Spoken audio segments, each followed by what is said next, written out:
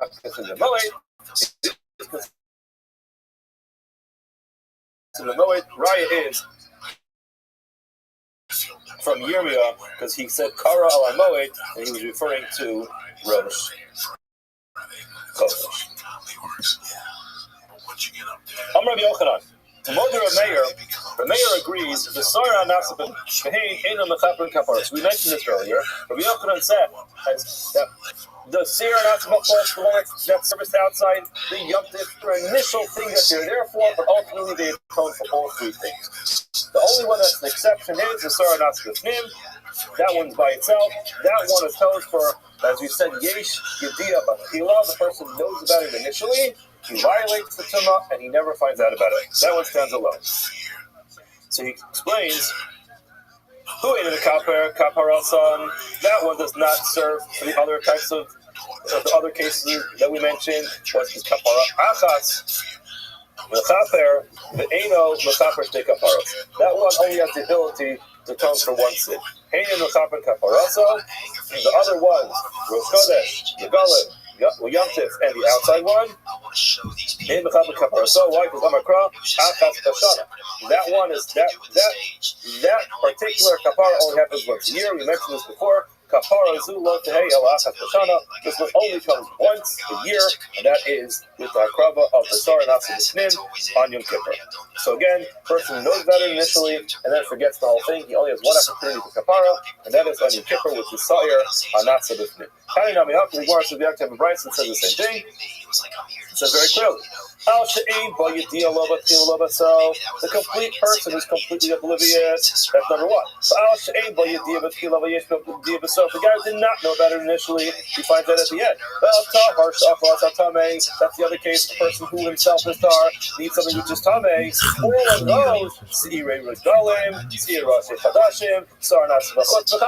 exactly as we just got finished saying. Did Rabbi Meir. However, if you look very carefully, the ilu, however, Sawyer and Asmatin, Shaira, that was left out. The Kapara Sai, Nami Shaira. Its Kapara was also left out. You see very clearly, the Meir, when he lumped them all together, he's only bunching together the goat done outside Yom Kippur, the goat done on Yom Tif, and the goat which is done on those feathers. Now, we go back to this. Rabbi Shimon nobody gives a fuck about Seirei Rashi Chadashim Mechaprim Altar Shafal Satana. This is what we mentioned before, that the Sar of Rosh Chodesh is Shimon's opinion, that the Sar of Rosh Chodesh is not for the oblivious guy, it's for the guy who is Tahar, but eats something which is Tamid. Our regalim, so we can understand why the Rosh Chodesh one does not work for the regalim one, which is the oblivious person. How is that? We said this yesterday. It can only carry one, it can't do two. The regalim, why is it that the Yom Tif Karbanos, the Saran Yom Tif, we should say Nikapra Rosh Chodashim, it should work for a person who's Tahar, who eats something which is Tamei. Mentioned this yesterday as well. When Moshe was talking to Aaron in that case, he said, the Osa Nasan Lochet. The Osa no Siavon, the Ain, Afar no Siavon. You have a meat in the passage that says that they can't work for each other. Now, this one, this is not the Meir's opinion, this is the Shimon's opinion. Now, this one was the regard of Lomachal Yom Kippur. I understand why the Yom Karbanas in Shimon's opinion work for the completely oblivious person, but they don't work for the Yom Kippur ones. The other person has some element to be at some point, whether it's before or after. Now, however, on Yom Kippur, the Sarah Anasa Bachut, the outside one is on Yom Kippur, the Kapar Regalim, that one should work for the regalim, which is the oblivious person. And the person says no. Achas kapara, achas kapara. The eno, the kapara, take kapara. Only works for one kapara, not for two. Now hold on. The Gemara says that's not true. But hakik achas is referring to the one who's not service mid. In other words, we differentiated between the two different seirim. One is done is service inside. The other one is service outside. The one that's service inside, I recognize, and that's true. That only can serve one atonement because it says achas. The one that says outside didn't say achas over there. Where it says, Omar Krab, Milvad, top of Yudah Leveis, Chata Sakipurim, it says over there, Milvad Chata Sakipurim, and since it says Milvad Chata Sakipurim, lump them all together. So now this is also a pasuk in Parashas Sigir Gizim Echad Chata. The fact that it says besides for that, we learn that it actually works together, and therefore, even though it doesn't say achas there, it actually gets the halacha of the other kabbalas which have an achas. Therefore, we only work for one. Yes, because it's the theming to make a hekesh, we draw a parallel, or there's a juxtaposition between the outside one and the inside one. Just like the inside sa'ir could only work for one thing, the outside sa'ir could also only works for one thing.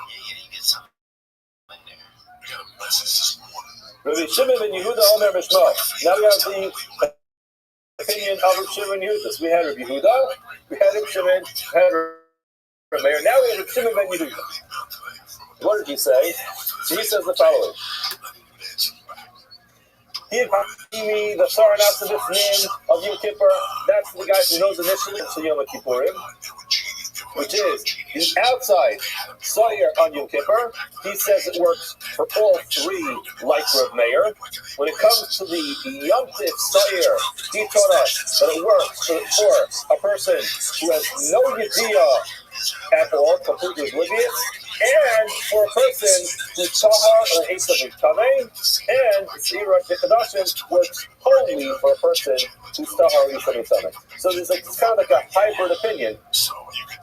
He buys into a Meir's idea that the Sa'ir Hanasa Bachot and Yom Kippur covers all three.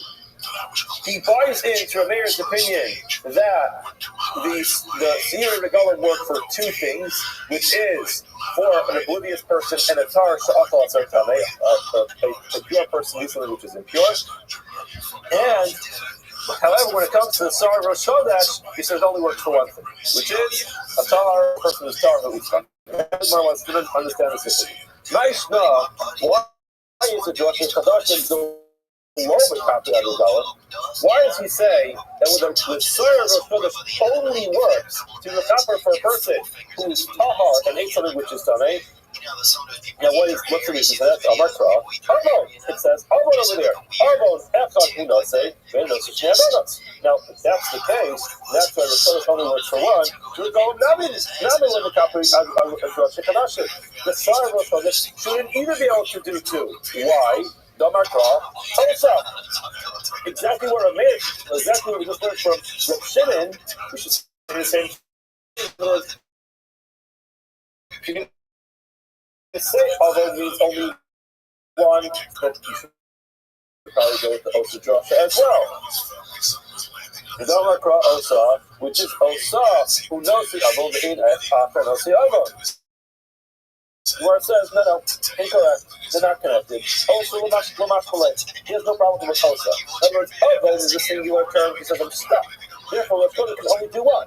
Just the fact that it says Osa, but Osa, and Osa Lachem, he says, that's not a Joshua, that's a good help. And he wants us again. If that's the case, Maishna the Regalim, the Loma Kapri Adil Kipurim, what is the difference? That Regalim, the carbon, the soil which is brought on Yom Tif is not Mechapach Yom Kippur. In other words, according to him, the sire on the regel is for the oblivious person and for the Tar Shachar Satame. But it doesn't work for a person who has some element of Yediyah. Why? What would be the reason for that? The person who a kafara for a person who knew at some point only comes once a year. And if that's the case, if that's the case, Yom Kippurim, Nami Lo Nekapra as a Golem. Why is he saying that the sire, which is not Sebachot, works for three things? The guy who does not know about it initially will find out later, and a guy who's completely oblivious, he should doctrine the Atas word. Or it says no. Atas, no mashmaleh. He doesn't doctrine that. In other words, just because someone else doctrines it, doesn't mean he has to. In other words, he buys into some of the doctrines, not all of them. When it says Atas, to Sar, and Atas makes it. This was essentially the question we had on the opinion of Reb Shimon. When does it say Akas? It says that by the into the other hecket of Rabbi. not mean the kappa Yom Kippurim. If that's the case, then the regalim should also work Yom Kippur, but the keeps it achas, the siyah after tips it. Unless they're doing that. That's the mistake. No, achas mashki. Then he does darshan mashma. He does darshan achas. The Shami Haka, this case is different. Why don't we keep their Aaron al Karnosov Achas Bashana? It says very clearly, Aaron will be the chaper on the corners of the back once a year. How can you torture somebody? Karnosim Mizbeach Hasini, who is the kapara after the chaper? They will come to the kapara, so the keeper to the kapara. In other words, you would have the same problem where essentially there's a heket, but he says you can't actually juxtapose the inside to the outside one because it says al karnosim. So that is specifically talking about the inside one. So therefore, yes, Reb Shimon ends off by saying the Sarah Natsibifnim stands alone by itself. It's for a person who has a yediyah in the beginning and then never finds out again. He knows about Tumah, knows the limitations of Tumah, and then somehow he has this lapse in memory. Now he continues saying, Sarah Chitza Yom Kippurim, that one's most conclusive because there's no achas in that pasuk, and therefore it could cover a person who knows about it initially. No, he does not know about it initially, and then he forgets, or a person is completely oblivious, and it can also include a tarsh achas a tar person who eats tame. And then Seir and Golem, Yomtiv 1, that one could cover a person who's completely oblivious, and it could cover a tarsh achas tame. Why? Because the word osa is not compelling to him, and it's the introduction. That's the one that is very limited. So only tarsh achas tame, because that one says Hava. Okay, now the Gemara moves on to something completely and totally related to what we've been talking about till now.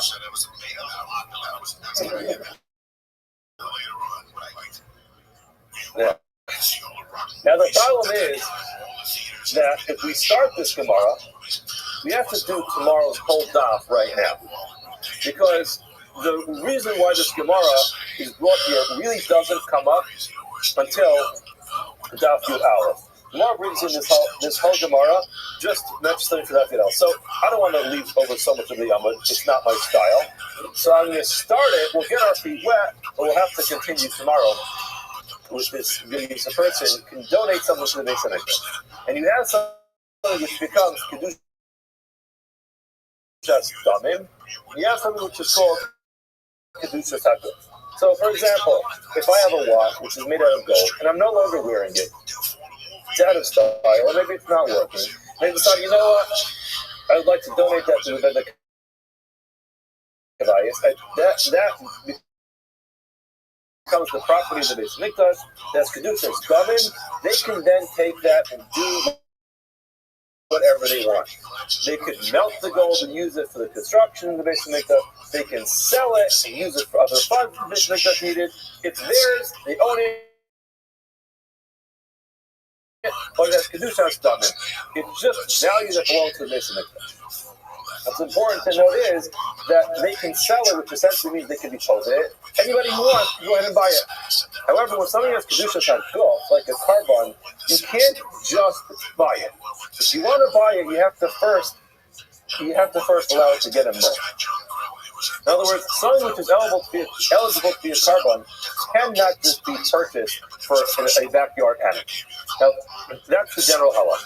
Now, we would see niftin tamimim. Every year, Rashi animals that they had in the Trumas Halishka. In other words, they would collect money and they would buy animals. That would basically be the place where they would inspect the animals, make sure there was no mug. And every year, they had a surplus of 6 of these animals. And when it came to the end of the year, they would use 2 of those animals for the Tamigin, the Summit, Shafakar, the Summit Shamir of that day, and you're always left with 4 into the next year. The problem is you're not allowed to use a carbon of last year for this year. So they always had a problem at the beginning of the year that they had 4 of these tmidim. They're these animals which were essentially eligible to be brought for a carbon tamid that were left over. So it says to us something very strange. Tamidim shelo hotzruchu l'tzibor niftin tamimin. You can just buy them without a moat, no problem. But the Gemara says, Yosef Rabba, the Ka'amar Lola Hashmaita, Rabba was mentioning this, and then what happened was, as he was mentioning what Ula said, Amar Rachista, non-science law. Ula B'Yochanan Rabba. So we have Ula mentioning this in the name of Yochanan. And Ula says in the name of Yochanan, the leftover 4 animals which are eligible for a carbon tummy, you could just buy them without a moat. As this was being said over us by Rabba, Rav Chisda said to Rabba, hold on a second, who's going to listen to you and Rabbi Yochanan about this? What happened to the Kedusha? This is a carbon that has Kedushas Haguf on it, and therefore, you can't just buy it. It has Kedusha. You can't just allow us to be your backyard animal and just eat it for a barbecue one day. That's not okay. It has to get a moon first. Amar lei atlo tinfro lower meaning Kedusha spender double negative in here. In other words, don't you agree that we don't say that? But man, having learned in the Mishnah, Moser HaKetaras. So similarly, they had when it came to the different spices that they would use. What would they do with that? So they did something very interesting. Now, there was this family called Beis Abtinus. They were the only ones who knew how to properly make the ketoras. So now, it's all Mishnah about them in a second. What they would do is, they would separate the payment for this Beis Abtinus. They would redeem the leftover ketoras onto that money. They give that money to this family, to the Beis Abtinus, this Torah as their wages. Now, what would happen is the chosrin v'loket osa b'truma chadasha. They would then go ahead and buy it back from them with the new collection. In other words, instead of selling it off to the street, which was a bizayon to the ketoras, to just put it on the market for anybody to go buy it, they would sell it to the Beis Abtinus, and then they would buy it.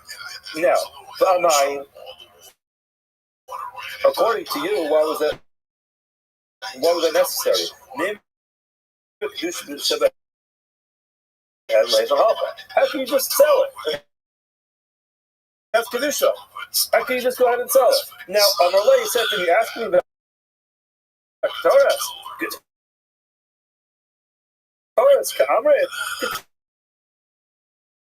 Shani. Ketoras is different. Why is Ketoras different? The Kedushas Damid. Ketoras is different because it does not have Kedushas Haguf, grab the sentence, because it really continues on for a long time. The Gemara is now going to be grappling back and forth to figure out whether it's Kedushas Damid or Kedushas Haguf, and ultimately we're going to come back and deduct Aleph from the base to bring a raya from our Mishnah. $6 You're lucky you're not dead. We had this boy bury shirts, and he would and he would start to keep an extra shirt with him, right? He'd change his shirt when he was tripping, and then eventually it was like 2 shirts and in a bag, 2 shirts, 3 shirts. He was just sweating. Just no, not even sweating, just a different shirt. All right, so if you were on acid, good morning. You didn't know he did that shit. We begin today's daf Chas V'Sefes Shavuos.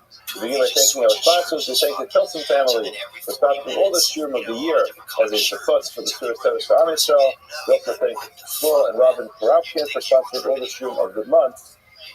In commemoration of the Yartzeit Shmuel's father, Leonard Karapkin, Lita Benitesh Karakayan. The Yartzeit is on Pesach Sheni, which is coming this week.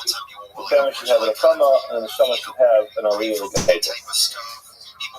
So, we are in the middle of a discussion over here. The Gemara taught us that there's carbon can be mechaper. The Sar announced the Shrim can be mechaper for various different tumos. And the tumah that we're describing is where a person has the idea beforehand, he knows that he's not supposed to become tamei. Or I should say that differently, he knows that if he's he's not supposed to walk into this mikdash.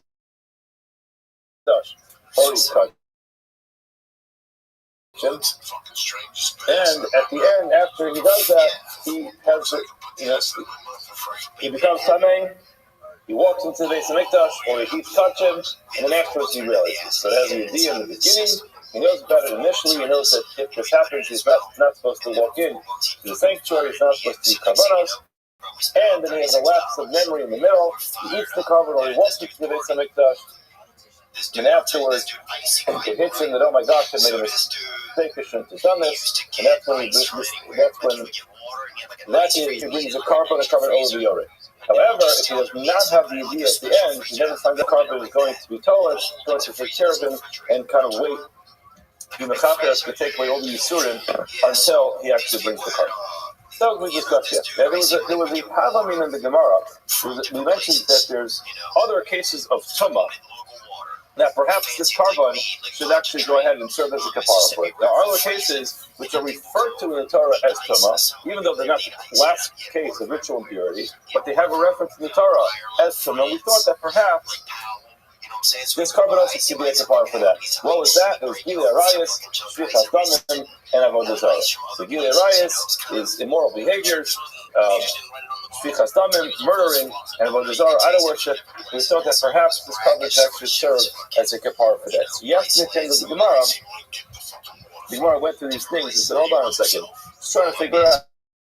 We went through this very quickly, but the goal is 5 lines from 6 lines from the bottom of our Mar.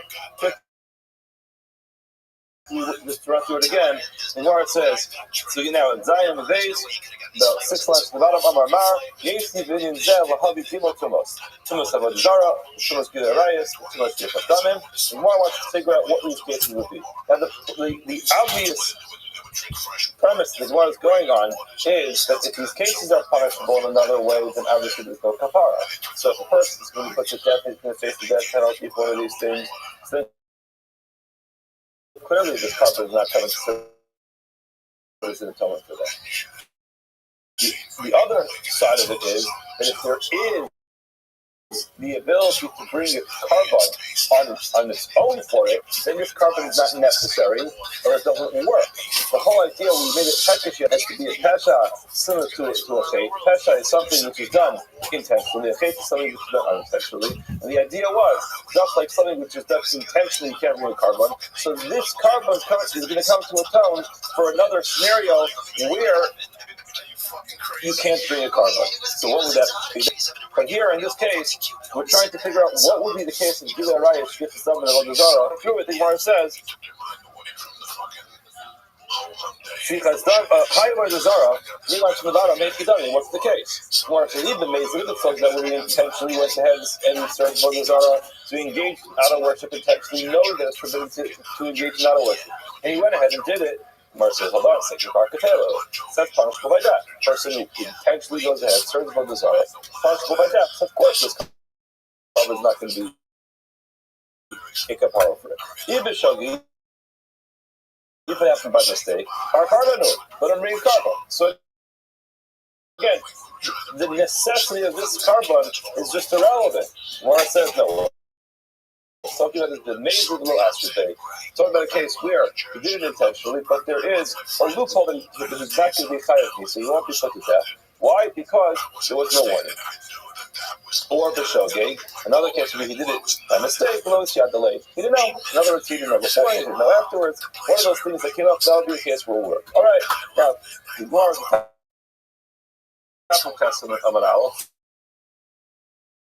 again, just to quickly run through this.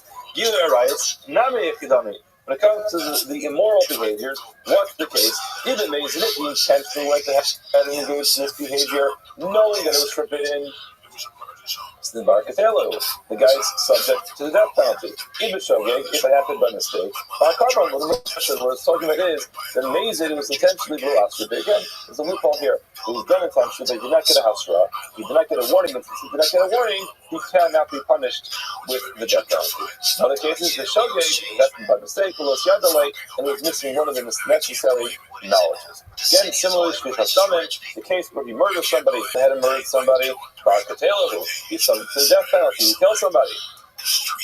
Even shogeg, if it was an accidental death, bar galus, he has to go to galus. So again, we don't find that there's just a carbon that is brought on his behalf, which serves as an atonement. You have to go to Ari Mikla and learn about this. Where it says it could be the Mazit, Lo Askube. Same thing. He did it intentionally, not getting work. You get a warning. Or the Shogate, what he did by mistake, Lo Isyadale, and he didn't know about it, he didn't have the necessary deals. Inami, another suggestion is behind the love of Golos, a case where a person is not subject to Golos. Like we mentioned, there are a number of cases where it wouldn't be relevant, it doesn't go to Golos. So there's that loophole, and others so help with the acts that are going down. In those cases, that would be where the cover would potentially be relevant. However, it's not. That's what we said yesterday. However, even though we just found cases where potentially this carbon can be relevant to serve as an atonement, it doesn't. This whole idea was, what would the potential case be? And here the Gemara says, but that's what it have to be, where it was intentionally, but he didn't get a warning, or it was by mistake, and he didn't have the proper knowledge, or when it comes to a case of accidental murder, in those cases, it would have to be a case where he is just in one of those cases where it doesn't go to Golos. Okay, now the Gemara is going to go analyze this again. Amar. We were talking before. So again, this is on the Pesach. This is exactly the repetition of what we just said. You would think that this sire, this goat, is going to serve as an atonement for one of these three things. Talmud Lomar, because it tells you, mitum os, from the tumos below cultivus. Now the Gemara goes on, as we said yesterday. Mamatzinu, what do we find? Shachila Shakasa, the pasuk went ahead and divided and said there's a difference that yesterday we mentioned about this tumah. So therefore, Machlal calls us the Shachila Shakasa. It's not called there is some type of difference when it comes to Shmos Mikdash and Kedato. Person walking into the Mikdash when he is in a state of impurity, or eating karbanos when he's in a similar state of impurity. Now, the Machal Kal HaTumos, the Tumos Mikdash and Kedato, Al-Kan, the Tumos Mikdash and Kedato. In other words, the idea is we're proving that this carbon, this soya, this goat is here to serve as an atonement for a person who unintentionally walking to this Mikdash while he is pure, or a kachim while he is pure. Why? Because you find that particular tumah comes with a different set of laws than all other types of tumah. So therefore, that's the one that is going to serve as a kapara for, but nothing else. So now, you would have thought it serves as a kapara for the right with some of the Zara. Now we learned that no, it doesn't. The pasuk says mitumos. It has to be that there's something special about this tumah, something different about this tumah.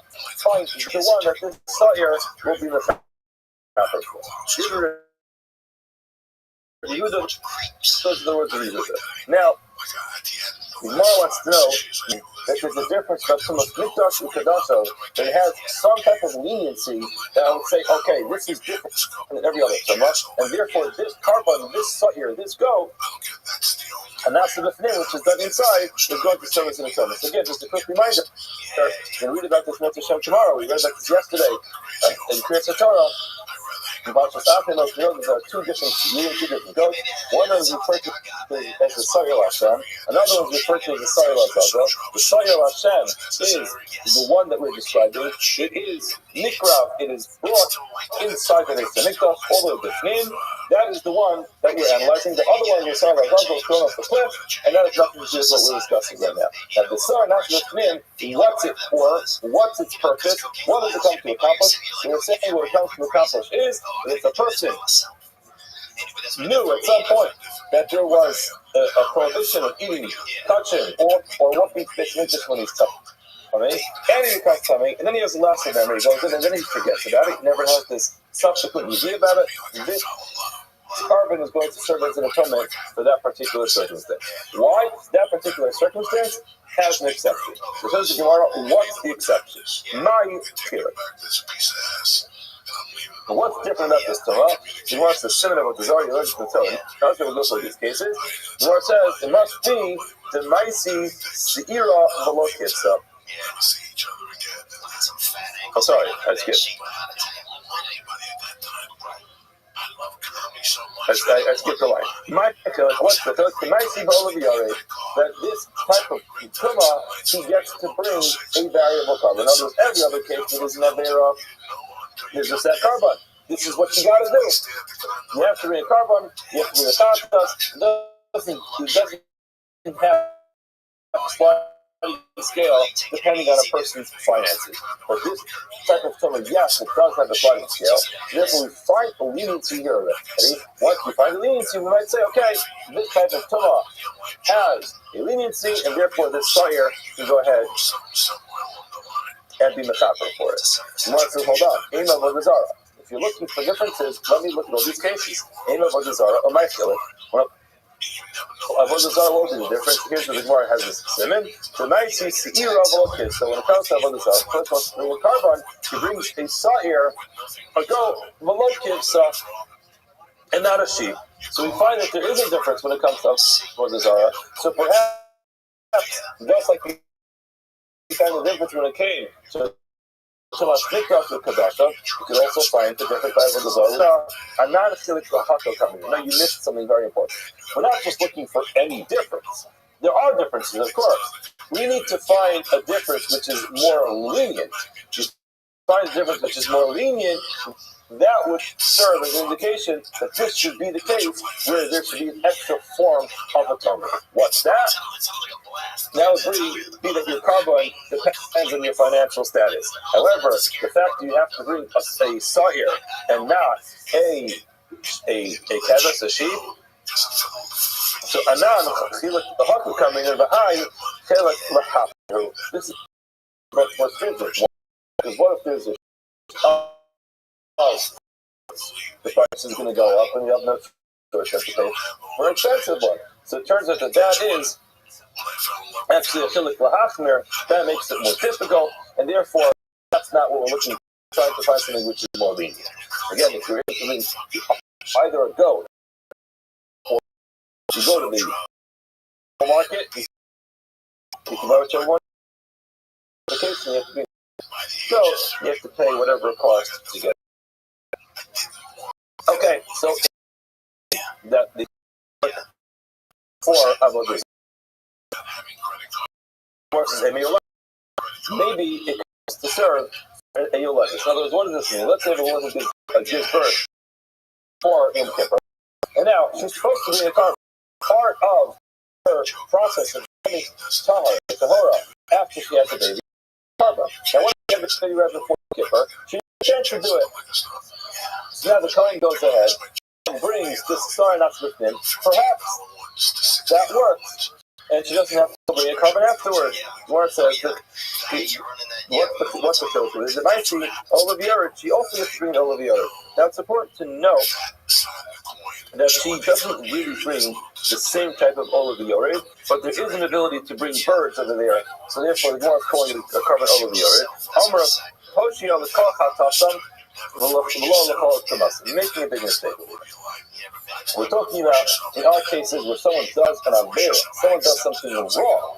So this sa'ir, it says very clearly, it comes to serve as a kapara l'chol chatosa. If you look at the pasuk, it says the people are kodesh and kimush b'nei somi l'chol chatosa for an avera. This woman didn't do anything wrong. There's no avera that she did. She had a baby. So there's a tumah, there's an impurity that happens over there. She's bringing a carbon as a way of cleaning up from her tumah. Again, what that tumah is a whole discussion. Why she comes coming and she has a baby is a whole discussion. And we can address that. The bottom line is, what she's bringing a carbon for is not because she's doing that avera. She's bringing a carbon to get rid of all her tumah. So therefore, it can't be relevant to her. This whole carbon is not relevant to her, and therefore it wouldn't work. Now the Gemara says, hold on a second. I understand that the woman didn't do it in a fair by having a baby. However, you have to remember that the Amar, Yoledes Nami Chotasi, that a woman who gives birth also does have some. The Gemara tells us in the Seches Nida that when what's the overwhelming that she makes a neder right there, or shavua right then and there, that she's never going to be intimate with her husband again because she doesn't want to be more children. It's just too painful, too difficult to deal with. And obviously, in that moment, you can understand why she is saying that. But then again, women are much more mature than men. And afterwards, when it passes, they say, you know what? It was painful. It was difficult. But look, I have a baby over here. I love my child, and therefore she goes back on the shvua. But she goes ahead and she gets back with her husband, and she has more kids. So, is this a big avera? Big avera. But ultimately, if you want to find some type of avera that her carbon is coming for, it's coming because she made this shavua at that time, saying she'll never have a baby ever again, or she'll never be with her husband ever again. So now this carbon is coming to atone for that sin that she had for making a false shavua. So, okay. Bottom line is, if you call it a faith, and then perhaps this sawyer, this goat could actually serve as a kapara for her. So, Michael Mela, Gemara says, you're forgetting that Reb Shimon is the same person who told us something else. What did he say? Omar, hu mukra. Yesterday we mentioned this, and we'll get back to this again. But Shimon's of the opinion that you don't need to have this different. And Shimon said, if you look at it, it says very clearly in the pasuk, "Mitum oath b'nei Yisrael." Mitum oath translates from the tumos of b'nei Yisrael. That means some of them, yes, but not all of them. So he didn't have to make this drasha to actually find some type of difference or some type of leniency in the type of tumah. He just said it's only one that it works for. It only works for one, and therefore he says, what is that? This must be Krishna Kadasha. But not any other case you can potentially describe as an avera also. The Gemara says, okay, fine. Next one. Let's say perhaps that this Sarah Natsbefin comes to atone for a Mitzorah. And Rav Hoshi, again, the same thing. Who's a Mitzorah? He's a leper.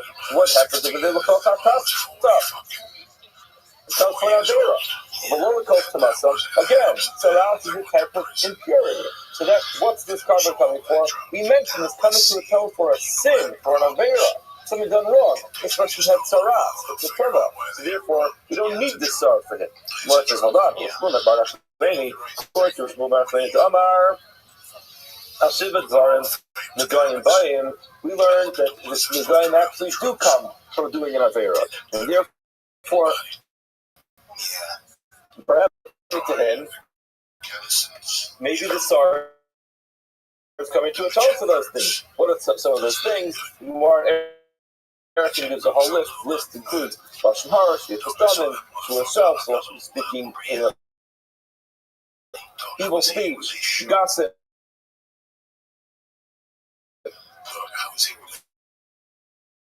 Murder. Again, certain types of murder where the person will have their atonement by themselves. Another atonement, Shmuel Shelf, we'll get to this message saying this Masech later. Basically, a Shavuot in vanity, a Shavuot that makes no sense.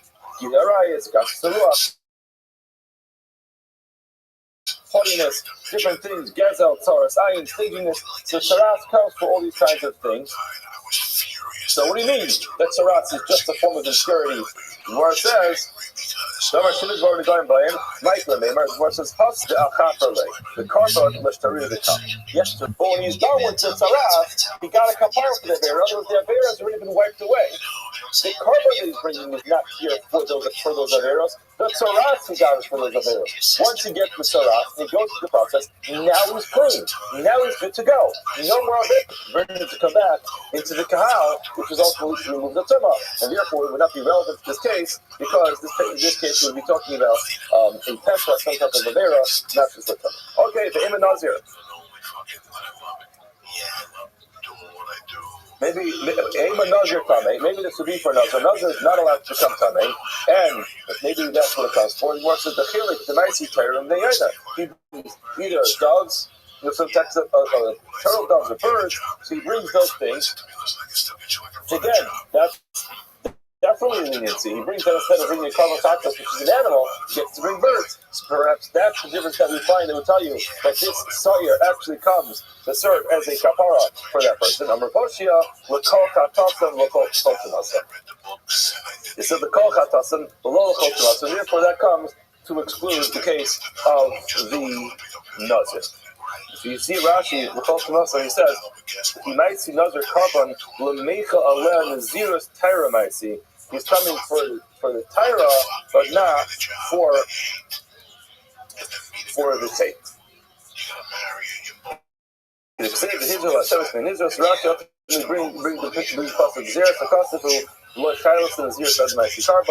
this is much more relevant for Naziris and not for the fate of the Kami. Okay.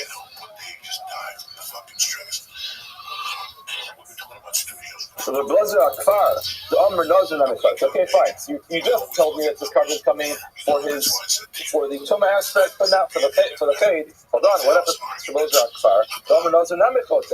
A Nazir has to be a carbon because he did an Avera. What's the Avera? So again, the Gemara tells us of the Hijra Aslan and Yayin. So his Baruch gave us certain privileges and beautiful things to enjoy in this world, and he didn't ask us to make it Asr. So a Nazir goes ahead and turns himself to a Nazir, forbids himself from drinking wine, so to a certain extent, there's an Avera on his hands for forbidding himself to drink wine. So maybe indeed there is a case, there is an Avera by Nazir, and that would be the case that the Sar is coming to atone for.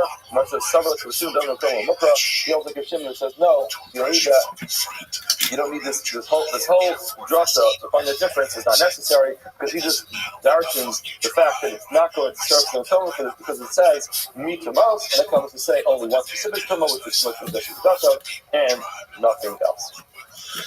Okay, now getting to this opinion. Shimon says you learn it out from its actual place. The Chiper ala Kodesh, which else is basically what I just explained, what I just spoke out. He explains, the Pasuk says, the Chiper ala Kodesh, and me tum os, it goes ahead and serves on the Kodesh.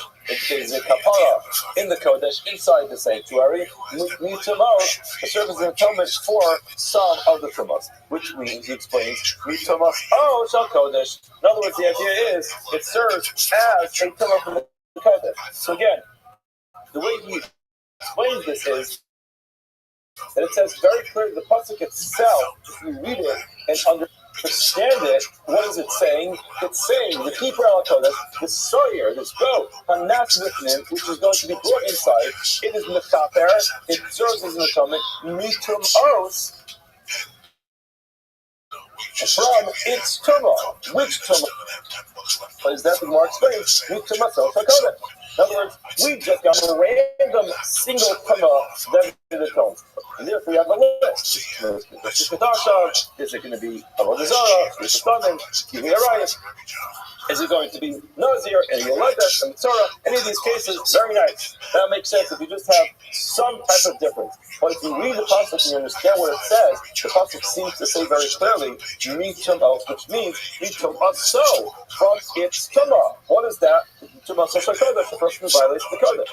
How do you violate the Kodesh? You violate the Kodesh either by entering the sanctuary when you're coming, or by consuming something which is sanctified or consecrated while you are coming, and that is really what the pasuk means. Gemara says, if that's the case,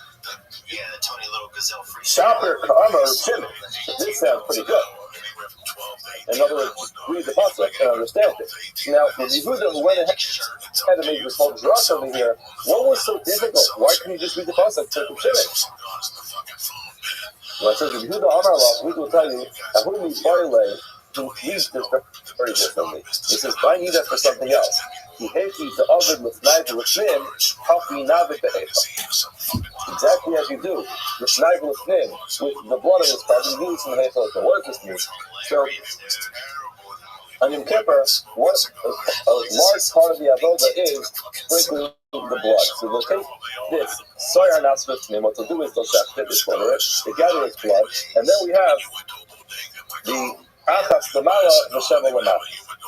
We sing this in full glory on Yom Kippur. Achas v'achas, achas v'shayim, achas v'shalosh, achas v'yava. It goes to the achas and to the achas v'sheva. So there's a whole process of doing what up and 7 down.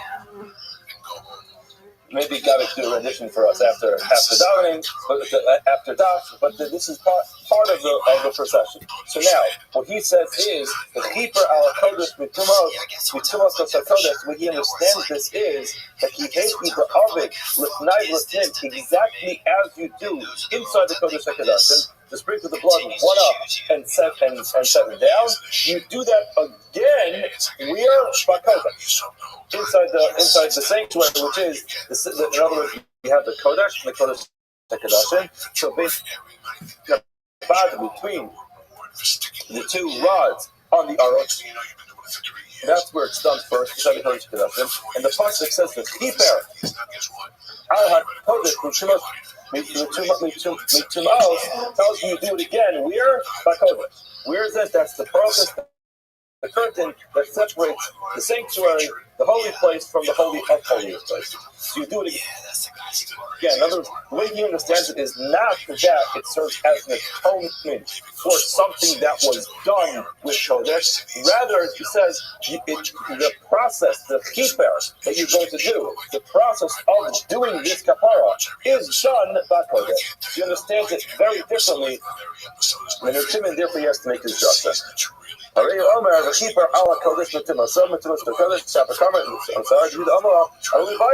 He needs that exactly as you do. It's exactly the same thing in the Heichal. We do it one up and set it down on the process. Okay, so Gemara says, all right. So now once we're getting into this, if that's the case, so Shimon, how does he know this? How does Shimon know you're going to repeat the process of sprinkling the blood a second time on the process? Gemara says, the pasuk says very clearly, if you read the pasuk, it says, and it says very clearly,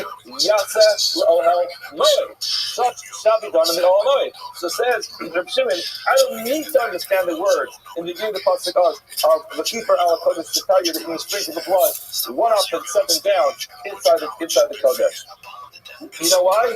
Because it says, so shall be done. So therefore, I don't need to actually understand it that way. So the word says, okay, Yehuda, very good point. Read the whole pasuk. The pasuk first tells the keeper al kodesh to us. And why can't you understand that with Shimon? And then you want to know how you're going to sprinkle a second time on the process? Well, read the end of the pasuk of Shimon.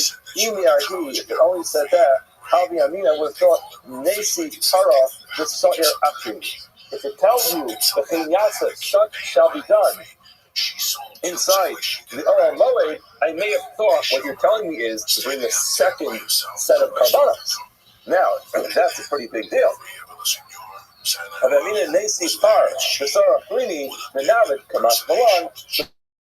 pasuk tells us at the beginning, and no. You don't bring two of them. This same sire, after the name, he uses blood twice. Shimon, so according to Shimon, what do you do with that? He says, no, I'm sorry, that's just not what it means. The way I understand the word, the chinyasa doesn't mean to bring the second one, it just means repeat the process the second time.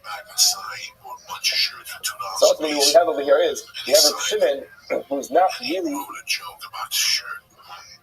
he's not looking for some type of similarity or exception in that would tell him that one is special, and that's the one that this carbon comes to atone for. Why? Because the way he understands it is pretty clear in the pasuk when it says Yitzumos. In other words, what it means is it's coming for a kapara for some type of tumah that happened back home. What is that? That's the case if a person eats kachim while he's tamei, or a person talking about no need for any drachas.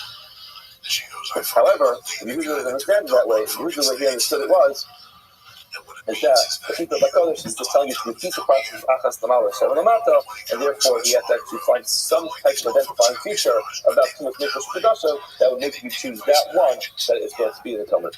So the Gemara goes on.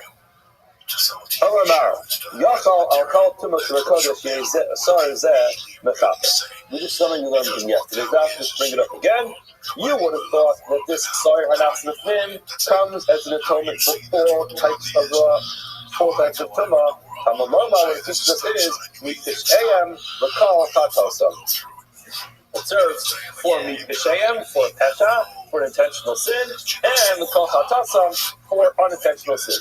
Mind you, what is that? It's Yesh Ba Yediyah B'Tchila, the Yesh Ba Yediyah B'Sha. In other words, as follows. yesterday's daf taught us very clearly that we learned from Hashem Kochatasam that just like a pasha, when a person does something intentionally, does not get the opportunity to bring a carbon is an opportunity for a person to atone for an unintentional sin.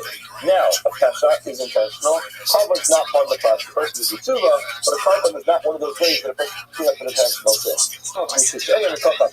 Then it has to be just like a pasha, which does not get a carbon. So a pasha that is coming to atone for is something where there's no carbon. The Sarah Nasa B'Pnim can only come for an atonement for something that does not have the ability to bring a carbon. What does that come to exclude? It says, the person knows about it initially. The yesh b'yediyah b'sof, he knows about it after he has a lapse in memory. And that's the case which is going to be excluded. Whereas, hold on a second. That's the case. You do bring a carbon. So what do you mean? We just got to say all these cases. We're trying to find a case where we can't bring a carbon. What do you mean that this is the case that's coming to a close? More simple, means like this. In other words, what we're talking about is a case where a person knows that a so let's just talk out that case. It's arrogant kipper. And a person, he's quickly running through his final last-minute tshuva preparations. He's thinking about himself. And he's thinking, let me think about myself. This year I became Tameh. And I, did this, did that, did something else, the same to Osaka. And he says, hold on, I became Tameh. And while I was Tameh, I worked with Mishra. While I was Tameh, I ate a carbon. Now he finally has his last idea. He's like, hold on a second, I want to read a carbon. But the basement is a little busy right now, sir. It's arrogant kipper. Lots of things are going on here. So he doesn't have enough time to read a carbon. So then what happens? A full day of kipper goes into effect. They bring the Sar Lashem, to the Hanasa B'Pnim. Perhaps that Sar will exempt him. Maybe he'll be off the hook. Maybe after Yom Kippur, before building his sukkah, he does not have to go out and bring his carbon to atone for his Avera, because Yom Kippur is Mechaper. Where it says, I would have thought that as the Nicene, then in Italy, I would have thought that he doesn't have to do another carbon now, but no, it doesn't work. The carbon, the Sarah Nasa only works for a case where a person does not have the idea of myself. You do not have the idea of myself, then that Sawyer Nasa will take care of it for you. However, if you do have the idea of myself, you find out about it at the end, you do have to bring your own carbon, and you're not going to be off the hook by the carbon that was brought before this carbon season. Where it goes on. How do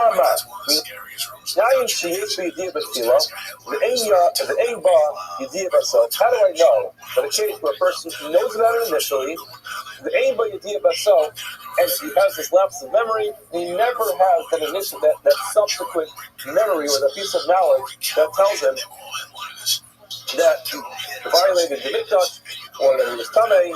Sire Zatola, that this sire is going to be a kapara for him. Mar says, you kidding me?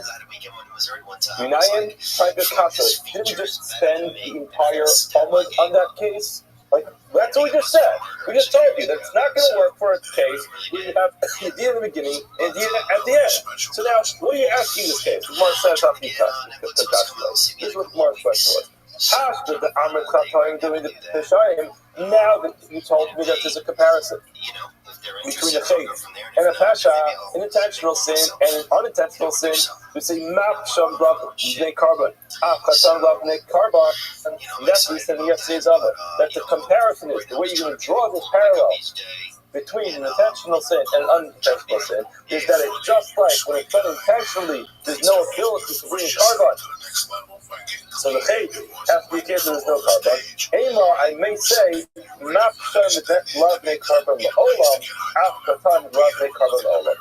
looking a little further to this and I'm saying, hold on.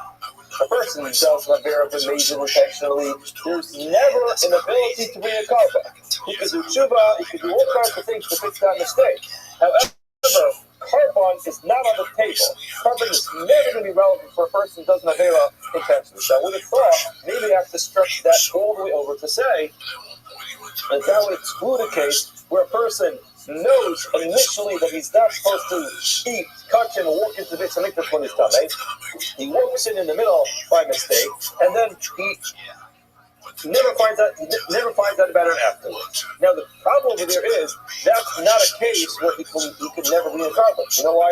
Because in 20 years from now, he finally has like the epiphany of, like, hold on a second, I just realized in my timeline I violated my Torah. I ate kachin, or I walked into the Beis Hamikdash. So maybe that's not a case that could be atoned by the Sorry, not because it's not perfectly comparable to a case of intentional sin. Intentional sin never gets to be a carbon. This one potentially carrying a carbon as soon as he finds out about it. So maybe this carbon is not going to serve you something for that. Remind you, so what would be the case then? Anybody at the he does not know initially that there's a problem with eating kachin or walking into the Beis Hamikdash when he's tamei, but he did himself. But afterwards, he did find out about it. So he was ignorant. He just never knew that while he's tamei, he can't walk into the Beis Hamikdash. He never knew that while he's tamei, he can't eat kachin. So what does he do? He shows up at a kachin party. His friend brought a shlomin, he invites him more soda, he sits down to eat it, and he's enjoying it. And afterwards, he's so inspired, and he enjoys the Daf Yomi share afterwards. He's like, oh man, I just found out what I did yesterday was not okay. However, so in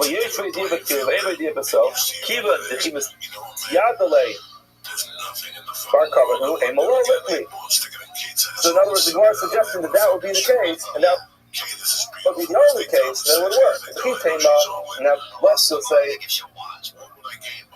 we'll just slow down a little bit. This again. In my view, what would be the case? Anybody he doesn't know about it initially. The he finds out about it at the end. Which case, like, if he knows about it initially, but anybody does not know about it at the end, even if he misyadalei, since my name, anybody since when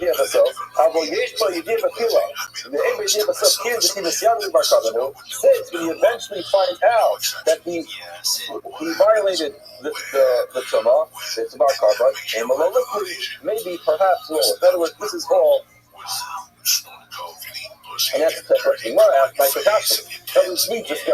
spent so much time, we just got finished explaining that that's the case where the Kosar not something is going to work, which is where he knew about it initially. He forgot, and then he never had a idea at the end. That's where the Sa'ir actually comes and gives him a kapara.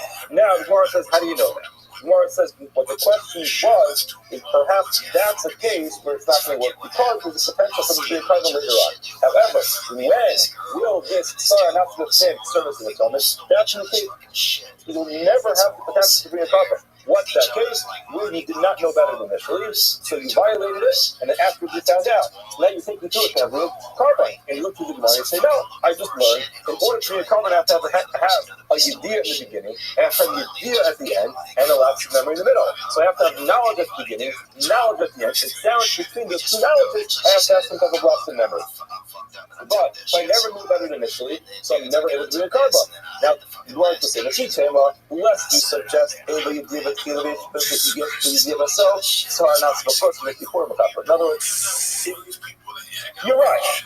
Maybe it will work, but it can't be that's what the Torah is coming for, because there's another carbon that actually takes care of that. What is that? That's Torah not the plus. That's the star here. Another star that you get outside, and Yom Kippur itself. Yom Kippur itself actually serves as an atonement for that.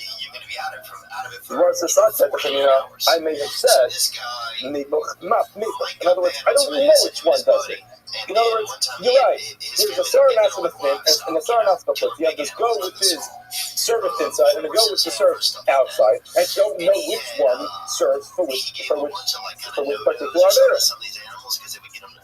Amar Mar, so Amar Kra, the pasuk says, "L'kol chatasa." For all sins, Mechlal Divrei Chatos. There has to be something which is potentially able to be a korban chatos, and therefore I'm not going to flip it around. So the Gemara says, okay, fine. So now everything lines up. The Saranat Siftin is for a case where a person knew about it in the beginning, had a lapse of memory, and never found out about it afterwards. The Saranat Siftin is for a person who did not know about it initially, and he violates the Torah, and he finds out about it afterwards. That's the Saranat Siftin. And Yom Kippur is going to be Mechaper for that. Yeah, you say that. No, just to explain how we know that. If you go to Rashi, the third scheme line in Rashi, Lomar to say, in other words, he has to be right now. In other words, that's learned from the word since it does not say in Pesheim Umeichatasam, it says L'kol Chatasam, and that obviously is referring to a case where it says, fun, man, joy. when it's Kafar Kapar Gemura, why does it have this quasi type of kapara? It's total. Mishnah says it hangs in there. Once it eeks, it Meichatasam is for Aaron. If it would say Meichatasam, then you'd be right. It has to be someone who can come to a Chatas. What's that? That's the person who knew about it initially. Now what's one who's missing didn't know about it right now, but if they find out about it later, then they could come to a Chatas. As Mar says, hold on. So it's not a full kapara. He didn't after in this Mechaper Lama Torah. It doesn't have a full kapara. So what is this thing that's hanging in there for? Amar Zera Lomar, what it means to say is Shemei Shmei Lava. In other words, we mentioned this already yesterday because we got a sneak peek at this. And now the Gemara is asking, what does it mean that it's Tola, that it hangs in there? In other words, it sounds like you're bringing a carbon, it serves as an atonement, but what type of atonement? So what is that? So the Gemara says, the first suggestion is that what if he dies before he has an opportunity to bring a carbon? In other words, he dies before he has this last piece of knowledge, he has to bring a carbon. The Gemara says, perhaps this carbon will serve as a kapara for him. In other words, he dies clean. Amarava, that's not necessary. In Mace, once he dies, Nisa Marekas. What Nisa does is, death itself. It's discord.me/rabbi. If you just put that in the browser, discord.me/rabbi. It will serve as a cleanser for a case where a person could not have brought a carbon. In other words, typically a person has to do tshuva. There are some things a person can't do tshuva for. You can also just search it in Google. Just Google Rabbi Discord, and it's the first one to show up. Can't do tshuva. Why? Because he doesn't have the knowledge. Therefore, okay, excellent. Come into the BC. Oh, tight, you're there. Yo, how are you? Hello, Marava. What does it do? Dude, thank you so much for being here. Welcome. How are you, Rare? Thank you. I'm good. How are you? I'm amazing. Wow. How'd you find out about me? I just typed in Shill. I'm a digital artist, an NFT artist, and I'm trying to build my community and make new friends and show my stuff. Absolutely, my friend. Well, first, go ahead, shill all you want. Let me clarify. You're being live streamed, so but just in case you were wondering. Okay, go ahead. So I pretty much was a studio painter at Northern Arizona University, and I'm using canvas work to create my master keys, to create my NFTs. Tight. Northern Arizona, that's in Flagstaff, right? Yes, sir. Excellent. All right. So, have you had much luck or fortune on Twitter selling yourself? Yes. Okay, excellent. Yes, like that. Excellent. Do you have a link tree? A link tree. No, I used to have one, but I have a XRP Cafe, and I have OpenSea. Okay, you need a link tree because then people have one place to go to get all your social media. Then they can see your stuff on Instagram and YouTube and TikTok, right? Yeah. Okay, so what you want to do? Yes, I do. Okay, excellent. So you put your personal website there. You put your YouTube account. Do you have a YouTube account? Yes. Excellent. You put your YouTube account in there. You have a TikTok and Instagram. Yep. Excellent. So you put all your links in there. Makes sense. And then as a user, all I have to do is go to linktree.com/whatever, Rare Radical, or whatever your name is on there. And then I get to see all your stuff instead of having to hunt and peck. Make sense? Does that make sense? You're muted. How much does it cost for a link tree? It's free. Oh, well. Yeah, so it's just basically one link that has all of your social media on it. Does that make sense? Yeah. Excellent. And then what you do is when somebody says, okay, well, I'm busy right now. How do I find you? You don't have to say, well, go to my OpenSea because they may not have OpenSea. Or go to my XRP, well, they might not have that. But if you say, just go to my Linktree, it's got all my social media. Then it's one link, and then they can go to your YouTube or your personal website or your OpenSea or whatever it is. Does that make sense? Yeah. Excellent. So that's the first thing that you want to do. Okay, so you do have Fortune on Twitter, basically pitching people, and that's really great. And you're doing it in the right way. So the way that you got into my stream is basically the word shill, because I have like a chill and chill. Whatever anybody wants to shill, they can. They can shill it to not just me, but all of my live streams. And you're doing it correctly. You've got confidence to do that. So that's great. Are you good with Photoshop? I don't use Photoshop. I just use my phone, and I use Midjourney. Okay, do you know what Sora is? No. Okay, you need to download. Do you have an iOS device? Yeah. Excellent. Download Sora right now. And if you're like, why? What is Sora? It's Midjourney, but videos. It's from OpenAI, the people who do ChatGPT, and it's amazing. Okay, I'll go to it. Okay. Check it out. No, you want to check it out right now. I'm doing it right now. In my hand right now is Sora. And it just has, like, all I have to do... Sora? Yeah, S-O-R-A. Sora. It's amazing. So all you have to do is... Sora by OpenAI? That's correct. All you have to do is give a prompt. So you could be like I was doing mine, Rabbi Rothschild on a yacht cruise with their token. And I wanted Tupac Shakur and Biggie Smalls in it, and Albert Einstein and Elvis. And to put all of them into a 10-second little film. Does that make sense? Yes. Excellent. So it's basically what you're doing with Midjourney, but it's doing videos.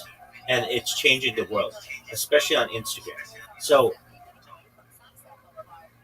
let me know when it's done downloading. I'm just thinking of this for my profile. If you want, you don't have to, but you can do a cameo on there. So you upload your face in a movie with the people. So the funny ones that I've been seeing are like Mr. Rogers and Tupac Shakur, and they're like rolling a joint. Or I've seen people like teaching Elvis or Michael Jackson how to dance. Or you can play with it in any way you want. I've seen people do videos of like a bear chasing a deer inside a house, and it looks very realistic. And it's all AI. So you know what you do with Midjourney, and you just basically are creating AI images through prompts. Yes. Well, this does the same, but it does video. And that expands what you're able to do for someone. And I was saying this yesterday. I think it's a really good idea for people. You could create entire movies with this. And maybe not necessarily full-length feature films, because that would take a little while.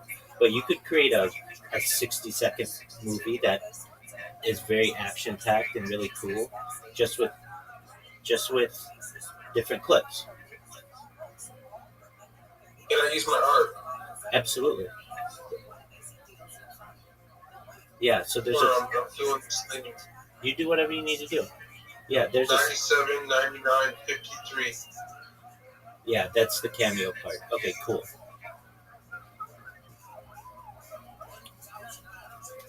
Alright, uploading. Excellent. So it's doing your face now. Okay. So that's really cool, and you're the man for doing this because it's going to change your life. Okay. Now what you want to do is, do you see at the very bottom? There's like a place where you can put in a prompt. We're on 74, 46, 35. If you're running into the issue where it says trouble uploading, I have the same issue. I was finally able to get Yeah, it. why is it doing that? I don't know. Don't worry about it for right now. You can do that later, and you want to do it maybe in like really good lighting.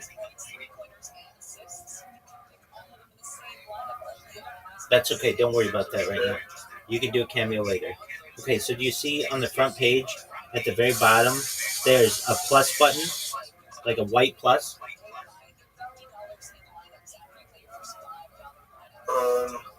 It says you are about to enter creative world AI generated Yeah. content. Hit I agree. Start watching. Okay, allow. Yeah, I see the plus. Okay. Click that plus. Now you should see like a text box that says describe new video. Yeah. Okay, so put in there anything you want. And you want my prompts for my chat GPT?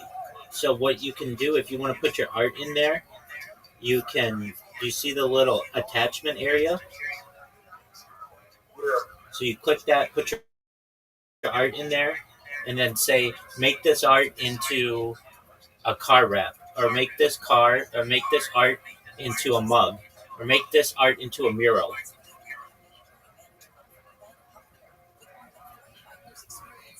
Have you seen my NFTs? No, man, you just joined.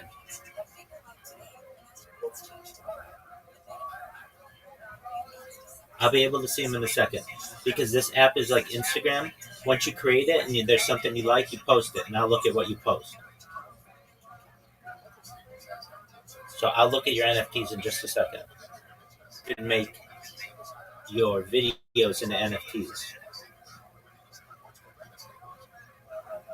You can make your NFTs into videos, and you said you can make your NFTs your videos into NFTs? Yeah, it's absolutely correct. Yeah, so the way you make your NFTs into videos, those are basically like just images, and you take that image and you bring it to life. So you make it into a video. You say, take this NFT and make it into a cartoon character, and make the cartoon character claymation, and it'll do all that.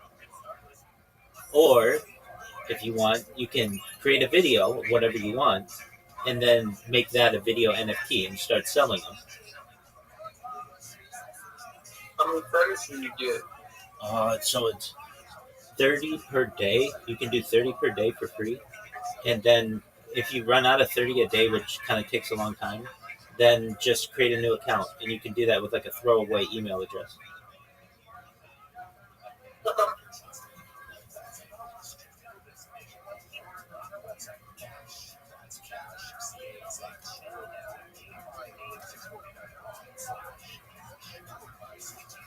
My videos almost uploaded. That's excellent.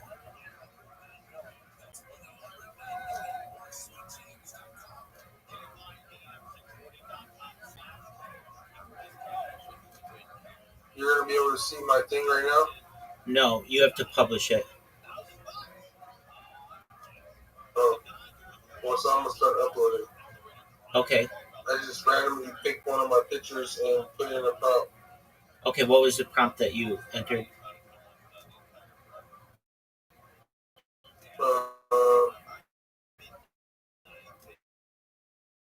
It was an ultra luxury lion humanoid king in a gold throne room.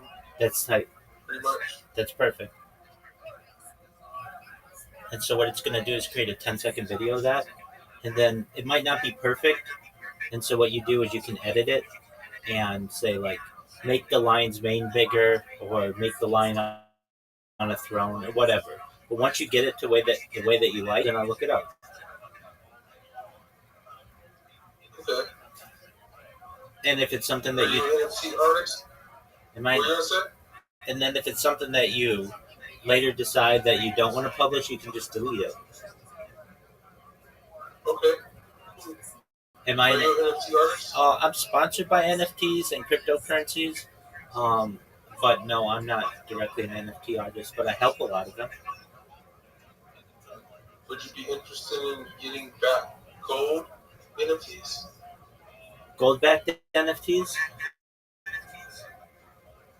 I have back gold. Okay, what's back gold? Like it's back gold. Okay, so back NFTs. Okay, that's a good idea. Why? Why should I invest in your gold backed NFTs and not another NFT? I'm finding out that I have gold that I've accumulated over the years. I've been doing it for 13 years. I was a studio painter at NAU, and I was up amongst the best world for printmaking. Okay. And for my project, if you have NFTs that are yours that you can use, I can turn those NFTs into gold and into silver. And I'm doing some collabs where I'm turning people's NFTs into gold. Okay, very cool. Well, I don't currently have an NFT, but you're doing it the right way. You find people with NFTs on Twitter Spaces. That's the right way. Did it make your video yet? Um, the video disappeared. Yeah, I did. Okay, now watch it.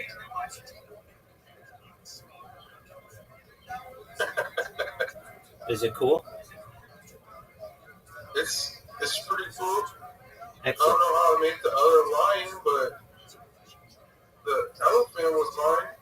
Okay, excellent. I mean, it just has a mind of its own, kind of. Okay, so now what you want to do you see where it says edit and you can get the text? Yeah. Okay, copy that text. The link? No, you click edit and there's like the text of the prompt.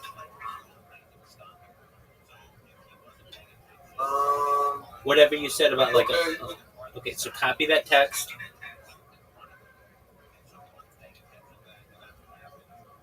I can't find the text. Okay, that's okay. Go back to ChatGPT. Whatever the prompt was, get the prompt. Oh no, the prompt shows, but I can't copy the text in the prompt. Okay, yeah, you can. What you'll do is you hit edit, and then you can edit it. Okay, let's see where edit is. This is new to me. I know. How do you go to edit? Where's edit at? It's a good question. Just one minute. Did you already publish it? Yeah. Oh, okay, that's because you published it. Okay, so you can't then. Okay, so what you want to do is just take your prompt and make 3 new videos, and then just keep making videos. You can use different prompts, but if that prompt wasn't exactly right, just have it make 3 new ones. That's the most you can do at once, and then just have it keep creating it until you get one that you really like. It's a numbers game. Does that make sense? Yeah, but how do I show it to you? What'd you say, Big Dog? How do I share it to you? Oh, I'll look at it in a second. Just one minute. I can see share right here. It's like a link and then it says share. Yeah. What's your username? Shit. Oh, it says delete the rare radical. And automatically put it. Okay, so just like you've got in here, rare radical. Radical. Yeah. And I have better artworks. It's just that's the one I randomly picked. Yeah, I see. Okay. I'm watching it. I don't know why I threw that tiger in there. That's weird. That's not mine. Okay, I don't know if it's mine, if it's coming from the lion or elephant, but it could be. okay, that's fine. It Just looks like my stuff. excellent. I love your elephant. It's really cool. Okay, so then take that prompt and then just make another one, Okay. or And I'll put another image in there, a better image. do That whatever you was want. just a random. Absolutely. Make 3 more videos and then have them going. And then after like 5 minutes or so, it'll be done. And then you can be like, oh, this one's good, or this one's not, or maybe this one needs to be tweaked a little bit. And then do another 3, and another 3, and another 3 until you use your 30 up a day, and then create another account and do it if you keep liking it. But basically, these are ways that you can just literally take your art, your NFTs, make videos out of them. When you find a video that you like, upload it to your Instagram, and people will be like, "Oh, that's really cool. What is that?" And you're like, "It's actually an NFT that has been created, turned into a video." And people will be like, "Oh, that's really interesting. How do I get a hold of that?" I'm like, well, it's an NFT that's backed by gold. It's basically taking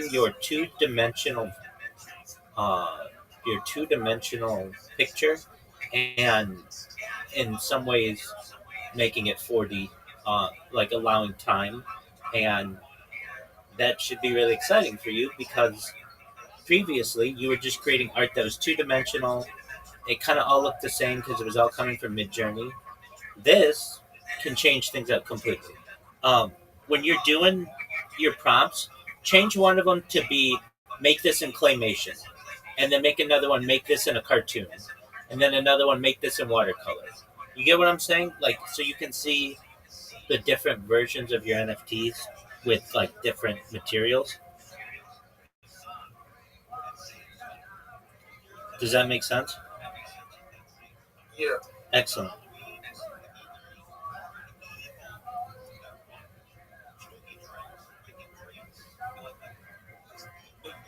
For my OpenSea. What did you say, Doug? Can I share my OpenSea link to you? Um, if you is it really long? No? Okay, just one moment.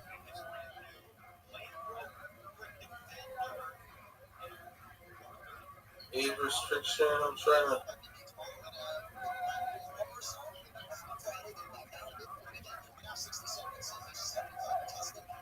Okay, I'm on OpenSea. Yeah, it's Rare Radical Artwork. Okay, great.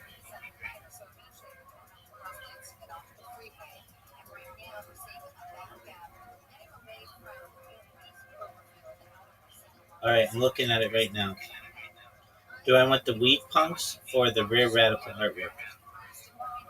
Yeah, the wheat pumps I got gifted from a lady. That's when I was first doing collabs. She just gave me some ones instead of trying to sell them. But then I started making like the ones you see now. I started just understanding NFTs and yeah, I like them. They're like gold backed animals, right? They're gold highlighted animals. yeah, it's gold back. It has gold in it. That's sweet. I like your artwork style. Thank you. You're welcome. So if I were you, I would take some of these like Shadow Tiger and Glorian and Pixel Gem Lion. Take like 5 or 10 of them and tell Sora to like make them in a video game, or make them in a cinematic movie, or make them in a cartoon. Like challenge it, and it'll bring your shit to life. Okay.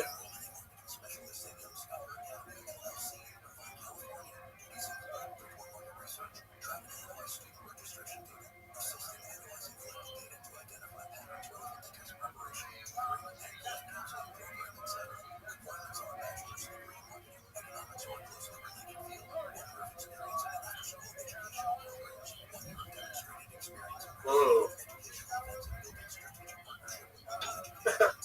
They made my picture, my thing.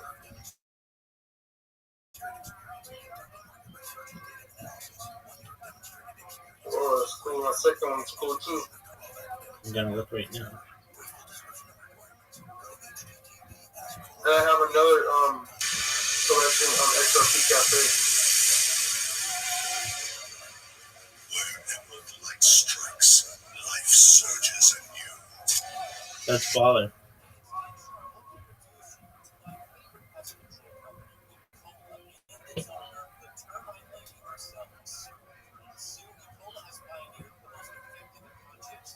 You're still looking at my collection on OpenSea?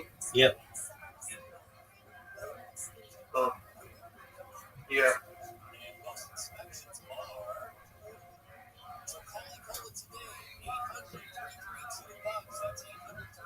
Which one do you like? I like them all. They're all pretty cool. The ones I think are coolest, maybe. Vibranix is cool. Quantum Tiger's cool. Shark Trillionaire is cool. Zabrillion is cool.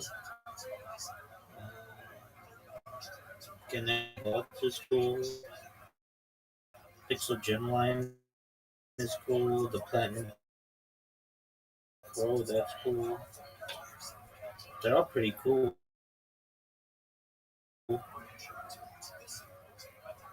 Yeah. I should get you some of them. Oh, I'm the wrong person if you're trying to sell NFTs, but perhaps someday. But you should use this in your arsenal of being. You don't know any Photoshop? No? Okay, you got to learn Photoshop if you're going to be a graphic designer. I know you want to use AI, which is cool, but sometimes you have to make a little change, right? Yeah. And if you don't know how to do that, then you're really lacking some of the skills of an artist. So, if anything, just watch it. I don't know how to use Photoshop, like the different settings, but creating NFTs in Photoshop, I don't really know how to do that. Okay, well, you don't have to do that. But, okay, if you know some of the settings, but basically there's a free version of Photoshop known as GIMP, G-I-M-P. Have you ever heard of it? No, is it on the App Store? It's for a computer. Okay, you don't have a computer? Oh, okay. I have a laptop, yeah. Okay, so download GIMP, G-I-M-P. Okay. And does it work on iPads? They may have versions of it for an iPad, but right now for your computer, just download GIMP. It's a free version of Photoshop, and then you can make edits to it. You can add text, you can lasso things, you can use the magic wand tool where you remove certain colors or replace things. It's very helpful. And then if I were you, I would go on YouTube and just watch GIMP tutorials, which are like Photoshop tutorials on how to do just basic graphic design, and that will improve you as an artist, right? Yeah. Excellent. Now, as for this, you're an artist. If I were you, I mean, you can play around with Sora as much as you want, but I think you could be like a director. You are already doing this with pictures, so I don't know what's a superhero you like. Batman. All right, so you could have Batman. What's a cool thing? What would be a cool Batman movie or story or funny? Batman going to the beach. Batman going to a fast food restaurant. Batman fighting Superman. Whatever you want it to be. But you could now you'll sometimes get flagged and they'll say we can't use this because it's like protected media. So you can say like a bat-like superhero. Use something more generic. It doesn't have to say Batman. Does that make sense? Excellent. And then if you made 6 of these videos, that's a 1-minute movie that you basically are creating. You edit them together, which is not hard, and then you publish that, and it will change your Instagram page or whatever your YouTube, and then you can promote your NFTs if you want, or make your NFTs into that video, whatever you want to do. But like, there's an opportunity here to really be like a Sora director, just with prompts.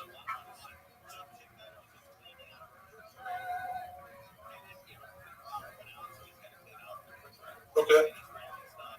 All right. Let's stay in touch. I gotta go. Absolutely, big dog. Gotta get headed to go somewhere. Absolutely. It's been a pleasure. If you ever need to speak with me, I'm in here. I stream my live 24 hours a day. So I'm always live, okay? Yeah, okay. Well, Excellent. have a nice day. You too, Rear Radical. Pleasure to meet you, my friend. Take care. Shout out to Rear Radical.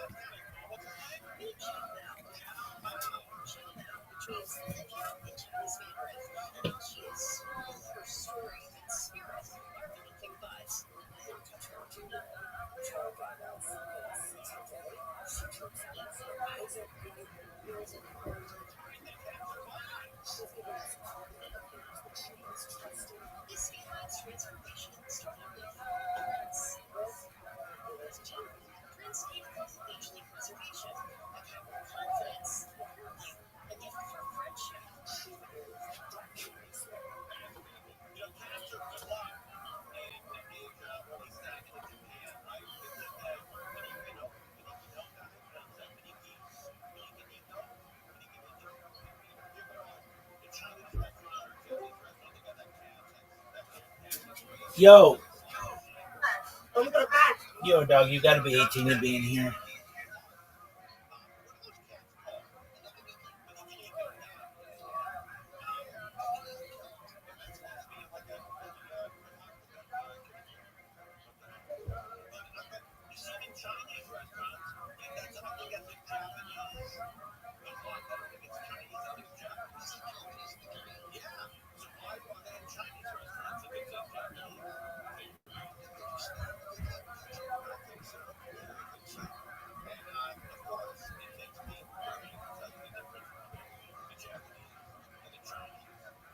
Put you on stage. Yeah. We'd have to show up with 10 protect people. the Missouri. Because when it comes to a mayor, so there is there's the element to do Tshuva, which is a full Tshuva Gemara, But until a person does that, there's a potential the person might suffer up until then. So these kaparas that are brought into the Beis Hamikdash serve as a protection from the potential Yisur. Then the Gemara goes on to another case. That's what we just mentioned, which is that the person does not know about it and know about he has no knowledge of the Torah beforehand or the consequences of the Torah beforehand, and then he violates it and he finds out about it afterwards. So the Sarnas puts the goat which is serviced outside and Yom Kippur on the top of that. So hold on, let's take a look at this. It's Kushi, it's Gishma'adat, and the Mishnah actually goes through the Hekesh. Just quickly to remind us what the Mishnah says. The Mishnah tells us, anybody who does not know about it initially, but this is what we just read in the Gemara. Nemar, for it says in the Pasuk, Muvar Chatas HaKippurim, besides for the Chatas HaKippurim, Almar Zem Mechaper. What this one is Mechaper, the other one is Mechaper as well. In other words, Machmini, just like the inside one, Ein Mechaper, El Adavashif Yidiyah, Afkitzin Mechaper, El Adavashif Yidiyah. Teaches us that it has to be some type of Yidiyah. In other words, the inside Sa'ir serves for someone as Yidiyah at the beginning, but no Yidiyah at the end. The outside one serves for a similar capacity, but where's the Yidiyah? The Yidiyah is at the end as opposed to in the beginning. The Gemara says the Achar, but it's Kushi, it's Kush. Since these two are juxtaposed to each other, when it converts Nimi Adidei, what do you have two? Why can't you just have one? Just have, once you have the Akish, allow it to do both. Would this make a big difference if they, for some reason, did not have the opportunity to bring the Sar outside, so the inside Sar will serve as a kapara? Where it says, no, you can't do that. Amakra, Achas. The Pasuk says, Achas, kapara Achas, Mechaper, Vein Mechaper, Shtei Kaparos. The Pasuk says, the Samach Aaron, es Shtei the Barosh Asar Achai, the Svadal of Eskolvanos Bnei Yisrael, Veskop Hashem, Kol Chatosam. That's the wrong Pasuk, I'm sorry.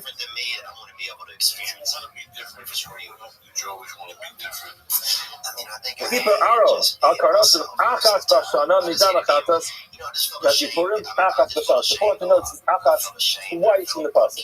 That's what we're dashing. The Pasuk says, Keeper Aron, Al Karosim, Achas Bashana once a year, Midan Achatas, Kippurim, Achas Bashana. So the Achas, the extra Achas, tells you that it works for one, but not two. So Achas, for Achas, Bashana, Vino Kappa, take a Well, okay, fine. If that's the case, so then we'll do the other way around. Nikapper pizza nadidei. Once the Sarnas Bachot work for the case of inside, which is Yidiyah Bechila, Helam, and no Yidiyah at the end. But am I the other Pnimi? Am I the Pnimi? And what should be done inside? The Gemara says that mean what will be the difference? L'shuma the Ira bein Zelazeh. That would work if there was a tumah that happened in between. In other words, there's a guy who's there on Yom Kippur, and he's tamei, and he walks in. They're like, sir, it's Yom Kippur. And we just left the carbon. So now you missed it. Now that we have this ability to have the carbon earlier, actually, you can't say this thing because the whole idea is that he has no idea, but I'm just illustrating the case. Now the Gemara says, Amarkra Achas Bashana Parzu, Lo Tehei, Ella, Achas Bashana. This kapara only happens once a year. Again, the additional word, a little further. Rabbi Shmuel Damar, Ebi Yediyah, the Kila is for Yediyah Basel. By Kabbalah. And so according to Bishmal, we had him earlier, he says you don't have to have a Yediyah B'Tchila. And he says even Yediyah-based rabbi, what you learn in school as a child, is not necessary. So according to him, Damar, anybody Yediyah B'Tchila, the issue by Yediyah Basel, by Kabbalah. So Sarnas B'chutz on my mechaper. Why is it that the Sarnas B'chutz will work? Under we said the external sa'ir, the goat that's serviced outside, serves for a kapara for a person who does not know about it initially. Then he violates it, and then eventually finds out that's when the Sarnas B'chutz works as an atonement. What do you need that for? According to Bishmal, this guy could bring a carbon. So the Gemara says, what's it mean mechaper for? I'll say anybody deal a little bit to you. According to him, it can't be that it works in that case. It must be a person who has absolutely no knowledge about it. Not before, not afterwards. So the Gemara says, no, that's not necessary because high Siri going, Siri Chadasim mechaper. That is already taken care of for Siri Chadasim. it's taken care of by the goats that are brought on the Yom Tif and on Rosh Chodesh. What's the Salah? Kamei Yom Kamei Amar Kos Yom Kaparas Shava. All the seir and the kapara is equal, or Tumas Mikdash Kedusha, and it works for all Tumas Mikdash Kedusha. So that's why you have to have this Sar not Bachut, because all those seir are only serving for Tumas Mikdash Kedusha. So what would he actually bring here? My purpose is just pizza with Pnimi. Our Mishnah told us that the pizza and the Pnimi are Iskish one to the next. So for what purpose? He doesn't need that kapara. He says, Ain't a Machaper. Let's give something. So God says, not Pnimi, just like the inside one, Ain't a Machaper for Shara Veros. The Pnimi is not Makato for Padra Averos. In other words, it's only between the justice. And Makato for Averos, it's only going to be Makato for cases of Torah. In other words, we have various different cases of Torah. Yediyah B'Kila, Yediyah B'Self, no Yediyah B'Kila, no Yediyah B'Self, not in the beginning, not in the end. It all has to be within the relative of Torah. So that's what that actually tells us. It has to be in the concept, in the parsha of Torah. If it's within that, it can be a kapara. If it's not, then it is not. ROTHSCHILD have a wonderful Shabbos. Yeah, that's basic English.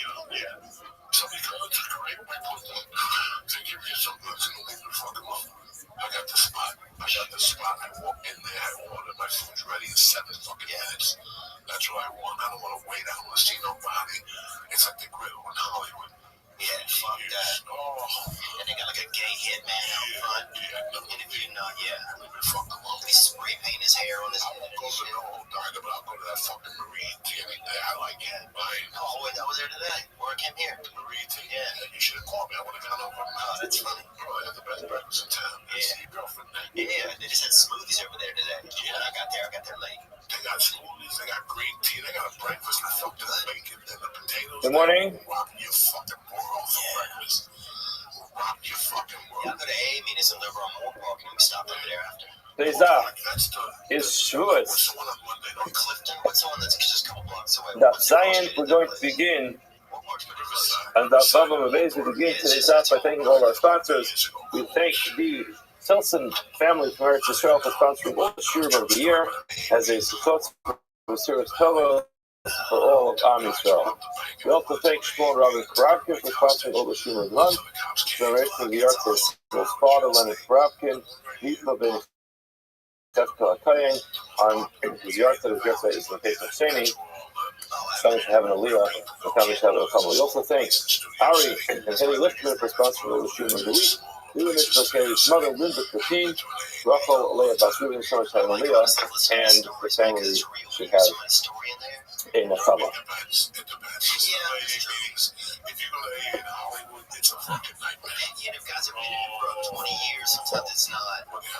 Okay, back to the Mishnah.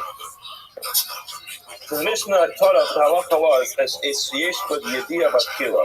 So we're talking about bringing a carbon over the yoreh for somebody who knows before he becomes tamei that becoming tamei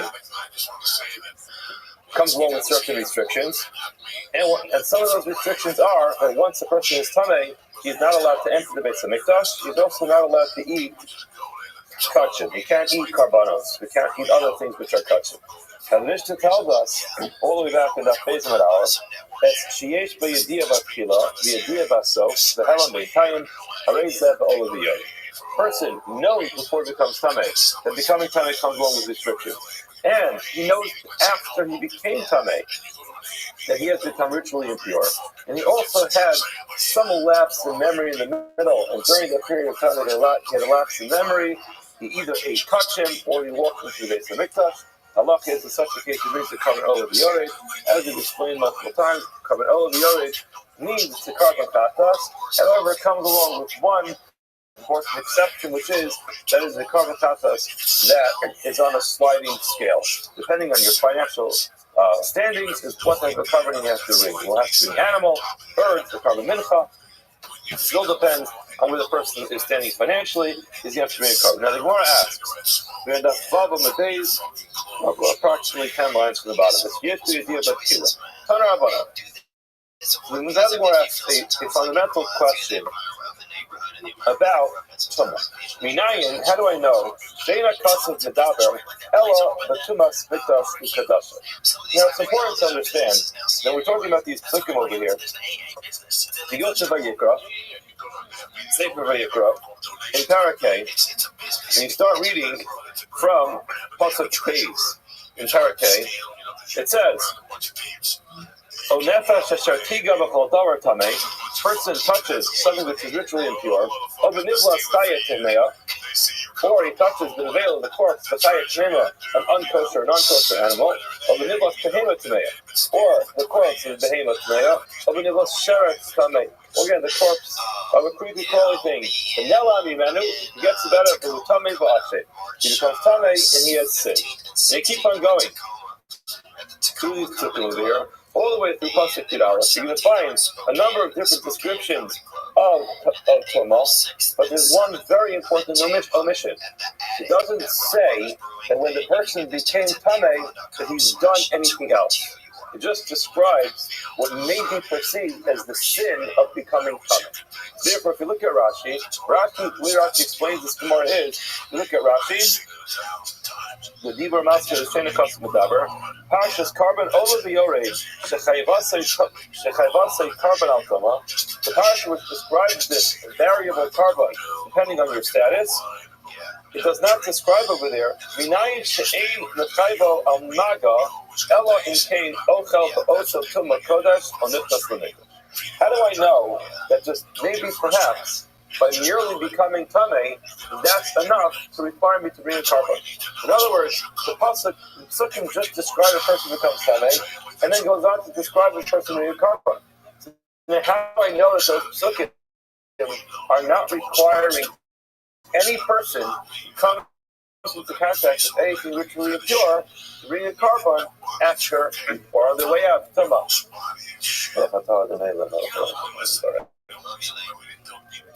Now this is a major chiddush, and the Rishonim actually deal with this.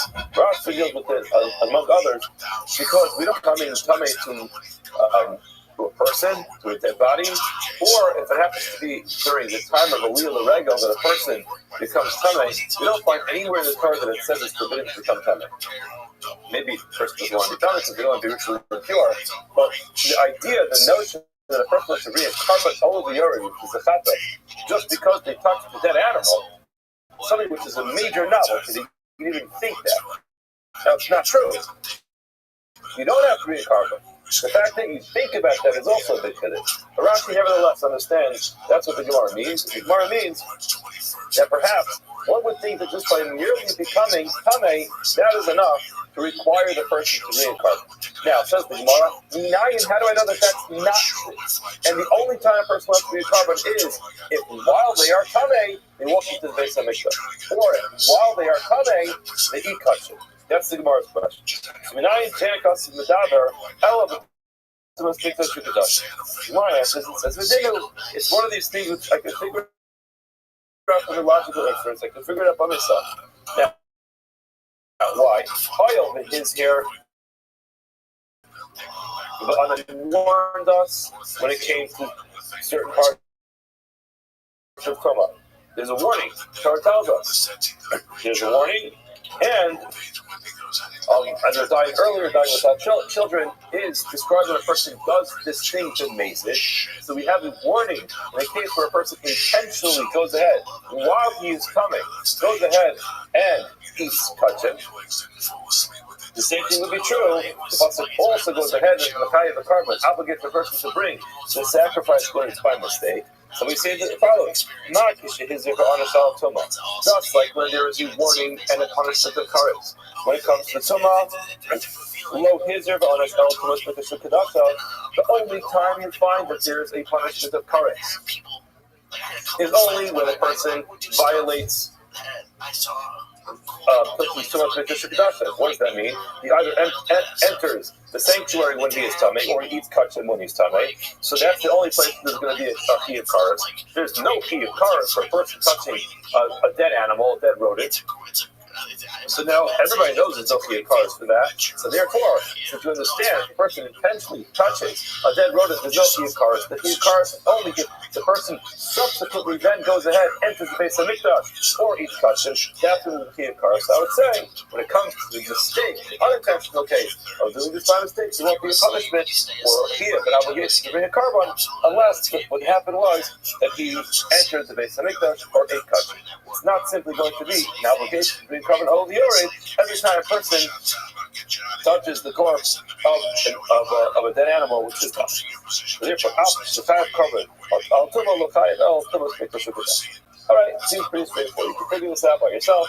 You compare the obligation or the punishment of kares to the obligation to bring a carbon, just like the obligation or the chiyuv, the punishment of kares is only going to be relevant when the person goes ahead and walks into the Beis Hamikdash or eats kachim while he's tamei intentionally. So the flip side of that, where it's unintentional, not the real carbon, but becoming tamei. Okay, the Gemara says, all right, we can accept that. We can accept, and everyone now accepts that there's no obligation whatsoever to bring the carbon just by merely becoming tamei. Fine. If that's the case, how do I know which things I would have done that would obligate me to bring a carbon? You're assuming that if a person becomes tamei, the only two actions that require him to bring a carbon is either eating kachim, eating from sacrifices, or walking into the Beis Hamikdash. Okay, fine. Maybe it's for something else. The Gemara says the Amar, perhaps truma. Maybe it's talking about truma. A Kohen's allowed to eat truma. He's not allowed to eat truma when he's tamei. Maybe he'll have to bring this carbon if he eats truma while he's tamei. Why? He's here for owner. There's a warning about eating. There's a warning and a punishment of Misa B'dei Shemayim, which is different than kares. It means dying early, but it doesn't come along with anything to do with the children. So now, perhaps in that case, I would say that's the case we have to do carbon over the Yored. When a Kohen eats trua while he is tamei, in that case he has to bring carbon over the Yored. If he knew he knew beforehand that you're not allowed to. In other words, he knew in advance that if he becomes tamei, he can't eat truma. Then he became tamei. Then he had a lapse in memory. He forgot. So what did he do? He ate truma, and then after he's like, "Oh man, I can't believe it! I just ate truma and I'm tamei." Maybe that's the case where he has to be covered over the Yored. And it's not talking about a case where he eats kachim, like from a sacrificial offering, or when he walks into the Beis Hamikdash. Gemara says, no, that's not going to work. Why? Because lo ashkas hanavon misa t'chayev aleh carbon. You do not find the idea of Misa B'dei Shemayim that the flip side of that is that really true? It's true that you don't find a person to bring carbon katas, which is not a sliding scale carbon. It's not variable. It's set. Anyone who has to bring carbon katas has to bring exactly the same carbon katas. Aval, over the Yored, they see maybe he should actually have to bring carbon over the Yored, variable carbon. In other words, you're right that you will never bring a carbon chatas in a case where you know for sure. Sorry, we know there's here Misa B'dei Shemayim, but maybe carbon olivia, which has that halachic dispensation, depending on your finances, how much you're going to have to bring. Maybe in that case, you will have to do it, even when it comes to Misa B'dei Shemayim. Now, what's the rationale to say this?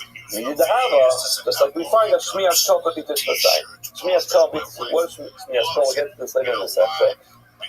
Shmias Kol is when a person takes an oath and does not know Eidos. There's the pasuk in the Torah that says that a person is obligated to say Eidos, report witness, to become a witness, report their testimony on a particular case if they know it. Now, a person takes an oath, they don't have any knowledge of a particular circumstance, that's Shmias Kol. And what's the halacha? The person does that intentionally. There's no chiyuv misa at all. And still, what's the halacha? The halacha is if you cover all of the Yored if he does that unintentionally. The same thing is true with Shvuas Bitoy. Again, when a person violates an oath, they said he won't do something. Or the Shvuas Sheker. In other words, I don't want to get into this discussion right now, but essentially what he does is he swears falsely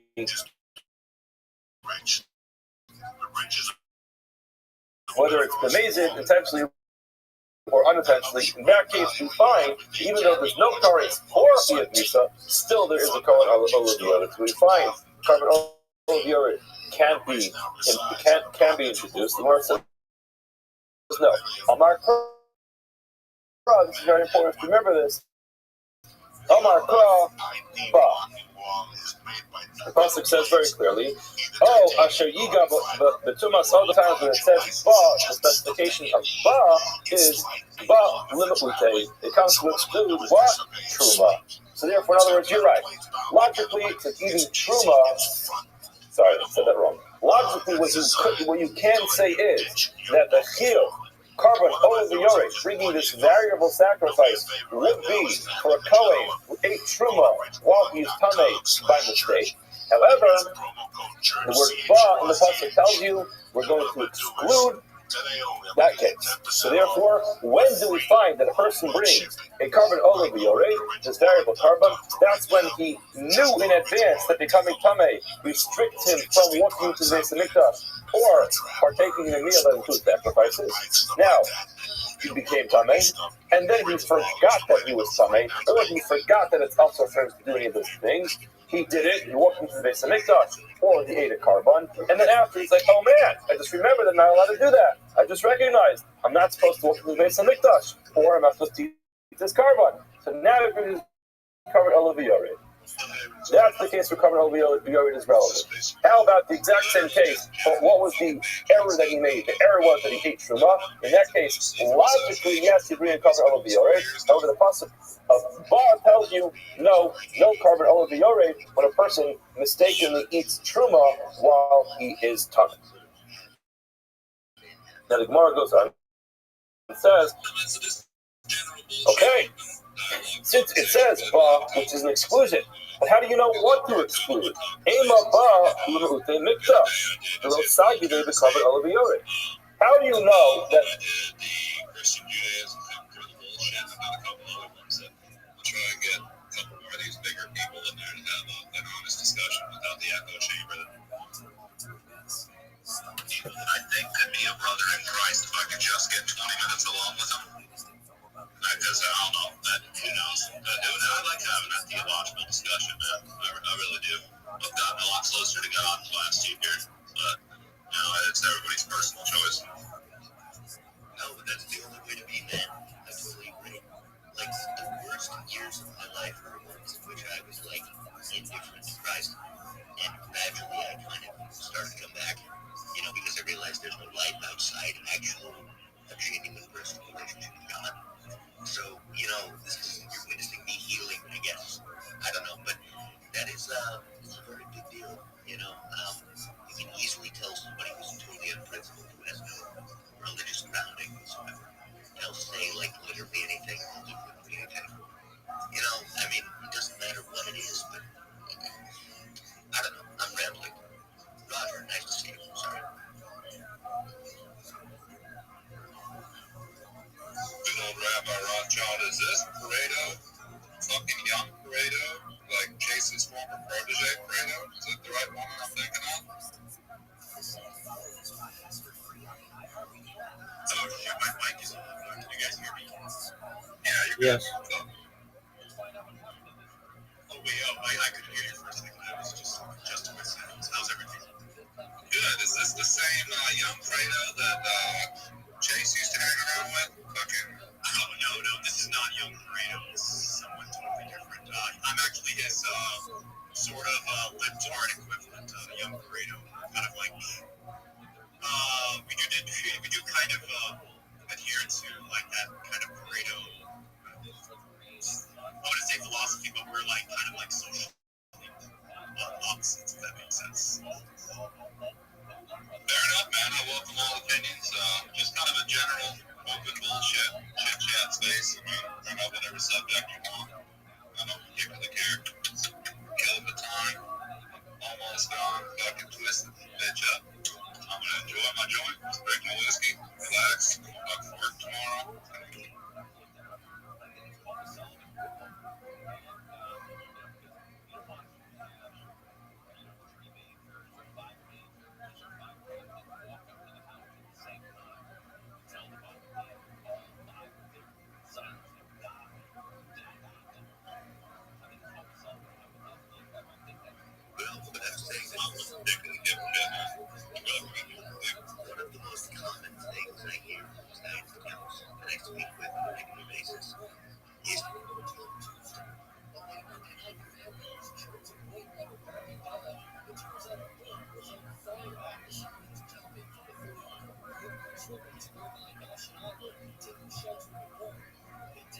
yet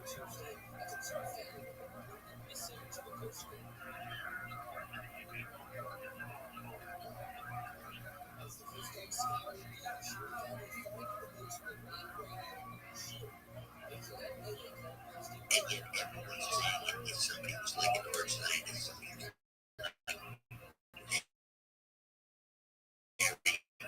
like so I can't help but think there's some level of alliance there. Well, I think they're trying to come together with common cause in that regard, if you wouldn't mind.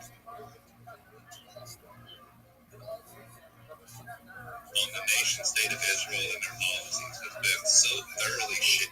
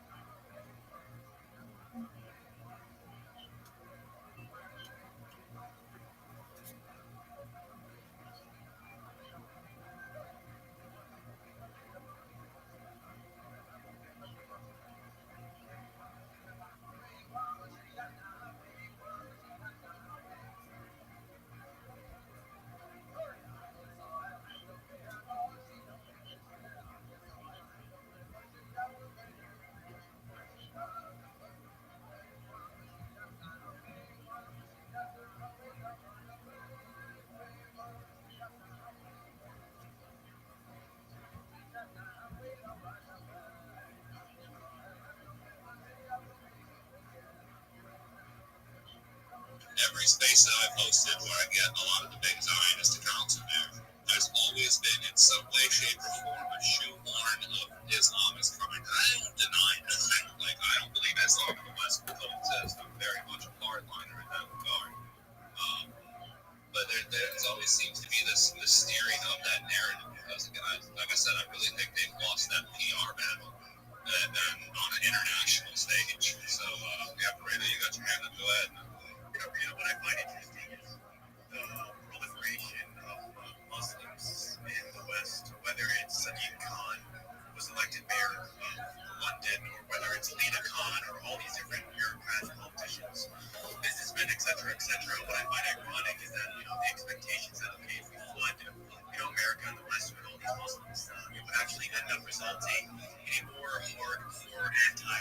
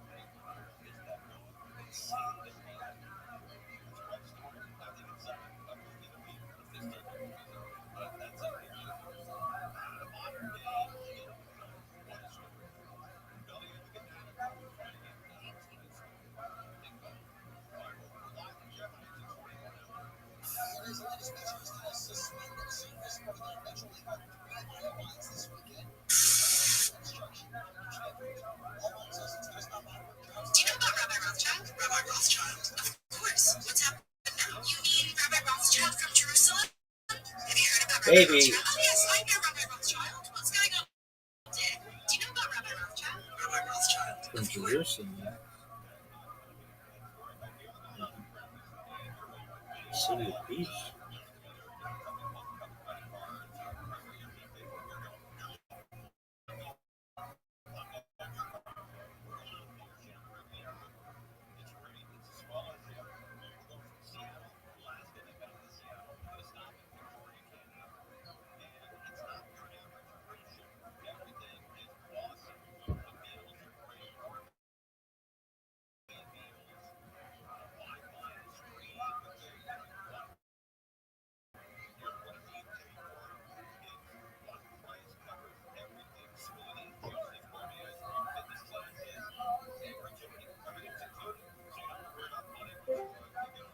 Yo, Chucky, you douche.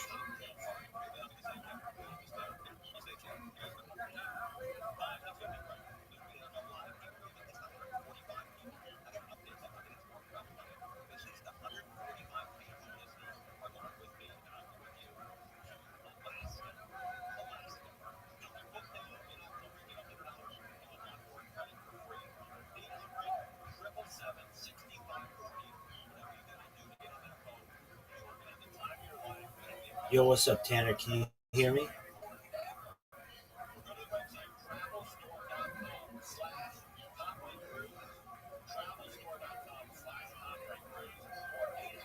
Tanner, can you hear me, or can anyone else hear me?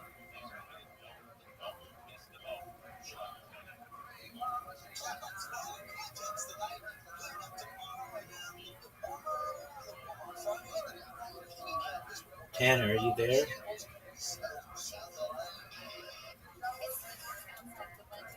Yo, can anybody put up an emoji?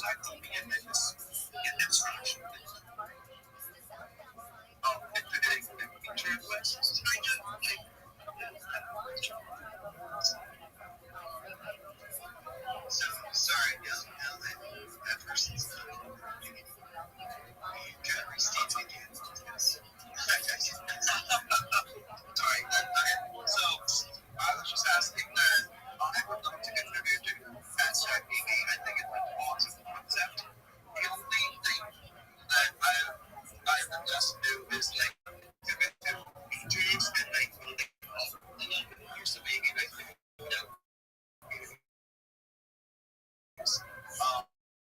some other features that the team might be working on, or some leaders might be working on. I'm wondering how I could like get the guidance of building like features somewhere I can give it to them.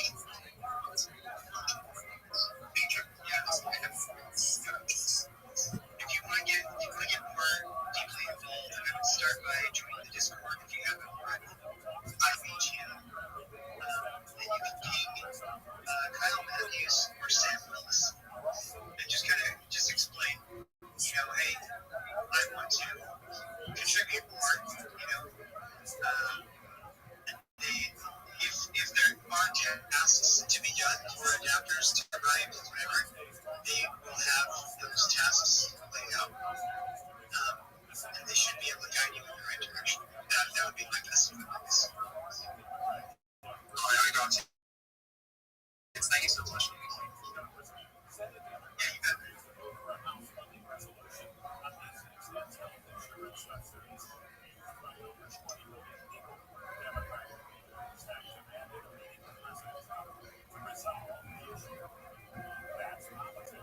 I'm not sure if you're still here, but is it Rabbi Rothschild? Yeah, Tanner, apologies. I was having a device issue earlier. How are you today, Tanner? Do you mind if I ask you some questions or a question? Yeah, sure. Go ahead. Excellent. What are your favorite open source softwares?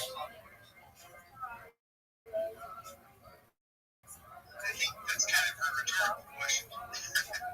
So all of them, no matter what it is?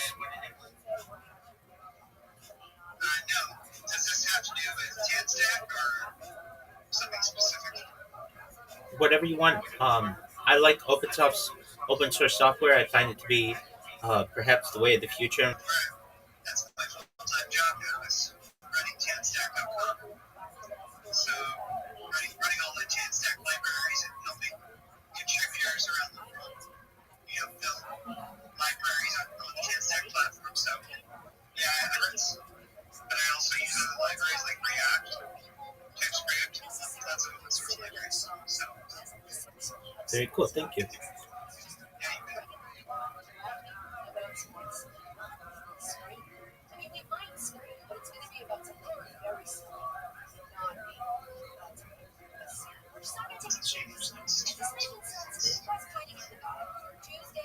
Tanner, do you mind if I ask you another question? Excellent. What are your thoughts on the importance of data? In 2018, The Economist magazine stated that data, specifically human data, had overtaken petroleum as its number one resource. The reason why I asked specifically, I stream my life 24/7 and have for the last 4 years, and I wanted to know if you thought that might have some value from a data perspective in the future. That's very interesting. I don't really have an opinion on that right now. Data is definitely valuable. Excellent. Thank you. All right, we're giving you some other people some time to ask questions. Nobody, Data is definitely valuable. nobody else wants to hear your questions. Excellent, thank you. Oh, you took me down to fuck you. All right, we're giving you some other people some time to ask questions. Nobody wants to ask you questions. You're boring.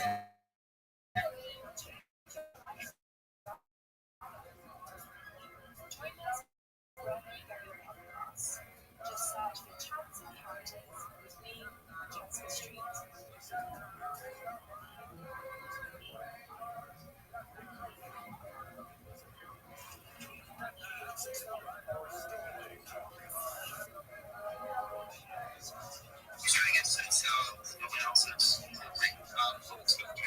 No one cares.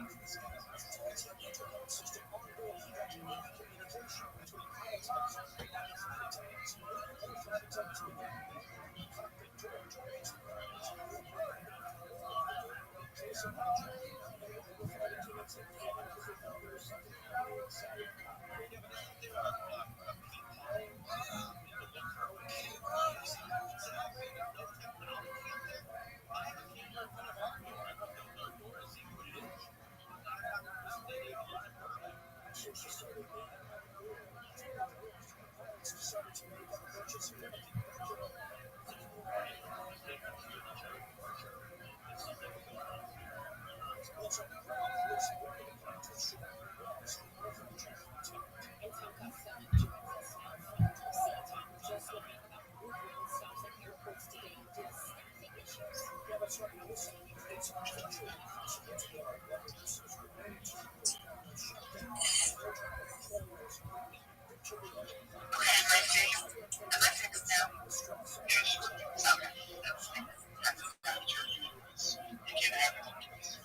fucking God.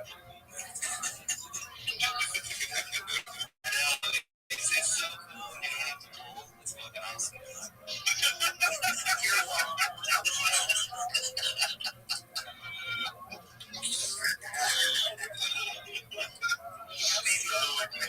We need milk over it.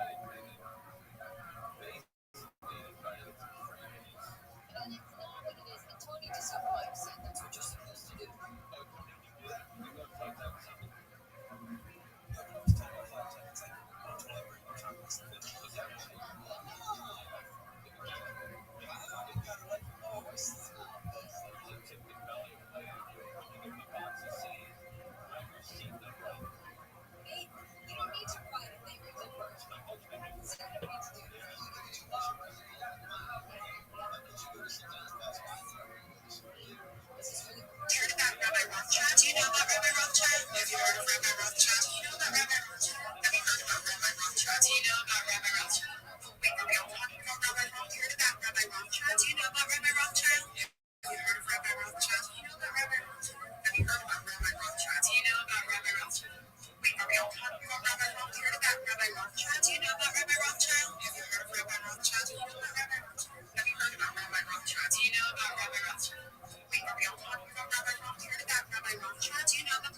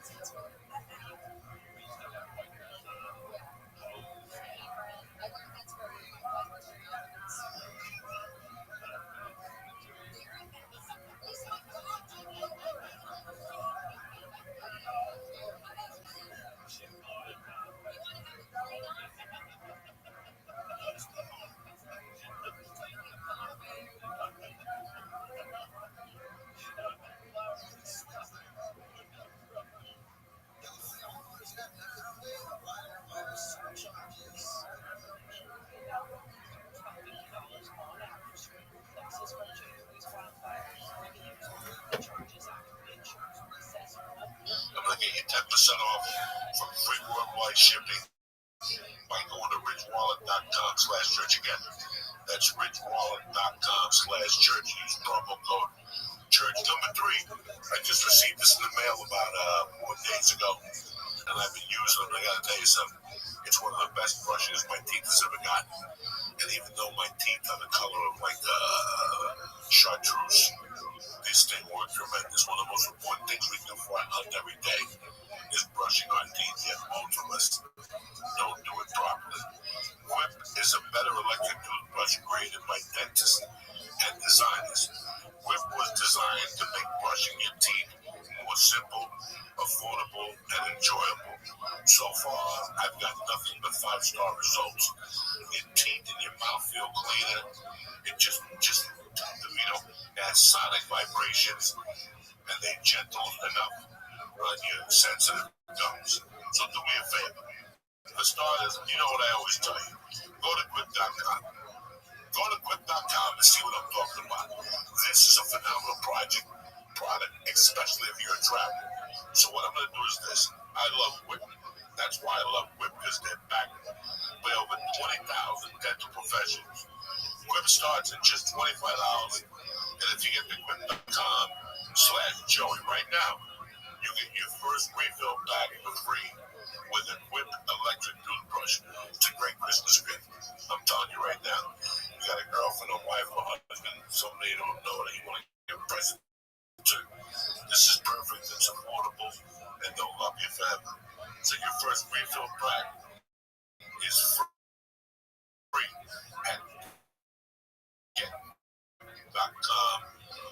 Joey, look at Lee, boy.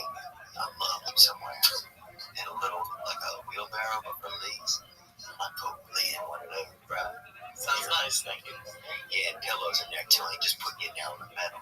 That's really like some people would do. Or consider it in the shed in the back. Feed him food. Time to time. I put you under a warm lamp, Lee. That's what I would do. It's starting to get creepy now. It sounds like I'm a hostage. Hey, calm down and be a good pet, you know, buddy. Like a chain around his neck. With a fucking chain up to the wall and stuff like that. Yeah, but a nice chain, like a gold chain. I don't know if I know that. They know gold for that. You can't put a silk out on a pig. You know what I'm saying? It's fucking Thursday, November 8th. Kick this fucking mule league. That's as good as it fucking gets, Theo Von. Praise God. Sly and the Family Stone coming at you. The Gristle Missile, baby. Thursday morning, what are you fucking nuts? 20 to life. No parole. Fresh from Buffalo, New York. You didn't have a fucking beef on wick. I didn't have any. Dude, I did it. Somebody threw a piece of meat at me, on one of those street corners. I don't know if that was wick or not. Did you eat it? No. Wick is the roll. The roll is called wick. Oh, no. Nobody told me that. I should come in here for the phone. Wick. No, You should be a travel agent, too. No. I just know while you sweat. Yeah. And nobody makes a bad fucking beef on a wick in Buffalo. Like, it's like a disgrace for them. Really? Yeah, it'd be like a disgrace for them. Like, it's no. Right. No. Yeah, I feel bad. I feel disappointed I didn't get that. Shit. Five. Some fucking pierogies from the Polish neighbors. Some sauerkraut pierogies fried. White dumplings, only you know it's not cat. Yeah. People like Lee and shit. I don't mind a little bit of cat, but you ever had fox meat, Lee? I don't think so, have you? Yeah, I've had fox meat. What was this? It's not it's more ligament than muscle, but it's good, you know. Fox, and dude, the crazy thing about fox, I was talking about this yesterday to somebody, but we caught a lot of shit though. And we used to bury animals. We lived by like a road where a lot of animals get hit and killed, so we bury them. You know, the first animals I spent the most time with were animals that had been hit by vehicles. And so we would bury mostly dogs. What else? I think something else one time. This thing looked like a damn fucking small bear, bro. And it could have been. Dude, because they have Louisiana black bears, a lot of things, you know. And I'm not saying they're black or anything like that. I'm just saying they happen to be black when people see them. And they're just, you know, but we would bury all kind of animals that would get hit by those. But what do you fucking undertake? I see that animal, I leave it the fuck alone. It's bad luck. yeah, but it was, I don't think They were alive and they were suffering, and you shoot them in the leg. yeah. Or whatever the fuck you do, but this Department of Public Works that's in charge of cleaning up the animals. Yeah, but the Department of Public Works, I think, comes for people that are paying taxes, people that got, you know, it didn't come us. Dude, they had a veterinarian or something, or like somebody used to throw dead animal carcasses in a ditch outside of our house, right, for like 7 years. My mother would call every week. Come on, dead animals.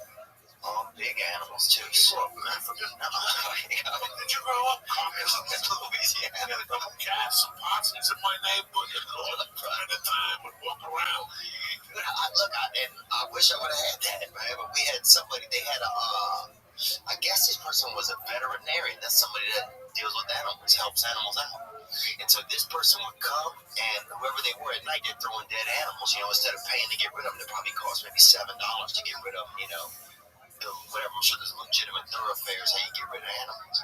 But this dude out there, you know, chucking them in the ditch, I guess, on his way home. Because our neighborhood was kind of a cut through between like a nice area in town. So, You never did like a stakeout to see who was throwing animal carcasses? No, we were out there, but we never saw the guy unless he drove by and didn't throw one out because we were out there.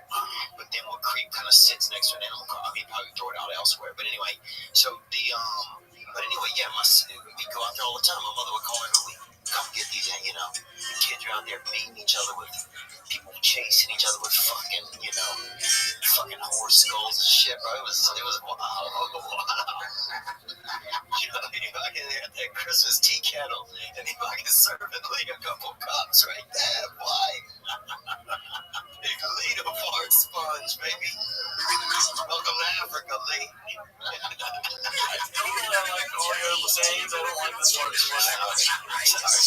I'm just joking about that. I was going to say say that. No, it's funny when people take your brain into it. It's been like 2 podcasts before going. Oh, I do need some country that's up in Japan. That's like buying somebody a scarf. You foreigners, you want I'm Japanese. yeah. I'm over here for it. Oh, he's got the thighs of a fucking kung fu fighter, son. Dude, you gotta know different nomenclatures and how to give it love, bro. In Africa, they hit you with a fucking pipe, bro, if they love you. Just whip for that part. I'm not taking a whip of your front. Come on, bro. Get a little air appetizer, bro. Treat your nose. That is tremendous. Treat your snout to some of that fucking free booty pasta, bro.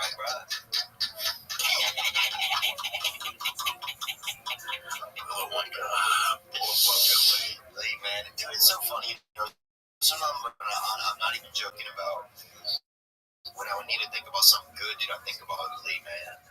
Well, thank you. That means a lot. Yeah, I think about you, man. I think you I just. think about you in the lab. I mean, just listen to the stuff you say randomly. I just want to hang out and like listen to what you say during the day to yourself. I feel like it's hysterical. This conversation is right here already. Well, you just farted on me. How? I think we might be a little more cascarón. Oh yeah, I know what you're talking about. No, you don't. Chocolate from peppermint, they call it, dude. I'm thinking it's coming out of the closet pretty soon. They say, hey, you know the boy over there, little balance. I don't care either, bro. I'll let you hang off my dick like a fucking mountain cat. No, I would never let me something. Not you guys, but I don't have the same relationship with him. We're still friends. I'm friends with him. I wouldn't fuck him. I let him touch my dick a little. You know what I'm saying? Around the holidays, bro. This will make us day. Oh, he's a prison ham, this guy, bro. I fucking love that boy. You know, but I told him we walking late one night. How much money we can make with Lee on the inside? Just sitting on people's laps. Dealing cards. Loving it, Yeah. Just Now we're bringing this back. You can't just sit on someone's lap, but they're not going to let it end at just lap sitting. so They're not in prison because they don't have You're a whole thing. Indiana, you're an 8, bro. Female. You're Indiana, dog. You're a female 8, baby. I gotta pay 10 G's to put a wig on. Oh, yeah. Special type of podcast. Just mug his dick with your fucking neck. So you rip me a letter. What does that even mean? Lee, you gotta get out more, get off the internet, bro. You gotta go hitchhiking, man. I really don't want to now. You should go and check away one day as a school project. Yeah. I'm going to end up dead. What school are you in? You doing classes online? I need to be. Classes here. This is the How old are you, Lee? 30 now. Are you really? Yeah. I thought you were like 19, dude. I wish. Are you like 30 years old? Yeah.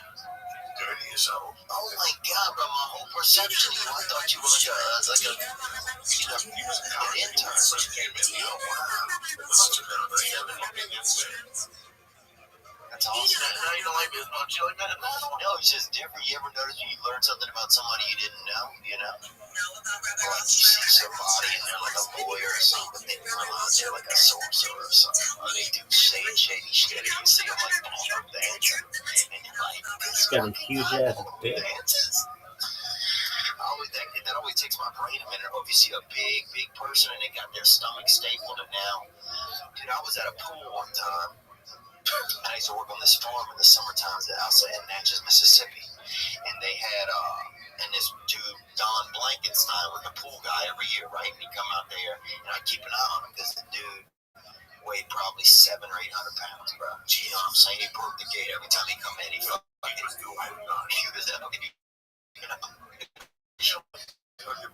He gets in the pool, trust me, nobody's drowning. All the water's out, and the fucking kid who's sick is laying right there at his feet. No, he was the guy who came to put the cleaner in the pool. And so, but he opened the gate, bro, and every time he walked through it and bring both sides of the gate down, like he was just he was gonna die soon, you know. You saw him, you know, so you treated him well, and that's one thing I like sometimes about seeing you get alive very long, so you would be extra nice to him. And so, but then Don, one time I'm out there laying by the pool, and this skinny guy comes in.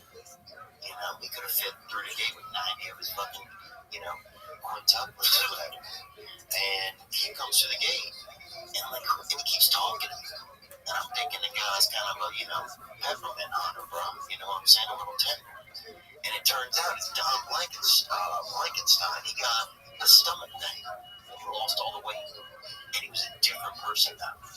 He wasn't the same I don't know, it wasn't the same, and our relationship was never the same as when he lost the weight. Think about what we're talking about. Think about when somebody takes away your passion. If you're an eater, Yeah. and it's like when you first get sober. Yeah. I was telling Broken the other day, the worst two words in a person's life is sober or diet. I don't want to be involved in drugs. Yeah. I don't want to be sober either. Yeah. I never want to be sober.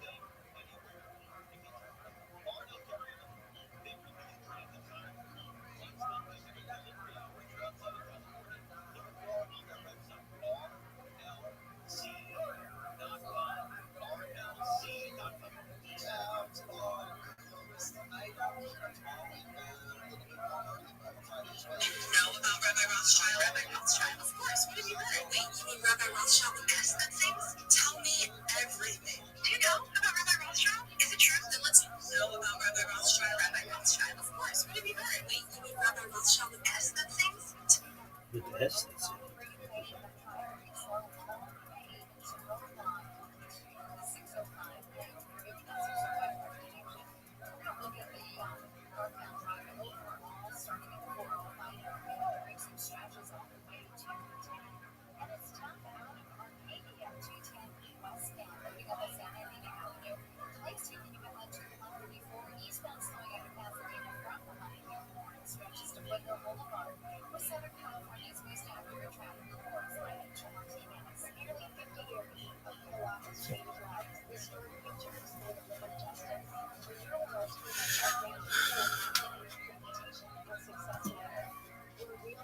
Ba, the extra word ba in the pasuk is excluding where a person's error is that he ate truma.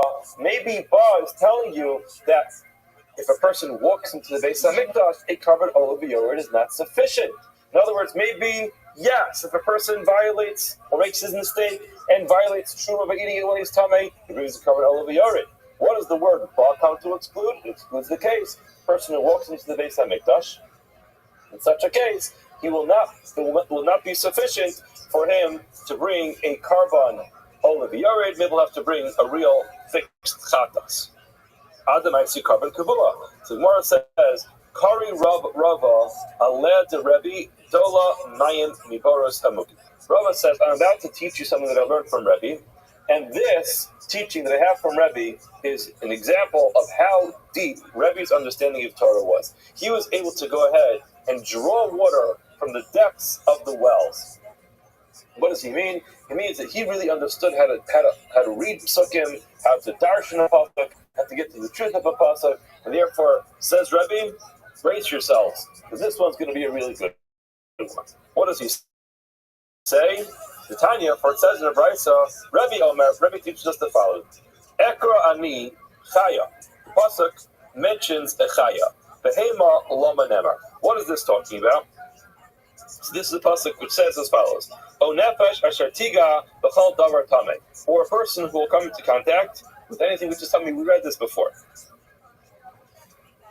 It's a pasuk in Vayikra, and it says, "A nefesh asher tiga b'chol davar tamei, o benivlas chaya tameya," or in the corpse of a chaya tameya, and then it goes on and says, "O benivlas behema tameya," or the corpse of behema tameya. Now, what is the difference between a chaya and a behemoth? Now, the truth is, a chaya generally describes a wild animal, and a behemoth describes a domesticated animal. However, it's not so specific.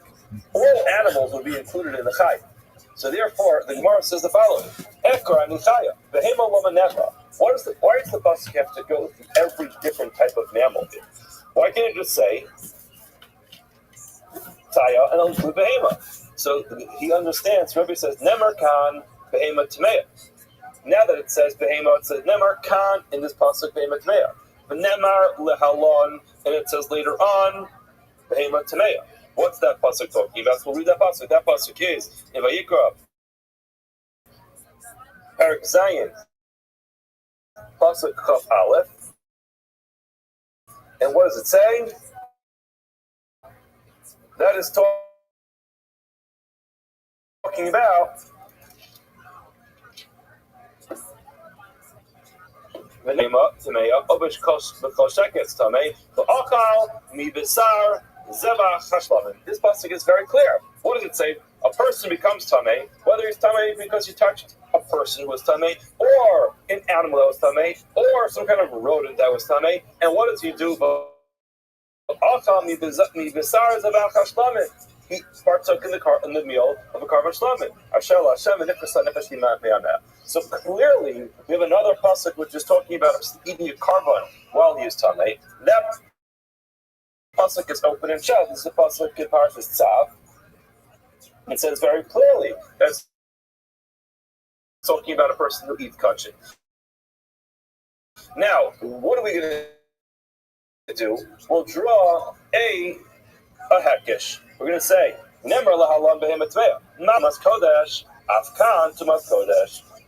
I'm saying this is of the fact that the word behema is extra. You could have just said a person touches a chaya. A chaya would have included any kind of behema. Why does it say chaya and behema? The answer is the extra word behema was put there lahakish elal to draw this juxtaposition between these two different psukim and say, just like later when it says behema, it's talking about a person who goes out and eats kachim. In this case as well, it's talking about a person who eats kachim. So therefore, what do we see from here? Rabbi teaches us that if a person eats kachim while he is tamei, that is sufficient for him to be a carbon olav yored. So now, which case is the case where being a carbon olav yored, where a person's tamei and he eats kachim? Now the Gemara says, okay, very nice. Ashkas and tumas kodesh, tumas mikdash minalan. Very nice. Now we figured out that one of the cases where being a carbon olav yored is if a person eats from a carbon while he is tamei. How do I know that if a person walks into the Beis Hamikdash while he's tamei, he also has to be a carbon olav yored? Amar Kra, the pasuk says, "B'chol kodesh lo siga, ve'el hamikdash lo savo." So this is talking about when a woman is experiencing tumas yoledes. So while she has tumas yoledes, the pasuk says very clearly, two of her restrictions are B'chol kodesh lo siga, she can't touch anything which is sanctified. Hamikdash lo savo, she can't walk into the Beis Hamikdash. What does that mean? Iskish mikdash lekodesh. We now have this pasuk which says these two are always going to be linked, and therefore, whenever we have a halakha about eating kachim, it's always going to be relevant to walking to the Beis Hamikdash. So now we've figured out how we know that the time a person reads the carbon olav yored when they're tamei is when they accidentally eat kachim or they walk to the Beis Hamikdash. The Gemara says, okay, if that's the case, so then we have not yet X'd out Truma. We're back to square one. Why are we back to square one? Because Ilhaki Truma Nami. That would include Truma as well. Why? The Amar Ma'avachal Kodesh Lo Siga pasuk tells you that the Yoledes is you should not touch anything which is Kodesh. It says B'chol Kodesh Lo Siga. L'Rabos Esat Truma. The extra word Kol tells you all sanctified things, even Truma. It's not like where it says, okay, very good, you're right. But if we ba, the word ba excludes something. So what does it exclude? It excludes Truma. Okay, the Gemara says, if that's the case, then you're right, you have a hekesh, but if there's a miyot, if there's an exclusion in the pasuk, it excludes something. Maybe that excludes a case where she walks in the Beis Hamikdash. The Gemara says, no, I'll use my brains for this one. If I have to choose one to exclude, I would rather not exclude the case of her walking to the Beis Hamikdash. Why? She came by kares, kamosa. The violation of doing that intentionally is kares, just like eating from a carbon. Where it says, hold on, you can use logic, I'll use another piece of logic. Adarabah, truma lo maitina. I would rather not exclude truma. Why? She came achila. It's similar to the case of eating from a carbon, because eating a carbon and eating truma are the same thing because they are essentially the same type of act, which is eating. So Gemara says, you're right. We have to start all over. Let's go back to the drawing board and figure out all over again how we know that if a person becomes tamei and say this again. How do I know that it's really impure is only if they walk into the Beis Hamikdash or they eat kachim while they are tamei.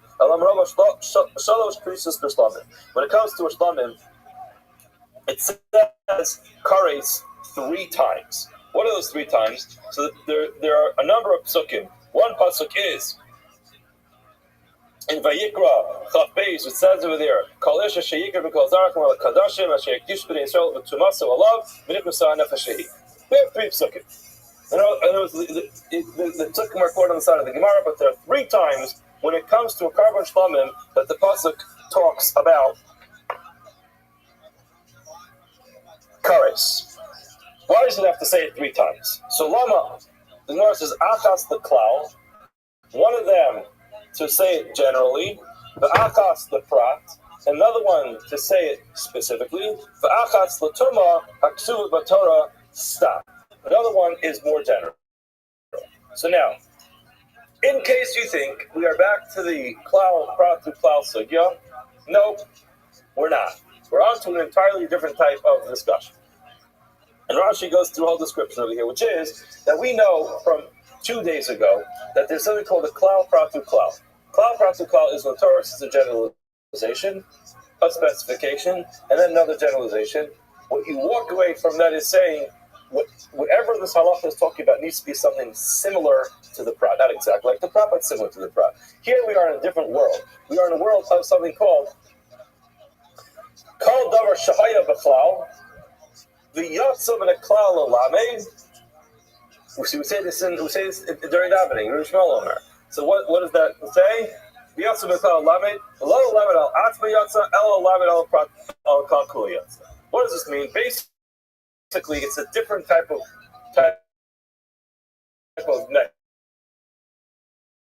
mechanism, which is if you have a generalization and then a specification, what you're going to say is the specification is not limiting it to one case, but it's describing the generalization. It's different than a sidetrack with this, but the basic point that Tosfos argues on this, we can go with Rashi, is klal pratu klal needs to be close to each other. So, for example, if a pasuk says a halacha and then a specific, when it comes to Hashavas Aveda, the pasuk has a generalization, a specification, a generalization, all the same pasuk. However, if you have a generalization in one parsha and then a specification in another parsha, here it's Parshas Tzav and Parshas Emor. It's pretty far away from each other. So in that case, it's not going to be a klal prat klal. Rather, it will be kol davar shaya b'klal, something which was included in the generalization, and then later on in the Torah, it was repeated, but more specifically. What we're going to do is we're going to say that the specification is not limiting the klal so much it's only that case, but it's limiting the generalization to a certain standard. So let's see how that works out in this case. Ella Amarava. Shalosh Krisis B'Shlavim. It says cars 3 times when it comes to a Shlavim. Lava. For what reason? Achas L'Klal. One for generalization. The Achas L'Prat. Another one for the Prat. Achas L'Tuma K'suv V'Torah Stam. V'Eini Yodea Mahi. I don't know what that is for. Savi Omer Tumas Kodesh. V'Eino Inu L'Tumas Kodesh. Tanafka Mid Rabbi. V'Eino Inu L'Tumas Mikdash. You'll apply to Tumas Mikdash. Let's just explain what this means. It says when it comes to a shlamim 3 times that a person can violate eat the shlamim inappropriately and get karas. What is that? Person's tummy eats a covered shlamim, it's tied karas, but does it intentionally. Then it says it a second time. In that case, the first case when a person eats kachim b'tumah. A person eats anything which is kachim. It's a carbon. He eats it when he's tummy. 5 karas. In another case, it says specifically shlamim. Why in one place does it say kachim, generalization? In another place, it says shlamim. Shlamim is a peace offering. There are many other kinds of carbonates. In other words, it said already all kachim. So why are you then repeating the same halacha and only mentioning the shlamim? We understand from there is that it has to be kachim mizbeach. If a person eats any kachim mizbeach while he is tamei, it's the he of karas if he does it intentionally. And if he does it unintentionally, there'll be a carbon oliviyori. Now, why does the Torah limit it to a shlamim? To limit it to only kachim mizbeach, which is sanctified items which go on the mizbeach. However, it excludes kachim at the kabayis. So if somebody donated some kind of food to the communal fund that belonged to the Beis HaMikdash, and then someone ate it while they're tamei, no he of karas in such a case. It has to be a korban. Then it went ahead and it said again another generalization. So now I'm a little confused. I have a generalization which includes anything which is sanctified or anything which is consecrated. I have a specification of shlamim which says it has to be something which is dedicated to the mizbeach, and not anything which is consecrated to the fund of the sanctuary. And then again, I have another one which again opens it up to all kachim. So now, what's the third one doing? The Gemara says, I don't know. So Havi Omer, what I'm going to say is, this refers to a case of Tumas Kodesh. Now, I don't need it to tell me Tumas Kodesh to a person eating something which is sanctified. Why not?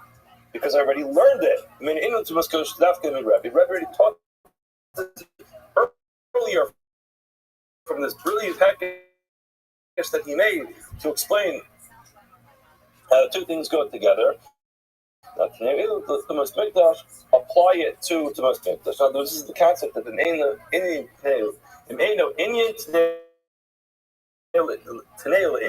If the pasuk tells me something that I already know, it must be telling me to apply it to another case.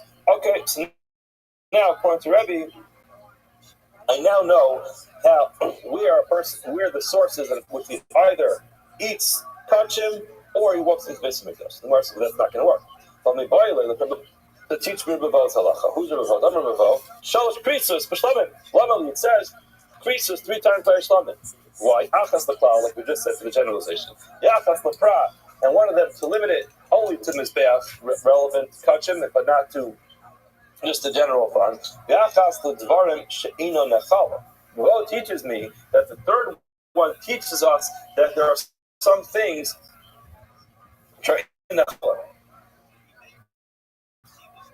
For example, wood. A person eats wood from the Beis Hamikdash. So now, good luck. But what's the halacha? It's not going to taste good, but what's the halacha? Does the person now have to recover an olive urine? So you have to have that to exclude that case. No, the third one will include that case. You are actually chayav kares for that. Now, hold on. Now, you might suggest that, well, that's only one opinion. But according to Shimon, you're not chayav kares for it. Ein chayav only kares mishum tuma. Lasuya chata sepnimius is going to where the avodah is done in the inside mizbeach. The salkatay, I mean, I would have thought. Pile bomber of Shimon kol shein karlo mizbeach hits in kishlamim. Any chayav mishum pigol, and then therefore mishum tuma nami lama chayav. Either a person eating wood from the mizbeach, or a person eating from a carbon chatas, which is serviced on the inside mizbeach. One of those two. If you're a Ravo person, you'll say it's about eating the wood. If you're inside mizbeach, and either way, you'll have something to include from that. Kamash blonde mechayev. So the Gemara says, okay, fine. So we're kind of in trouble over here because these other cases over here. El Amri Nardai, Shmei Rabba, Shalosh Tumah. Focusing on the word Tumah that it says. And why does it have to say Tumah 3 times? In other words, we'll repeat the drasha exactly the same way, just that the generalization of Tumah, the specification of Tumah, and the generalization of Tumah, and that includes Tumas Mikdash Kedashav. So Ella Amri Nardamish made the Rava shows Tumas Bishlam and Lama again go through Achas the Kla, one for the generalization, the Achas the Pra, and one specifically for a carbon Shlamin, which tells you Kachim is back. Achas the Tuma, Haksuva Vatara, Stavin Yedea, one of them is for a general Tuma, which says in the Pasuk in Yedea. I don't know what that is. Oh, now I have it. I say the Omer, I'll say Tumas Kodesh. That's the person who eats something which is Kodesh while he's Tamei. Now, the main eating the Tumas Kodesh, and if you don't need that to teach you the Halachas Tumas Kodesh, why? The Nach made the Rabbi, because we learned it from Rabbi earlier on the Amud. Even Tumas Mikdash, you'll apply it to a person who walks in the Beis Mikdash when he's Tamei. The Gemara says, but behind we need that. In other words, the word Tumah is not extra. You need it because I need the boy the Michtav Kares l'Travavo Kasunami Tumah. In other words, the Losagi like Lavaki. The pasuk won't read without that word. What's it talking about? If you don't write the word Tumah, so then why you have Kares? What happened over here? What's the circumstance? So therefore, it's not extra. You can't use it for anything. Gemara says, all right, back to the drawing board. Elam Rava Asya Tumaso. Where do we know that a person who is Tamei has to bring a carbon only if they eat kachim or walk into Beis Hamikdash? We have Gzera Shava.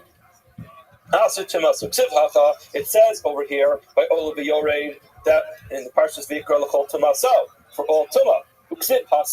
And it says over there that's with regard to a person who walks into Beis Hamikdash on purpose. Tamei o Tumasavo.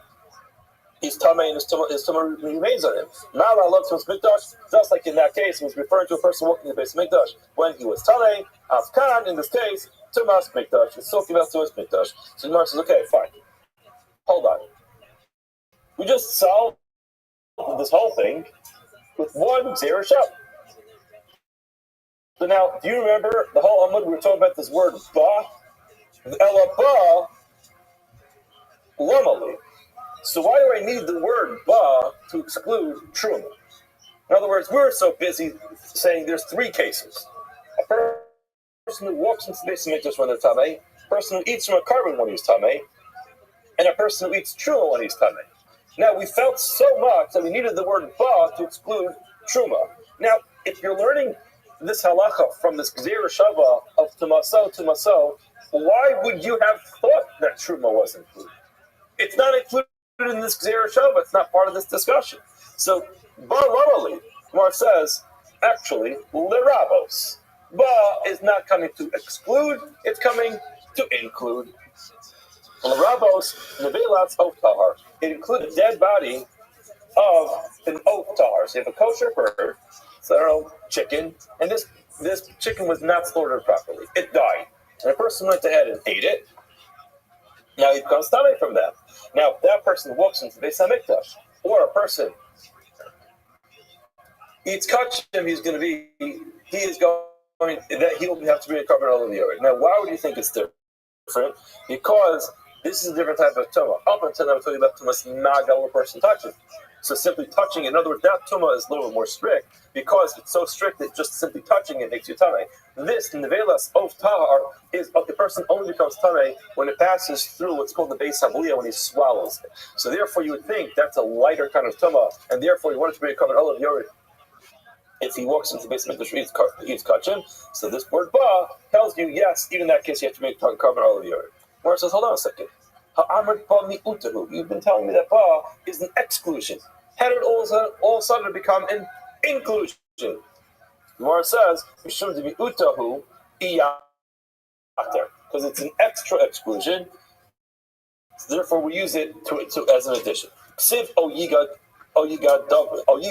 debar negia in, la bar negia lo. Since it says tamei, I would think only something which is touching comes along with this carbon. And it says ba miuta havi. So you have two mutim. Basically, the concept of double negative. You say something twice. Double negative is a positive. So you have two exclusions. So you actually end up including it. Now the Mishnah goes on and tells us another case. Yesh ba yediyah batchila, ve'ein ba yediyah batsof. Person knows initially that he's not, that if he becomes tamei, he can't walk into this mikdash yikachim. He becomes tamei, he does it, he never finds out. He never has that like epiphany, like, oh my gosh, hold on, I walked into the mikdash when I was tamei, or a kachim when I was tamei. He never finds that out. What's the halacha? So the Mishnah told us that the carbon, the soyer la Hashem, that is brought on Yom Kippur, it serves as like a partial atonement. What does that mean? That means that all punishment, all yisurim, all suffering will be suspended, but he does not get a full kapara, full atonement until he brings his carbon.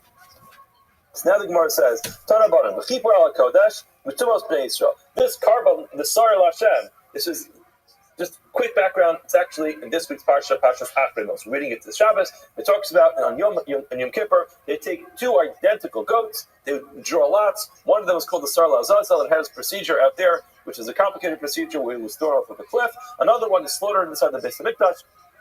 And that one serves as an atonement for various different things. One of the things is for a person who became tamei, ate kachim, walked into the Beis Hamikdash, didn't know about it. It serves as a protection for this person until he finally finds out and brings the carbon. So now, Yeshli be'inyan zeh lahavi shalosh tumos. I would include that this soyer lashem, this goat, covers for three different tumos. Which ones? Tumas avodah zara, the impurity of idol worship, the tumas gilui arayos, the impurity of immoral behaviors, and tumas shvichas damim, the impurity of murder. Now, how do we know that these things are considered to be impure? These are big averos. But impure, it says clearly the word tamei is used to describe someone who serves avodah zara, idol worship. So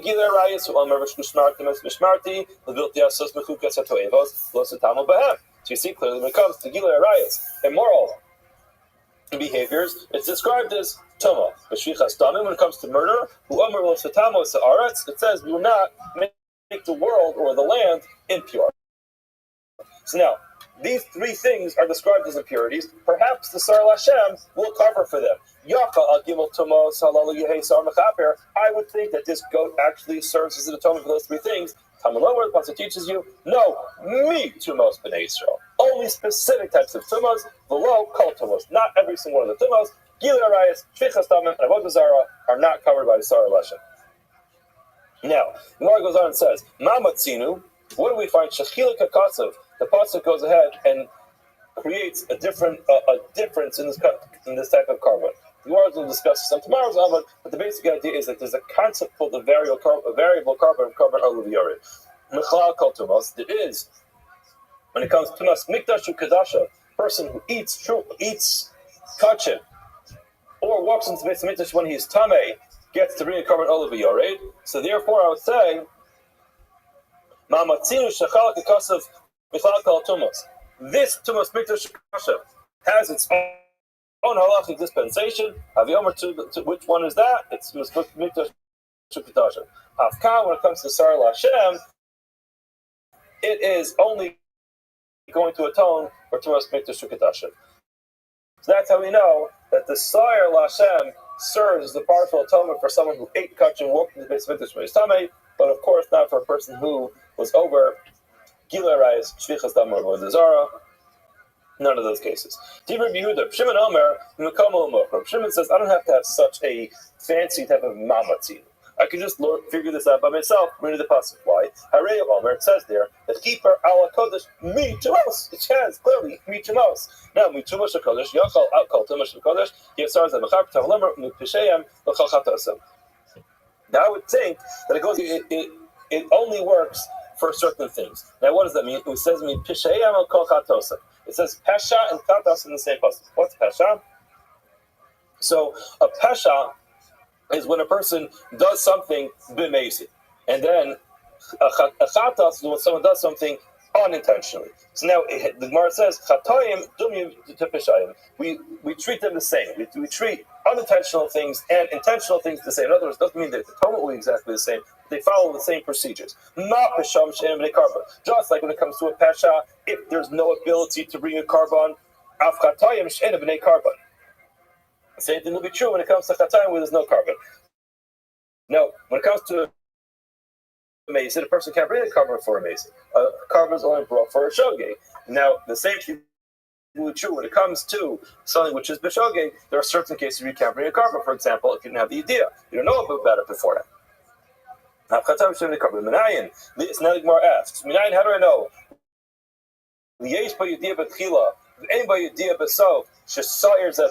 How do I know for a case where a person knows initially that if he becomes tamei it's a problem, and at the end he never finds out about it, that this goat actually will atone for him?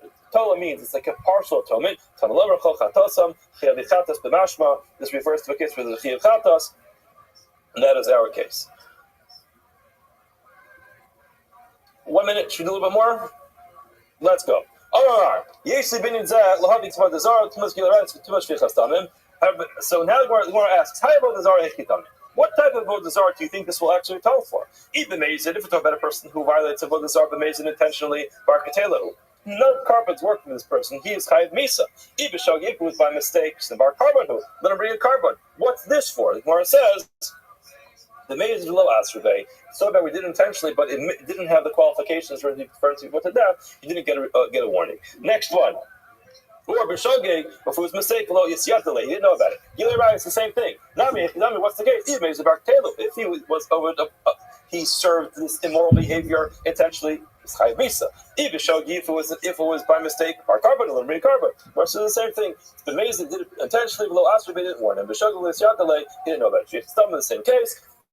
The same question. What's the case? Even mezid, if it was intentionally that he killed somebody, bring to bed and have him put to death. Even shogi, if he kills someone by mistake, we just learned the whole sector, which talks about what to do. Even shogi, let him run Tari Mikla. Where it says, the mezid, it could be talking about a case where it was the mezid, he didn't know about it, he was swinging an axe, and the piece fell off and killed somebody. He didn't know that he killed somebody, he was spacing out. Or maybe it's one of those cases where the an exception. For example, we saw there's a difference between going up with the axe, going down with the axe. So that will be a case who doesn't go to Galus. He still needs to have a kapara. Have a wonderful day.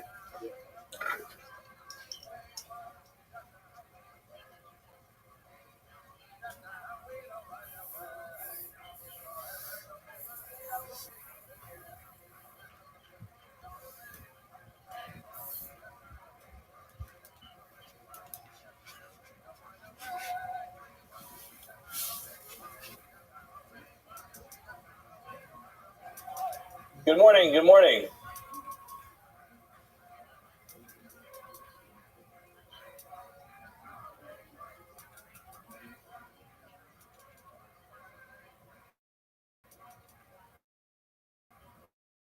Begin today's daf. Daf Vav in the Seches Shavuos. We begin.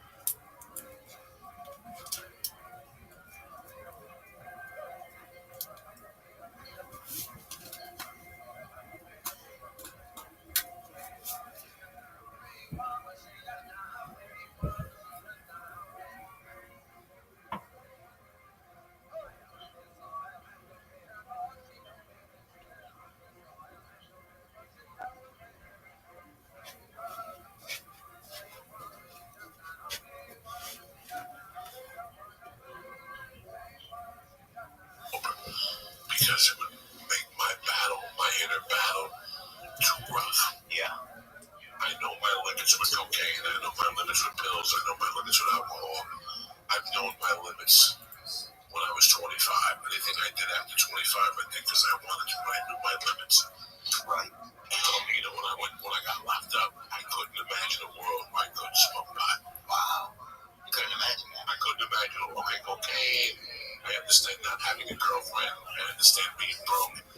But I never understood a world where I did not smoke weed. When I was 25 years old, weed controlled my mood. What did it do for you? I was in so much pain when I woke up, and I didn't know that then. You never know it. You go when you don't know. It takes 20 years to look back. Yeah. You know, I was thinking about it today now. I was taking a shower.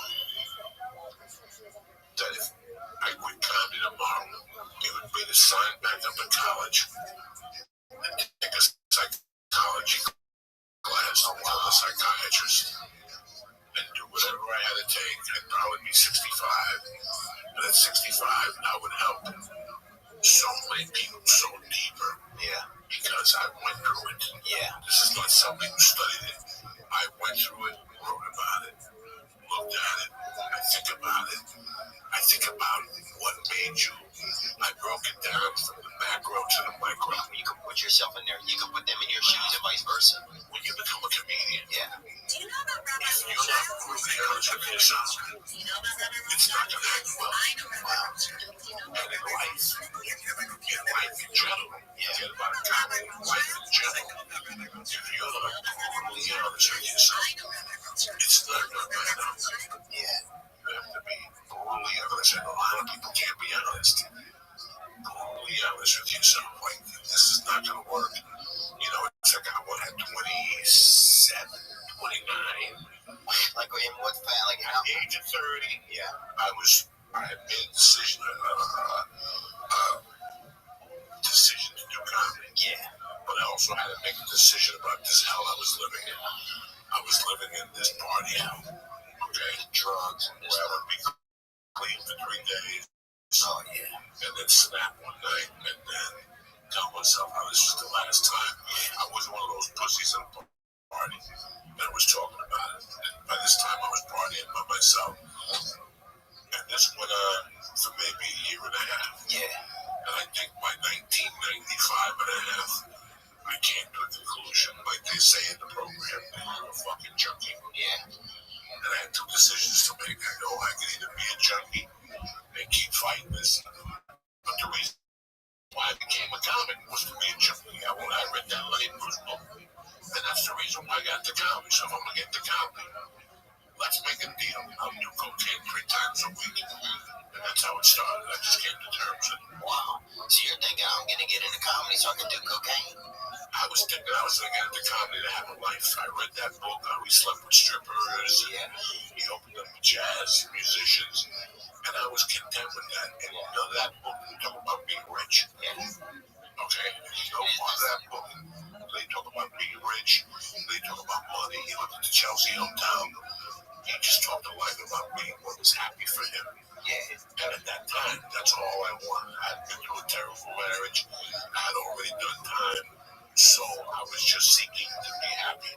But I knew I had a mend inside. Because you had a deviant soul. Your soul was pretty sound, like kind of bifurcated. I was living, this wasn't who I was. I was a nice Catholic boy who had believed in heaven and hell, and I had a belief system. Your inside didn't match all your behavior. My inside did not, so I added to it. Yeah. So now I had to have that in a conflict with drugs. Fuck you. This is who I am. I've accepted it. And whatever happens, happens. That's it. No fucking big deal.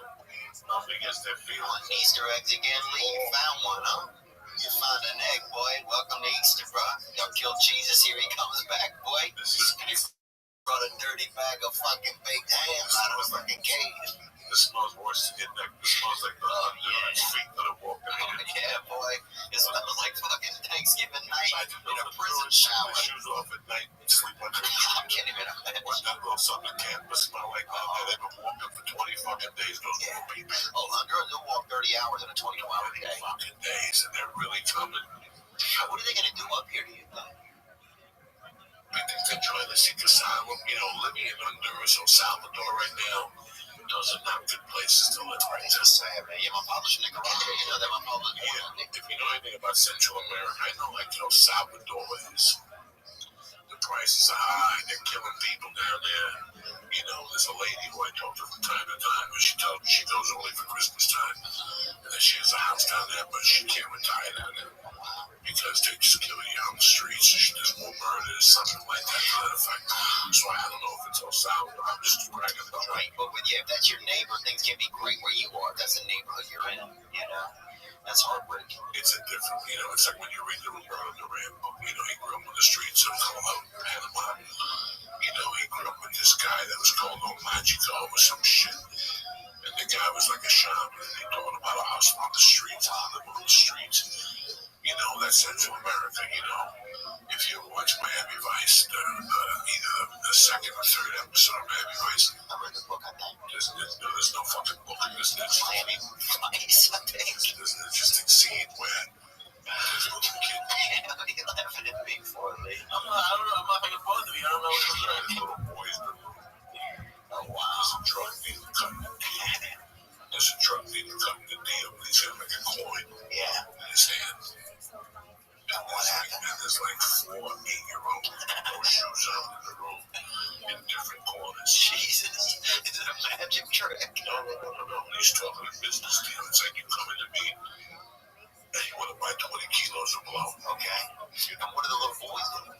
They're chilling. They're like fucking assassins. Oh, really? The 8-year-old assassins that come from fucking huts with their family. Jesus. And they're just waiting for their next assignment. They're all probably packing a gun or a knife. And they got no shoes on.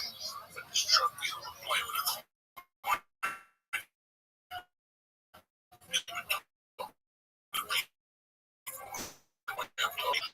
And then from time to time, it would just flip the coin in the air. When that coin landed, one of those shooters came. And I remember thinking years later about that scene, how that's how, Pablo Escobar got those kids to love him in Colombia. Yeah. He went to the poor kids that had no options. He said, no, I'm going to put $1,000 in your pocket every week. But you're going to kill motherfuckers for me. Just like that. No questions asked. But it gave him a feeling of purpose. Money talks and bullshit walks. At the end of the day, money talks and bullshit walks. Really does. I can blow smoke up your ass. Or I can put 2 G-notes in your hand every week, but you've never had a dollar bill in your hand. Yeah. And tell you, look, I'm just going to send you to people's houses. Yeah. I want you to slit their throats, kill their kids, their mothers, the dogs. Jesus. They got goldfish and weed and poison them too. Jesus. That's how do you think? Rat poison or something? It's just a point. It's just a fucking point I'm trying to make. That's how you get, take an American ghetto here. That's why they call it whatever social coloring. They call it a crisis, not a crisis. It's coming from somewhere poor. Yeah. And what you need to do to get out of that situation. Yeah, you don't know anything better, man. And yeah, dude, they had this guy when I was growing up named Eddie, right? And he could have been fucking 13. He could have been about 16 or fucking 50, right? I don't know what he was. But he always drove. He had a 5.0 Mustang, or he drew 5.0 on the side of it, whatever. I don't even remember. It could have been a fucking. It could have been a Pontiac Renault or whatever. I don't know what it was. But he always had these 2 girls, bro, sitting on the back of him. And that dude was the king, Whatever he said when I was a kid, we would have done it. Because to him, he was the king. He had a piece of shit Mustang, but he had the Mustang, And he was a champ. And he would buy, the chicks would have like daiquiri drinks, bro. And every now and then he'd floor it. One of them would go rolling out the fucking back right on the concrete, bro. What do you do for a living? I don't know. And I didn't care. But if he would have said something to do, like, come do this, like, when I was a kid, I would have done anything he said, because he hung out with us and he spent time with us. He'd throw the football around with us, and he was a good guy, I think, But I still think he is a good guy. How older than you was? Maybe 7, 8, 10, 12 years. But he could drive. He had he had a car. He had women. He had things that when you're an adolescent, 12 years old, 11 years old, you see that you're like, oh, this guy has mobility. This guy has ability. This guy has women. He has everything. So anyway, I'm just saying I can see how you're not thinking about anything else when you're that age, and you have nothing. But when you're young, you get influenced. I wouldn't get influenced, but I look at guys. There was this guy that I hung out with that was always in the bar at the daytime. He was really good looking. Not Samuel. If I was 17, he was probably 22. No, I think this guy Samuel older. And there was a bunch of guys that hung out, but I'm thinking about him in particular. And he drove a Corvette. He didn't have a job. And what the scam was, he worked half the year. And the other half of those days, you would collect unemployment. Oh, yeah. You get a boss that would tell you, I'm going to lay you off for 6 months. You collect unemployment. Party cripples, they used to call them by us. Then you'd either take book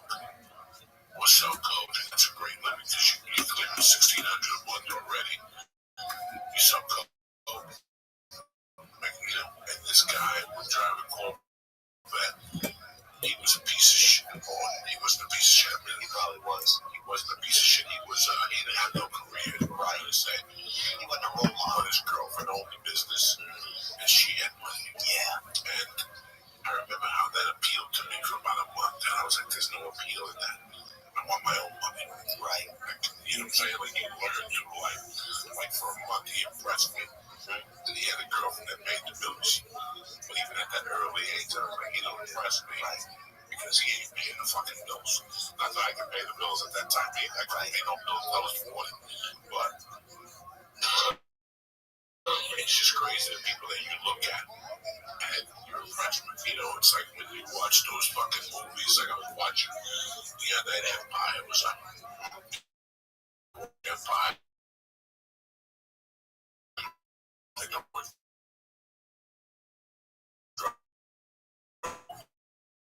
in the world.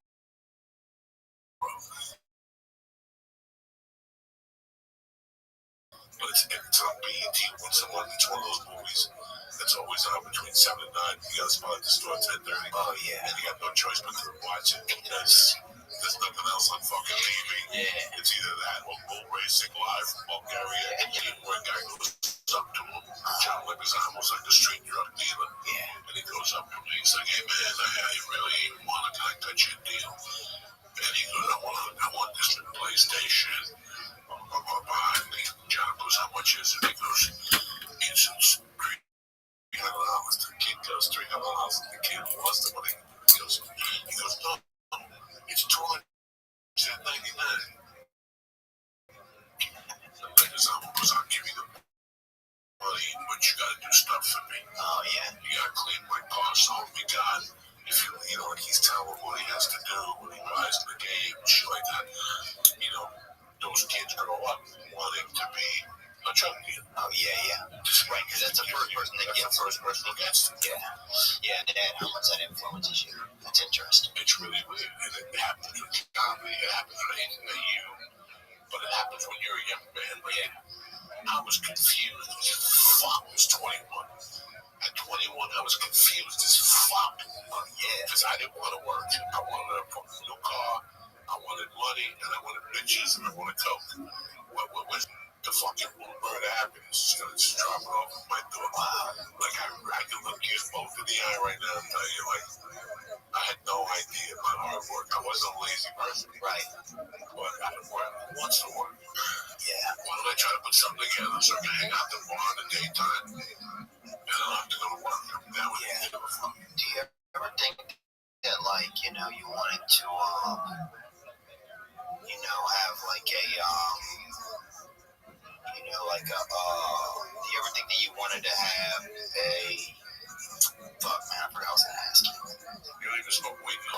Right? That's what happens when you get sober, you get retarded. What you go to college for, to get stupid.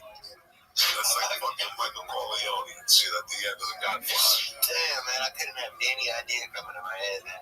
No, I think it's funny how, what your influencers are, you know, the person you see do this or that. But then, sometimes you are able to see past that. Like, there's some people, you know, we had this dude by us, like, you know, and this guy now runs a tree company, right? This guy, Senator Lawn. And he had a, they used to do this thing where they had a lot of sinkholes. I grew up around a lot of sinkholes. You know, I mean, you'd have somebody you can play hide and go seek, and somebody fucking you never find. You know, you go knock, like, you know, you go knock on somebody's door, and the next day their whole fucking house was gone. You know, it's like, I grew up in a lot of Louisiana, like half of it's sinking. You know, it's like a sinking environment. So where are you from in Louisiana exactly? Covington, Louisiana. Covington's about 50 miles north of New Orleans. That's it? Yeah. Did they get affected by Katrina? Yeah. Everybody lost their roofs. That's a big, like over there, the houses didn't fall down, people lost their roofs. So when you were growing up, what was Covington like? Was it a fucking deathbed? Was it a projects? Was it middle range? No, it was that.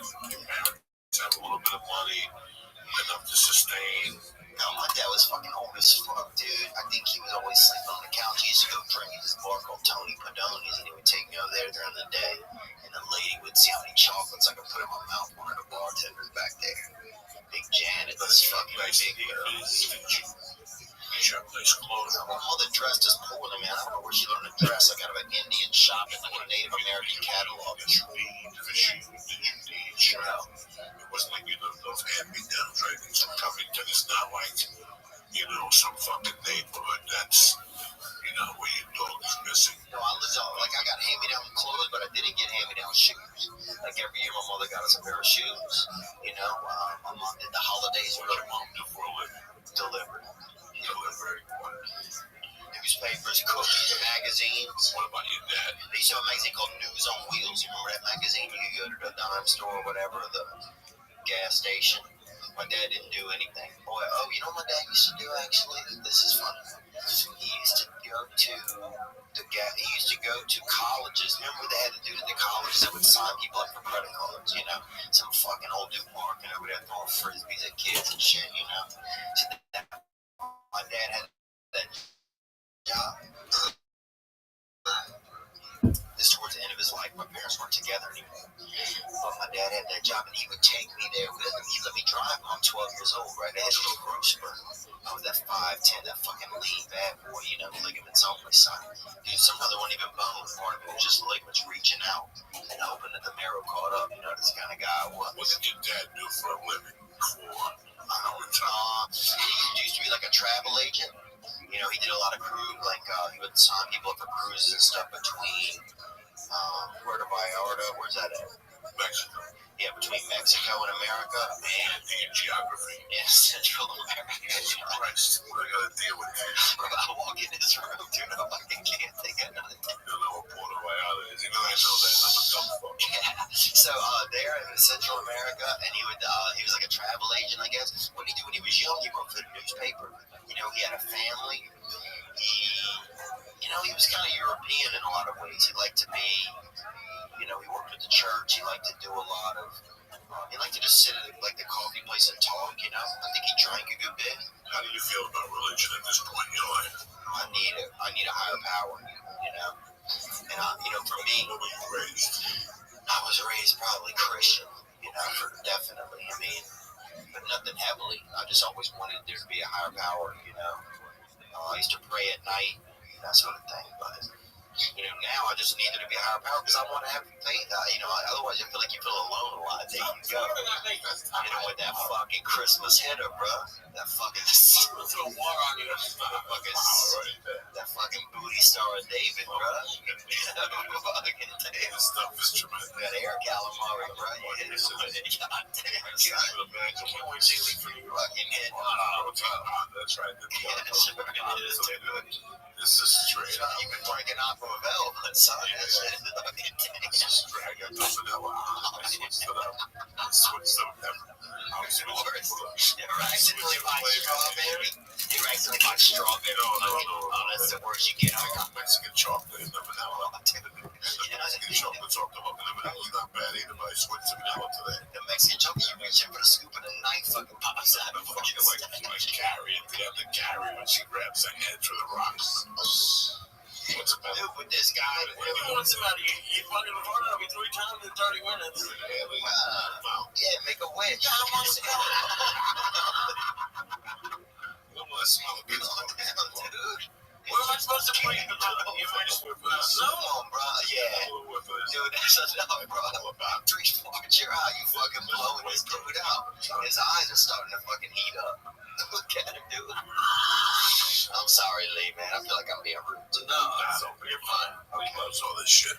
Yeah. If there's no bringing that wheelbarrow, go get that wheelbarrow. And it's got pillows in it, too. That'd be nice. And I put you under a lamp like So how old were you when you were driving your dad to campus? dude, I was 12 years old. So that put him at 80. Yeah, he was 82. So he would drive and he'd sleep on the way there. I'd stop at my buddy's house, dude, as long as he was rested. Because I was fucking showing off. I had a Delta 88, suddenly my friends are still, you know, going through adolescence, you know, inside trying to, you know, blow a flute to get their dick to fucking get taller, you know, like they see on those commercials in India. And fucking here I am pulling up, you know, in a Cutlass and a Delta 88. I go in, I'm like, bro, shh, come out, get in the back seat, let's go for a ride, right? So my buddy Scott get back there, and we would just fucking cruise around, dude. My dad's sleeping, and here was the thing, my dad's neck was real bad, so even if he woke up, I would just tell Scott, keep it quiet back there for a minute, you know? I'll just tell him we're lost or getting gas or something. And my dad would go back to sleep, and I'd cruise around a little more. Take my buddy back. I mean, dude, at 12, 13 years old, a friend picked you up. We pulled up with a sleeping senior citizen. People thought that we were fucking, you know, kidnappers, bro. senior citizen kidnapped. I think maybe we smoked a cigarette, but there one time, bro. I do remember this. I'm driving back from Hammond, Louisiana. And so this is how I kind of got into, I don't know if that's how I got into comedy, but this is the first time I ever really spoke in front of people. My dad would get people to sign up for the credit cards, and he got $1.50 from the company, whatever, any college kid that signed up. And now, looking back, it's like getting college kids to sign up for a credit card. He probably started half of the fucking, he probably ruined a lot of people's young lives. That's what they do. Yeah, that's what they do. That's what they want to do. They want to tangle you up at 19. Right. As soon as you take that first student loan, you got a credit card. Yeah, that's true. It's automatic. You got your name goes on the list. You're eligible. So I'd be on the table. My dad would have me on the table, and people come over, and I would start barking at them, getting them to come over. Hey, guy with the nice haircut or something. Or the black girls, a lot of times, they have all the extra hair. I'm talking about you have a girl with a fucking rope swing and hanging off the bottom of the side of her fucking head. You got summer campers swinging off the back and jumping into a river. Black girls have that long extra hair, and you'd see them, and you'd be like, hey. And be sweet to them and have them come over and you'd make friends and you would be entertaining and you get them to come over and then my dad would try and sign them up for the credit card, You know what's crazy? Theo, you just made me wet. It's so weird how people say like that chick that people don't know, that chick Flo. That girl that got all those commercials. Oh yeah, I saw her at an audition one day. And it's funny that Flo was backed up and now she's in Italy. Oh yeah. And it's so weird that Josh Wolf left Seattle in September. He's a funny guy. 96. What a nice guy too, huh? And my plan was for him to come down, check out the waters, and then I would come down in 8 or 9 months. And once I made that decision, like all these opportunities started opening up for me. The first one being I got this job. So he went first? He came first. September 96. He left his girlfriend up there, and I lived in the back house because she was pregnant.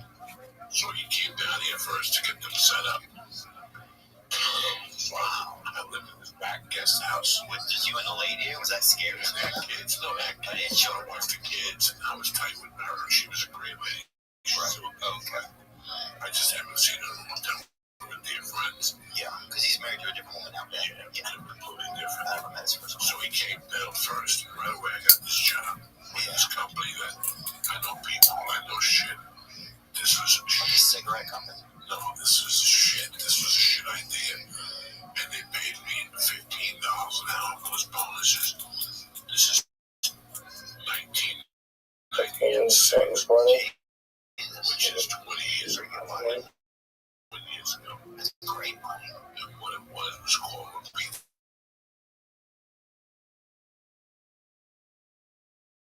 Across the country. Morning.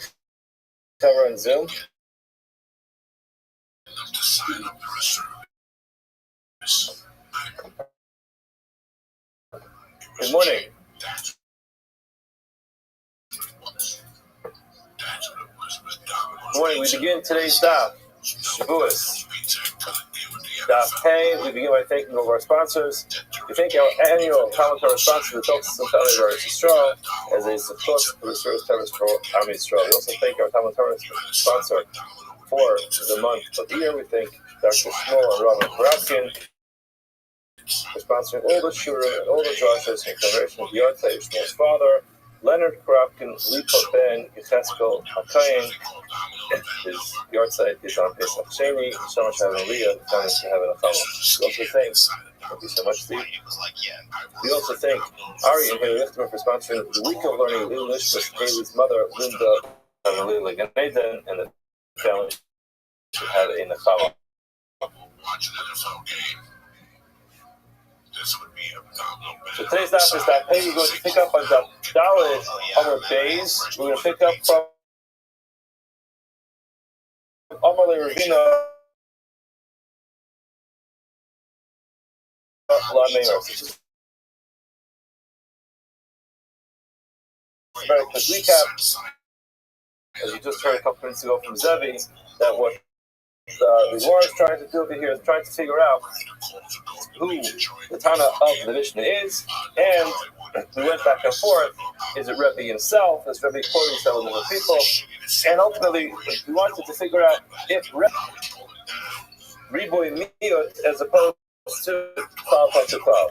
Now, I'm sure you've been through this yesterday, but just very quickly, Riboy Miyot and Riboy Miyot and Riboy and Klal Pasuk Klal are very similar concepts. The question just is, which one are you using? Riboy Miyot and Riboy is more inclusive. Klal Pasuk Klal is more limiting. So anytime we're going to have a machlokas, whether we're going with the logic of Riboy Miyot and Riboy, or Klal, we're going to be deciding which one is. That didn't come out right. If you're going Miyot and Riboy, then it's going to be much more inclusive. Plus, Rabbi goes with the logic of Riboy, Miyot, and Riboy, as he just did in the previous. Rabbi Darsh Riboy Miyot. Is it true that Rabbi actually darshans Riboy and Miyot? The problem is, Rabbi Kali Uprati Darsh. We find that Rabbi indeed darshans with the logic of Klal Uprat Martzeh. What's this? You better talk about an evidence. You're talking about an evidence. Nevid Ivri is a Eved. He sells himself, he stays for 6 years. But to stay beyond the 6-year mark, there's a whole procedure. Part of the procedure is he gets his ear pierced with an awl. Now this awl is referred to in Torah as a martzea. The Lord says, Eili el martzea. I only know from here that you can use the actual martzea and awl to pierce his ear. Minayin l'ravos. How do we know that I can actually use another type of tool, such as a stool, a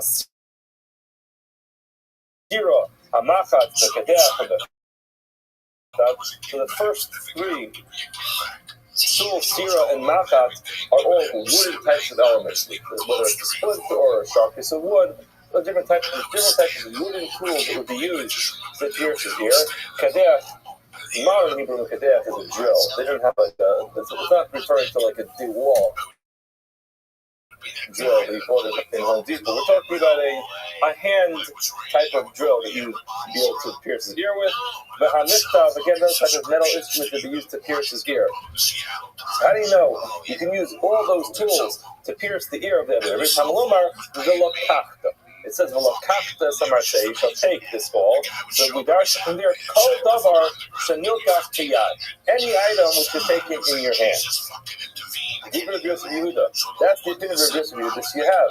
What Kafta tells you to take anything. And just like the Martzea, this oil is something which is special. Why is it special? Because it's Samatafes.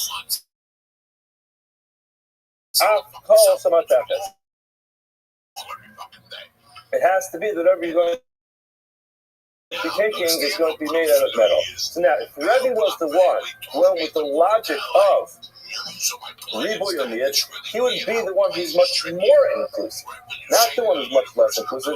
I just went ahead and told you you can use all these types of tools, even the ones that are made out of wood.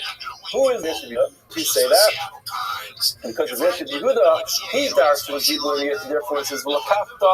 You take anything which you can hold in your hand, and then it says the Martzea. So again, Martzea does limit it, which brings it on the top of the next Amud, and it's quoted in the Gemara in Kedushin that the limitation of Martzea tells you it has to be a tool, as opposed to using some type of salve, a medicine. I assume some kind of acid. Seems like a pretty painful procedure from his ear would be okay. So Pasuk says, no. It has to be something which is lakafta and somewhat similar to a Martzea, but it's an actual tool, like a big screw. Now, the one who's more inclusive in this case is Yehuda. Why? Because he's using the logic of Riboy Miyot. Who's the one who's much more limiting? That is Rabbi. Why? Clearly, because Rabbi follows the logic of follow prat. So therefore, Lakachta says anything. Martzea is limiting. Therefore, it has to be something that you hold. It has to be something which is made out of metal. Of course, my chapter summary, my mystery, what is the subject of the Machlokas? Rabbi Darish Kali Prati. Rabbi uses Kala Prati, which was much more limiting, and Rabbi Yehuda, Dorish, Riboy, Uviyot. The best Yehuda Darshis Uviyot. So that then is going to be Darshis Riboy Yemiyot. However, we see very clearly the focus between Rabbi Yehuda and Rabbi is whether we darshan with the logic of Riboy Yemiyot or Kala Prati, and who's the one who says Kala Prati? Rabbi. So now, top of Tamid Aleph. In just a typical case in Shas, when Rebbe's going to darshan a pasuk, he's always going to use the concept of Alma Kali Prati Darsh. He's always going to use a generalization and then a specification, as opposed to a riboy which is inclusive and then a miyat and then exclusive. He's always going to use Kala Prat. He darshans riboy and miyat. The time of Rabbi Shmuel, because he follows the time of Rabbi Shmuel, which is, it says Bamayim 2 times in a row. This is not related to our sugya. But Rabbi Shmuel is talking about a case where the Parsha Shmini, where it talks about the halachas of kosher fish. It says, "Es zeh tochu mikol shar b'mayim, snapir b'kas kesses b'mayim." Anything that has fins and scales in the water. So now, b'mayim and b'mayim are the klala, the generalizations. Now afterwards it says, after it says b'mayim twice, then it says b'yamin u'b'nafalim also kokelim. So mayim is a generalization. Yamin and a felim, a sea or a stream, is considered to be a specification. The problem over here is that instead of it being a klal, a generalization, and then a prat, which is the specification, and then a klal, it says, which would be the mayim, it says mayim, so it has both klalim together, and then afterwards it has the prat. So it's klal, and prat. So in such a case, Tana Rabbi Shmuel says when he has b'mayim shnei pamim, ein zeh klal prat ela riba umiyot. This is, in other words, this is an exception to the rule. Even if you're a person who generally uses klal prat, generally anytime you have these generalizations and then specifications, you're always going to use klal prat. And as we mentioned, it's always going to be much more limiting. That's only true if it's actually structured as klal, prat, uklal. But if it's klal, uprat, then you're going to default to the riboy mitos and riboy logic. Therefore, when it comes to Pidyon Haben, so in that pasuk as well, if you go back, in that pasuk what was it talking about? It says over there,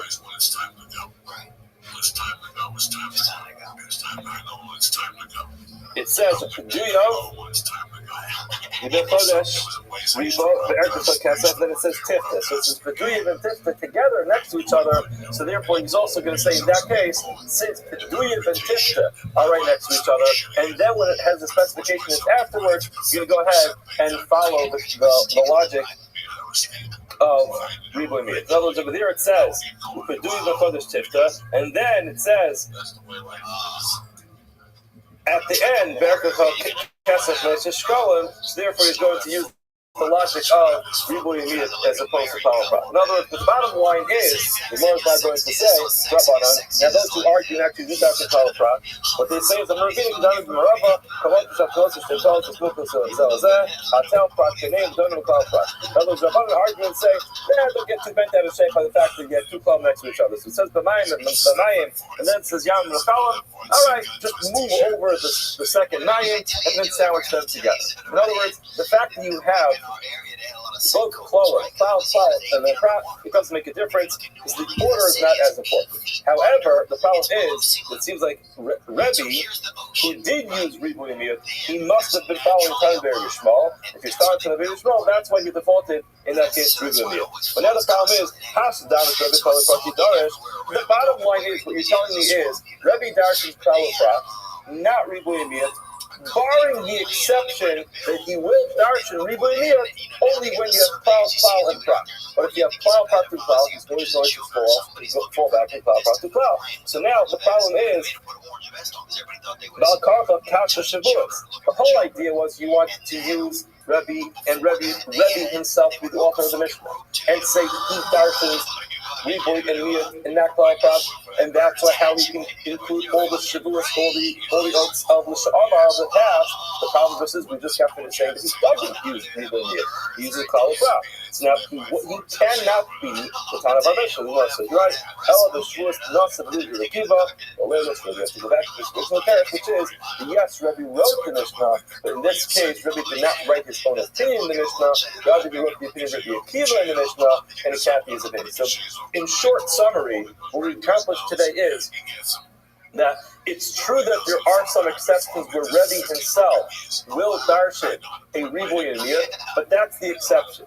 The default for Rebbe is that whenever he has generalization, a specification, and a generalization, he's going to use the logic of proper cloud, which is much more limiting, and it says you could only include something which is very similar to the specification.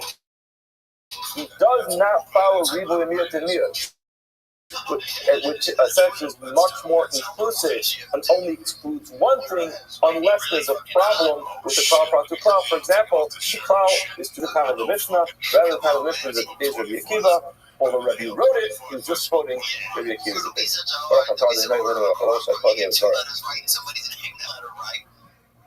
We're done with the Klal Prantu and Riboy. On to the next piece. Dufa.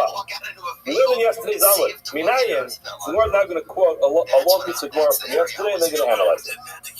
Minayin she'eno chayev ela al sheyesh b'yediyah b'tchila v'yediyah b'asah. Talking about a person who walks into the Beit HaMikdash when he is tamei, or he comes in contact with something which is sanctified, which can't be touched when he's tamei, or something which is consecrated. So the bottom line is, how do you know? This is yesterday's Gemara. She'eno chayev ela al sheyesh b'yediyah b'tchila. That you know, he knew beforehand that he wasn't supposed to touch it, and he knew at the end that he did touch it, or he knew he wasn't supposed to go into the Beit HaMikdash, and then at the end he went in. So he has to know beforehand and know afterwards, and then the Helen B'Tayim, and he forgot in the middle. In other words, just a drop of background. Whenever we have any type of chiyuv, any type of responsibility for a person who's liable for a mistake, so what he's liable for is the concealment in the middle, the mistake that he made in the middle. So we're always going to count the fact that in Parak Klal Gadol Masechah Shabbos, there's also get called Shigagos. And Rambam has a parak called Shigagos. And what we're doing over there is you always want to find out how many mistakes were made. Generally, a shogeg is considered to be a hella. It means a person who knew something, and then there was a ha'alava. There was a temporary lapse in his mind from not knowing what happened. Now, the halama could either be that the person forgot the halacha, or that the person forgot the specific circumstance. So a person could have forgotten that it's usher for a person who's tummy to walk into the Beit HaMikdash, or a person could have forgotten that he is tummy. That's considered to be a halama. Now, a halama, by definition, always means that there was something that he once knew and he forgot. And that's going to be the basic premise of today's Gemara, which is you have to have the idea in the beginning, you have to have known at some point, forgotten that, and then found out afterwards. That's what Gemara said yesterday. Person is not chayev, ella al sheyesh b'yediyah b'tchila, he originally knew, yediyah b'asov, and now at the end he knows he made a mistake. However, the Helen B'Tayim, the mistake happened during the concealed period in the middle. Tamalomar. We know that from the Nelam, Shnei Pa'amim. It says the Nelam twice. Just read the pasuk. Some of us have it on Sunday. It says, "O nefesh hashatiga b'chol davar tamei." Person who touches something which is tamei. Over nivlas chaya tmeim, where he touches the corpse of the dead animal. Over nivlas tmeim tmeia. He touches the corpse of the dead, again, impure animal. The nivlas sheretz tamei. The Nelam imanu. He forgot about it. Who touches the Nelam imanu? This impure animal. Next pasuk. Oh, Yiga b'tumas adam, he touches an impure person. L'chol tumasa shayit mamba, but now lamimenu. Mimenu, which gets that. There are two times in consecutive psukim where it says the ne'elam mimenu, he forgot about it. So therefore, the word the ne'elam and ne'elam shnei pamim. Different Rabbi Kiva, that's Rabbi Kiva says, since it says the ne'elam and ne'elam shnei pamim, we learned from there you had to have known about it and then forgotten about it and then known about it again. Mechlal. Now the Gemara says Rabbi disagrees and he says you don't need the two words of a ne'elam to teach you that you knew, forgot, and knew. Why? Because Hareyu Omer, it says the ne'elam. It says he forgot. Now Mechlal sheyada. By definition, forgetting something means that you knew about it. You can't forget something that you never knew. You could not know it, but that's not called forgetting about it. The ne'elam it was concealed from him. In other words, there's a piece of knowledge he had, and right now it's inaccessible to him. But just not knowing something is not called the ne'elam. Now, v'hu yada, and now he knows about it. Now, if you forgot about something that you knew first, then you forgot, and now v'hu yada, and now he knows about it, so you have the whole picture. You have the full sandwich. In other words, you have to sandwich your forgetting about it between two knowledges. So now, if the definition of the ne'elam is that you forgot about it, so you already have the first one, you knew about it, you forgot about it. V'hu yada gives you the second piece of knowledge at the end for the second half of the sandwich. So now, and came out of the ne'elam. So if that's the case, why does it say the ne'elam a second time? According to Rabbi, we want to include two different types of forgetting. First of all, he forgot that he's tamei. Or another case is he knew that he was tamei, but he forgot to also to walk into the base. That's the Gemara from yesterday. So now Gemara goes to analyze this. The ne'elam. It says the ne'elam. Mechlal sheyada. This implies that he knew about that. Now my mashma, the Gemara says, how do you know that? Where's the implication that you knew about it? Just because it says the ne'elam. Since it doesn't say the aluma menu was concealed from him, in other words, if he never knew about it, it would be considered concealed from him. However, it says the ne'elam means you had it and you lost. In other words, the implication of the word ne'elam. So Rabbi said back to Rabbi, if that's the case, that every time you have the word ne'elam, it means you literally knew about it and then forgot about it. We're going to find ourselves having a bunch of problems. Why? Gabe Sota, when it comes to a Sota, the Siv, the Ne'elam Me'ena Isha. It was concealed from her husband. So very quickly, we learned Sota together not too long ago. 2 years ago. Right?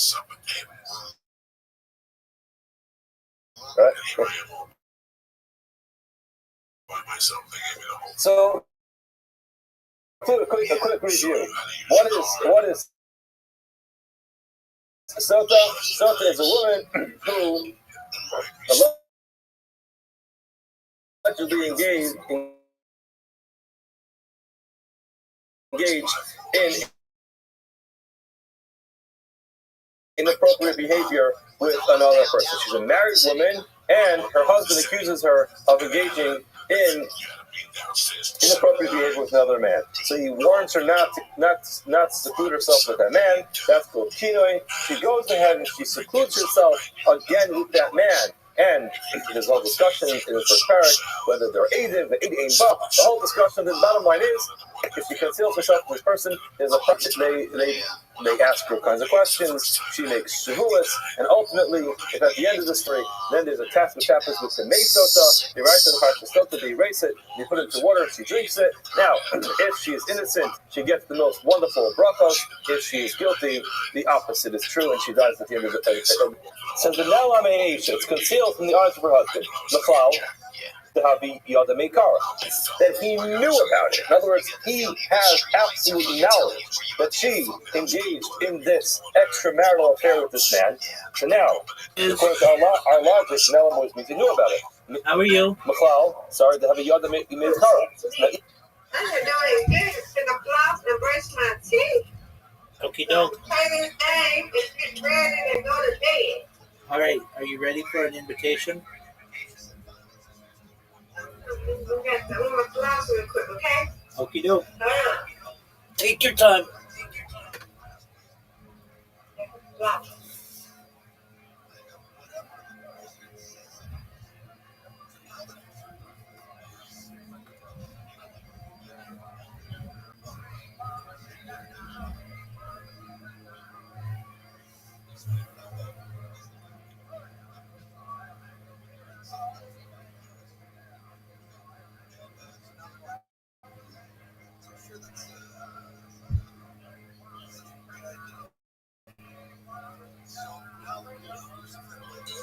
And I'm doing my best I can to show crypto space that there is actual good things. Who sent you one? Number? Go ahead. So ready.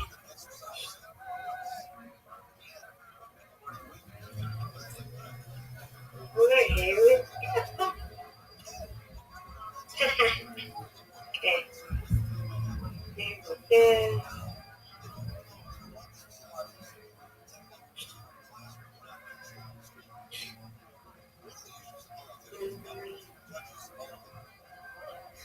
good. No. Ooh, that was good. There you go. Come on, Rabbi. Right. Good job. Thank you, ma'am.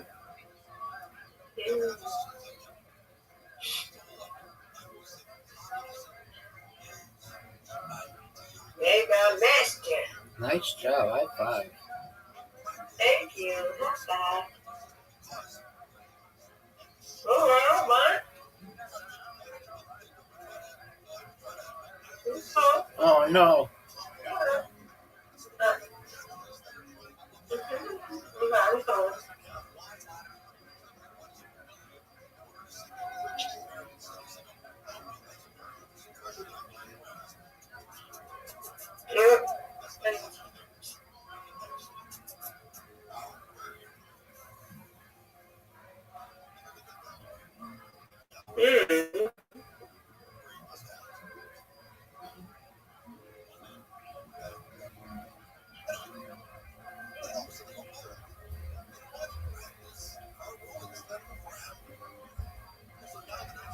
Well,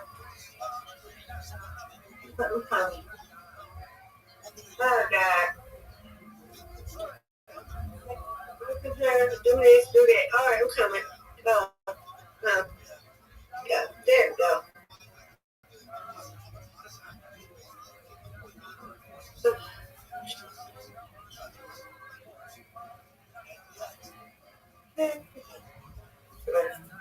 Yeah, okay.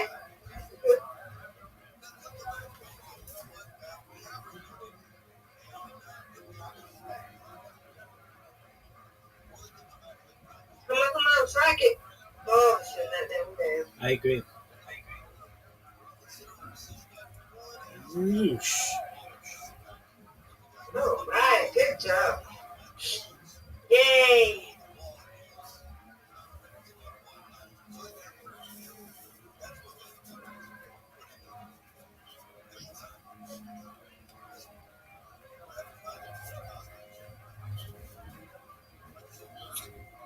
Yay. Excellent spear, Miss Aquarius. Ew.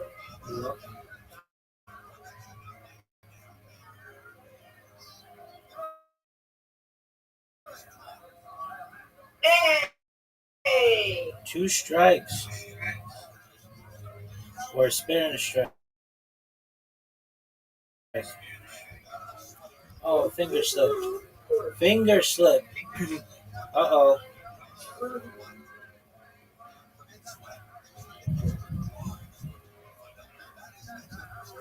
Got it. Well, Brian, you win. I win. That's right, Miss Good Aquarius. job. Good job to you as well. All right, you ready for round 2? Let's go. Reload.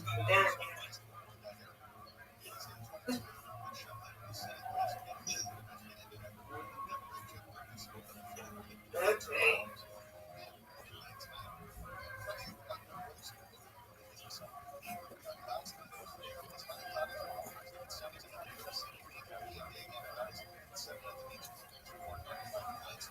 Okay. Come on, Rabbi. You got it.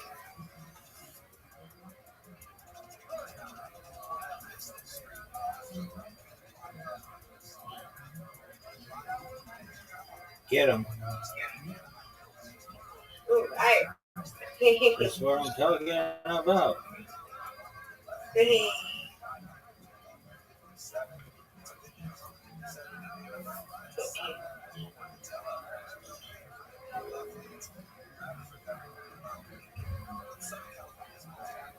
What the world? You got it, Rabbi. Come on. No doubt.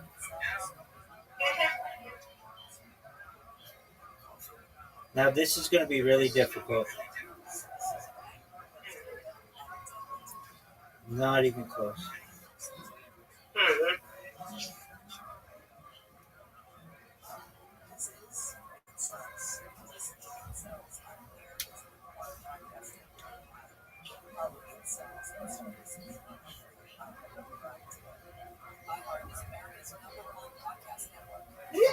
Come on, Rabbi. Just use it over.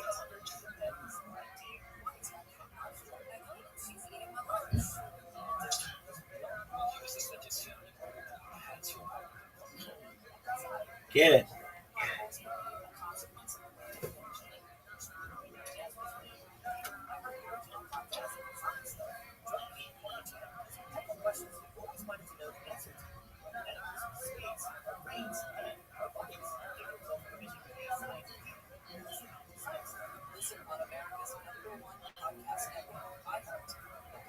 Good, Jeremy. Yay. Excellent job. Thank you. You're welcome, man. Strike it. Oh no. That's a difficult one. You got that right. Let's just get these two. Get them. Oh man. Yay.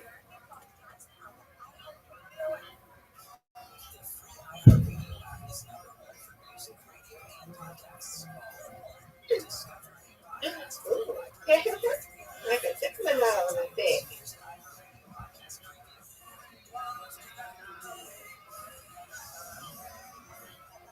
Come on, Nick. Come on, Rabbi. You got to get it. Come on, get the lead, get the lead, get the lead. Come on. Let's go. Oh no. I'll take it. I win, you win, Miss Aquarius. Undefeated in bowling, undefeated in friendship. Yay. Alrighty, ma'am. Sweet dreams to you. Alrighty. I'll see you in the morning, God willing. In the morning, God willing. Let's switch this over to my iPad. Okie dokie. I'll see you in the morning. Excellent. Sweet dreams. Sweet dreams. Yeah. I sleep. I sleep good through the rest of the night, okay? So I don't break my sleep. Excellent. Okay. There.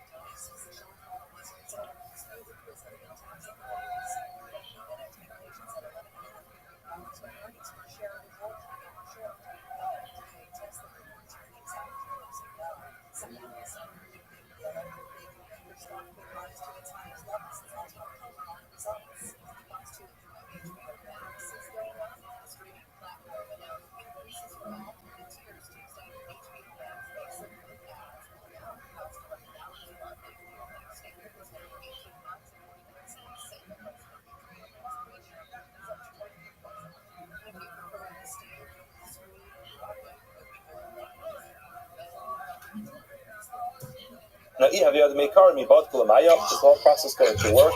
The problem is, but Tani learned in the Brisa, the Nika ha'ishmi avon, the man will be clean from all sin. If she is indeed guilty of engaging in this extramarital affair, she'll carry the sin. Now the Gemara does not show if he is clean, then the water will effectively check out whether she is guilty or innocent. However, if the man himself is guilty of sin, then the water is not going to work to check out whether she is guilty or innocent of engaging in this extramarital affair. Now, hold on a second. If he knew about the fact that she engaged in this extramarital affair, guess what? She becomes usher to him. If he decided to go ahead and continue living with her, so then his hands are not clean either. And if his hands are not clean, then the whole process is not going to work. Now, we're expecting the process to work because the pasuk says, "V'nela me'eni isha," that she was concealed from her husband. And then the Torah goes on to describe the process of drinking the water. Now, Vanilla means he knew about it, and now he doesn't know about it. It's not going to work anymore because he's still engaged in this relationship with her. So therefore, it can't be that Vanilla means he knew about it. It's soon. And furthermore, Gabi Torah, the Psukim, which describes the Torah in Eo, says the Nelma me'ena kochai will be concealed from the eyes of all living things. And the Opa Shmayim, not referring to birds, but to the angels. Nistra, it was hidden. The cloud, then it was there were some who knew about the Torah before it was given. The problem is, no one knew the extent of the Torah before it was given. So, in other words, again, it says vanilla. It was hidden, it was concealed from people before it was given. Now, if you're telling me that means that someone knew about it first, the problem is the pasuk says no one knew about it first. So again, another problem we have using the word nelam to mean he knew about it and then ultimately forgot about it. Alam Rabbi Kasava Rabbi is of the opinion that Yedias Beis Rabo Shma Yediyah. Rabbi says that when it comes to Tumah, Yedias Beis Rabo is Shma Yediyah. In other words, where it's coming from is the concept that everyone knows the halakha. So again, this is a very big assumption that every single Jewish person went to school as a kid. Every year went to Cheder, and every rabbi taught every single kid all the halachas of Torah. Now you might not remember exactly that lesson that it was taught in, but every single Jewish person knows at some point in his life that it's also to go to the Beis Mikdash. Only a couple of ayahs, so that's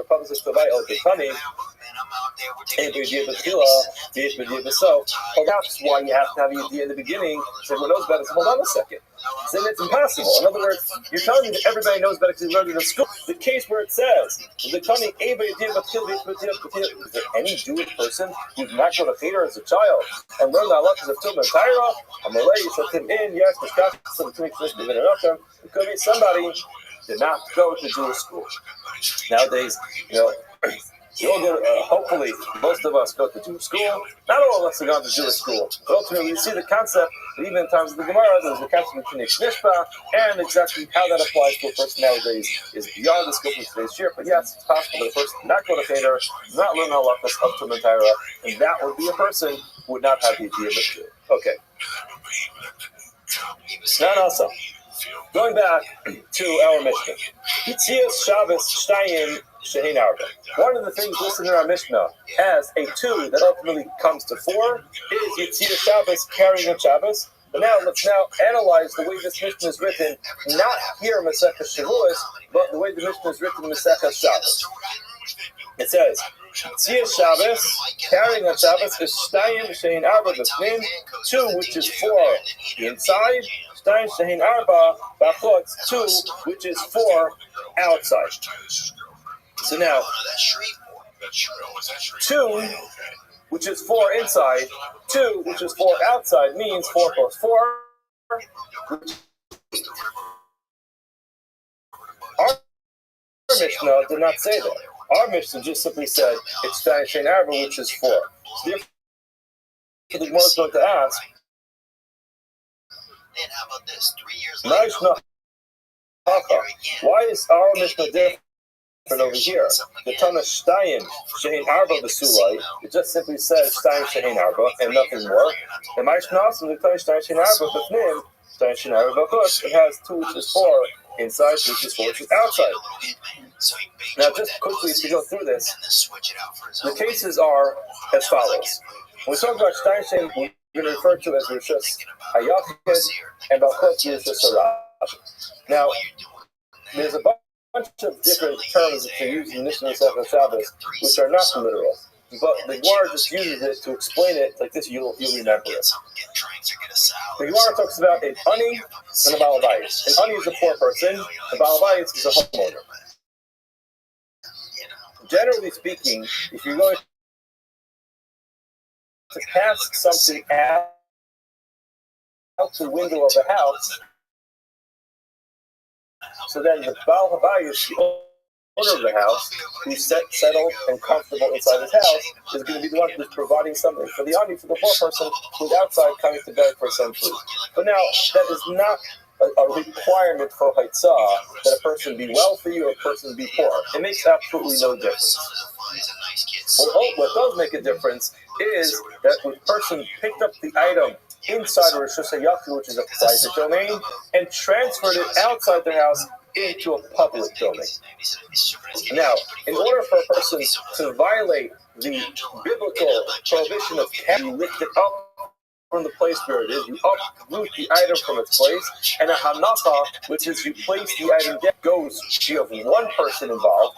So let's just say you have a balabais, and what happens is he's inside his house, he wants to bring some food outside, so he goes to his kitchen, he picks up some food in the private domain. Inside, you have a hanacha outside, and he has thereby violated the halachos of carrying on Shabbat. The opposite will be true. If you have a honey, a poor person, he has no food. He goes outside, and he finds lunch sitting on the floor. So outside in the public domain, he picks up the item, that's the akira. He walks into the private domain into his house, he puts it down on the table, that's the hanacha. He has thereby fulfilled the requirements, I should say. He has unfortunately violated the prohibition of carrying on Shabbos. Now, when you have 2 people who are involved, you can have a number of cases, which are, for example, you have the ani standing in the Rosh Hashanah outside, and he takes something from outside and puts it inside. So what does he do? He's standing at a window, picks something up on the floor, lifts it up, puts it inside, and puts it inside the house. So that's the case of ani omi b'chutz. You have the ani outside, you places the item inside. Another case is exactly the opposite. You have the person, the balabais, the homeowner. He's standing inside, and he takes his hand from inside to outside. He picks an item up off the floor, brings it inside the house, puts it inside his house. He's violated the prohibition of carrying on Shabbos.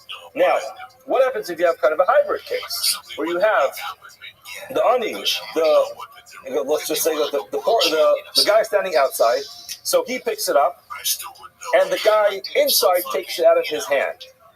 Or the opposite, you have the guy inside, he picks it up, and the guy outside takes it out of his hand.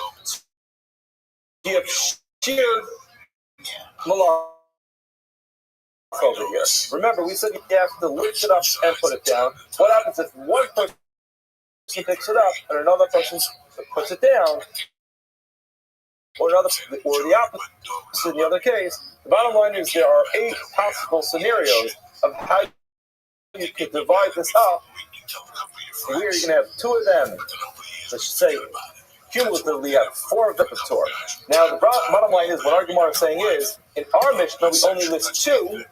Why are we excluding the other 4? That's the Gemara's question. The Gemara answers,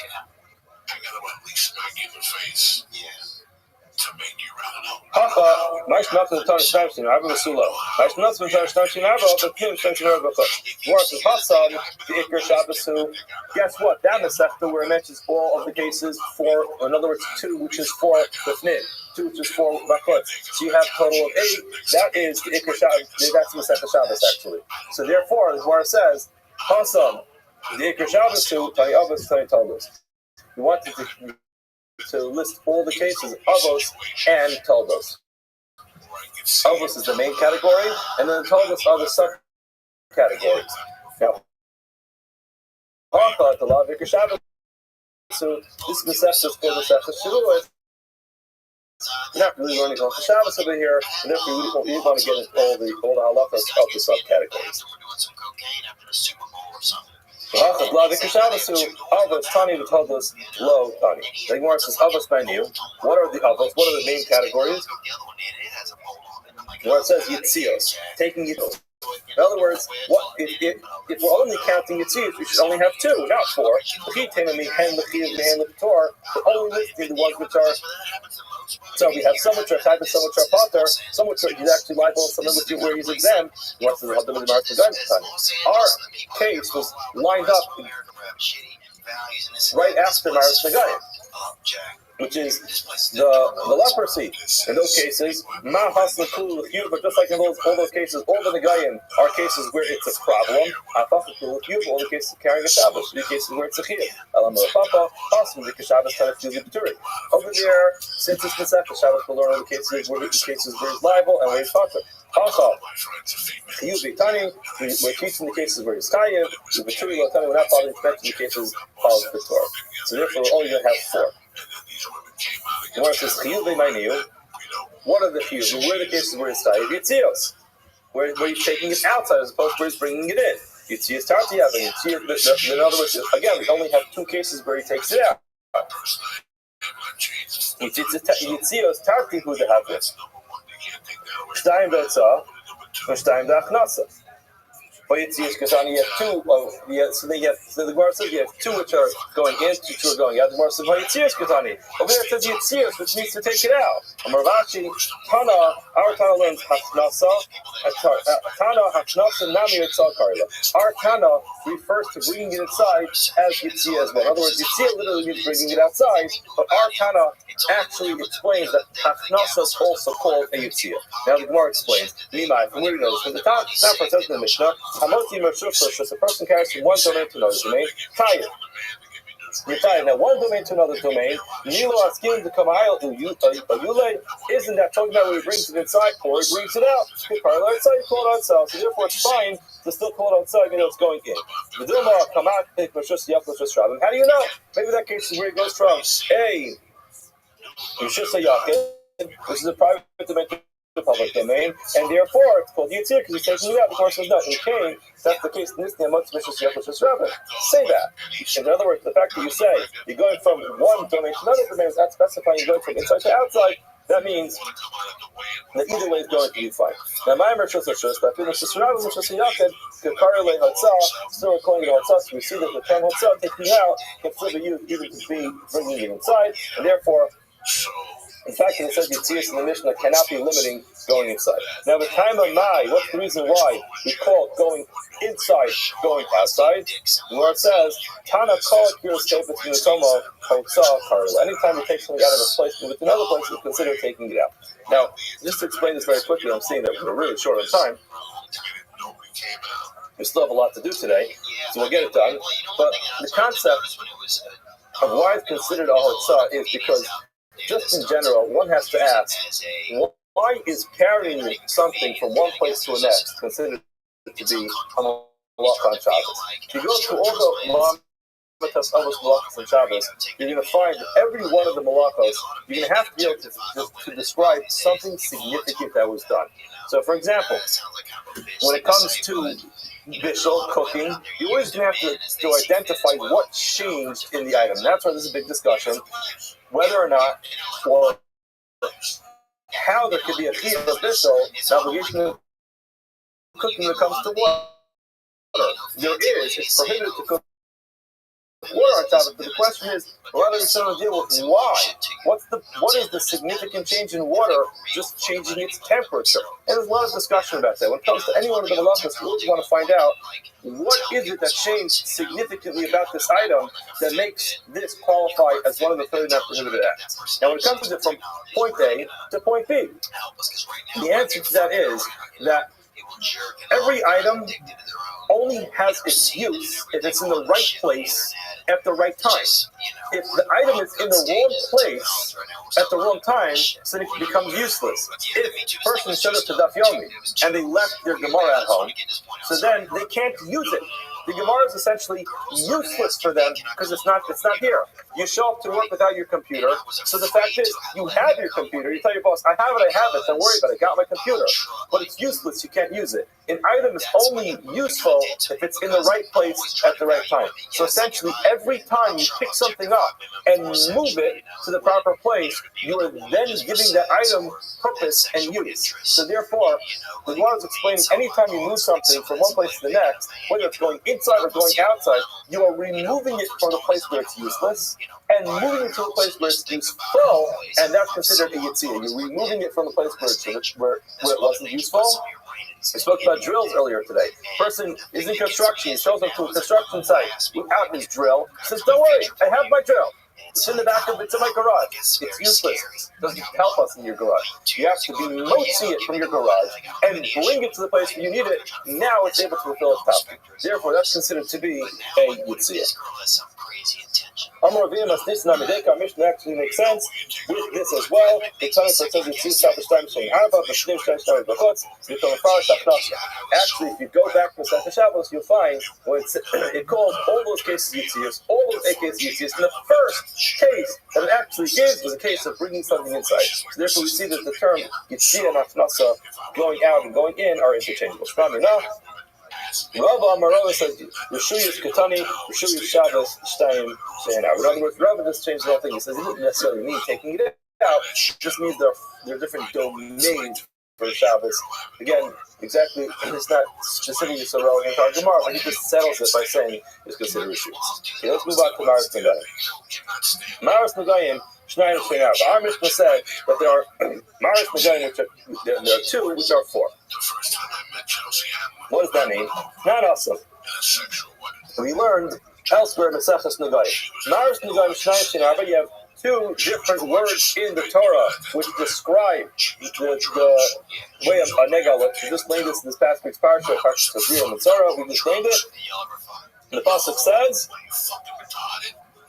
Adam kiyeh ba'ar b'saro se'etz o sapakas o b'haras. The person will have on his skin a se'etz, or a sapakas, or a b'haras.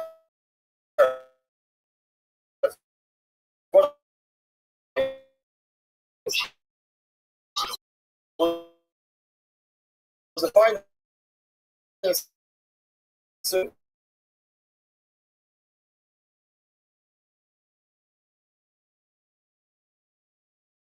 But Ace and Baharas are the 2 different colors of this possible nega. Sapakas means is a subcategory.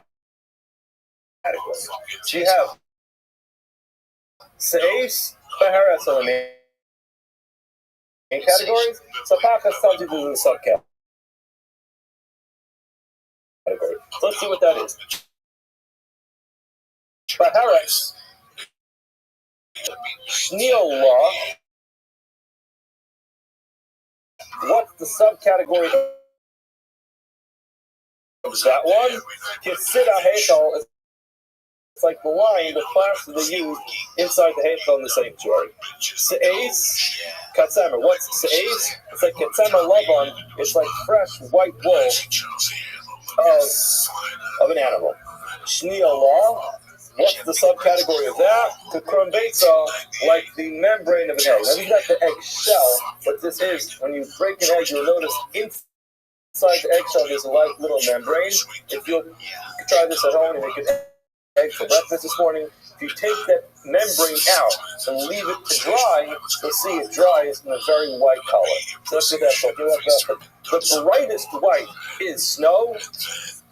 The non-brightest white, I'm not sure how to say that, but the least brightest white is going to be the krum base, the membrane of the egg. Now, anything which is less white than the membrane of the egg is called bohak, as the pasuk describes it. Bohak is not white enough, and it is tahar. So you have these 4 categories. I'll just explain it very quickly. order of whiteness is snow, wool, lime, egg. So snow, wool, lime, egg. Now it's listed in our Gemara differently because you have snow, and then the subcategory of that is lime, and then you have the next category, which is wool, and the subcategory of that is going to be the egg, the two branches. And then each category is going to be underneath it. So essentially you have subcategory of that is lime, and then you have wool, and the subcategory of that is going to be the egg. It's very important for the Gemara. Kanina says, Man Tana Maris Nigayim. Who's the Tana of this? Maris Nigayim. Even the Amar Zul Malani Zul, Zul Malani Zul, came to heart to Sid Hecham Litzar. He says that whenever the colors go exactly as I told you, in other words, the order of the brightness is going to be, and that's how it goes. What happened is, you have a problem combining the colors. Why? The halacha is, you have to have a grist worth, a barley-sized piece for it to be covered. If it's not going to be the size of this grist, of this barley, it's not going to be coming. Now, what happens if you have a half barley which looks like color? So technically, it should be able to be combined. However, there's a problem. We're going to explain right now why it's not going to work. Why? So how do you not how do you beharas? You want to combine it with beharas. The problem is as we explained, beharas is the snow. The category of lime comes third. Now, if you're going to have one spot which is partially snow and partially, you're skipping the color of wool in between. You can't do that. Now, according to Rabbi, you have to go into color order. So you have the seis, which is the wool, which is better than it. So you can't combine it. Of the wool, you can't do that. It's not public. As we just got finished explaining, it's not the subcategory. You can only combine a subcategory with the main category. But in this main category, it's not going to be connected. So again, the main category of sid, of lime, is the snow. So technically, lime and snow are the only two that can be combined. But the problem is there's a brighter color in between that tells you can't combine it. So therefore, you're stuck. She wouldn't look at me, you know. What's everybody says that tells you he hardly eats more as a bad problem with the first category, which is kurvetza. When it comes to the egg membrane, what will you combine that with? You want to combine it to seis. The problem is you have ikasida of the seis is the wool color, but then you have the sid, which is higher than the egg membrane. So you're skipping one in the middle. It's like, let's have everybody sid. You want to go ahead and combine it with sid. The problem is the habari negative. It's not within the same category because it's a subcategory of the other one of the avos. Aleph, Sahai, that's not a problem. What's going on here? First level below sid, you wouldn't have sid in there, so then you below sid hechal, you would not have a problem of the egg membrane is the least bright white. If itatai the seis, still you could say Rahmana Omar l'seis l'sapachas, and sapachas is tefil l'seis. Afagav the menachim in etuba. In other words, if you only had those the wool and the kron beitzi, you could say, listen, the pasuk said there's something called the sapachas, which means the menachim in etuba. Now with sidheifa kasha, but sidheifa is going to be a problem because that always gives you an issue with combining it, and therefore elamas varta. Therefore, erase it or write it out. A system of Rabbi can't be that our Mishnah follows the opinion of Rabbi Kiva. We will stop here. Have a wonderful day. Because that's the last time you're ever going to be able to walk through a casino again. Have a great day, Kara. That's how big you guys are going to be. You know, they knew it out of the gate, huh? They knew it out of the gate. You know, and it's so weird how you. That's amazing. Listen, man. I was in this for so long, and I struggled for so long as a human being. That no matter what you throw at me now, it wouldn't change. Yeah. I'm done. Yeah, you already paid.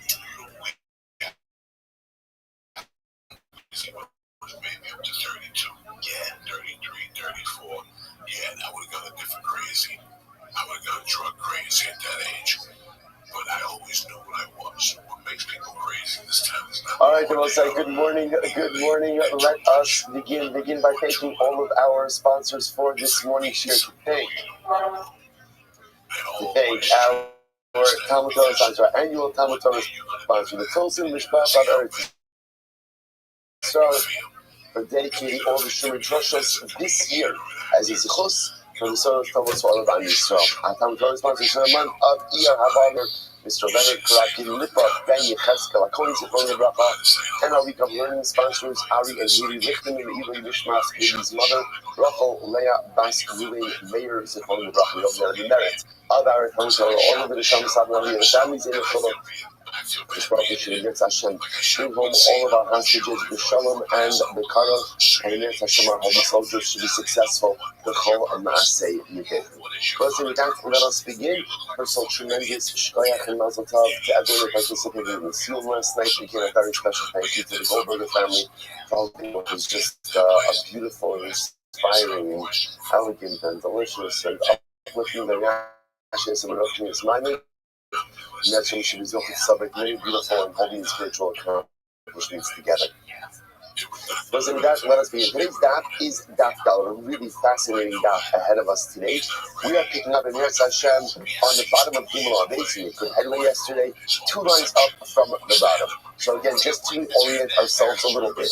Yesterday's daf was really quite fascinating and riveting because we spent the bulk of our time just logistically figuring out what's happening in our Mishnah. One of the things that we strived to accomplish was to assign authorship.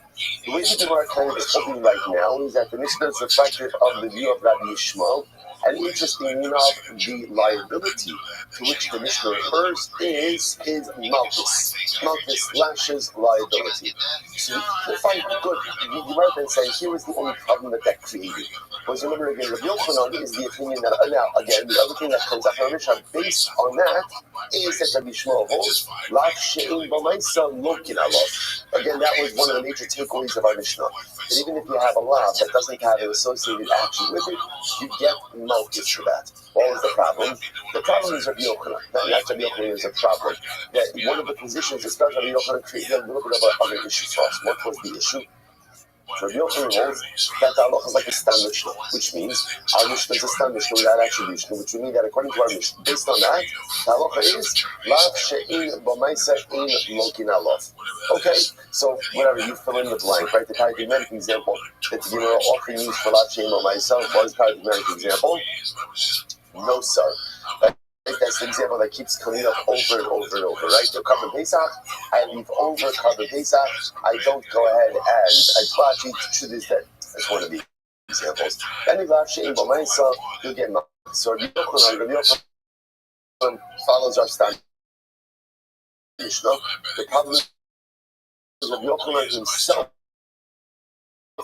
is on record as saying, Lav she'in b'maisa ein lokin alav. So therefore, again, I want to say what we're trying to figure out is how do you align those two how do you align those two shittos of Rabbi Yochanan? To which we pick up with our Gemara. The Gemara says, "Elo, hi stama ashkat." It's not a problem. Rabbi Yochanan himself found another stam Mishnah, and that other stam Mishnah supports this approach of lav she'in b'maisa ein lokin alav. Okay, what's the other stam Mishnah? Here we go. Shvua shelo ochal chukazu shvua shelo ochlena ba'achla. So let's say, here we go. So a person goes in and says like this: 2 shvuos that I swear that I will not eat this loaf. I swear that I won't eat it. There's Hashem on Chaf Aleph Amud Aleph. So now a couple of weeks from now, we're going to get to this case. So we're not going to delve into the shvua intricacies of this case because remember, it seems like duplicative shvuas, but the way shvuas work, we'll see is there's a whole discussion about shvua chal al shvua. Can one shvua devolve upon another shvua? We're not going to get into that now. The point over here is I'm making what appears to be 2 shvuas on the same loaf. 2 shvuas on the same loaf. So I swear I'm not going to eat this loaf. I swear I'm not going to eat it. Okay, and what happens? Ba'achla. I eat it. Okay, I eat it. Sometimes no matter how many precautions you take not to eat something, you just end up eating it. So let's start off on top of Dalit and Dalit. I'm only chayiv once. Now what's the pshat again with Rashi? Rashi says, so again, Rashi gives us a little bit of mechanics over here. Because since once I made that first shvua, which was shvua shalo ochal kikar zu, I swear I won't eat this loaf. Once I make that shvua, the loaf becomes prohibited to me. So I said, this is, like I said, I'm not going to do this justice today because we're going to do this sugya together. But listen to how fascinating this is. So when I go ahead and I swear I won't eat this kikar, okay, so then the shvua works, the kikar, the loaf becomes prohibited to me. All right, fine. Now when I make the second shvua actually doesn't take effect. Why? Because again, Rashi says over here, because it will say essentially that second shvua viewed as swearing to fulfill a mitzvah, which means taking an oath to do something that you are already obligated to do. And what happens when you take an oath, when you swear to do something you're already obligated to do? Rashi goes over the Gemara,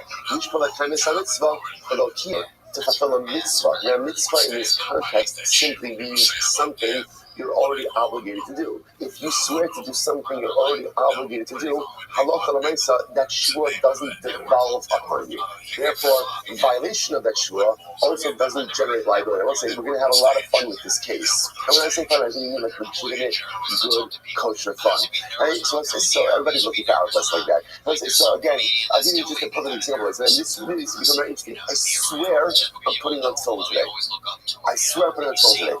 And for some reason, I don't put on clothes that cost for shalom. So what happens to that? So basically what the Gemara is saying over here is essentially, when you swear to do something you're already obligated to do, that shvua has no room to like vest. You know, it has no room to take hold because I'm what's called I'm already obligated. So to play, and therefore again, because I'm already obligated, the shvua effectively is meaningless. Now, not necessarily meaningless like shvua shav or like that we saw in yesterday's How are you? Right? But the idea is that it has no room to take hold. So therefore again, plugging it into this loaf case, I swear I'm not eating this loaf. Yo, how'd you find out about me, friend?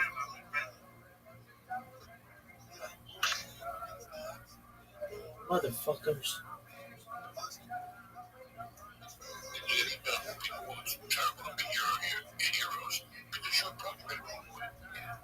And at the wrong time, there's a dude that comes up to me a lot. He's always kind of I'm like, I'm telling him he's doing.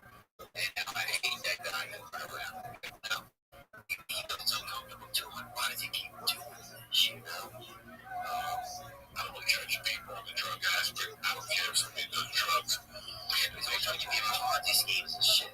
Yeah, none of those people, I just do leave them from the fuck out of my face. I don't really get my little bit. I really have no content, bro. Yeah. And like this guy, Rabbi, like tonight I'll be in New York, you know, and that's my runners with because I have to deal with family. Yeah. I have to talk to people. You know, I got 200 people waiting to take a picture. And you pay $20. Okay, after that shvua, essentially, what's my relationship to the loaf of bread? What's my relationship to the kikar? Can't have it. And not only can I not have it, there's a mitzvah for me not to eat it, right? Because I took a shvua. There's a mitzvah to uphold whatever oath you take. Whether it's a shvua or an ed. Right? So therefore, again, I have a mitzvah not to eat that loaf. Therefore, when I go and I take that second oath and I say, shvua shelo, I swear I won't eat it. Essentially, it's meaningless. It's meaningless. And therefore, again, if it turns out that what I eat it, and I was violated, how many times am I chayiv? Only once. Only once. Because again, I'm chayiv for the first shvua, not chayiv for the second shvua. Okay, beautiful. And I will say, by the way, these are the nuggets and morsels of beautiful and holy information. this is what's the most exciting thing about Shas, right? This isn't even like our primary topic right now, but the Gemara often like drops like breadcrumbs here and there. Our job is to pick it up, to take it, to absorb it. And you'll see that when we get to Chaf Aleph, in a couple weeks when we get to this subject, we will already be on so much beautiful information. Now, why is this important for us? So Yeshua's Bitoy Shechayav and Al Zidon Makas Val Shigagasa Chavar Olav. And the Gemara says this is the paradigmatic example of Shuas Bitoy. So remember again, Shuas Bitoy, that's the Shvua. Remember, we didn't really do too much delving into Shvuas because we really.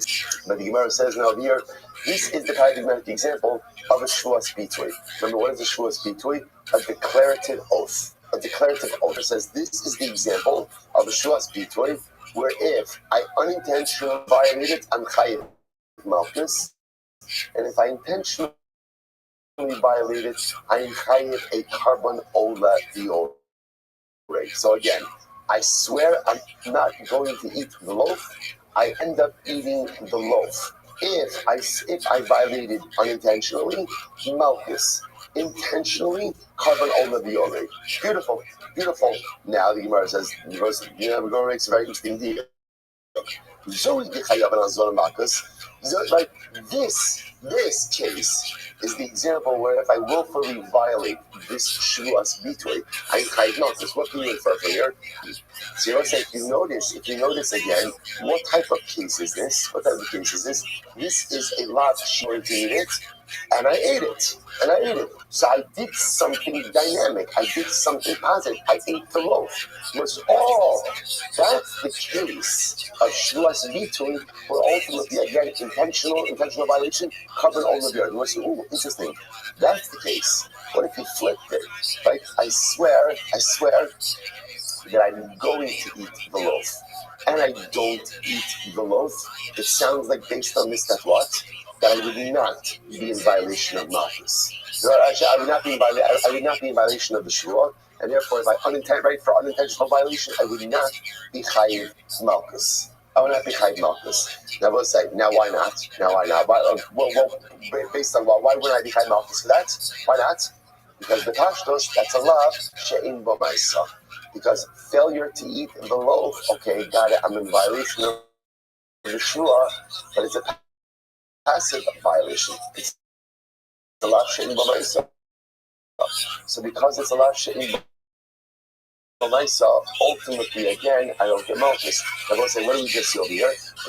Okay, Avi Fogel, you're serious to Joe Markovich over here? One of the holy schools in Baltimore, right? He's good. You got this. After you don't like the coffee, you go to Avi. All right, he's your guy. He's your guy. All right. So the Gemara says as follows, or Jeremy last week. You can remember Jeremy learns himself, right? What? No, you didn't do anything. Wasn't Joe Yachavusa Eretz Yisrael? Oh, Michael, right. That's Mike, right. Sorry. Right. Okay. So the Gemara says as follows. So let's say, Salach al myself. The Gemara says, what do you see from here? A stam mishnah that at the end of the day says, a stam mishnah that says, Lav she'in bo ma'isa, ein lokin alav.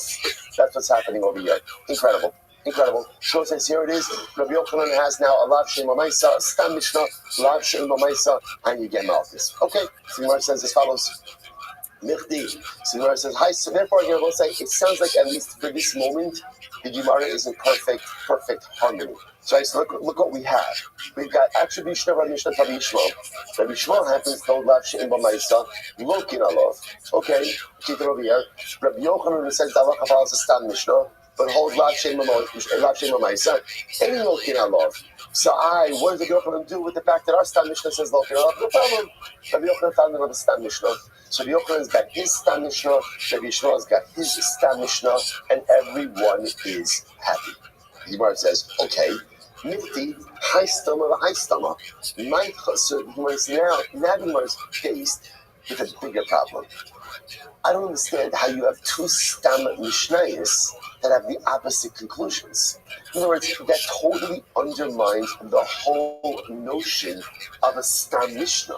Right, the whole concept of a stam mishnah is at the end of the day, because there's no attribution, therefore it's authoritative. But if you have two mishnayos with attribution, and they say the exact opposite things, then halacha l'maisa, how does that work? So where it says nichti, high stomach, high stomach. So therefore, again, shvuas, right? Our Mishnah over here, we have shvuas. Ultimately, again, was a stam Mishnah.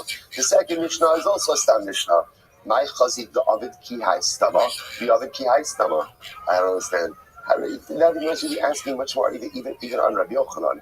Like Rabbi Yochanan, how do you know? Rabbi Yochanan says halacha follows a stam Mishnah. Rabbi Yochanan, how do you know that halacha follows a stam Mishnah you just quoted over here? Why not say halacha follows a stam Mishnah on Shavuos that pays Medallah? In which case, again, the stam Mishnah over here says lav shem b'maisa mokin alav. So we can't show. So it's supposed to say. The Gemara says it's a more global question. Don't make this about Rabbi Yochanan.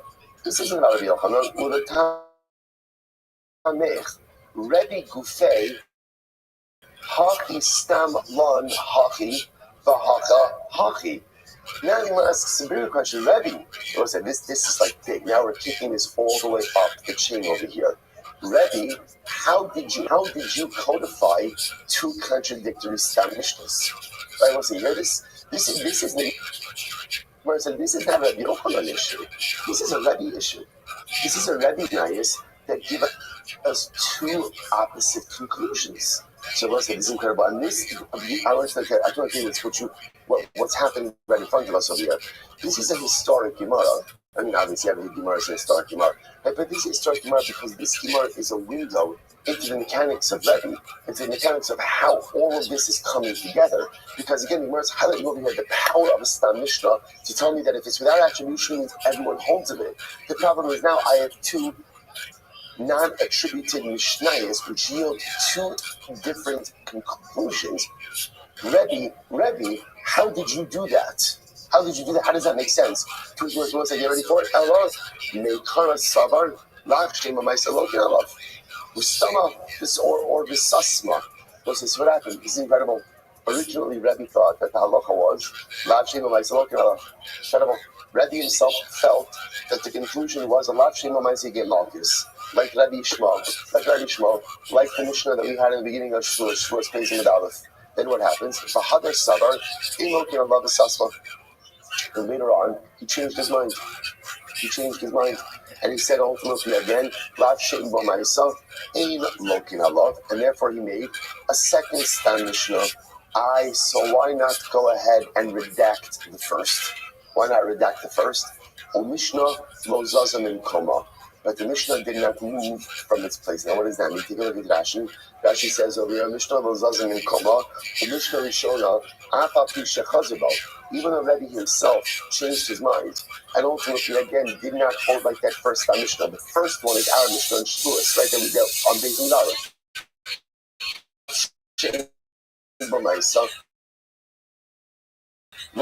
So Rebbe changed his mind. Nevertheless, מאחר שפשט ברוב התלמידים לא יוכלס גדולו שאחר רבי לשיחך מפיהם ולבטלה מבייס המדרש. It was already ingrained. It was already learned. And once it was already learned, ultimately, again, it was impossible or unable to unlearn it. And ultimately, therefore, both Mishnayos remain. Are you paying attention? So you recognize that ultimately, again, the second one is the authoritative one, i.e. the one that says, Lav Shein Bo Ma'isa Ein Mokin Allah, trumps the first one. Incredible. So I'll say there's so many fascinating things that come out over here. So one of us, like, the power, here, Rebbe wanted to redact it, but he couldn't. It was already ingrained. So let's say you see over here, by the way, just the danger of, again, like Lahavdil, the danger of reinforcing negative behaviors. Right? How sometimes in life I know that something is wrong. But yet I keep on doing it over and over and over. And we know this. We all struggle with this in different ways. And the more I do it, even though consciously I know that it's not the right thing to do, the more it's done, the more ingrained and normal it becomes. and the more ingrained and normal it becomes, the harder it is to quote-unquote forget it.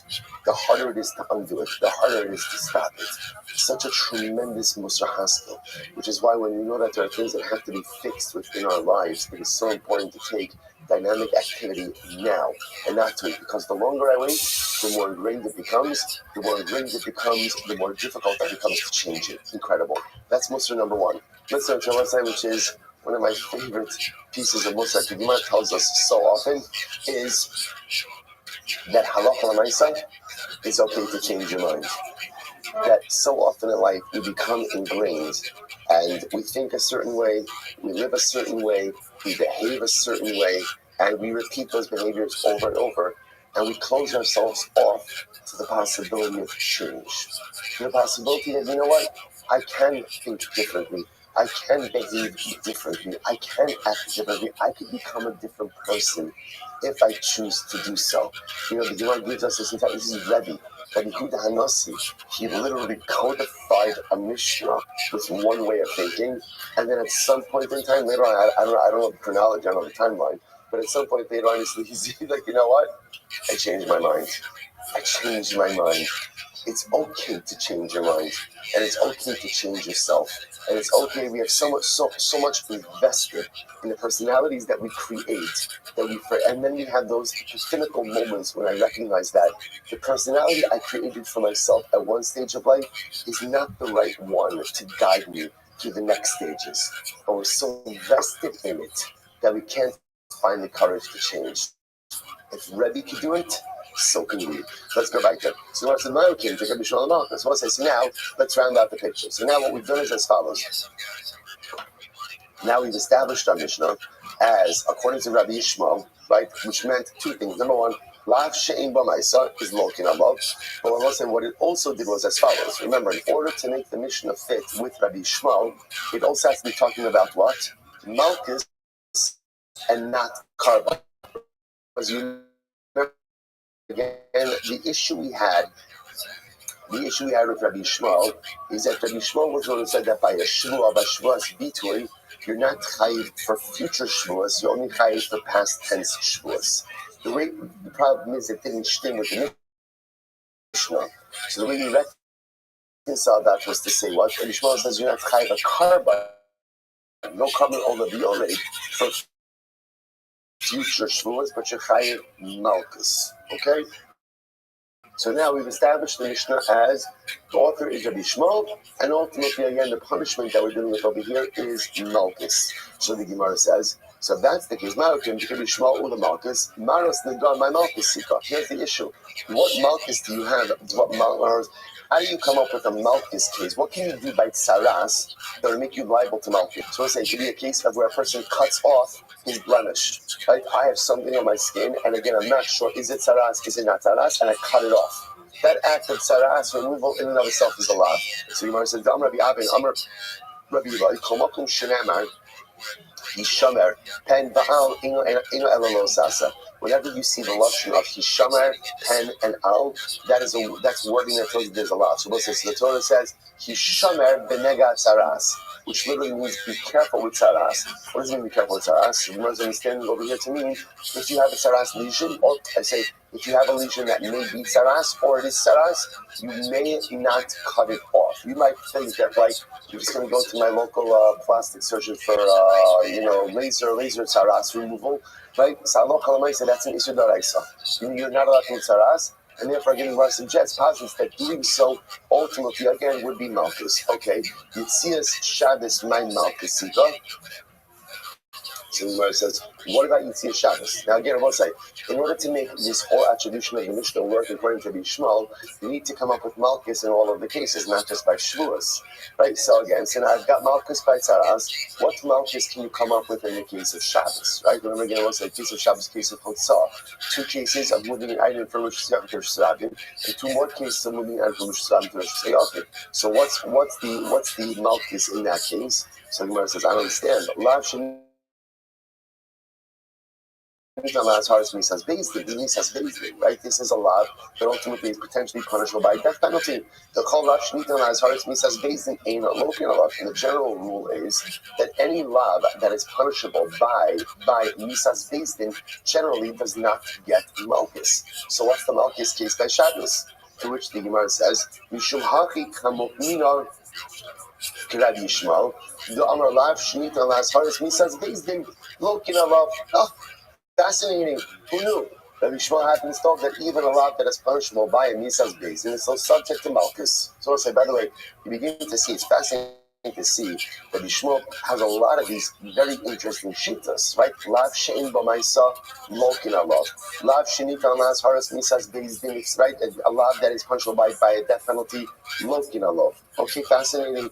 Ha love hockey. So most of the Gemara says ha love hockey. Now, interestingly enough, if you were not able to go and answer for all of these questions, what would you say? Kaima, Rabbi Akiva. You would have said it to Mishnah like Rabbi Akiva. And we'll say, what was the problem? Remember again, according to Laisa, there's in the Tuma case, remember again, what was Rabbi Akiva's issue? Rabbi Akiva said, there's only liability in the case of Hel and Tumah. Only in the case where you go ahead and you forget that you're Tameh and then enter into the Mikdash or consume Kodesh. Rabbi Akiva said there is no case of what? Forgetting Kodesh or forgetting the Mikdash and ultimately again becoming liable like that. So therefore again the Mishnah couldn't align with Rabbi Akiva. Now the Gemara says, were it not for the fact that we were able to align the Mishnah like Rabbi Shmuel, we would have gone with Rabbi Akiva. Because again, remember, how can you align the Mishnah like Rabbi Akiva? As you just mentioned, Rabbi Akiva only holds of Helam Torah. He doesn't hold of Helam Mikdash Vekadasha. To which the Gemara says, Lav Amrit, Rabbi Shmuel Hi Ulam Malchus. Rabbi Akiva Nami Ulam Malchus. No, you can do the same thing. The same way that you set up the Mishnah, right? They both say, remember again, there's a lot of back and forth over here, but actually it's really just the same steps back and forth. So let's remember again, how did we make the Mishnah work? The way we made the Mishnah work is according to Rabbi Shmuel, and it's dealing with a case of Malchus and not a case of Karban. That's what even according to Rabbi Shmuel will hold that Shmuas Bitoy, you're only chayiv for past tense, not chayiv for future. We said, it means you're not chayiv a Karban. But even Rabbi Shmuel would agree that if you make a Shmuas Bitoy future tense, you're chayiv Malchus. You're chayiv Malchus. So why can't you say the same thing by Rabbi Akiva, by Tumah? Rabbi Akiva holds that ultimately again you're chayiv a Karban in a case of Tumah, where there's a lapse of awareness about the Tumah itself. But even in the case where you forgot about the Mikdash, you forgot about Kodesh, he would still agree that what? That Shal is chayiv Malchus. So seventh Mishnah, Rabbi Akiva did with Malchus. Yes, right, Gemara says, so Rabbi Akiva Nami Malchus. Here's the problem. If that's the case, by the way, that the whole issue is talking about Malchus, if that's what we're talking about over here, Yedios, then why does it use the lashon ultimately again of Yedios Hatuma? It should say instead what? Hasros. Yedia, let's say Yedia, that lashon of like lapse of awareness seems much more consonant when you're dealing with carbonic liability. But if at the end of the day I'm dealing over here with Malchus, then it should say Hasra, a warning. You want Halo Kashya, Tnan Yedios Dahasros. Okay. Interesting, the way to read the Mishnah is not just Yedios, but Yedios Dahasros. Alright, Ihaki, Shtaim Shein Arba, Tartu Dahabian. But if that's the case, there aren't going to be 4 cases. There's just 2 cases, as you mentioned before. Rashi says, it's the last Rashi, last short line. Rashi says, Tartu Dahabian, the Ein Malchus Ela Imkenis Kila Satuma, Kodesh, Oes Hatuma Bahamikdash, the Tarti Ika Malchus, the Kodesh, Malchus Lamikdash. So the Gemara says there's really only 2 cases then, right? Because remember again, in order to be chayiv for Malchus, you have to have a hasra. Right? In order to have a hasra, there has to be a foreknowledge before and about the tumah. So there's not 4 cases, there's really only 2 cases. To which the Gemara says, V'su es sheish b'yedia b'tchila v'yedia v'so v'helam b'yisayim ha'alama l'malchus ma'avinite. Furthermore, I want to say just the way the Mishnah is structured, right? The Mishnah's case of Tumah. The Mishnah says there was awareness in the beginning, then there was a lapse of awareness, then there was awareness at the end. I want to say, what does Malchus have to do with lapses of awareness, right? Malchus is very simple. How do you get Malchus? You're about to do something wrong, you get warning about the wrong act, and you still do it. That's it. That's the totality. There's no lapses, there's no this, there's no hell. That's all the shonos, that's all wording and verbiage that would be used by carbonic liability. To which the Gemara says, Furthermore, again, I will say it's important to understand the Mishnah doesn't make explicit mention of a carbon or leviore. Right, so to go ahead and set up all of these cases like Malchus seems to be a little bit disingenuous to the way the actual text of the Mishnah itself reads. To which the Gemara says, you're right. So let's say, so now we are about to do a 180. Well, not a total 180, but a pivot, a little bit of a pivot. So remember again, essentially what we just saw happen right in front of our eyes is we worked so hard over the course of yesterday's daf and the beginning of today's daf to set up the Mishnah in accordance with the position of Rabbi Shmuel. Cracks began to develop in that Talmudic facade. Right? And the Gemara tried to reintroduce Rabbi Akiva. To really understand, the Gemara really says, in essence, it doesn't work according to either of them. Because according to either Rabbi Shmuel or Rabbi Akiva, the only way to make the Mishnah work according to those opinions is how? Is the Lamaisa to go ahead and set it up that is dealing with Malchus. The problem is the Mishnah doesn't really read that way. The Mishnah really is focused on carbonic liability, at least in the case of Tum and Tara for sure, and certainly, and it sounds like Shavuos also. So therefore, it really doesn't work. So therefore, we'll say a new pivot. We'll say, by the way, there's a tremendous amount of hassle on this also. Sometimes, you see, what was the Gemara trying to do? And this is quite fascinating. The Gemara was trying to go ahead and fit the Mishnah into a particular opinion, as opposed to going ahead and fitting an opinion into the Mishnah. So we'll say, and we do this all the time in life, right? In other words, I have a certain opinion, I have a certain halach, and I try to fit reality into my opinion. Hey, sometimes it works, but more often it doesn't, especially if my opinion is wrong. Right? So people spend a lot of time trying to go ahead and kind of conform the reality to fit their own ideas, isms, outlooks, shitas, hashkafas, instead of taking a step back and trying to understand what the reality is, and then forming my opinions and understandings based on objective reality. So that's what just happened over here. The Gemara tried so hard to fit everything into the positions of Rabbi Shmuel and Rabbi Akiva, but it turns out that neither of them really worked for the whole Mishnah. Therefore, here we go. I'm Rabbi Yosef. Rabbi Yosef, you're okay. This is not a finish. It's Rabbi. Rabbi Yosef, I watch this. Rabbi is actually adopting different opinions for different topics. Here we go. The Idios, Nosef Rabbi Shmuel. Shmuel holds that there are two cases of tumah liability. What are the two cases? Either where I forget that I'm tameh, and I enter into the mikdash or consume kodesh, or I remember that I'm tameh, but I forget that it's the Beis HaMikdash, or I forget that ultimately I'm consuming kodesh. That's Rabbi Shmuel. That's the two cases that are for. And the Shmuel of Rabbi Akiva. We'll say, what does Rabbi Akiva hold? Rabbi Akiva holds that Shavuos Bitui is what? For future tense and past tense. Beautiful. Because the Mishnah does not work solely according to one of those opinions. So what does Rabbi do? Rabbi is accepting different opinions for different cases. So in the case of Tumah, he'll hold it Rabbi Shmuel, beautiful. And in the case of Shavuos Bitui, he'll hold it Rabbi Akiva. Incredible. Amar Rashi. So I said this already on Rav Kahana, but Amrali, Lo Tema Rebbe Nasav La'aliba D'Tanoi, V'leilo Svirale, Ela Rebbe Tame D'Nafshe Mifarish. So this is Rav Kahana is added on an interesting nature over here. Don't think that Rebbe was only going ahead and simply espousing other people's opinions, but he himself didn't hold that way. That's not the case. In fact, what ended up happening here, Rebbe is aligning himself, or is aligning the Mishnah, with Rabbi Akiva when it comes to Shavuos, and Rabbi Shmuel when it comes to Tumah. But that's also because this was Rebbe's personal position. Right? In other words, Rebbe's not only trying to frame the Mishnah, Rebbe himself is also espousing his own opinion through the Mishnah, because Rebbe himself holds like Rabbi Akiva in the case of Shavuos Bitui, and like Rabbi Shmuel in the case of Tumah. Here we go. The Gemara says, How do you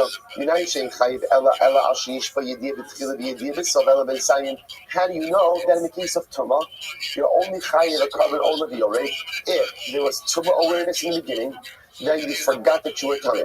Forgot that you were tummy, or by the way, I will say, when I say forgot that you were tummy, or remember that you were tummy, entering into the nutritional, how do I know that in the case of Tumah liability for carbon all of your rate, there's awareness, lapse of awareness, and then secondary awareness afterwards? How do I know that that's the case of carbonic liability? Talmud Amar, v'ne'alam shnei pam div Rabbi Akiva.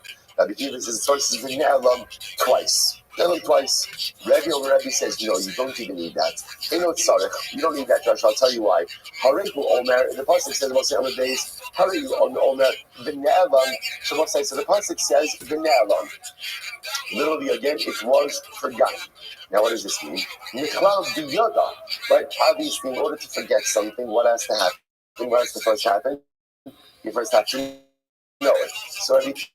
So Rabbi said like this. So clearly, the pasuk is talking about someone who knew that they were tummy. They knew that they were tummy, and then they forgot their tumah. Right? So therefore, I will say, the word v'ne'elam itself indicates to me that I knew something at a certain point. Right? I knew, then I forgot. V'hu yada, but then the pasuk also says v'hu yada, and he knew. So if you notice, by the way, what's happening over here, awareness is really mentioned twice, right? So interesting, from the word v'ne'elam, and he forgot, that means he knew at one point. And then the pasuk also says he knew, v'hu yada, he knew. So the Gemara says, Hare kan shtei yidios. There's two awarenesses over here.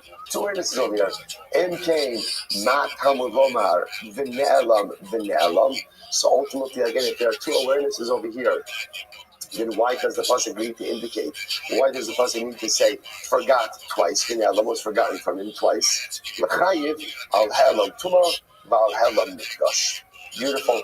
To teach us, says Rabbi, that there's two different types of lapses that can generate tumah liability. What are the two lapses? Either case number one, I forgot that I was tummy. I knew that I was tummy. I forgot that I was tummy. During that lapse of awareness, I did one of two things. Either A, entered into the base of Mikdash, or B, consumed kachim. Then afterwards, what happened? I remembered, right? I remembered that I was tummy, and if I did all the things, covered all over the Olay. And then there's a second case. What's the second case? I remembered that I was tummy. Never forgot that I was tummy. I forgot that I was entering into the Mikdash, or I forgot that I was consuming Kodesh. And therefore, again, afterwards, I remembered what it is that I did. So what says, therefore, what do you see from here? These are the two cases of Rabbi. Now, this is Rabbi himself. Right? This is Rabbi himself. But just when putting together Mishnah, Rabbi finds a Tana. Right? Rabbi finds a Tana, another Tana, ultimately, who holds this same way. Who was the Tana who held this way? Rabbi Akiva. This is Rabbi Akiva. Right? Rabbi Akiva held this way, and therefore, like all Rav Kahana is coming along and saying is, see, the way Rav Yosef made it sound is Rabbi set up the Mishnah, and when setting up the Mishnah, Rabbi found different Tanaim who held different ways. Rav Kahana is just saying, by the way, just understand, it's not just that Rabbi found other Tanas. These other Tanas, his own personal Shita was like Rabbi Shmuel in the case of Tumah, and therefore again there's Tumah liability both for forgetting your Tumah status, incredible, Shavuos. So we'll say, so again, what about in the case of Shavuos? Now remember again, what did we say before? Who does Rabbi hold like in the case of Shavuos? Who does he hold like? By Shavuos Bitui, you're chayiv both is what? Whether the Shavuot is in future tense, right? Ochal, B'shalo Ochal, or past tense, Achal, B'shalo Achalti. Now, Rav Kahana is suggesting that he himself holds that way as well. Where do you see that? Shavuos Te'istei Tanya Dinav Sheni Nalon. From where do you see that Rabbi, right, that this is Rabbi's personal position? Apparently, as far as what does that mean? Mishnah Aprinos, where I suppose is a different lashon. Ashkefan b'yediyas t'sevalak Rabbi Shmuel, b'shvuos t'sevalak Rabbi Akiva min Nalon. Svarahu. So we'll say it's a svara. In other words, it's a svara that Rabbi himself holds this way. That by Shavuos Bitui, you're chayiv not only again for past tense Shavuos, but also for future tense. Now, what does that mean? It's a svara. So Rabbi Akiva might time become a chayiv with Shavar. So we'll say, why does Rabbi Akiva hold that you're chayiv for past tense shvua. Why is that? Kedarish riboy umeute. Okay, so let's get ready for this. We're going to see that now. Here's what's interesting. It appears, based on the way the Gemara is going now, and again, this is also in the Mishnah, that the paradigmatic case of Shulas Bitui is actually future-oriented, right? The paradigmatic case, right, of a declarative Shvua is, I will eat, I swear I will eat, or I swear I won't eat, okay?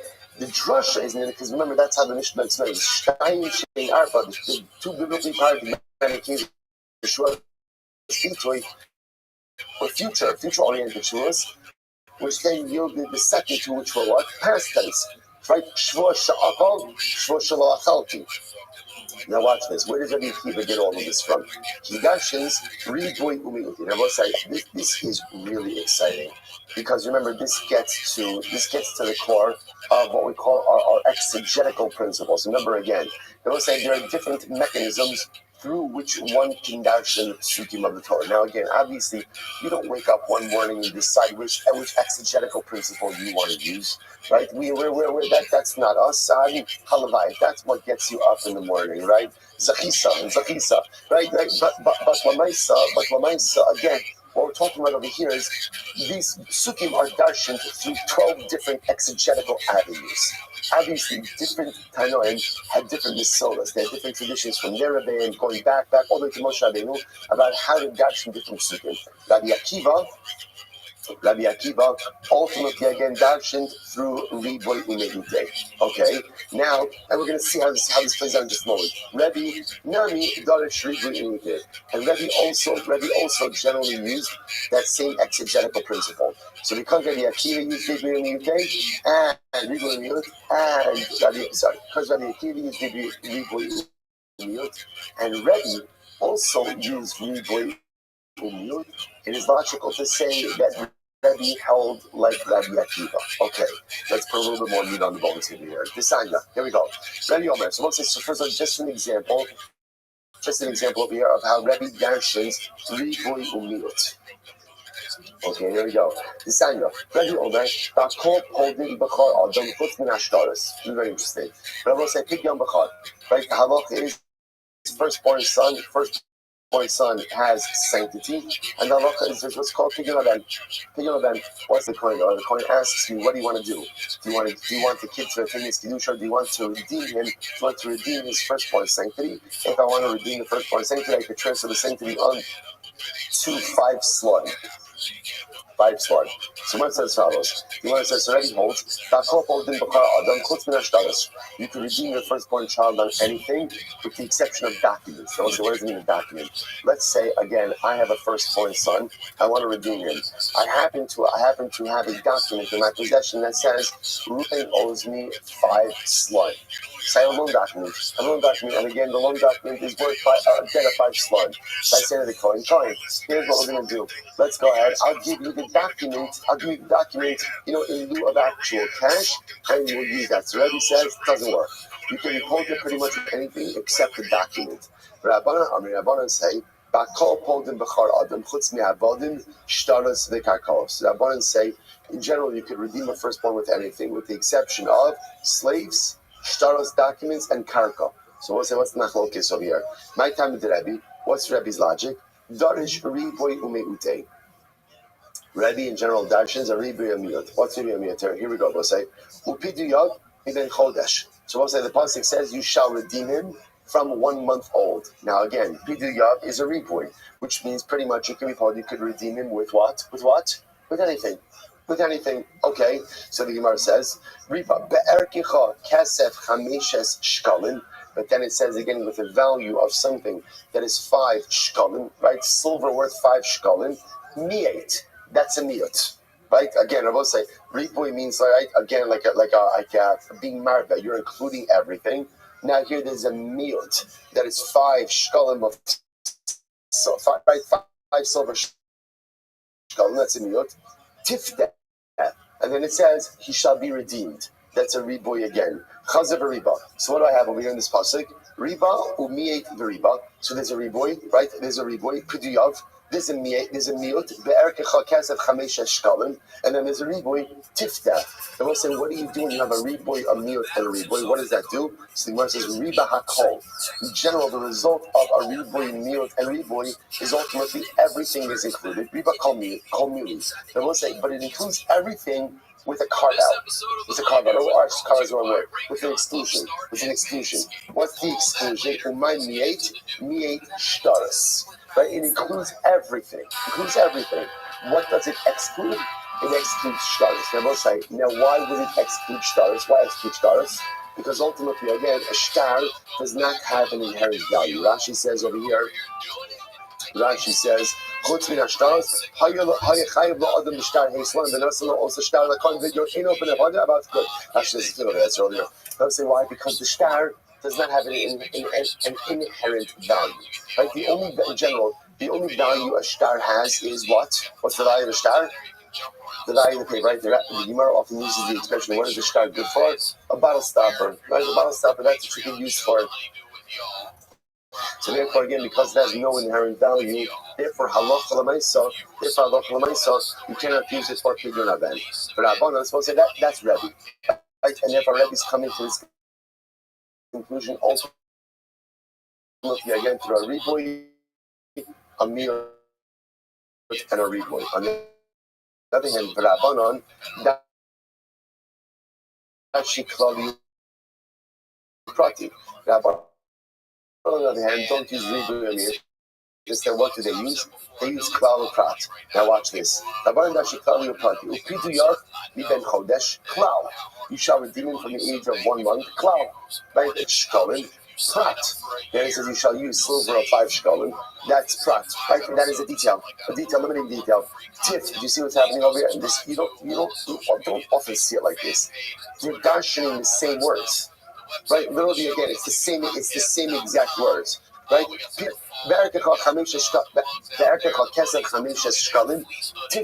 Same 3 phrases, same 3 words. Rebbe's darshaning it through the prism of riboy, miut, riboy, and Chazal Rabbanan are darshaning it through the mechanism of klal, uprat, uklal. So the Gemara says, so Chazal klal, uprat, uklal. What do you do with the klal, uprat, uklal? So we'll say, so remember again, here's the difference between a riboy, a miut, and a riboy, and a klal, uprat, uklal. In a riboy, miut, and riboy, the result is everything is included with the exception of one item. There's one specific thing that is excluded. So therefore, in Rebbe's model of riboy, miut, riboy, you could do pidyon aben with everything except for shtaris. Shtaris is the one exception to the rule. In klal uprat uklal, the way it works is like this. Everything is included, right? But the klal uprat uklal says like this. It creates a paradigm, right? But there is a whole category that includes one thing. Klal uprat uklal creates a rule, but the rule usually excludes a category of things. You hear this distinction? Now watch this. Therefore, according to the Rabbanan, the category that is excluded is prat mufurash. So let's say, so again, the prat, what was the prat over here? What was the prat? The prat was silver. Right? The chamesh shkalim, right? The 5 shkalim of silver. Now watch this. What's unique about the prat? So let's say the prat, silver is number 1, movable, right? Movable and inherently valuable, right? So therefore, let's say essentially, to say a little bit differently, in klal uprat uklal, the prat defines the klal. The prat defines the klal, right? The limiting item, the specific item, defines the klal, and therefore, again, creates the klal, and by definition, excludes the entire category of things that don't fit into the klal, right? So riboy, miut, riboy, ultimately, again, so in both cases, the excluding piece defines that which is included, and by definition is excluded, right? So ultimately, again, in the riboy, miut, riboy, essentially, what's included is anything that is inherent inherently valuable. Right? What's excluded? Something that is not inherently valuable. What's the only item that's not inherently valuable? A shtar. In ribui, miyut, ribui, so I'm sorry, in klal prat to klal, so ultimately again the prat defines the parameters of the klal. So what's unique about the prat in this case of silver? Number one, inherently valuable. Number two, movable. So therefore, I will say, what is that? This is incredible. Therefore, again, for pidyon aved, you can use anything that is inherently valuable and ultimately movable. What does that come? What does that exclude? Yatsu karkol she'en metaltalin. Ultimately, again, it excludes karka that is not movable. Yatsu avodim shukshu karkos. It excludes avodim, which are compared to karka. Yatsu shtaras she'af api shemetaltalin ein gufa mamon. Ultimately, again, it excludes stars, which are not inherently valuable. So watch what just happened over here. So remember again, so we're gonna pause here for just a second. So just understand what's happening, right? Just good news. Good news is we know what's going on in the Mishnah. Right? The Gemara is now suggesting is the Mishnah up until now we were focusing on who does the Mishnah align with, Rabbi Akiva or Rabbi Shmuel. Now we're saying what? Both. Rabbi picked and chose, right? Chose, right? Sorry. Right? He went, right? It's fault, right? He went ahead, right? He went ahead and he chose different opinions for them. So he's holding both like Rabbi Shmuel and like Rabbi Akiva. Like Rabbi Akiva ultimately again by Shavuos, and like Rabbi Shmuel ultimately again by Tumah. We established how and now Rav came along and said, by the way, these are Rabbi's personal opinions also. We proved that by Rabbi Shmuel and Tumah, and now ultimately again we're trying to prove this by Rabbi Akiva and Shavuos. How is the Gemara proving that Rabbi himself also holds like Rabbi Akiva? Because Rabbi Akiva dashes with the mechanism of ribui and miyut. Ribui. Now the Gemara is just trying to show that Rabbi goes ahead and uses that same exact mechanism for the drushas as well. We're not quite finished with here. We'll stop over here for a second. We'll say, Shkoyach. All right, so everyone's doing a great day, everyone. It was a nightmare. My wife would say something to each other. It's quarantine. It is, man. It's just nuts. Homeschools when it finished really over here. I was doing all right. Homeschool is not going over it.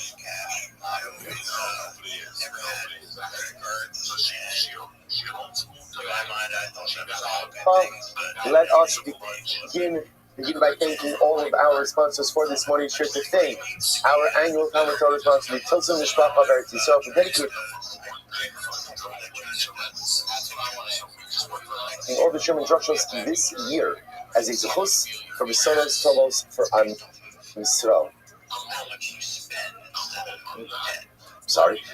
Our Talmud Torah sponsors for the month of Iyar, Habalim Torah Shmuel Rabin Karatkin, mention of the Yatzeit of Shmuel's father, Litvah Ben Yecheskel Akon Zichron Libracha.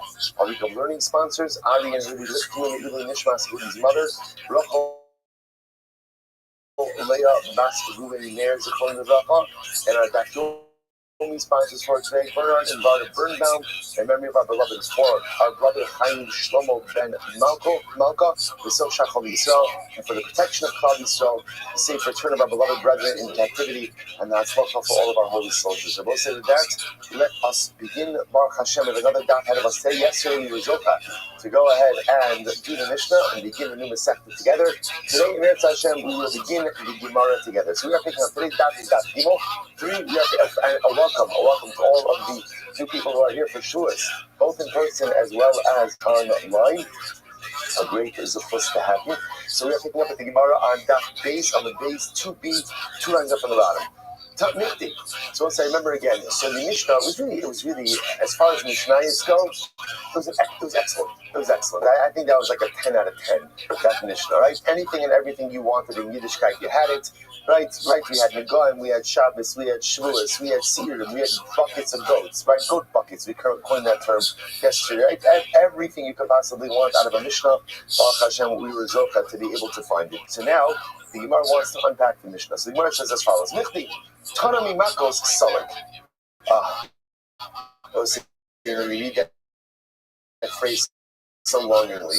We just finished with Marcus. We just finished with Marcus, right? The words of Chabakov, Tzadik, Demonaso, Yichya, the words of Rabbi Akiva Nechamtana are still ringing in our ears. And by the way, see him tonight in Yer Hashem.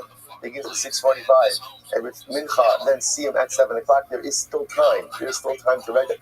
But you apps, I'm just kidding. You'll get through. There's plenty of food. You'll get through. It's going to be a beautiful event at the home of Kili and Julian Goldberger. So if you would like to come, just private message me and Yer Hashem, and we'll get you. So remember again. So the Gemara says we are finishing up from the Sefes Makos. So telling me Makos Salik. Why are we here? Why Shavuos? The most say Mesechtas are linked, and the progression of Mesechtas is methodical. So why are we going from Mesechtas Makos to Meshayiv ala Rosh Shtayim Achas Mikan ve'Achas Mikan Tap Gimel Malazakon Shtayim Mikan Mikan ve'Achas Milamata?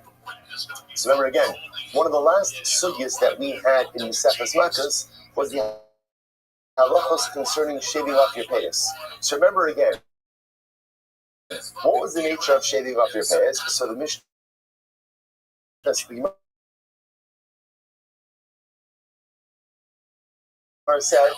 said,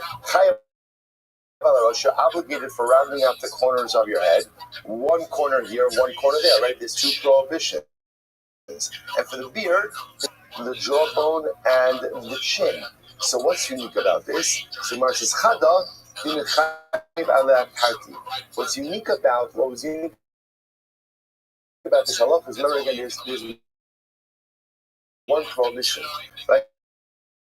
It is a prohibition not to destroy your beard. There's a prohibition not to round out the corners of your head. So it's one prohibition, yet it's right. In other words, if I go ahead and I round out both corners of my head, it's one lav, right? But yet I'm chayiv twice. I destroy my beard with I'm chayiv 5 times. So the Gemara says, Marcus, the important last formal halav that could ultimately translate into multiple layers of liability. So therefore, we'll say, what was our Mishnah in Shavuos? Right? Our Mishnah in Shavuos was Shavuos Shtayim Shein Arba. It was all of these examples of Shtayim Shein Arba. Again, turned into 4 cases total of liability. So essentially, the Mishnah Masechet Shavuos is really just picking up on that same theme of quote unquote 2 that are 4, one that is 2, right? 1 that is 5, and now 2 that is 4 in our Mishnah. Beautiful. Therefore, again, the Gemara says, Tana Shavuos Shtayim Shein Arba. Beautiful. Okay, so now ask the Gemara. So now we understand the connection between the Masechet Shavuos and the Mesechas Makos. Beautiful. Ma'ishna Hacha, the Tana L'Kulu. Ma'ishna Gabi Yivsias Shabbos Umaras Negoim Deloka Tana L'Kulu. So let's remember again, in our Mishnah, we have 3 examples of Shtayim Shein Arba. 2 biblically paradigmatic cases that ultimately, again, birth 2 additional cases as well, right? Case number 1 was Shavuos oaths. Case number 2 was Yedias Hatuma, right? Ritual purity, impurity, which we spoke about again. We'll talk about today. Ritual impurity. And then number 3 was Shabbos. Let's show 4 cases. Shabbos, and number 4 was Negoim, Saras. So here's what's interesting. Here, obviously, in the second Shavuos, we're talking about all 4 cases. Yet, interestingly enough, the Gemara says, when it comes to the second Shabbos, and by the Mishnayos of Negoim of Saras, it only quotes in Shabbos, it only quotes the cases of Shabbos, and by Saras, it only quotes the cases of Saras. The Gemara is asking just as like a textual question. Why is it Shavuos we quote all of the cases of Shtayim Shein Arba, and yet in those other places, specifically by Shabbos or by Saras, the Shabbos only quotes the case by Shabbos, doesn't quote the other 3 cases. Saras only quotes the case by Negoim, only quotes the case by Saras, and not the other 3 cases. Okay, so it's the question to which the Gemara says, I'll tell you, on the Shavuos Yedias Hatuma, the Gabi Hadodi Ksivin, the Damian Ahadodi, the Kabin Olavi, or Tani Lehu Gabi Hadodi. So let's listen to this. What are the 2 cases of overlap? The case of oaths and tumah. Oaths and tumah both have the same oaths to each other in the Torah. So that's number 1, right there. They're juxtaposed scripturally. And number 2, they both share the same liability of a carbon olevi yorek. Remember, you know what the sin yesterday is that? The carbon olevi yorek is the unique sin offering that is dependent on your financial station in life. And Ani brings one carbon, and Asher brings a different carbon. So that carbon applies to both cases of Shavuos and Tumah. So because number one, they are scripturally juxtaposed, and because number one, and number two, they share the same carbonic liability, therefore again they're mentioned together. Now we'll say, so that's why in the second Shavuos, we're automatically going to also include Tumah, because again, scriptural juxtaposition and shared carbonic liability. Once we're mentioning two, then what? Once we're mentioning two, the Gemara says, Tani Kulu. Once you've mentioned two out of the four cases of Shtayim Shein Arba, then what? Then you might as well go ahead and mention the other two. That's the style. Say again, so just understand what we have so far. Now, number one, I understand why Shavuos comes after Makos. Because Makos ended off with a case of one lav that results in multiple layers of liability. So Shavuos picks up with a case of Shtayim Shein Arba, two biblically diagrammatic cases that yields an additional two. That's the progression. And number two, why are all four mentioned here, yet in other circumstances, only the particularly relevant cases mentioned? Because one's going to mention Shavuos, one's going to mention Tumah, because they're linked scripturally and carbonically. Once you're mentioning two, then ultimately what? You might as well mention the other two as well. Beautiful. The Gemara says as follows. The Gemara says, there's a tremendous amount of haskell in this also. And I understand if you want to say once I mentioned three, some mention the fourth. But it's like, once you mention two, I don't know, you can go either way on that. There's a tremendous amount of haskell Chazal are trying to teach us. I was talking with someone about doing the Seches Shavuos. The person did Makos with us. And then I said, you continue with Shavuos. No. So I said, why not? Actually, because I'm just really going to do Makos. I said, but why not? Like, no, I'm not going to do it. I said, I promise you, if you can give me a compelling reason why you're not going to do Shavuos, I'll leave you alone. Like forever, right? I'll leave you alone. But if you're just saying, what is that? Well, you can tell me, I'm learning 14 on the Masechtas. I don't have time for sure. All right, fine. I'm driving 15 carpools. I don't know, like, but just like, nah. First of all, at least use a proper English word. That's number one, right? It's not some type of glut. Too many beautiful opportunities that present themselves in life. Now, if I have a legitimate reason not to take advantage of an opportunity, of course, it's just like, no, I'm not doing it. And Chazal come along and say, well, why not? You already have two cases. Let's just do four. You finished Makos. Why not do Shavuos? You finished Shavuos. Why not do Avodah Zarah? Right? Why not? If you already started down a path in life, right? If you already did something, unless there's a compelling reason not to continue forward, why not? Incredible. Everything. Let's go back there. So it says as follows: Post up Shavuos. Mafar should be a Satumah. So as I said, now the Gemara has another study. So today is a lot about understanding the framework of the Mishnah. So remember again, the Mishnah went in a very strange direction, right? The Mishnah quoted the four cases of Shtayim Shein Arba, right? It begins with, right, so it goes Shavuos, Tumah, Shabbos, Tzaras. Then the rest of the Mishnah was about what? I'll give you a hint. We did it yesterday, right? The entire share was just the Mishnah, right? The rest of the Mishnah was about Tumah. You have an article right in front of you. Just literally, let's just turn the page back. Okay? So the rest of the Mishnah was about Tumah. So the Gemara says, I don't think stylistically that doesn't make sense. If the heading is Shavuos, right, and the Masechta is Shavuos, you mention Shavuos, and then literally the rest of the Mishnah, which was a very long Mishnah, it was a block Mishnah, the rest of the Mishnah was Tumah. What's the pshat? Very interesting. So I don't understand. You opened with Shavuos, but then you went ahead and spent the rest of the time on Tumah. To which the Gemara says very interesting. I did the Zutra Milahu Pasik Pasik Sharilu, Bahadur Tanishmu, Tinafishimilayu. It's very famous. So silence in the Gemara says like this. Actually, fascinatingly enough, the laws of Tumah, at least in this regard, of the Stein in Arba, like this type of Tumah liability, is relatively succinct. Succinct is relative, right? But it's relatively succinct. Versus the laws of Shavuos, which are much more complex. So therefore, the Gemara made a conscious decision to essentially, let's finish the laws of Tumah. We mentioned Tumah, let's finish the laws of Tumah because they're more self-contained.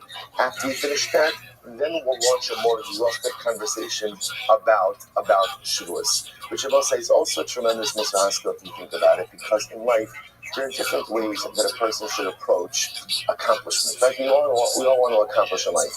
And therefore, we all set for ourselves objectives and goals. So in general, there's this type of tension, I think, that we often encounter about what type of objectives and goals should I set for myself. Is it more important to focus on like long-term goals, long-term objectives, or short-term goals? In other words, should I put my energies in like, okay, I know where I have to get my life ultimately, get myself ultimately. That's what my goals. Or maybe it's more that I sometimes try to rack up some short-term wins. Like just some short-term goals that maybe aren't necessarily global, but right now they're good and they give me those wins. And sometimes when you rack up those short-term wins, that gives you like a lot of wind in your sails. That gives you some good fuel. So it's interesting. There's no right or wrong. Different things work for different times. But it seems to be over here that the Gemara is, let's knock out Tumah. Right? Like, let's deal with that right now, because it's right here. We can get a handle on it. We can start it. We can finish it, and then we can move on to Shavuos afterwards. And it isn't so like this, that sometimes in life, it may be kedai to be a little less long-term focused, a little bit more short-term focused. Get some wins under your belt, right? Get some positive momentum. Move yourself forward to engage in that long-term personalistic planning. Incredible. Okay, Shavuot time shift. So much time in yesterday's Mishnah explaining all the cases. It happens to be the Gemara now goes through them. Again, not in long hand. First case Mishnah. Shavuot time shein arba. In case of oaths, there are two cases, two biblically paradigmatic cases that ultimately again yield another two. What are the two? What are they? Shtayim. So it says, what are the two biblical? Not now, right? But when we get to it, or remember as I mentioned yesterday, this is called Shavuos Bitui. A Shavuos Bitui is an oath where you make the bad cases. Or Shtayim, Sha'olcha b'Shalocha. Right? That's a Shavuos Bitui. Now those are biblically paradigmatic cases. So again, what do you see from here? According to the question I was making now is the biblically paradigmatic case is a future tense Shavuah. I swear I will eat something, I swear I won't eat. And as I mentioned in yesterday's daf, it's not just about eating. In other words, I swear I'm going to go to Eretz Yisrael. Right? So, you can fill it whatever you want. It's just giving an example of eating. Future-oriented oath about something I'm going to do or not going to do. That yields two more cases. Shein arba, achalti v'shelo achalti. And the two additional cases, right? So the two additional cases are same oath, same Shavuos Bitui, but what? Past tense. I swear I did eat something. I swear I didn't eat something. Okay, so that's the case. That's the case. Shavuot Stein Shein Arba. Next, Yedias HaTumah Stein Shein Arba. When it comes to Tumah awareness, there are two cases that are for. So the biblically paradigmatic case is Shtayim Yedias Tumas Kodesh. Shtayim Yedias Tumas Kodesh. Yedias Tumas Mikdash. So what are the two biblically paradigmatic cases? So we'll say, so the case over here is like this. The biblically paradigmatic cases are, I forgot that I was coming. Right? Now again, remember it says you saw in yesterday's Mishnah without going through all the cases again. In order to be chayav b'karban ola v'yored, what do you need? You need awareness of your tumah at some point in the beginning, right? When you contracted it, let's say. So the case over here is, I knew I was tamei, I forgot I was tamei, and then one of two things happened. Either I entered into the Beis HaMikdash without awareness, or I consumed Kodesh without awareness, and then I subsequently become aware of what it is that I did. Okay? So therefore the biblically paradigmatic case is where the lapse of awareness was about the tumah. I knew that I was tamei. I forgot what I was tamei. That I was tamei. I ate kodesh. I entered into the mikdash. That yields two more cases: shein arba, kodesh, and mikdash. What are the two additional cases? The two additional cases was I didn't forget that I was tamei. I knew that I was tamei. What did I forget? I forgot that I was walking into the Beis Hamikdash, and I forgot that I was going ahead and consuming kodesh. Good. So those are the two cases. They're the four cases. Next, Yitzios Shabbos, Shtaim Shein Arba. The cases of Shabbos Hotzah, which is transferring an object from one domain to another, are two cases that are really four. What are the two primary cases? Shtaim, Hotzah Da'ani, Hotzah Da'Balabais. So let's remember again, we mentioned it's all good chazara. The biblically paradigmatic cases of Hotzah are what? Transferring an item from Rishus HaYachid to Rishus HaRabbi. That's how it works. And I will say, I want to point out, why is that the biblically paradigmatic case? Remember again, all Malachos and Shabbos come from where? The Mishkan. Where was Hotzah done in the Mishkan? Potentially the removal of the crush and the removal of the boards from the wagons, right, into the camp. The wagons themselves were a Rishus HaYachid, and removing them would be into Rishus HaRabbi. So the biblically paradigmatic case of Hotzah is, now there are two ways you can move an item from Rishus HaRabbi to Rishus HaYachid. From Rishus HaRabbi to Rishus HaRabbi, right? Case number one is, let's say the guy in the house takes the item in the house and he goes ahead and he transfers it out of the house. Case number two is how the guy standing in Rishus HaRabbi puts his hand into the Rishus HaYachid, lifts the object, and pulls it out. So those are the two biblically paradigmatic cases. That then yields two more cases. Shein Arba, Hachnosa Da'ani, Bachnosa Da'Balabayis. The two additional cases are what? Are transferring an item from Rishus HaRabbi to Rishus HaYachid. And that occurs in one of two ways. The guy in Rishus HaRabbi takes the object from Rishus HaRabbi, puts it inside the Rishus HaYachid, or the guy from Rishus HaYachid that extends his hand into Rishus HaRabbi takes the object and pulls it into his domain. Beautiful. Maras Negoim, Saras. Last of the four cases. Maras Negoim, Shnaim Shein Arba, are two cases that are really four cases. What are the two biblically paradigmatic cases? Say, primarily identified forms of Saras. Shein Arba, Seis V'Toldasa, Baheres V'Toldasa. So once we're going to see here, the Gemara doesn't really delve into this more, but we're going to see that there is a Tolda, there's an offshoot of Seis, and there's an offshoot of Baheres. Okay, so we'll say, so now, good chazara, we've gone through all of the cases in Mishnah, where it comes in Amiras. Each of these cases have two biblically paradigmatic cases, which then yield two more cases afterwards. Okay, beautiful. To which the Gemara says, Mari Masnisin, whose opinion does the Mishnah reflect? Lo Rabbi Yishmael, or Lo Rabbi Akiva? Not Rabbi Yishmael, not Rabbi Akiva. Why? What's going on over here? He's Rabbi Yishmael. So we'll say Rabbi Yishmael Omar, Eino Chayiv Ala Asim Lavo. This is very interesting. We'll say, obviously, we're going to get the coming datas. But Rabbi Yishmael holds that for Shvuas Bitui, you are not Chayiv ultimately again for a future-oriented oath. You're only Chayiv for past tense oaths. So if I Rabbi Yishmael, I can be Chayiv. A Shvuas Bitui would be I ate or I didn't eat, but I will eat or I won't eat. That is not a Shvuas Bitui. Well, here's the problem. The problem is our Mishnah counts by Shvuas Shtayim Shein Arba. The additional two that are right. According to the Mishnah, the biblically paradigmatic two are what? Future-oriented oaths, right? And the additional ones are past tense oaths. Well, obviously, that's in conflict with Rabbi Yishmael. So our Mishnah can't be Rabbi Yishmael. In Rabbi Akiva Mikdash, interesting, Rabbi Akiva holds that in the cases of Tumah, you're only chayav carbon over Rabbi Yoreh if you forget that you're Tumah, right? And then enter into the Mikdash or consume Kodesh. But if you were Mikdash, or you forgot ultimately again that it was Kodesh you were consuming, you're not liable. Well, that also stands in contradistinction to our Mishnah. I must say, just by the way, as an aside, can you imagine someone who forgets that he's walking into the Beis Hamikdash? Like, how does that work? What did you think? Is it 7-Eleven? What do you think? Well, but you see something amazing. You see that at the end of the day, at a certain point, novelty wears off, right?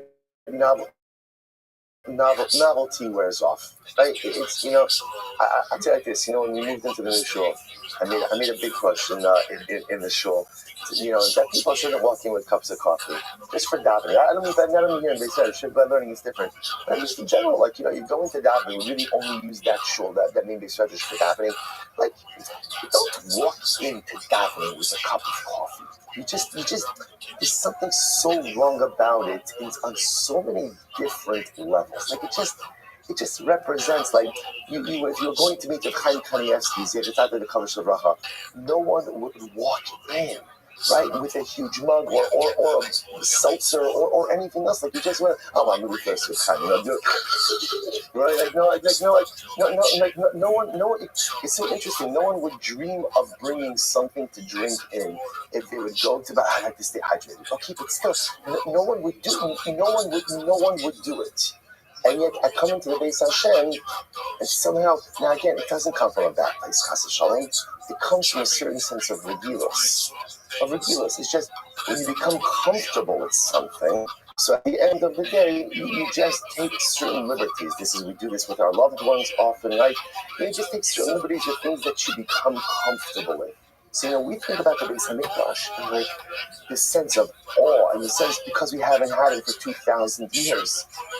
But the unfortunate reality is that once you have something for long enough, you just begin to take it for granted a little bit. And that's one of the things that we have to work on so much in life, right? It's one of the key things you have to work on in marriage, a sense of hischadshus in marriage. And no matter how long a person has been married, whenever they see their spouse, there should be a sense of excitement and a sense of love and a sense of newness that's there every single time. It's the same thing in our Yiddishkeit. Like, what does the pasuk, what does Rashi say? B'chol yom tiyu beinecha kichadoshim.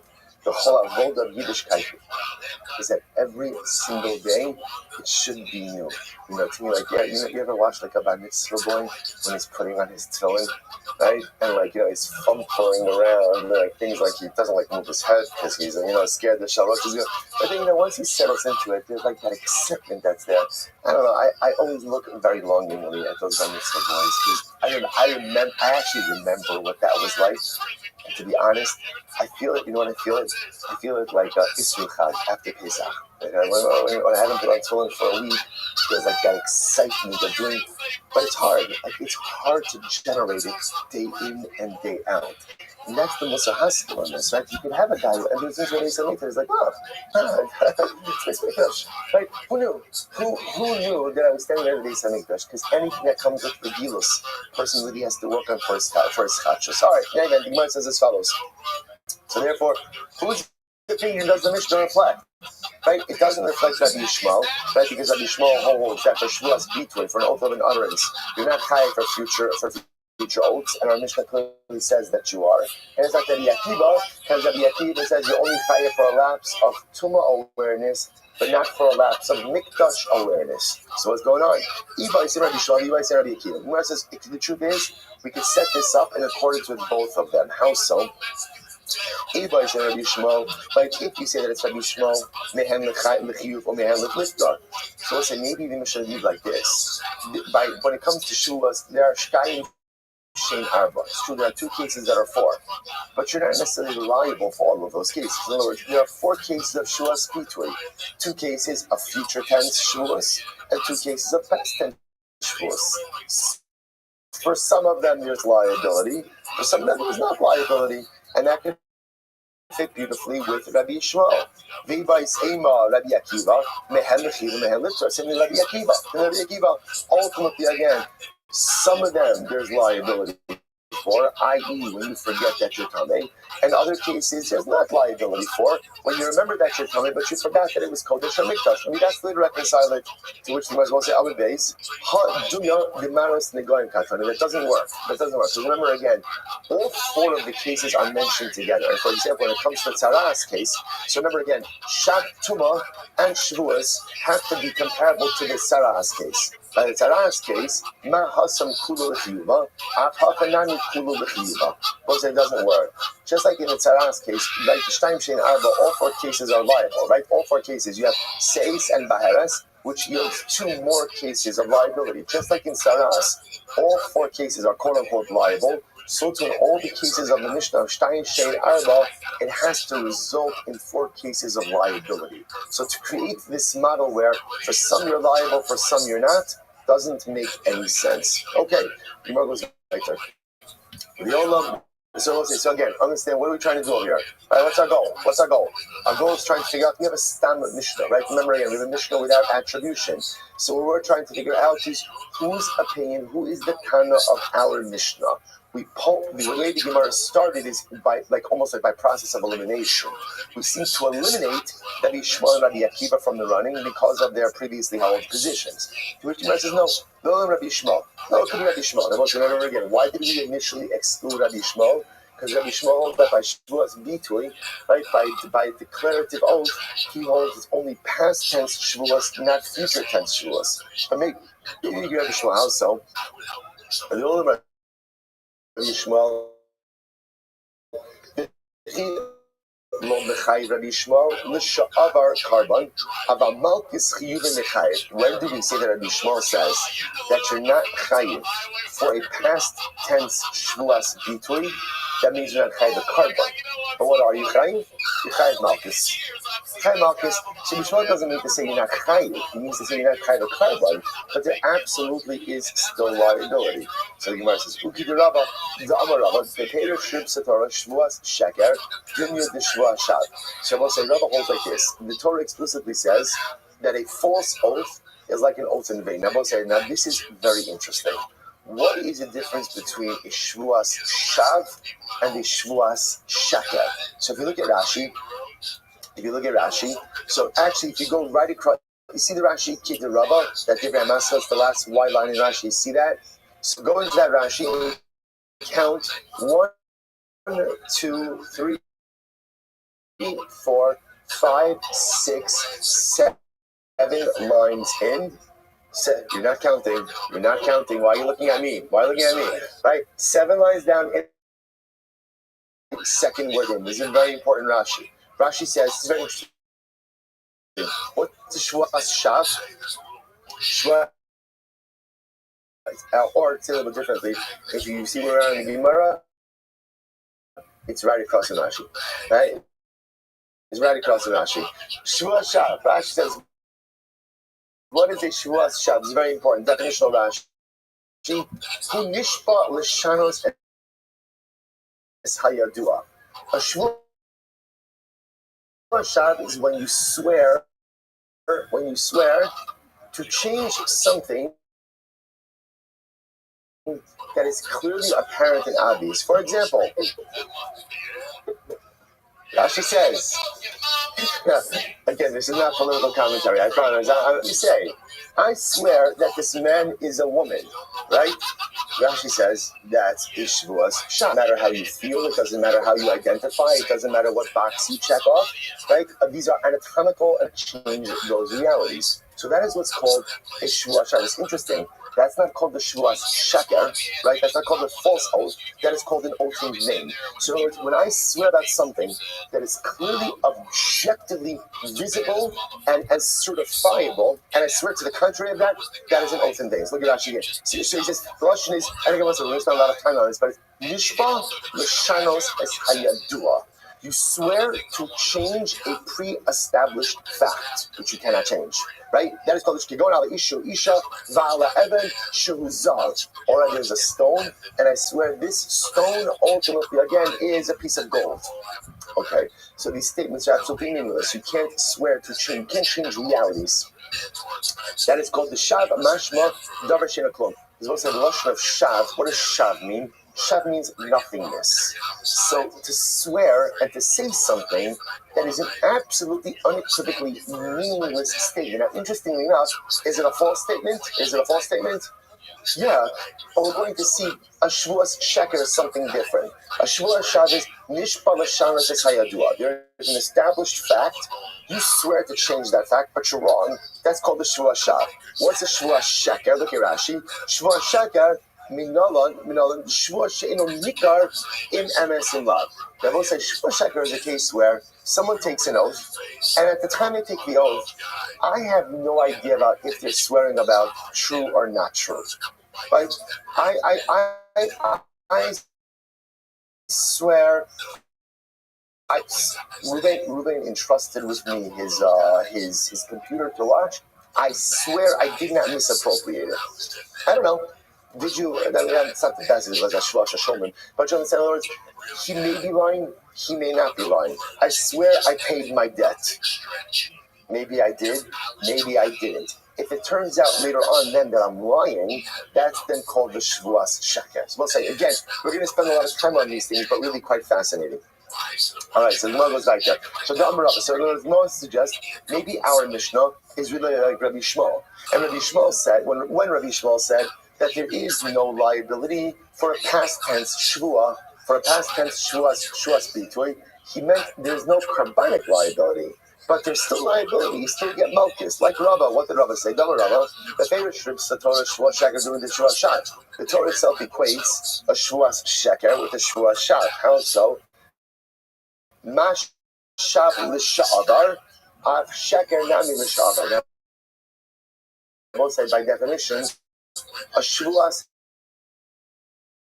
shav is always a retrospective shvua, right? Because a shvua shav is taking something that already exists and trying to change it into something else. So therefore, again, a shvua shav is always retrospective, right? It's always the shav, it's always past tense. So therefore, sheker is also refers to something that already occurred.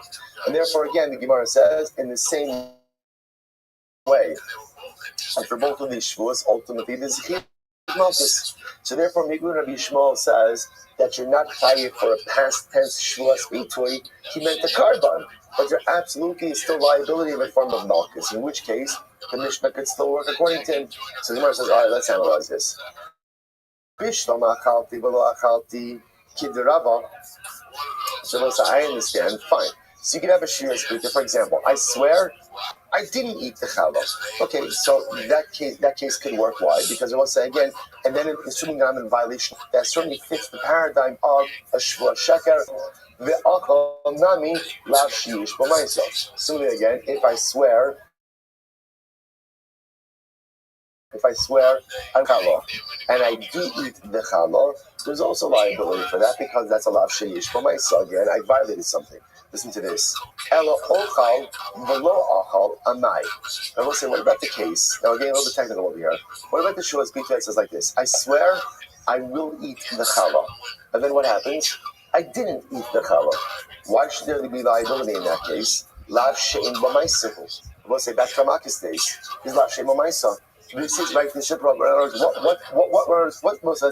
did I do wrong? What did I do wrong? I didn't do something. Okay, in general, right? In general, the halacha is that a lot of shame b'ma'aseh ain't looking alav, right? So again, why would I be liable for this type of shvuas bitui? Kasav Rabbi Shmuel, lav shame b'ma'aseh lo alav. Okay, so that's a simple answer. Simple answer. Rabbi Shmuel holds that we saw it's in Makis. Not everybody agrees with this principle. That principle of lav shame b'ma'aseh, right? In lokin alav is subject to dispute. Rabbi Shmuel himself is of the opinion that a lav she'in b'ma'isa lokin alav. So just the way we're setting this up over here is we're looking to hitch our Mishnaic wagon to a particular tunnel. We kind of dismissed Rabbi Akiva out of this, right? Because Rabbi Akiva had an issue ultimately again with tumah, certain types of tumah, so that wouldn't work. So now we're hitching our Mishnaic wagon to Rabbi Shmuel. What about the fact that Rabbi Shmuel said that there's no such thing as a past tense shvuas bitui? So we're trying to say over here, no, what he meant was there's no carbonic liability, but there's absolutely multiple tense shvua of sha'ochal. I will eat, and then I don't end up eating. How could Rabbi Shmuel hold his liability as lav she'in b'ma'isa? To which the Gemara answers, Rabbi Shmuel holds that you're loka for lav she'in b'ma'isa. Okay, here's the problem. Now, Kashya to Rabbi Yochanan. The problem now is if we go this approach, we have a contradiction between the two positions of Rabbi Yochanan. If you take a look at Rashi, Rashi says over here, Ihachi, it's in the bottom wide lines, about 5 lines in Ihachi. They must listen the Malchus, right? So now what we're establishing over here, what we just established is that, at least in certain cases when the Mishnah says you're liable, liability doesn't mean to a carbon, liability means to Malchus. That's what we're suggesting over here. If that's the case, that the Mishnah is talking about Malchus, Ustam lan lav she'im b'maisa lokin alov, kash Rabbi Yochanan Rabbi Yochanan. Now we're saying 2 things. Number 1, liability in the Mishnah doesn't necessarily refer to Kodesh, but refers to Malchus. Now we've also established is that you get Malchus for a lav she'im b'maisa. Those 2 truths, if those 2 things are being put forward as truths, now we have a problem with Rabbi Yochanan. Why? Here we go. On one hand, Rabbi Yochanan, halacha kistam mishnah. Rabbi Yochanan holds in general that halacha is like a stam mishnah. I'm going to say now again, our mishnah is a stam mishnah, which would then mean that halacha follows our mishnah, which then also means what? Lav she'in bomaisa lokin alov. Right? Again, if you hold like Rabbi Yochanan, that halacha kistam mishnah, we have a stam mishnah. The way we just established our stam mishnah is like Rabbi Shmuel, right? And Rabbi Shmuel holds lav she'in bomaisa lokin alov. That means again, the tabling that's from our mishnah is that you get malchus even for a lav that doesn't have a maisa. Okay, here's the problem. Leitmar shvua she'ocha kikar zihayom v'arayom v'lo achra. Yet the most listen to this halacha. I swear that I will eat this loaf today. I'll eat this loaf of bread on Sunday. Now what happens? And yet, again, the day goes by and I didn't eat the loaf. What's the halacha? Rabbi Yochanan Reish Lakish, but they agree for 2 different reasons. Rabbi Yochanan Omar, Rabbi Yochanan says I don't get malchus. Why? Rishon Dahaba Lav She'in B'maisa. Because Rabbi Yochanan holds ultimately again, it's a Lav She'in B'maisa. It's a Lav She'in B'maisa, and therefore for Lav She'in B'maisa, Ein Lokin. So we'll say here it is, by the way. That's a contradiction, right? You see it now. We see before we even go on. See what just happened over here.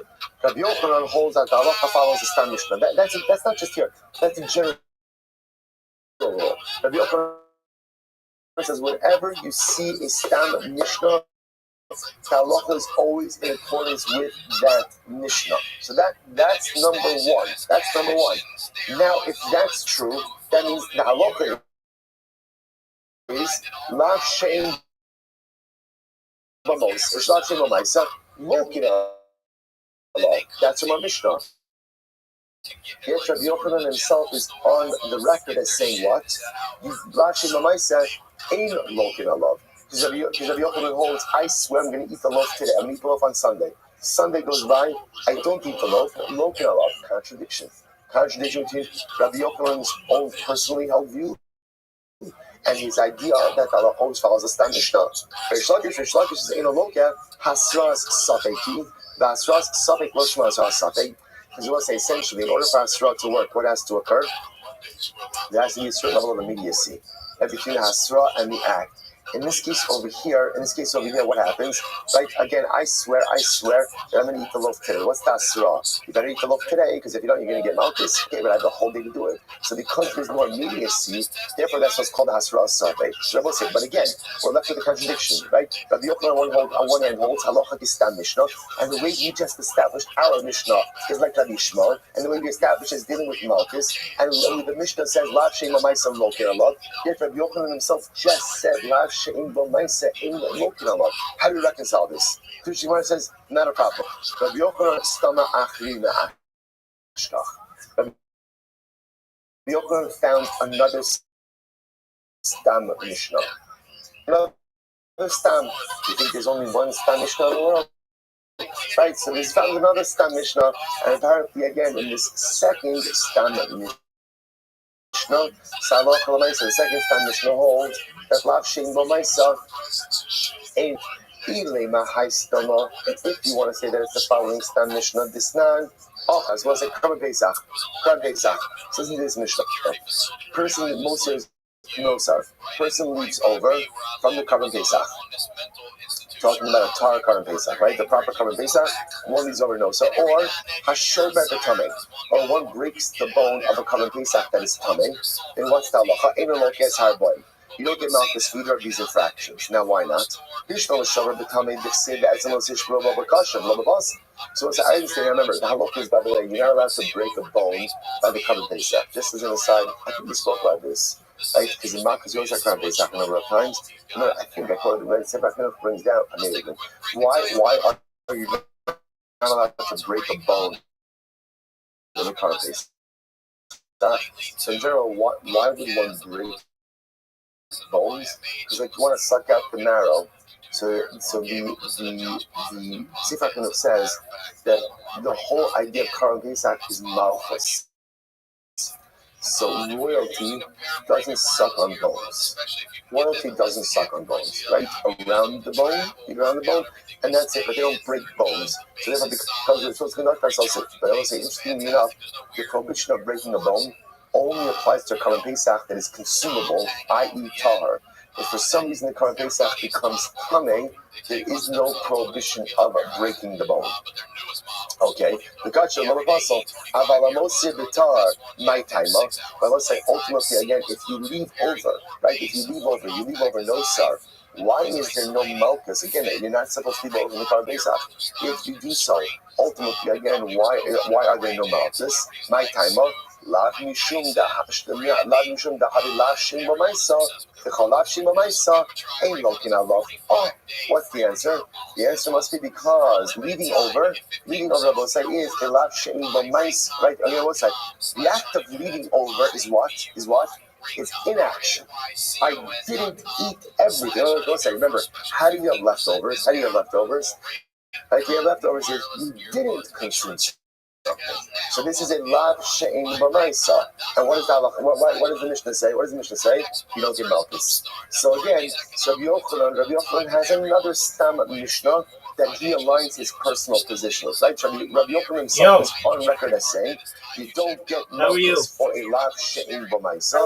And now there's another stam Mishnah. You ready for Thursday night football, Brandon? I'm watching NBA football. Yeah. Oh, excellent. You like the NBA? Yep, I'll be cheering it.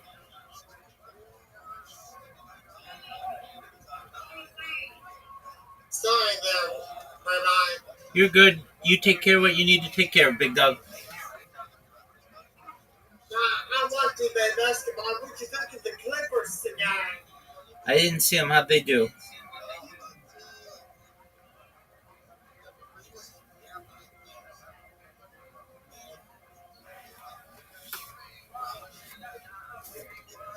Come here, Rabbi. Let me go turn the stuff down so I can talk.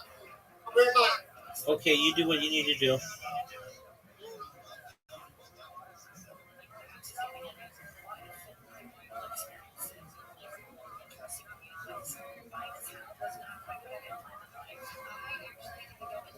Come on, Rabbi. What up, big dog? What did you think of the Clippers? I didn't see them play. Did they do well? That was the upsetting game. Oh, cool. What'd you say? Yeah, football? Football tomorrow night.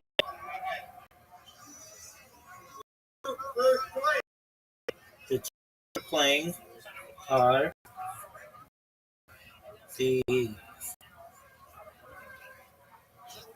Chargers versus the Vikings. Who's playing the NFL? I don't know in the NBA. Like college sports. Excellent, big dog. I love them all. It's good to hear.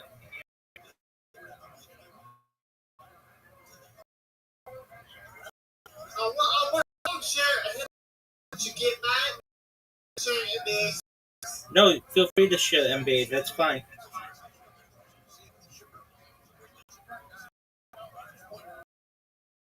Share all the so I can get the. Want me to help you? I can't get the other one to work. Okay, you want to try it? VIP. I Yeah. can't get that one to work. Let's try to fix.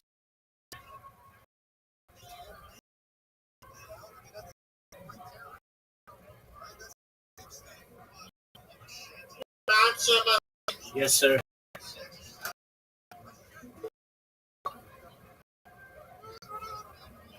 If I go to the iPhone and click on this, I go to, let's see, I go to the Hero Sports. I go to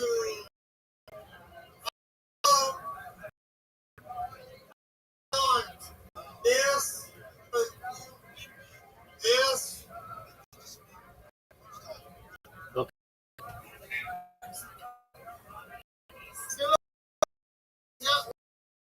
To my table, my big block. Okay. Not yet. Make it full screen. Make it full screen. Now hit refresh. Okay. There you go. It's not. Right. Where did it say shut off ad blocker? I was trying to watch it. All right, basketball.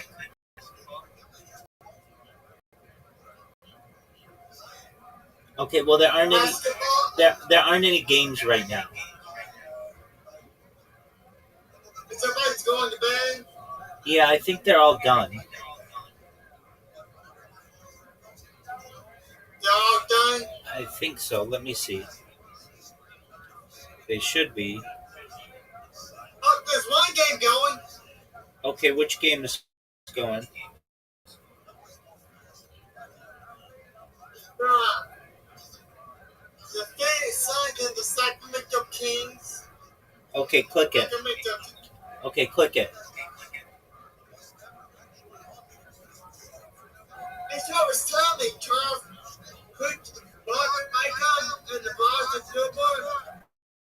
Oh, it's on the side. Don't turn pages on the side. Okay. Refresh Refresh the page. the page.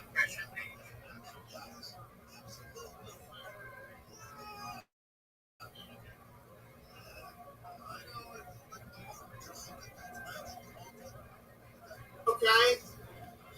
Okay. So isn't it playing right now? Where's the light outside and your eye blocker?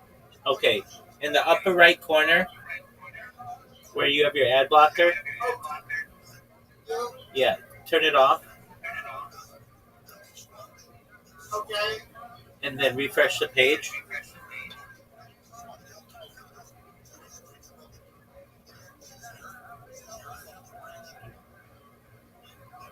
You plug on there how to buy your phone.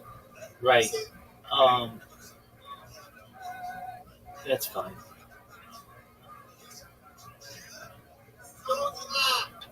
Okay. Now, see where it says the click in the middle?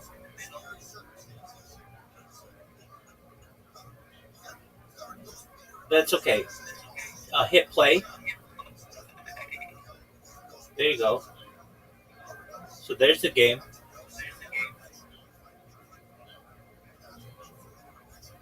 There you go. Thank you, Rabbi. You're welcome, big dog. Anytime.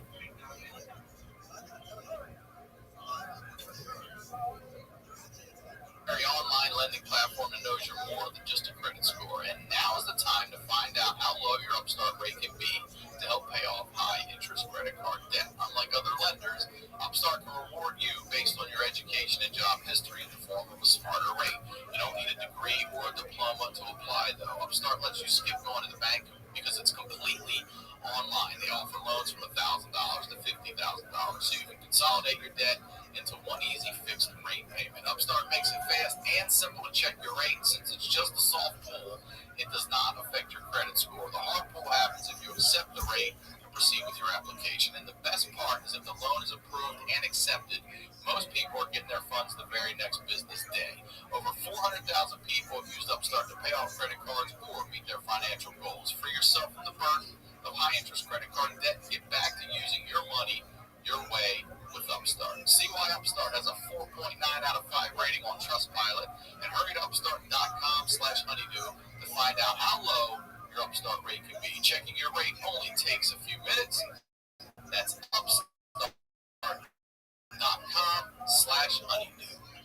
Our next sponsor is Manscaped. Now listen up, fellas. We have a new Manscaped product alert. Manscaped just released the Weed Whacker, which is a nose and ear hair trimmer. I want you to take a look in the mirror right now, and I guarantee you're going to see some hairs sticking out of those holes. It's time to keep your ear and your nose hair looking as nice as your clean-shaven pubes. I don't know how many of you ever had that hair sticking out. You wish you had something. I've used nose hair trimmers that suck. Pop that thing out, your eyes start watering, you get that one weird, ear hair. Manscaped is forever changing the grooming game with their Weed Whacker. Their nose and ear hair trimmer provides proprietary skin-safe technology which helps prevent nicks, snags, and tugs in those delicate holes. The premium Manscaped Weed Whacker uses a 9,000 RPM motor-powered, 360-degree rotary dual-blade system. Its intelligently contoured design enhances the trimming experience, and it is waterproof, which makes for easy operation and cleaning. The only nose hair trimmer on the market with a powerful and rechargeable lithium-ion battery that lasts for up to 90 minutes of use. You ever try to pull that nose hair out with your fingers? Yeah, that's going to hurt worse than nicking your balls, okay? Manscaped is making whacking your weeds a time to look forward to, delivering maximum confidence while providing hygiene. Look, fellas, 79% of plumbers polled admitted that long nose hair is a major turnoff. It's time to upgrade your Manscaped routine with the Weed Whacker. Get 20% off plus free shipping with code HONEYDEW at manscaped.com. Thank you, Manscaped, for keeping our pubes trimmed and our hairs and our holes looking nice. That's again 20% off and free shipping with the code HONEYDEW at manscaped.com. One more time, y'all, 20% off with free shipping at manscaped.com and use code HONEYDEW. What are you waiting for? Go whack your weeds. Now, let's get back to the dude. You had 20 minutes to go to the store and back, and it was a 5-minute walk. So basically, you had 10 minutes to go into that store, buy ice cream, potato chips, milk, whatever you wanted. So I figured out something. There was a little Chinese joint next to the time. I used to ask people, nobody ever gets Chinese food outcomes. So I said, you don't have enough time. I said, no, you guys got to call in. So I started calling in, it's like fried rice, shrimp fouillon, egg fouillon or something. And I would get there, the food would be ready. I'd run into the bodega, get the things of Coca-Cola, and I'd run back. So I was eating Chinese food in jail. This wasn't the best Chinese food in the world. But at least it gave me a little bit of normality. Me and Tony Piles, we loved the pork fried rice at that place. And he loved the chicken wings, so I would get the fried chicken wings. So sometimes I would run over and get fried rice, and then Ray would go over and buy 300 fucking chicken wings. There was 6 wings for $3.95. He would get 50 wings. The prison didn't know what they had. He had that bag. Right. It was great. There was no liquor store around there. So they really wouldn't look in your bag. And you could see the store from the guardhouse. So you could see if somebody begging you for drugs. So they didn't really watch. After the first time I walked back with Chinese food, the guard was like, I've been here for fucking 10 years. Nobody has ever brought back Chinese food. How did you do it? And I go, I planned that. I called in 10 minutes before I could get over there. So it actually sat 10 minutes before I could get there. But there was AIDS was big then. AIDS, people didn't know how to handle AIDS. So they built a special barracks for the guys who had HIV. And they only had 3 or 4 guys who had HIV. I could still see their faces. That's how much I hung out the HIV unit. Because the HIV unit had brand new TV, brand new refrigerators, brand new stoves. They could cook their own food in there. So we all figured out a way how to bring food in, cook for the HIV guys. And they would let us hang in their thing. They weren't none of them, or they were all HIV. Because they were intravenous users, I think one guy was gay, but nobody ever gave up on time. We just wanted the guy, you know. And I remember Sunday nights going over there watching Married with Children and Cops. That was our shit. Yeah, Cops on we lived all week for Cops on Sunday night. We lived for Cops. But something interesting happened to me in there. And this is where everything changed for me. Since the minute I got in there, people would always ask me, hey, should you pay your paperwork from the first portion? I called it the first 2 weeks before you went to prison. Before I went to the camp, I went to that place. Do you remember what I called it? The first 2 weeks, whatever it was. I can't remember. You get double time. You're getting double time out there. No, that's Cal. When you got into, what did you call it? It's called something, because when you go there, that's what they determine how many points you have. I don't remember what you called it, but I'm way eligible to go to, you know, whether you have a driver's license, whether you had a job at the time of your arrest, whether you had a high school diploma, all these things count towards where you were going to go. If you had over 3 points, you would go to a minimum security prison. So how did you lose this performance? So I was eligible for a halfway house right off the bat. I was eligible for a halfway house right off the bat. Remember, my sentence was 48 months, but there was a House bill. House Bill 1200, 1204, 1200. And if you were a first-time offender and your sentence, not what you were arrested for, what you got convicted of was non-violence, your sentence would be cut in half. So what I did was, one of the guys got out, he was the house clerk. So for 3 or 4 weeks, I studied really hard. I got a book, and I studied all the laws, and I took the test, and guess what?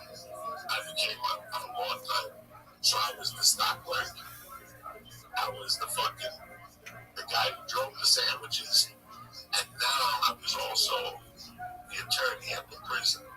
So when somebody got a write-up, I would argue with the guards and get there. Like basically the shop steward of the union for the prison. Right. So I became. Wow, you know what it possessed? Did you win them all? Oh, I won them all. Dirty, clean. Whether I got to them on the side, talk to them. You know, I would talk to the guy who wrote the fucking report and nail him down a little bit, throw him off. You know, I had a relationship with a lot of those guards. There was some guards that were just bad. But a lot of them, they were human beings. And I knew how to tap into that side. You know what I'm saying? So they were okay with me. But the guy I never won over. I won him over slowly. The guidance counselor I had, Mr. Blue. I was about to ask, the one that is like anybody. So I got there probably the beginning of September. By November, I had softened them up. By November, I had softened up the whole place. I'm not going to look you in the eye and tell you I was running the place. But off the record, I kind of was. Because I was running the gambling. I knew where all the dealers were. I knew where they were hiding their stash. I didn't mess with their stash. I was always respectful. I charged them a nice amount. That was fair. I also told them what to eat, what not to eat, which they really appreciated. You know, if I knew a guy was a bodybuilder, I got him extra milk, and I give him a nice cuts of meat, so he could cook them on his own. I learned how to, you know what I'm saying? I learned how to take care of people, so now people took care of me. Now I did it on the Rogan podcast once. If the food, if they would serve you shit on shingles, what is that called? Did you ever hear that expression? It's corn. Yeah, she chicken. Yeah. Like hash or whatever. Yeah, that's good. Not corned beef hash. It's called beef something. But what it's called in the Army and all that stuff is shit on shingles. Yeah, my dad taught me that from the military.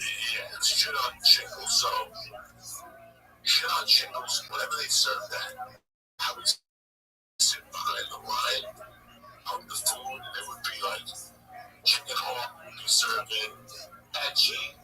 This is a tall, skinny brother, 6'3". He was like a junior at one of the colleges. Wide receiver, Michael Irvin looking, All-American, and he went out to a bar. And punched some guy, and the guy died in the hospital.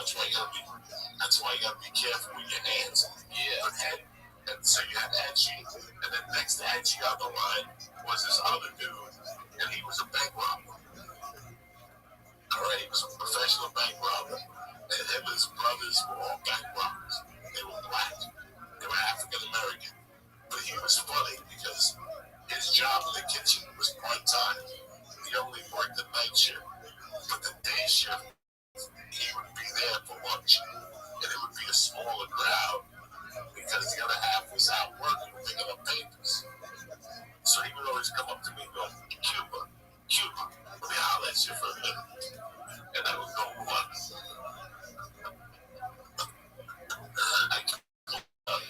They go, is Mr. Youngberg going to be in the kitchen at lunchtime? I go, sometimes he's in there, sometimes he's in the stock room, double checking my work. He goes, listen here, brother. He goes, listen, I gotta work on my freezes. I'm like, what are you talking about? He goes, man, I'm gonna be free in about 90 days. And I gotta work on my freezes and shit. Not my shit this week. He goes, one time my brother had the flu. He went to rob a bank. He tried to yell freeze. And his shit cracked, so people didn't pay attention. You gotta keep it free.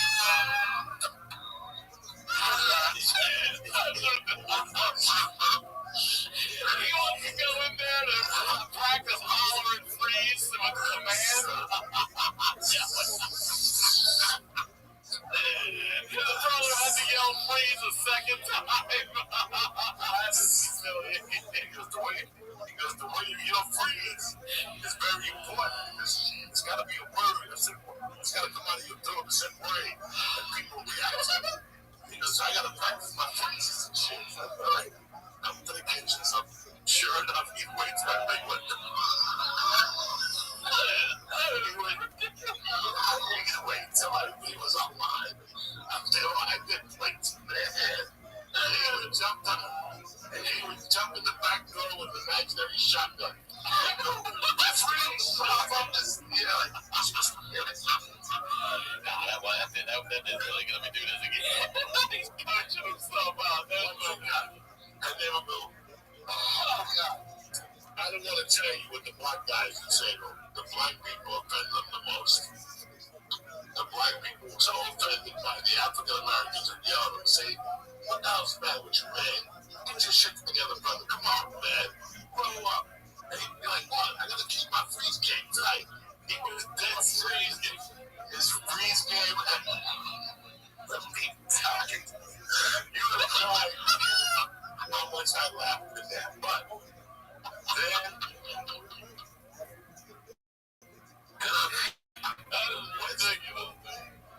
either Wednesday or Thursday night was movie night. And they would play the worst movies in the world just to like this weekend. Like, you know, fucking, what's the greatest movie of all time? Like, in black and white. Like, shit like that. Like, black and white stuff that African Americans and convicts don't want to see that shit. They want to see the Terminator. They want to see Rambo. Black people love Rambo. I'm not confused. I hate fire, love Rambo. They love Rambo. Listen, black people only hate fire if it's going to them. They love it, shot other people. They go crazy. They love it.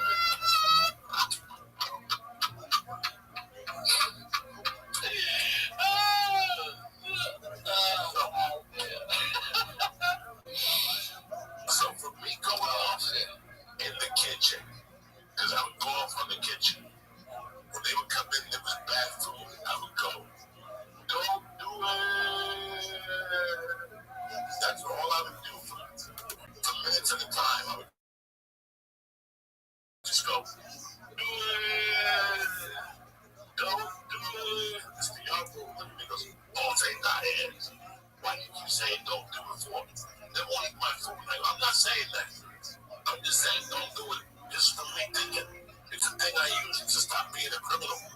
So he's like, I know you're lying to me, boy. How come nobody's eating the chicken today? Like, you know exactly if I would say don't do it or whatever. And I would always go off on it. Mr. Yarbrough, relax, man. What's the big problem? Look at that shit. What you eat down? See you eat it, Mr. Yarbrough. So all those kitchen guys saw that. So on Wednesday night or Thursday night was projector night. We would watch those stupid movies, PT 109, shit like that. Like a bunch of black and white movies. And the projector would always break. So one day I got up and I'm like, I'm sick and tired of this thing. The state's got so much money when they get a new fucking projector. And all the guys like, give it to him, Cuba. That's a boy, give it to him. And that's how it started. And there was like an African American dude that run all the red dudes that had freckles. And we would goof on him. He was a great guy. He would we would call him Freckles and shit. And they would all get up and say, Cuba, get up there, whatever the projector would break. That's what happened. The projector would break, the film would break, and people would go, Cuba, get up there, talk, tell us about the week. And I would go and think about fucking edgy, fucking giving you mashed potatoes and no butter. And he'd go, fuck you, motherfucker, and I'd go off. It would start like a week. Then it would say, go up there, 10 minutes. And I would go up and do comedy. I didn't know I was doing comedy. So wait, I want to. Is this the first time you'd ever really got up and performed in front of a crowd at all? It was in prison, so people got there. There wasn't a stage. There wasn't a microphone. There wasn't nothing. But you're just up there talking to these guys and talking to these guys. But you remember what I told you on the podcast we did on the church? No, about the guy that I worked with at Subaru. That didn't like me. Me and him had gotten into an argument. And one day he came up to me and he goes, I don't know if you know what I did before I came to work here. He goes, I worked in Las Vegas in the entertainment business. And he goes, between you and me, I think you should get into stand-up comedy. His name was Grant Smith. And I remember looking at him going, you know what, you're a fucking asshole. But I remember going home and just thinking about that maybe I was a comic. So now, here I am 8 months later, and I'm actually doing comedy in a weird sort of way, but it's not registered. Yeah, it's not registered with me. One day, the counselor, my counselor saw me doing that. One night, there was one night a month he stayed there late, and this was this particular night. And it was probably like November night. It was after Thanksgiving, going into Christmas. I remember like it was yesterday. Because I was walking out. And for weeks, I would bust his balls about the report. Diagnostic, that's what it was. Diagnostic, thank you. I'm so focused on you said remember the guy that showed us the pictures of the girlfriend in the bikini, and I haven't wanted to forget that. This is horrible to think of, but you have to think about it from this perspective. I kept asking her, tell me what's on my diagnostic report. Tell me what's on my diagnostic report. And he would look me in the face and go, you don't really want to hear what's on your diagnostic report because you couldn't handle anyone. And I kept busting his ball. And one of those nights that I went off, I caught it. And I just off adrenaline, I got in his face and looked at him, what are you going to tell me what's on that report? And he goes, you really want to know? And I go, yeah, I really want to know. And he's come with me. And we went in his office and he fucking went in his desk and he pulled out a file he put on the table. And he goes, you want me to fucking tell you what it says? He goes, shit. And he goes, he took off his glasses and he goes, in other words, What this says to me is that you're a deadly individual. It says that if you want something that I have, you will do anything that it takes to get that thing. So a person should just give you whatever you want. So from now on, if you want something, just ask for it. Because if not, you can sort of take it from them anyway. And I remember looking at him going, thank you for telling me I'm just a piece of shit thief. I appreciate that. And he looked at me and he goes, I told you you weren't going to be able to handle it. I didn't talk to him. Like 3 weeks after that. That move and all that fun I had, all that fun I was having, came to an end. I realized that I was in prison, and I realized I was a piece of shit. And I was just going to end up a fucking thief. So I would see him, and I wouldn't even go to his meeting. I was getting out of there in February anyway. It didn't really matter. So one day I was walking in the daytime, and he saw me. He goes, what happened? You lost your balls ever since I told you the truth? And I go, no, I just don't want to hear that shit. I'm just a fucking thief. Just come here for a second. Because you obviously didn't understand what I was saying, did you? And I go, what were you saying? I'm a thief. He goes, no. I'm telling you that you're a deadly individual. Because whatever you want in this life, you can get it. Because you want this trucking job and with nine shit. Because you don't think I know about it. Because you're a fucking genius compared to these guys. Because I don't think you understand how dangerous you are. That if you want something, it's yours. You can just take it, you know. And that resonated with me, but just destroyed me. Because he was right. You know, and then I had a system. I didn't work at 8 hours a day. I went in there, of course, you know me, dog. I went there 2 hours a day. 2 hours. I went in, I basically went in the morning, made sure the guys had their shit. If you know anything about me, I'm well prepared. They had their shit the night before. And then the truck would be filled already with the sandwiches. I would help them out. I would go to the gate. A guard would get in with me. We drive together. We talk shit. We drive. They take the sandwiches out. We go back to the fucking thing. It'd be 9 o'clock by then. And then I would shoot straight to the library. And the library was a white dude that looked like Josh Bauer. And he was also from Buffalo. He was in there for double murder. He murdered his wife and the mailman, which made it a federal offense. He was fucking. So that's what made it. Is that true? Really? Yeah. But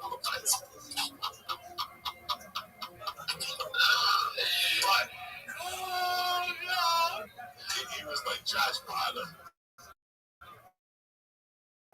and he was very intellectual. He was very smart. He wore glasses. He rolled his own cigarettes, and like I had maybe 3 weeks left. And one day I went in there and he gave me a black notebook. You know the black and white notebooks, the regular ones, where you put your name, your grade, your address. He gave me one of those with a pen. And he goes, that's a notebook for you so you can write your jokes. I go, I don't write jokes. He goes, well, wait a second. Whenever you go up there on Wednesday nights, that's just you talking. I go, yeah, I guess. I go, I have time to write jokes. I've never written a joke in my life. He goes, so you don't sit down during the weekend. Well, you see me, I'm in here meetings once and arguing because I would go in there. It would be me, him, and Chicken Hawk. Chicken Hawk was in there for involuntary murder. And he was African American, but he was well spoken, elegant as fuck.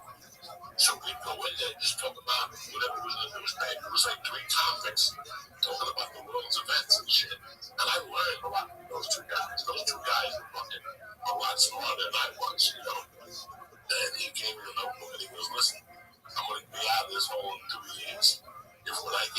not a stand-up comic. I'm gonna hunt you down and kill you. I would take that as a serious threat. So, I went back to the Mr. Blue, and I apologized for my behavior. And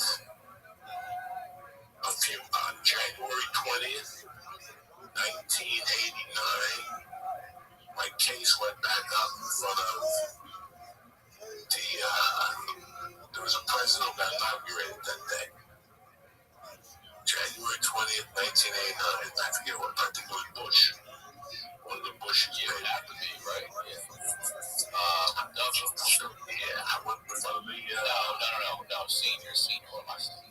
Yeah, I went up in front of the board, and they gave me community corrections. And I think by February 13th, I was in BCTC, the halfway house in Boulder. And that's a whole different story. That's what we pick up next time. From BCTC. That was my whole prison experience. So I had a really good time in prison.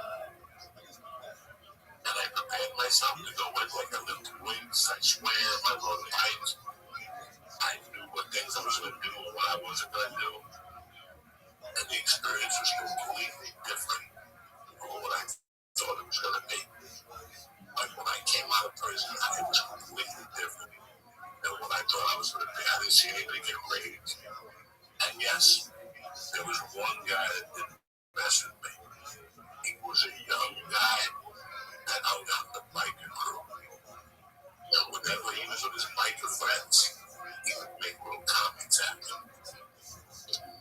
So I let my friends know what was going on. And they said, whatever it is, we got your back. So I had John Clark's crew, which they were Nazis, like real neo-Nazis. That's the other thing. John Clark was pretty much a neo-Nazi, like he had like a SWAT team. I figured that. Yeah, I figured you don't survive in prison for 20-some years. You got to go through it. Yeah, and he loved me for what I was. We would talk about Cuba all the time.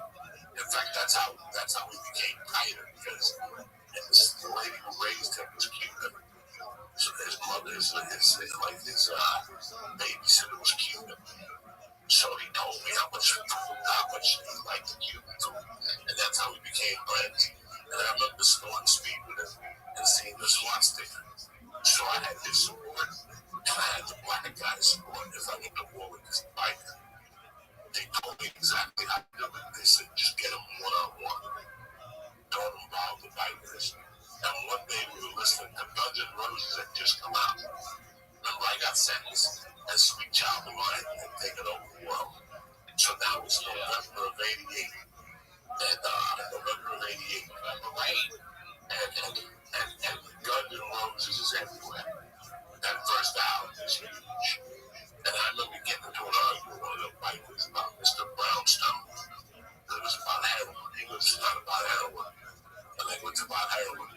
And that's when that kid started arguing. What do you know? I got blacks and all that. I'm like, oh, you dumb motherfucker. So the first thing I did to him was, he would torture me a little bit. I knew I could fuck him up. But at this point, I would get killed. If I ever got caught in his area of the yard, I would get killed. Because there were like two guys in that crew that I didn't really like. The leader, obviously. I told you I couldn't remember what his dog, some raw dog or something like that was his name. He was a disgusting guy. And then I didn't like the long-haired guy. So I knew I had to take him out eventually at some point. But I also knew that I had a secret weapon that he didn't have, which is the mind of Joey Diaz. I'm gonna fucking break him down mentally, motherfucker. So he had a job in the kitchen. So I didn't torture him in the kitchen. I left the kitchen alone because I could just fuck off in the kitchen. It would be easy. With the blacks around me, and nothing would happen. The black dude would help me. What I did was, I took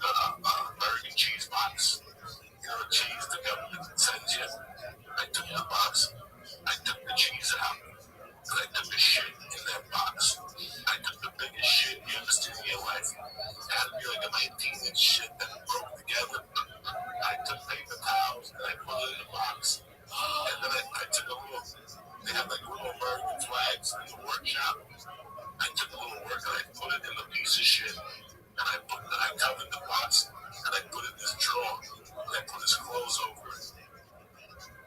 And every day he would stop us on the way and go, does anybody else smell shit? We go, no, I don't smell nothing. Because I swear to God, I smell shit somewhere. This one, it's like a month. I was taking American shit boxes, taking the shit somewhere. And I would put it in a ceiling tile. You can pick up every other ceiling tile. Had a box with a piece of shit in it. And eventually one day, he found the one in the drawer. And it had gone from 19 inches to about 6.5. All the moisture got out of it. It was just down to peanuts, a couple clusters of hair, whatever the fuck. A couple corn clusters and shit. Dog, he flew out of there. He's like, somebody's messing with me. I'm gonna find out who it is and fuck him up and all this stuff. But it was a Jew area. And the Jew area was a room that was next to a laundry room.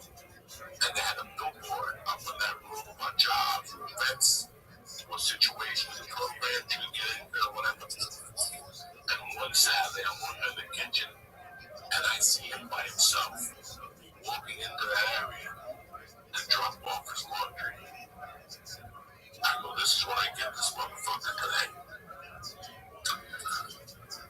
I remember it was cold out, so it had to be like January, February, December. But the sun was out. It was a really pretty day, but it was cold. So I waited for him to go back and get his clothes. And I told the black guys, the other people were hanging out in the gym with the black dudes that would play dominoes. So there was a bunch of guys playing phones. And they would listen to Bobby Brown, don't be rude, don't be. So they would fucking, Bobby Brown would go up the room and light up, and they would throw the fucking phone. It was great. But in the daytime, they didn't play. Just a couple of brothers that would lift weights. So I waited until the guy went in, and I went to the side door, and brother, I caught him as he was taking the clothes from the dryer, from the washer, and putting it in the dryer. I just stood behind him. And the wall next to us had the billboard on it with all the events that are gonna happen. He fucking turned around, and I was right there. And we stood at that problem with me. And before he could even say anything, I grabbed my hand in between his hair. And that's why I never liked long hair. And I grabbed his hair and locked him in like a. I didn't know anything about Muay Thai. It was really like holding somebody doing Muay Thai. I didn't even know that stuff. I just did it with his hand. I grabbed his hand and I dragged him over and I banged his head off that billboard. Possibly 20 times. But that was the only bad thing I did there. I banged his fucking head like 20 fucking times. I mean, boom, boom, boom, boom. He went down. He woke up. He never said nothing again. And he was 3 doors down. We were in the same bunk because we both worked in the kitchen. He never said a fucking word. He knew I told him I would bang his head. I knew the next time me and John Mark would fucking kill you. So don't ever sneak up around me again because he knows trouble with marks and shit. After that, when he would see me, he would say the fucking words. I still remember this thing what he looked like. Some white kid with long hair, big retarded lips, and he just wasn't even normal. That fucking poor retard wasn't even normal. They'll probably give him fucking transgender pills or something at the time. Real fast. Wait, hold on. That's not it. Because I have 2 quick questions. You said about the dude showing you the bikini pictures of his girlfriend. You said, hold on to that. Remember that for later. Why? What does that come back? Okay, so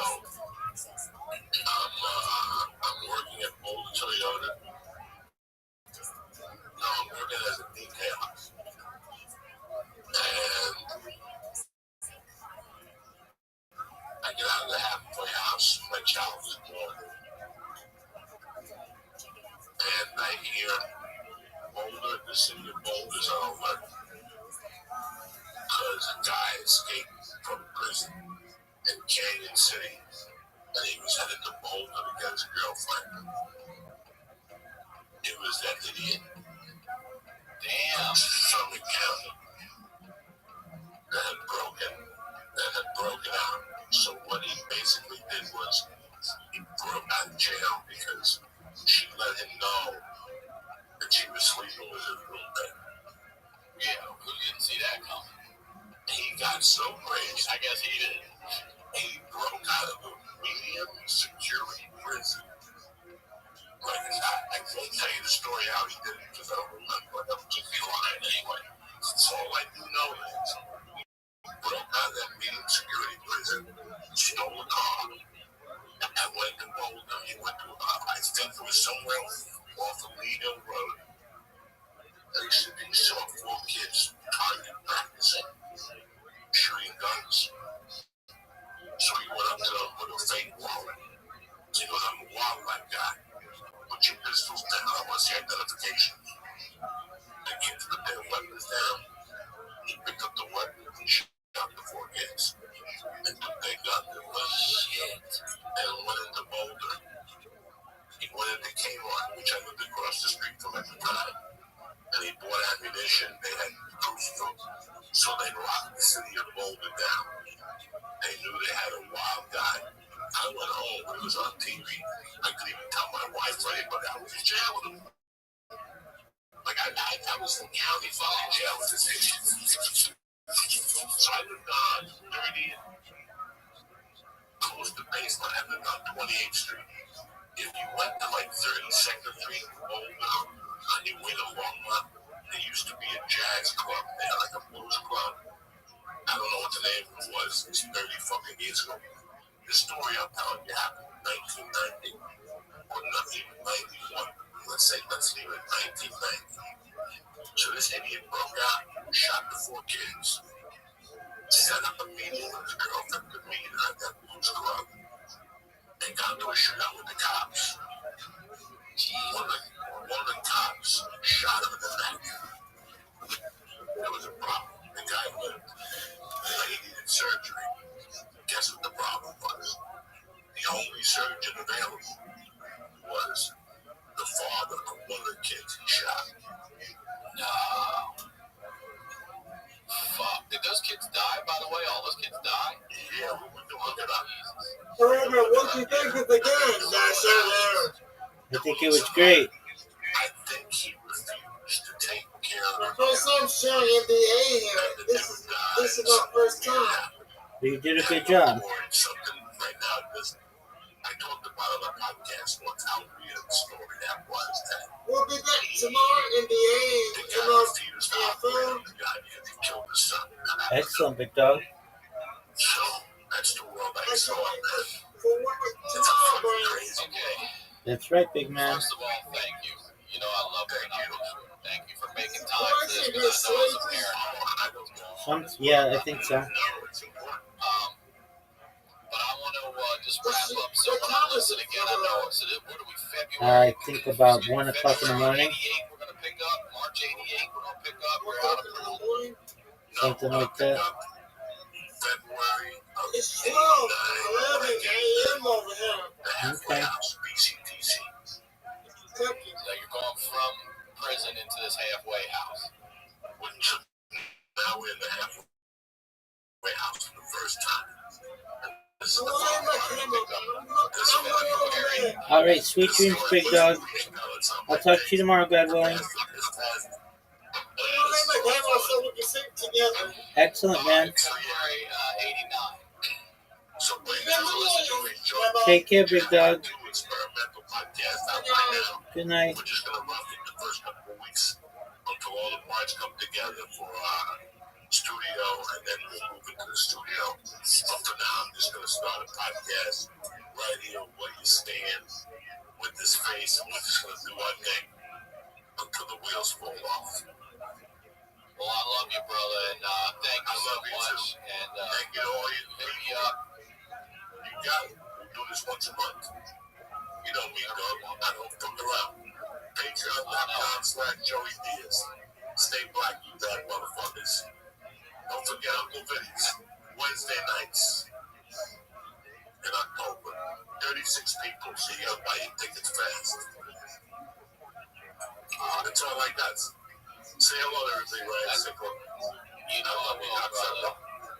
I'm struggling too. As always, Ryan Sickler on all social media, RyanSickler.com. We'll talk to y'all next week.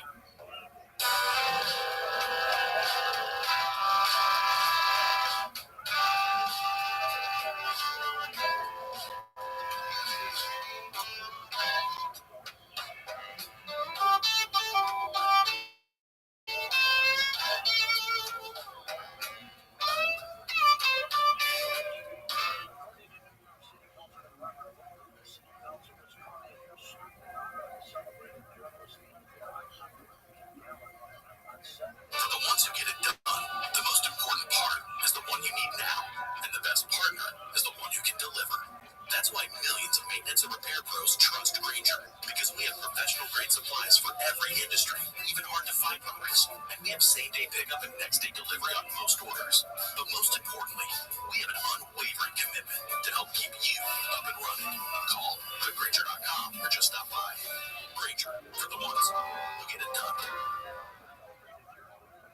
This episode of The Honeydew is brought to you by Helix, Upstart, Honey, and ExpressVPN. More on that later. Let's get into the dew. The Honeydew with Ryan Sickler.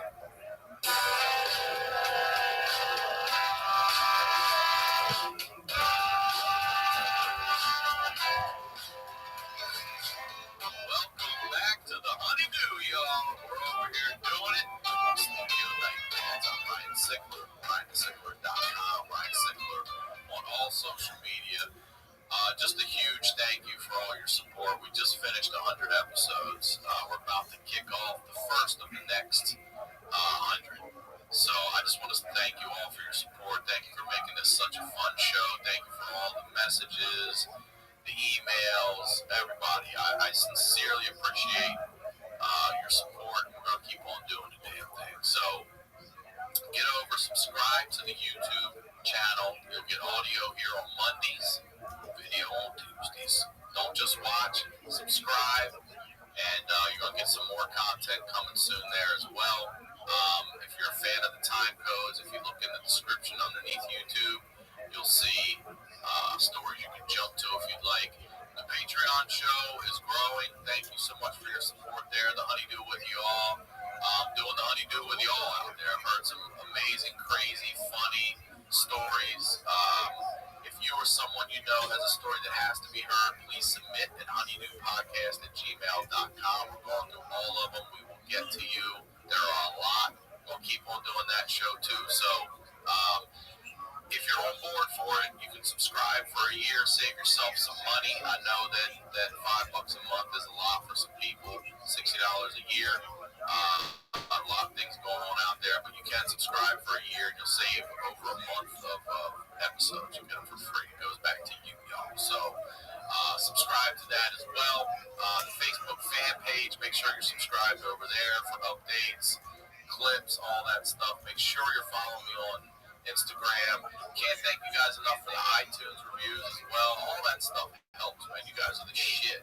The honeydewpodcast.com is the website for the show. All the merch is there. It's also on RyanSickler.com, but the night pants are there. The Night Pant Nation Champion sweats are there. The hoodies, the t-shirts for the Honeydew, the t-shirts for my Ryan Sickler, the fist bump, fist bump shirt. The Appreciate You's really cool design. Upstate merch is the shit. Zach designing some of that stuff for us over there, so thank you. And I record here at the Santa Monica Music Center. You know, I like to give back. So if you live in LA, if you need musical instruments, you need musical lessons, this is the spot for you or your kid. Dude, take a lesson with your kids. Go to SantaMonicaMusic.com. You get online lessons. Use the code Honeydew, and they will waive the registration fee, and they'll give you one free lesson when you sign up for a package. All right? That's the biz. If you're new here on the next 100 shows, what we do over here is we highlight the lowlights. These are the stories behind the storytellers. We're shedding a little light in that darkness and laughing in the face of adversity.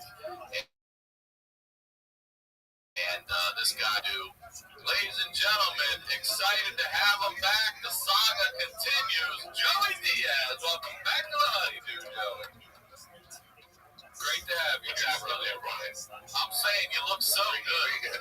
Jersey looks good on you. You look like an old swamp gangster out of Vegas right now, and in his twilight years, coming into his own. You look good, dude. You do. It's tremendous. It's a different life. I got this thinking about my off me. My daughter's in school. She's happy. And for the close of the show, yesterday was the 33rd anniversary of the kidnapping in Kent Valley, November 18th, 1987. Really? So yesterday was the anniversary. How many years? 87? 33. Yeah, I called him Tuesday night. You called the guy you kidnapped on the anniversary of the kidnapping. Oh, every year he's unemployed now, so he wants to hear from me. You talk about full circle, man. I apologize to him. I did a bad thing. I apologized to him. He accepted it, and we became together. That's great. So I called him Tuesday night, left him a message. I was thinking about him. I go 33 years ago tonight. I was planning on what to do with you. So we were going to preach it to the lions and fucking put you in the trunk of a car. We didn't know yet. All right, let me say this for those of you listening, because a lot of people have missed that the last episode of that I actually was honored to guest host the church, and that's the episode where we cover the kidnapping. So there's a lot of you like, hey, there seems to be a chapter missing. That's where you find that chapter. Okay, go to the church, what's happening down, check out the episode I guest hosted, and that's where Joey tells that whole story. This time, exactly where we left off was February of 1989. It was you were just leaving prison, and what you said is it was the first time in the halfway house, which made me laugh because that means it's not the only time you were in the fucking halfway house.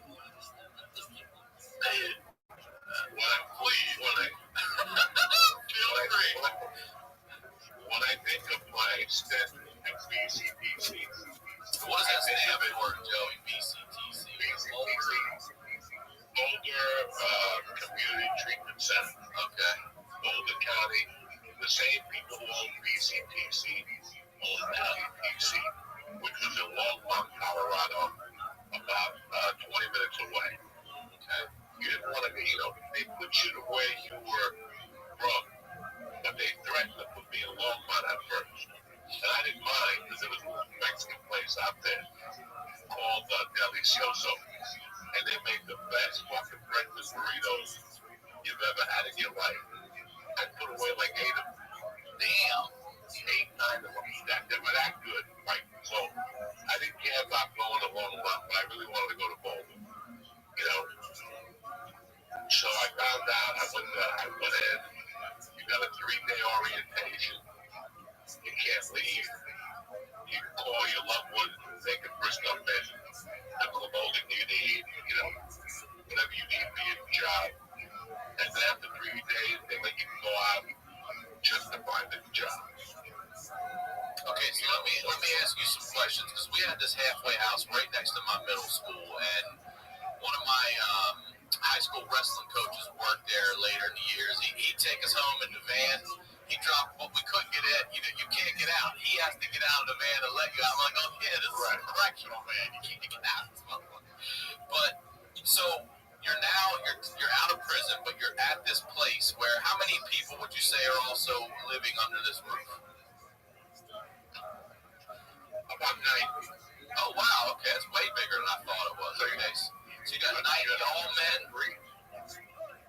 No, the bottom floor was women, and the 2 top floors were men. Okay. And it was 7-man rooms, and then when you hooked up the system, you got put to a 3-man room. So you're allowed out. Go ahead.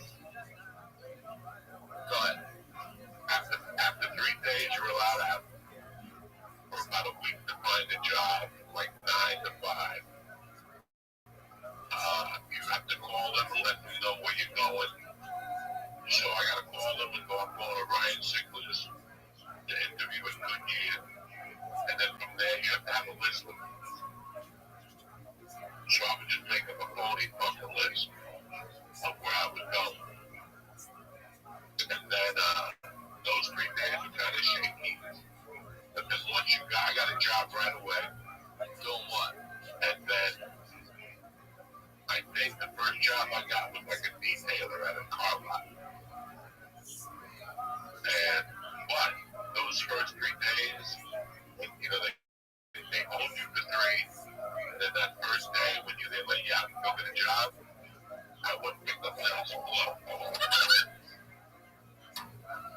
get back on the board here. You know what I'm saying? I'm down by 10. Something got to be done here. You know, we can get a job at $8. At $8 an hour. I'm not getting no job for $8 an hour. So I started slinging. I got an ounce of coke right off the fucking bat. The fourth day out. That's why all that shit you talk in prison is bullshit. I'm going to go out. I'm going to read the Bible. The fourth day out.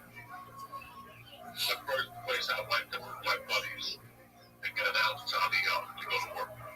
Let me ask you, what did it feel like? What did it feel like, though, to be just out? You know, you're now, including you're on your own. I know you have a curfew, but what does it feel like? That first feeling of after all the shit you've been through, you're actually breathing the outdoors right now. There's not someone watching you when you're walking or driving or taking the bus to your friend's house. I knew that at that moment I was never going back into the prison. I didn't know that. I didn't know that I was a criminal. I came to that conclusion. And I figured out that whatever I did from now on, I had to have a coming to it. And I had to keep it low. You know? It would be small moves. Selling coke was no alternative. And I could sell coke all day long. So just to get on the board, I started slinging coke. Like the third to fourth day. Just to put some money in my pocket, generate some income, you know, around. And then I got like a job. I really don't know, Ryan. I would be lying to you if I told you what my first job was. I can't remember. But I got a job right away. And I still remember bringing the coke into the halfway house with me. I was going to ask. Like that case. Okay? And I still remember waiting in the bedroom on the top bunk. And I still remember one day that, like in my first 2 weeks, the chick that ran the place did a surprise attack on me while I was weighing the coke. And I had it like a big bindle when I put it in. Coke flew all out of the bindle. But it was little chunks. So she walks into the room. I got the scale hidden like fucking Richard Gere, Office of the Gentleman. I had up in the ceiling. I had everything hidden in the ceiling. But she comes in and there's still all these little coke rocks on the carpet. And she goes, you guys need to do some carpeting, and we got to get the maintenance guy to come in here and vacuum the dust off this stuff. You know, it was fucking dust from the ceiling. She didn't know that there was an ounce of coke, you know, on the fucking floor in little chunks. You know, that this is what I walked into. I mean, you create this life for yourself. So that was it off the bat. Then I got a job, but I kept slinging coke. And then eventually I started smoking coke. And I walked into BCPC maybe in February. And by April, I already gave my first hockey away. So the first one is free. The first one is you get locked up for 14 days. You're only allowed to go to work. No leisure, no gym, no nothing. So I figured out a different idea. Instead of getting a job, I went to my buddy's garage. He had a garage made big cars, and I would hustle details there. But I got a pager. So they didn't know where I was. They could also drop into your job. I made it that I was driving cars back and forth. So don't come in here because I'm never going to be there. Right, it was just a different level. Yeah, they weren't even ready for me. Like, they weren't even ready for the game I was supposed to. They could shake you down at any time and you couldn't have more than $40 on. Oh, really? Okay, yeah. You had to pay, it was, at that time, for $75 a week rent. And you also got a box of food, like roses, wines, and dinners. You know, cheese slices, shitty food, you know, for the week. I used to get food delivered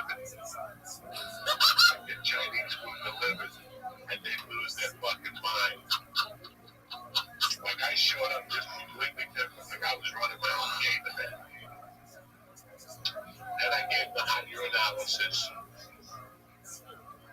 and then they were really on. And that was just When you get behind you away, just go. I wasn't smoking dope or anything. Once I gave the first high, I came to the conclusion that I can't smoke coke, but I was fine with that. But I still needed to sell coke to make some money. The job was just to come. The other thing I devised was you got to pay rent on Thursday, but everybody got paid on Friday. So if you didn't pay rent on Thursday, you would get your lease time on the weekend. That opened up another avenue for me, loan shark.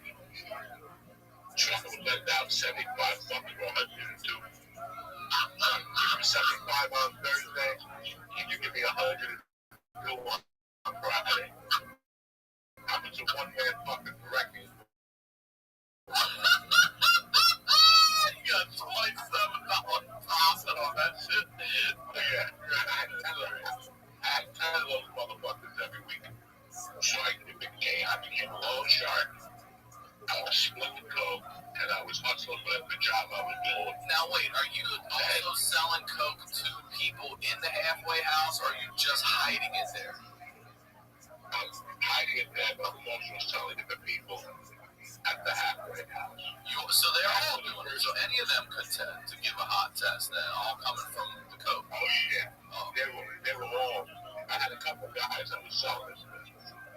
Once I got the first hockey way, I had a garage that rented about 8 blocks away on 16th Street.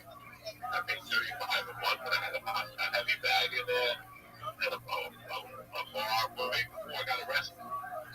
I kept that little gym. So I started stashing my coke in there. It was only a walk away. So I would stash it in there, have the scale in there, some loan sharker in there, slinging coke. I'm walking around, and then guess what happens? I give him another hockey way. Even though I wasn't doing coke, just touching it. Ah, okay, I wondered, handling it. This way, because the guy would give me like 6 ounces at a time, and it would be like 4 chunks and a half ounce of that. This motherfucking Mexican was a nut. So I would have to pick up these chunks of coke. It was like fucking, this coke was real. It was fucking tremendous. So from weighing it, it went through my skin. And then I gave him another fucking happy way. So now they're going to put me back in prison. So I hired my attorney to go there and fight for me. You know, they had me on lockdown. I couldn't leave the building. Then they came to a conclusion that I go to a rehab. And I just mentioned the name of this rehab the other day. I forgot the name. It was from 6 to 9 at night. 5 nights a week. And you had to sit there and guess what? I went to this rehab for I think it was 6 weeks, 3 hours a night, 5 nights a week. And I started selling more coke at the rehab than I ever did.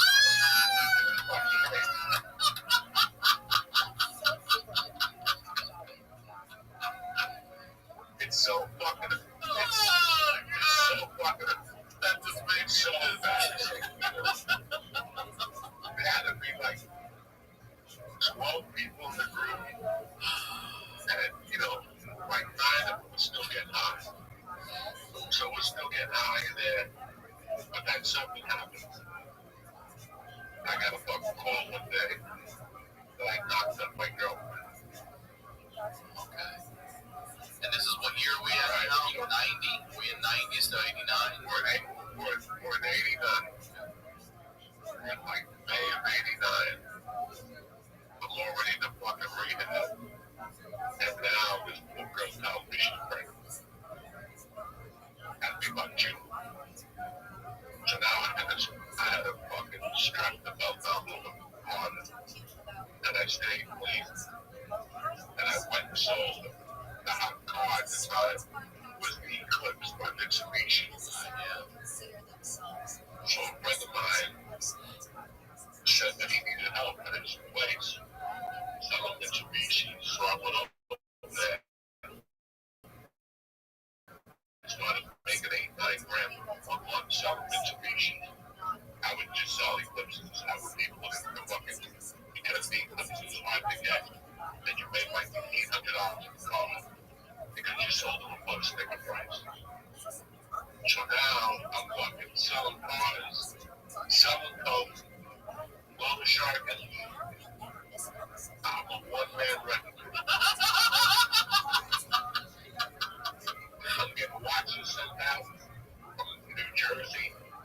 Rolex watches, presidentials. The guy would give me like $7 grand. I would sell them to 10. It was the prime of the joke. I was doing more hustling in those months than I ever did before. Like, it was the top of my hustle game. I was 27 years old, 28, and I was making probably 15 grand a month. Between the selling cars, the selling coke, I wasn't snorting, so it was all profit. You know? This is 15 grand a month in 89. Oh, yeah. Slinging with both hands. Yeah. And then they moved me into, I started making progress in the system. I started becoming a model prisoner. That term right there, a model prisoner. Oh my God, I turned it around. I fucking really turned it around. It was just amazing. They were blown away. No more hockey ways. I was doing everything I was supposed to do. I was on my best behavior. I had the best summer of my life. You there? I'm here, brother. I thought you froze up for a second. I had the best summer of my life selling cars. I didn't do coke the whole summer, but I was just a fucking renegade there. I was just a fucking renegade there. And then I got them to so high that they gave me a furlough. Like a 4-day furlough to get married and to go on a honeymoon. But I had them at that time, and I did my program, and they let me out. They said, "You're done here." Really? We're going to put you on regular moving corrections. Yeah, so once you get married and come back, get your stuff and get out. And then you still got to go to meetings and circle jerks and all that shit. So by August of 89, I was a free fucking man. Because you're married. Because I'm married. I get married, I move into my place. Wait, sorry, what month do you get married?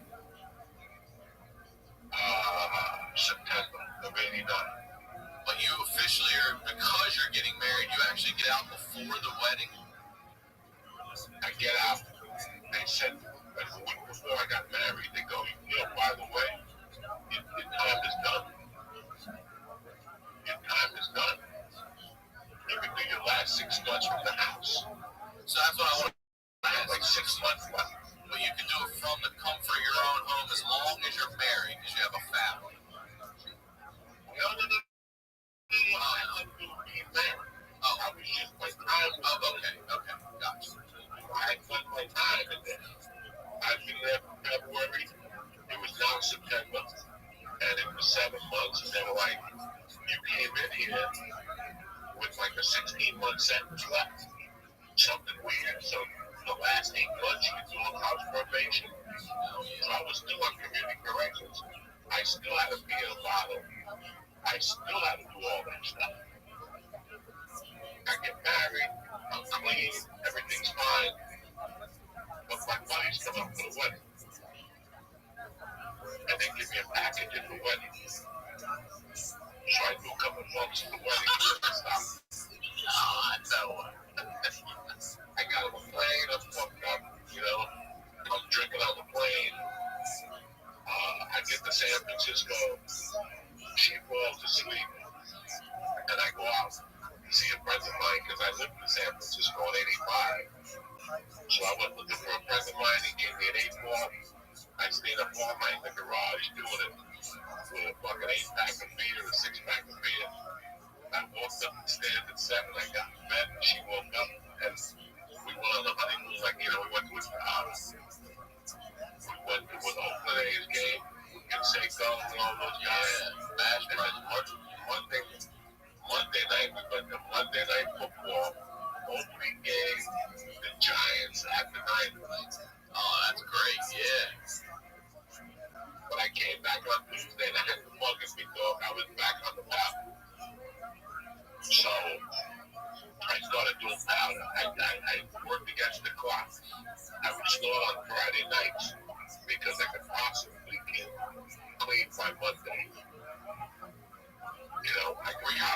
tests, were your tests random at this point, or did you know when they were coming? They tested me one day. Damn. So you had to call a number at 1 o'clock, and the number would tell you what color was up. And there was some Mondays where they wouldn't test me, so I played against the clock.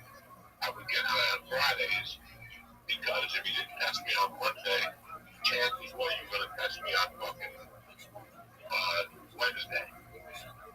But if they tested you on a Friday, that means you were going to get tested again on Monday. Okay. So you always had to play the clock. Yeah. And I did it. Great. Then they started nailing me on Monday, and that's when I went to work. I would, like, if I called that one, and my color was up, I would go to Albertson and buy a bottle of vinegar, a white vinegar, distilled vinegar, 32 ounces, and a bottle of Gatorade, and I would get a package of Serta. Serta was what you used to make like a Jello. Okay, yeah. And I would drink the whole bottle of white vinegar. No, dude. With Gatorade. You would mix 32. That's fucking 4 cups of vinegar and Gatorade mixed. What does that taste like? I would drink. You know, when you're a fucking junkie, this is what happens when you're a junkie. Doesn't that burn your soul? It just destroys your inside. I got away with it like maybe twice. So wait, I'm sorry, I'm gonna interrupt you again, but this is supposedly a concoction that's gonna neutralize this test or give you a negative test. This is the word on the street. Then you had to drink vinegar, but at the end of the day, nothing works. They always get you some type of metabolite or something. So I got away with the test like maybe 2 times. And then maybe like mid-October, they fucking nailed me. They nailed me again. And instead of rehab, they said you're going back into the halfway house. You're going to do an extra fucking group meeting. And like, you know, I went from being the model guy to the fucking slut. So I would wake up every morning and walk to my apartment. I lived about 2 miles from the halfway house. I would walk to the apartment, see my wife, get changed, and go to fucking work. And that really made me become a little bit like I did, you know, just a realization of what I had done and stuff. Like, God damn it, I can't get my fucking life together. And I started working. I still sold coke, you know. I wasn't doing it. I said, let me just do this steady, you know. And I stuck to the program. I went to the fucking AA meetings, you know. I did everything I had to do.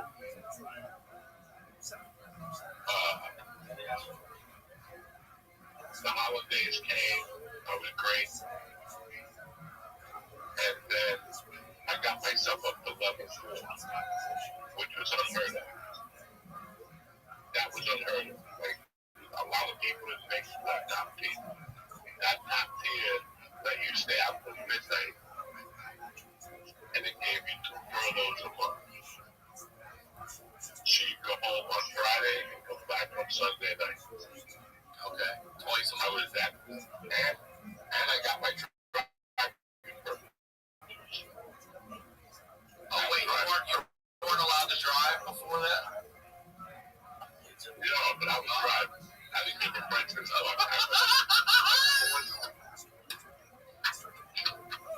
I remember being on the right one day. I remember being on the right one day. One of the council pulled up next to me on the light. And I'm like, wow. But it was funny, those months when I was a junkie, I tormented their fucking world, right? Because I couldn't figure out how to beat the drug test. So I started fucking getting like chlorine for a pool, and I would grind it down into a powder, and I would pull the skin back on my pick and sprinkle the chlorine on my helmet. Jesus Christ. And then get back and then put like a fucking rubber band on my dick. And I would pull this. So I started fucking around with that test. They couldn't figure out what the fuck was going on. You're putting chlorine in the test? Oh, man, but doesn't that burn the fuck out of your dick? Dick skin's so sensitive. Fucking pool cleaner. Pool cleaner. Yeah, I know. I was a lifeguard. I know what you're talking about. I feel like that would burn out your dick skin. I was grinding down. It was tremendous. It was really tremendous. I was grinding it down into a fucking powder and putting it on my dick. And I was fucking with them. And then one week I used them. Come on. It was tremendous. It was tremendous. I was driving these two. It was a team. It was a man and woman team that would test you, and then they also, when you're level 4, they also have the right to come to your house whenever they want, knock on the door and check your house, your refrigerator, smell around to see if there's weed. They knocked on my door 10 times. You know how many times I opened that door? 0. I would open the door for strangers. 0. Listen to me. I would turn the TV off. They would come back with a sheriff's car and sit outside my door for 2-3 hours. I would outweigh the sheriffs. I'm not going anywhere. 0. My attorney would call me. He's like, you got to open the door for them. No, I don't. They don't have a warrant. Well, they have this in the court. Fuck that shit. I got to see a warrant. I know my right. I'm like Jay-Z. I know my right. You got to show me the fucking warrant. Let's take a quick break and tell you about our first sponsor, Honey. Now imagine this. You make a list of the gifts you're going to buy for the holidays, right? And then someone randomly gives you the money to help buy one. Sound good? Well, that's what Honey is doing. They're helping pay for $1 million worth of gifts. All right, you're probably wondering, is this the same Honey that automatically searches for promo codes online? Yes. Yes, it is. With Honey, you can also make a list of the holiday gifts you want from certain stores, and Honey will email you when the price drops on anything on your list. You just add Honey to your computer, you create a free account, you throw some holiday gifts on your drop list for a chance to win. Honey will randomly select winners and give them the money to help buy something on their list. All right, I'm looking for some stuff for my daughter right now. I got her this Bill Nye virtual reality thing where you can do all these science experiments, virtual reality. Since you can't go to school now, you can still feel like you're really doing this stuff there. Any gifts you want, you put them on the list, and Honey will give you a heads up. All right, there's no purchase necessary. You need a PayPal account to redeem the prize. Only valid in the U.S. and the giveaway ends 12/21/2020. Get Honey for free at joinhoney.com/honeydew. Once again, Honey is free, and you can get it at joinhoney.com/honeydew. Our next sponsor is ExpressVPN. Now, when you use the bathroom, you always close the door behind you, right? I hope you do. You don't want random passerbys looking in on you, so why would you let people look in on you when you go online? Using the internet without ExpressVPN is like going to the bathroom and not closing the door. Did you know that your internet service provider like Comcast or Verizon, they know every single website you visit, and what's worse is they can sell this information to ad companies and tech giants who will use your data to target you. ExpressVPN puts a stop to this. It creates a secure, encrypted 10-tunnel between your device and the internet so that your online activity can't be seen by anyone. I use ExpressVPN on all my devices. It works on everything.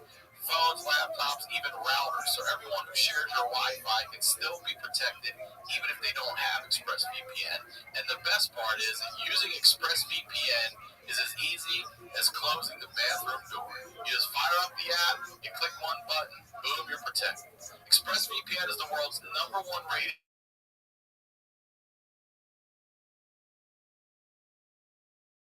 CNET wide. Your online activity is your business. Secure yourself by visiting expressvpn.com/honeydew today. Use my exclusive link expressvpn.com/honeydew. You can get an extra 3 months for free. That's a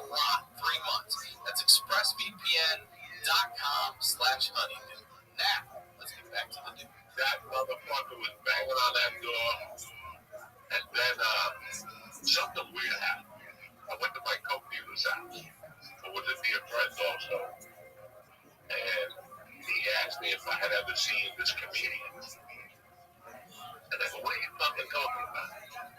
And he goes, this comedian, Andrew Dice Clay. And I go, no. And I saw that special, and my head blew up. Like, I kept watching it. New Year's Eve, I was in the halfway house. So I talked them into renting the conference room and having a party for New Year's Eve. Non-alcoholic, showing the Andrew Dice Clay special on VHS, and I got like fucking Pizza Brothers Bagels. And then they let me do it. And I watched Andrew Dice Clay. And 1990, they let me out of the halfway house February 2nd of 1990 on a Friday. My wife picked me up, pregnant as could be, ready to bust. She picked me up. We went to a restaurant called Seals. It's still in Bolton. Fucking tremendous. It's Cajun. I got the 3 eggs with the red fish and the bayonets with these fucking potatoes. It was February 2nd. It had to be 60 degrees out, bro. We got back to the apartment about 4 o'clock. I think I watched the news, and I must have passed out about 7. And I woke up February 9th. Just let me out of the halfway house. I wake up February 3rd to a woman yelling. Okay? And it was my ex-wife that her water had broken. And she was like, we gotta get out of here. I'm not having a baby. I fucking jump in the shower. I'm getting ready. I go outside. A foot and a half of snow. I've been sleeping. I didn't see the snow. So I go, hold on 1 second. I gotta unshovel the fucking car. So I get the car. I shovel it. I shovel the spot as best as I could. I had the car running. I back up the fucking car and I pull it out just to get her to come in. And the fucking guy who lived upstairs came with his car and pulled into my spot. After I had just shoveled it I just got out of the halfway house. I go, this isn't happening. So I go up to the guy. I go, dog, what are you doing? My wife is pregnant inside. I gotta pull her out. And he said some snide remark. And I go, you're not fucking getting off this easy. Move your fucking car.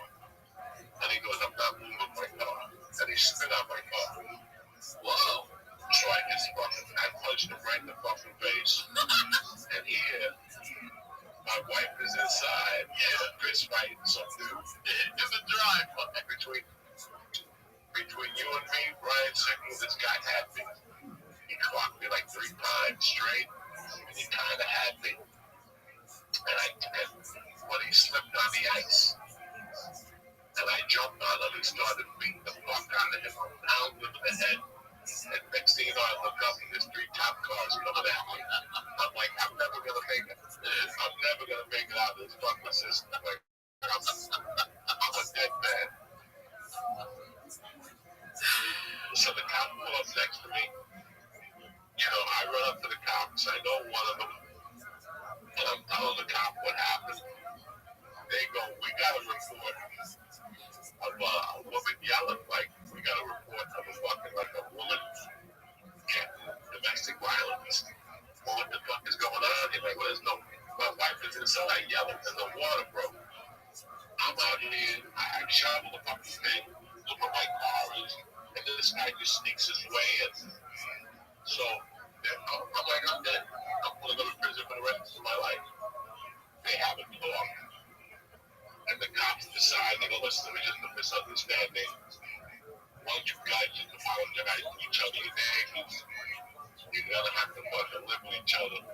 I'll never forget the cop goes, put your hands out and shake hands. The guy goes, I'm not shaking his hand. And the cop looks at me and goes, you know what? You can just get back in the car. You weren't doing too good when we got here. Better shake his fucking hand in your face. The cop, the dude was all backed up. He wouldn't shake my hand. And the cop told him, you weren't doing too good when we got here. You know what I'm I'm saying? So you gotta shake his fucking hand. So the cops actually gave me an escort to the hospital. That's nice. So I got my wife into the car, drove to the hospital, had the baby. She's in the hospital. I go home, I get a big dog to celebrate. You know, big dog, all the habits. Never change. Now, even though I'm free, I still owe them like 8 more months of piss test. And that's when my world began. I just started fucking blowing up their machines. Every time I go there for a piss test, I would throw something else on my dick to fuck their machine up. Robo salsa, alka salsa. I put alka salsa. You must have like a leather dick, I tell you, man. I don't think I can handle any of that shit. Oh, so good. Fucking alka salsa. That's how deep my whatever ran. I had a little girl. You know, man, this is why I tell people, nothing's gonna change you unless you change yourself. Amen. I've sat with men thousands of times, you know, doing fucking algebra, telling me, I love my kids. This is the last time I'm gonna get high. You'll never see me again after tonight, you know. Kids can't stop you from getting high. Probation can't stop you from getting high. Nothing can stop you from getting high. When you're gonna get high, you're gonna get high. People don't realize that. I know the other side. I think back to my times, that time period of my life. It didn't matter. And you know what made it worse, Ryan? That they gave me a rule I couldn't get high. I don't do well by rule, right? You know, we're comedians. That's why we became comedians. Because we cannot follow society's rules. Yeah. I wake up every morning at 5 o'clock, 6, 7, 8. I'm an early riser. I'm on social media at 7:30 in the morning, you know. If I had a job, I wouldn't wake up at 8. When I have to do something, what am I going to do? There's no way. You know, I've been on my own basically since I was 10. My mother gave, when I got out of Catholic school, my mother made me an offer I couldn't refuse. I'm going to let you do it your way. The first time you fuck up, you go back to my way. So looking back at it now, I could handle rules. When they dropped that whole program, I stopped getting high as much. I noticed that because I had a fucking rule. But I can't follow rules. I live them. I do what I do. Why I do it, I don't know. And I'm going to keep doing it. That's just the way I am, you know. That's my malfunction, that I can't obey rules. I could live under society standards. That's my malfunction. But at that time, I was already thinking about the stand-up. I just didn't know how to start. And how old I just have no idea. 1990, how old? 27 years old. So this is just starting to think about stand-up at 27. Just starting to think about it, still working, you know. At this time, I probably had 3 jobs. I was working at a car dealership. I was, you know, selling cars in the paper. Like if you had a car for sale for $5,000, I would offer you $42 cash, fix the car up a little bit, and sell it for $6,000. You know, I was fucking hustling my ass off at this point. At the age of 30, I was fucking. And then my family asked me if I wanted to go work for them. They were moving their roofing operation from New Jersey to Colorado. And they were looking for labor. So I said, yeah, I might as well go work for them. You know, I didn't want to sell cars anymore. And I caught on really quick to roofing. It was flat roofing. It was rubber roofing. It's called balance down. insulation, and you ballast it with rocks, and you frame the stuff with the metal, whatever you call it. I don't know.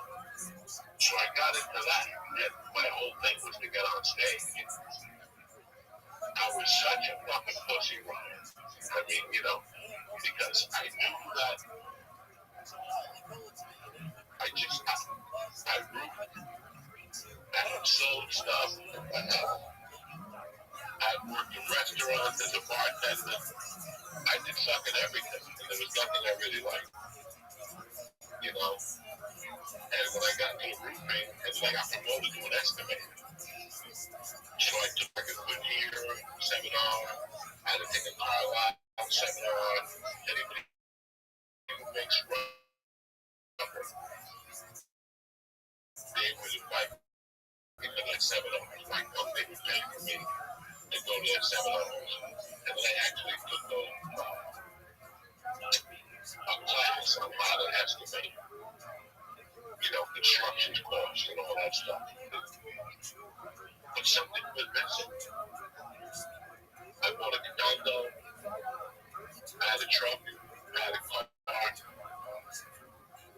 I was married, I had been in prison, I had to buy the odds, I got out of that fucking program. You know how I got out of that program? I was working at a car wash as a host. And I used to guy once a week would come in and just talk. How you doing? What's going on? I would talk to him. And one day after like 6 months, I go, what do you do? And he goes, I'm a district attorney. A what? And I go, you go, why? And he goes, yeah. The real district attorney was Alex Hunter. But underneath him, they were involved in the Jonathan A. Ramsey stuff. Yo, what's up, dog? Yo, what's poppin', B? How you living? Living free, living fine. How about you? I'm amazing, Loverboy. Loverboy, how'd you find out about me? Huh? How'd you find out about me? I've been observing you for a while now. Okay, how'd you observe me? Huh? It was once or twice through a blue moon, and then... How do you feel about having an audience as wide as you do? Well, I love it. Gives me the opportunity to talk about really interesting things, like world peace, ending world hunger, ending world thirst. Hell yeah. I like it. Loverboy. You could even say that I love it. That's what I like to hear. Did you find me through Discord, Twitter, Twitch, YouTube? How'd you find me? Huh? I've just been watching it for a little while. From Discord, Twitch, Twitter, YouTube. I have a question for you. I know, I'm asking you a question though. What platform did you... See, that's a very Rabbi thing to do. Excellent. But let me throw one towards you. Okay, go ahead. Which version of the text do you prefer? The Talmud or the Torah? Okay, before we get into that, what platform did you find me? Was it Discord? Was it Twitter? Was it YouTube? Was it Kick? Was it something else? I found it on iPhone. I'm on iFunny? Uh-huh. No way. What is on iFunny about me? I mean, dude, you're beating around the bush. I'm asking you. I mean, I joined your chat, and it's supposed to be Ask a Rabbi, and then I join in, and I'm immediately barraged by questions. So Okay. That's kind of. I mean, any question that you have, I have a section that says Ask That's Rabbi. fair, right? That's fair. My statement right there is fair, right? Well, I'm answering it. If at any time I don't have an opportunity to answer your question, there's a section here, Ask Rabbi Anything. I'll answer any question that you have. No, but we're talking to each other face to face right now. That's correct. Yeah, I mean, I'm doing something else, but okay. So you found me on iFunny. I don't even know what that is. What's iFunny? Yes. Well, I mean, I'm asking, what's your favorite? I mean, do you agree that the Torah and the Talmud are both completely accurate works on the same level as each other? I mean, one is a commentary on the other. So right now I'm watching But do you Daf think they should both? I'm sorry to interrupt. Continue. Right now I'm watching Daf Yomi, which are teachings of the Talmud. That's what I like to do in my free time. Do you think that they should both be followed as one? One's a commentary on the other.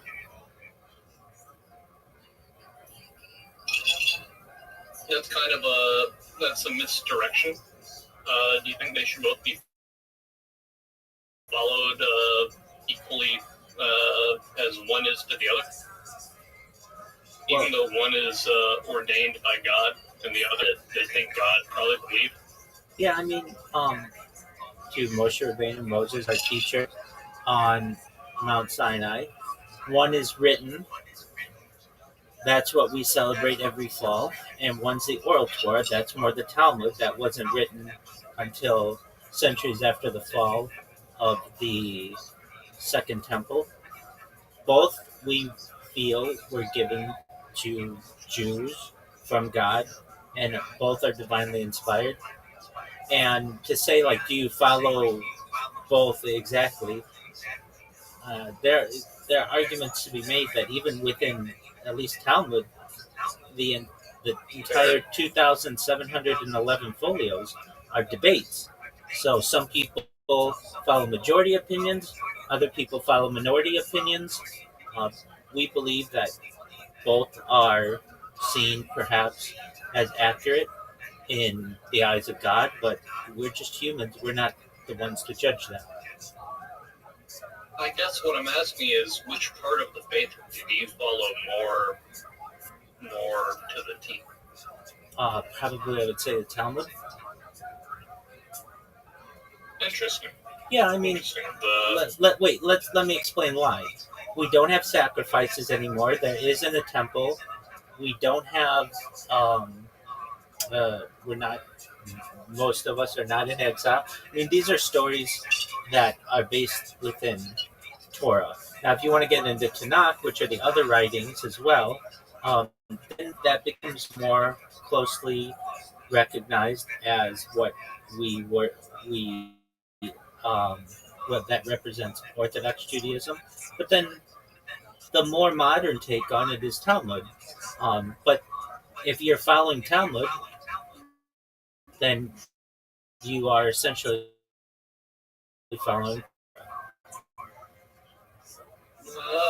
So I'm not trying to be inflammatory when we're asking this question, but how would you say that? What would your opinion be on modern day Judaism and how most of the people cheating God or trying to lie to God because they say, "Oh, well, we shouldn't leave our house on the holy day, the Sabbath. We shouldn't operate anything electric or anything work related." Hold on. Wait, let me finish my sentiment. Let me finish the sentiment.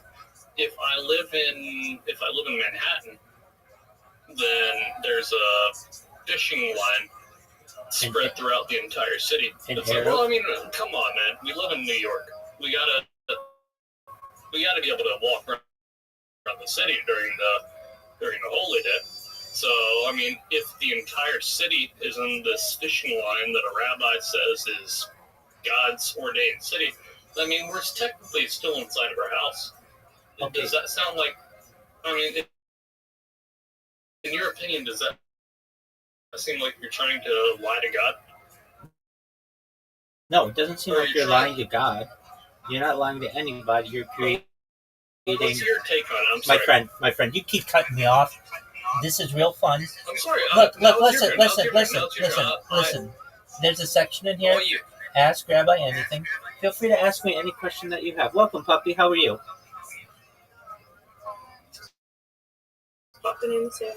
Excellent. How's your day?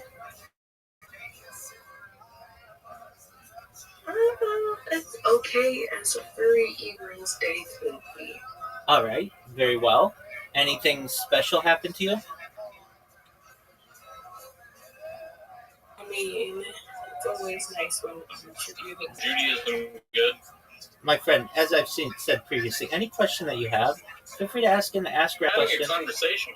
Yeah, no. This is a very Jewish thing for you to do, and it's not a Jewish thing in the appropriate way. It's the inappropriate way that people talk. Oh, here I go. I'm getting going. Yeah. That's the Jewish thing that happens. You give any sort of pushback, and then they don't want appropriate conversations. Just start to get out of here. Sorry, I interrupted. You're It's good. all good. You're good, puppy. As I've said previously to Loverboy. Did you just call the emo, furry Jewish girl puppy? That's her name. Wait a minute. You can't be talking about me. Yeah, That's most certainly. As I've said, Loverboy. Any questions that you have, I'll be happy to answer them. There's a section of this we've been Discord. having a conversation this entire time. I've recognized that. You keep asking me questions. You've asked me a dozen or so questions now. I've answered them, and I'd like to talk with two or three. No, this has been a conversation. It hasn't been. It's what is it? Is it a send one question and then you answer one question, and then what if the answer to my question isn't 100% what I want? You know, my friend. Fucking Charlie Kirk. Charlie Kirk went onto those stages and he talked to people, even if the people that he was talking to were retarded and refute their stupid piece. My friend. Anything that I say should sound stupid to you. My friend, I'm not here to debate things. I'm not here to debate things. As I've previously said to you, feel free to ask any question that you want to me in writing and ask Rabbi anything. Okay. Obviously, one answer at a time wasn't good enough. Questions and they're leading questions. Trading. Yeah. So you had a good day. That's great. Would you like to play some putt party? Maybe not. Are you okay with that? Absolutely. I will send an invitation. Oh, wait. Excellent. Are you listening? Oh, I don't know how you do it. Oh, hey. I mean, he can, and I generally love discussions with people, but I get this section of individuals who want to be controversial subjects and say, basically, like, is that, especially in terms of like some, I mean, arguably ancient things. I mean, they'll say, like, for instance, like, what are your thoughts in the Talmud? It's okay to have sex with a child, like things like that. I don't want to get into. And so, if anybody's really serious about any of those types of questions, then feel free to ask me and ask Rabbi anything. If you're going to take the time to actually ask the questions, I'll take the time to answer them. But it's one question after another, and it's right, exactly. And I was gonna ask him if he was a Pisces. If Pisces love to do that. Well, and frankly, he wouldn't answer my first question, or if he did, I don't really know if that's how he found out about it. I just asked how some platform I don't even use. And I'm like, they're talking about me on there, or what's going on? He's like, oh yeah. And I'm like, okay, well, he's like, but I've been watching you for a long time. It's like, okay, man, whatever. If you have questions, I'll answer. So then I answered a bunch of his questions, and it was another question after another question after another question. Then at a certain point, I say to people, all right, ask Rabbi anything. I've got a section of it. If you're so serious about asking these questions, I will answer them. I have very long discussions with people, and if I have a feeling that they are, like, you know, the phrase you use, rage baiting, well, then I don't have to waste my time. I can answer them Yeah. under my own. Even though Even though I just came in and already seemed like you were doing too much for the person. Thank you.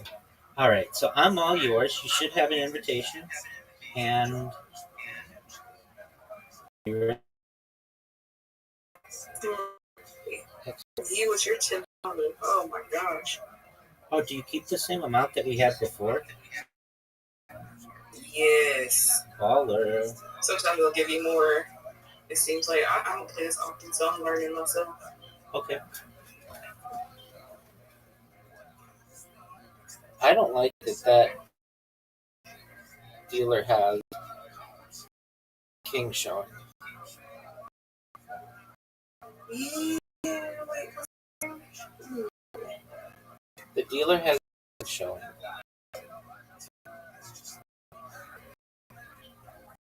Okay, 18. So they have to stay.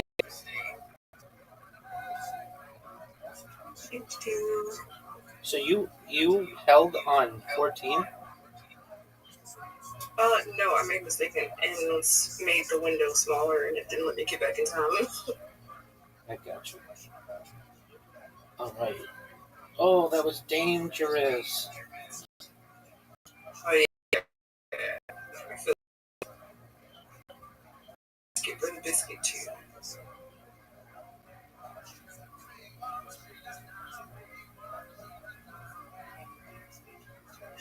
What's game mode? I wonder. I'm kind of curious. Game. Okay. Oh, okay. Or the other Daily challenges.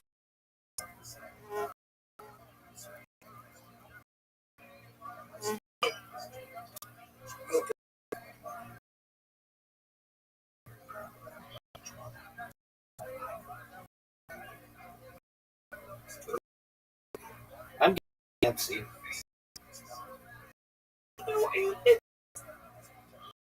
Oh,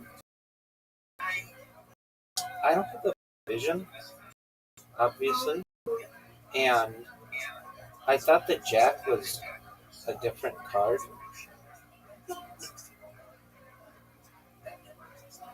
That's okay. Wow, you are at 18. Hey. Alright, well, he busted. So that's good. Alright, I've got to really look at the cards closer.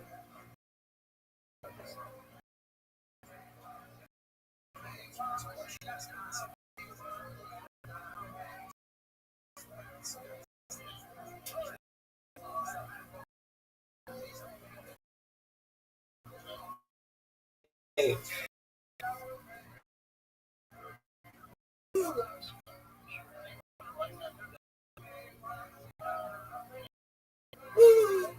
I could play maybe 2 or 3 rounds. I'm a fan.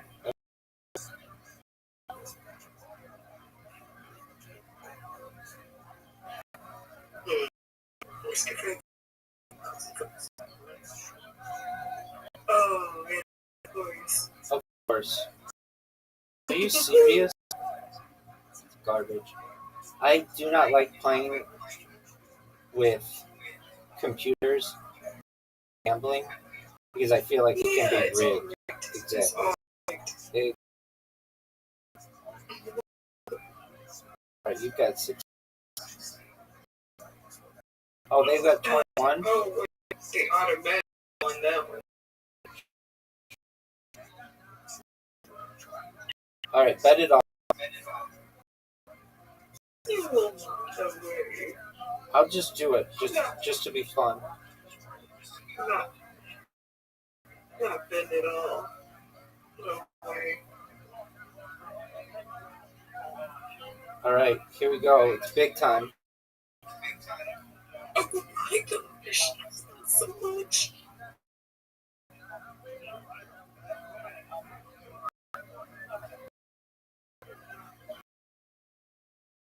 You could one more time.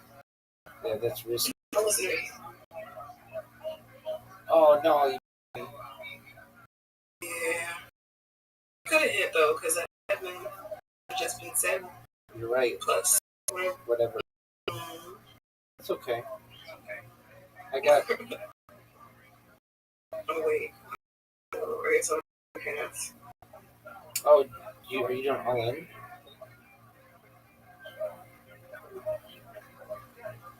Oh my goodness, why do they do us like this?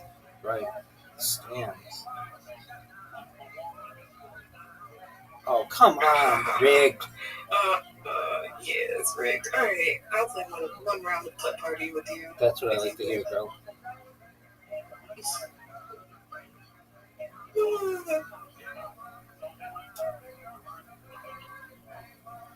Alright, one moment. As I load it. It is 11:20. 12:20? 11:20. Oh, 11:20. Okay, for me it's 2:20. Early. Yeah. Did you stay up all night? Well, I had a very bad migraine earlier, so I took a nap. Oh, And then I woke up around 11. I'm sorry to hear that. Okay. For some reason it's like frozen on me, so I'm gonna leave and come right back. I'm coming back. Don't worry. No rush. I'm here. All right, let's try this bad boy again. Okay, there we are. Okay, putt party.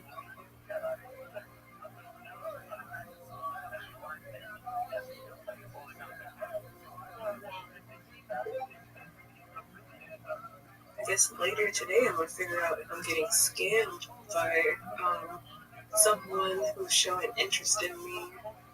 Uh-oh. Because we're gonna video chat together for the first time. Like they always see me on video and stuff. I haven't seen them before. They sent me pictures of them and showed me them traveling and everything.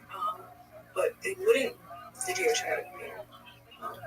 They said, "Oh, I just don't feel like something." They said they feel better on the inside than on the outside. I was like, okay, that's probably because you're drinking. You know. Oh gosh. That sounds pretty suspicious.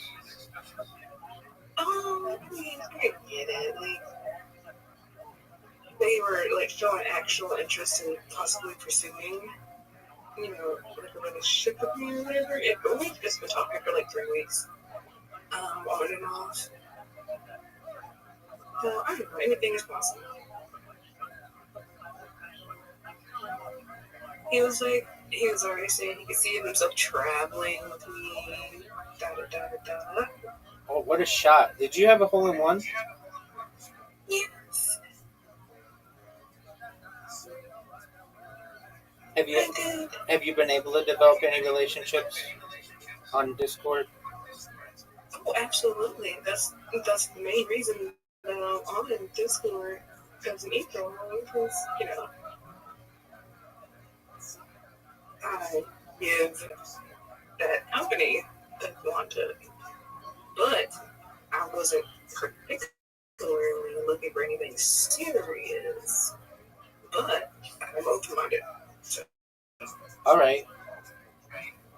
Okay, so I have a question, and maybe, well, so I always thought an e-girl was just a girl who played video games.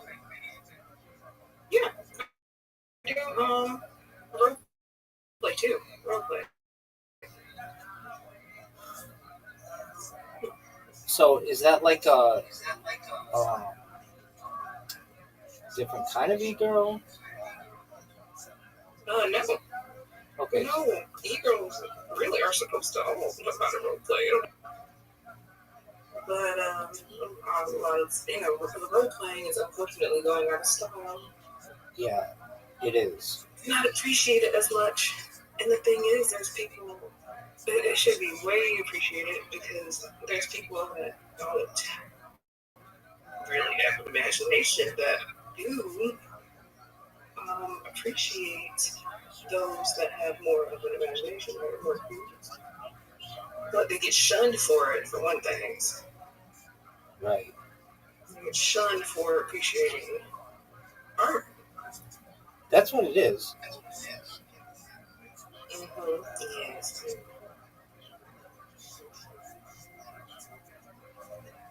I knew that was gonna happen. Come on. Get in the hole.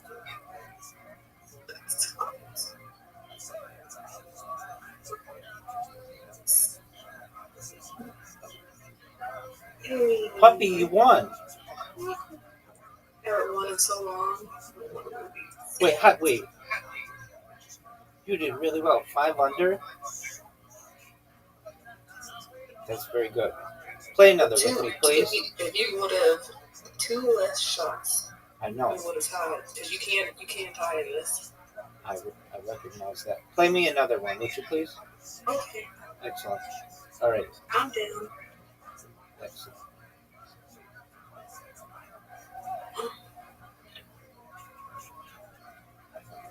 I just choose one, but if there's one that you I don't prefer, let me know.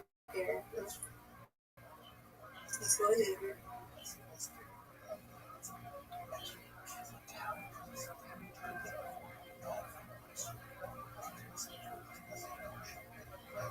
Oh, get in the hole.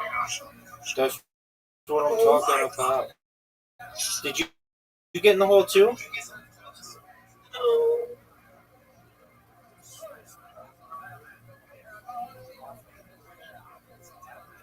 Oh, this. Oh, are you serious? Did you go too far or something? Yes, ma'am.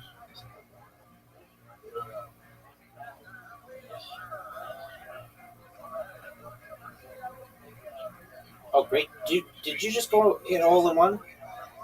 Yeah. No, not a whole one. No, I flew over the entire building. Oh, I did that too. First time. First time. Yeah. That was hilarious. That was so fucking funny. Oh my gosh, awful. I tried talking to you last night in the ego word, but I think you were asleep. Definitely. So if I may ask, do you just post up there and wait for people to message you and then... Usually I'll be in a private call that's lower. Yeah, I've seen those. In the voice. And then I'll usually have lo-fi playing as people know that I'm asleep. Because I'll have the lo-fi app. Oh, I love lo-fi. But in the one that you're in, the activities are not allowed. So, well, yeah. Go on them. Welcome. How are you? Hello. Do you speak English? How was your day? Can you hear me? Can you hear me? Hope you're having a good day. Jack, can you hear me?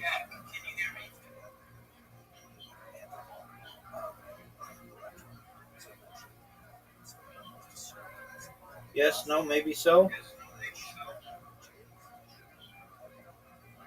Maybe Jack's just chilling. That's cool.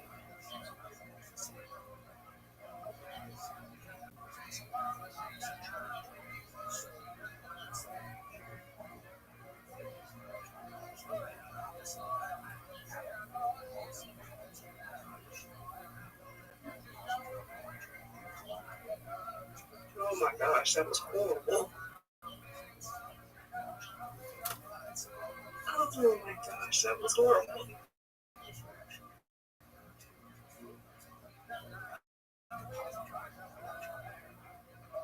Do you ever go on Twitter?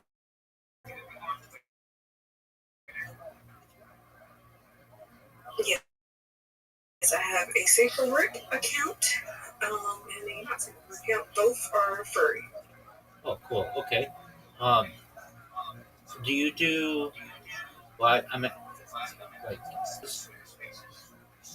I have before because it's just Nobody comes in.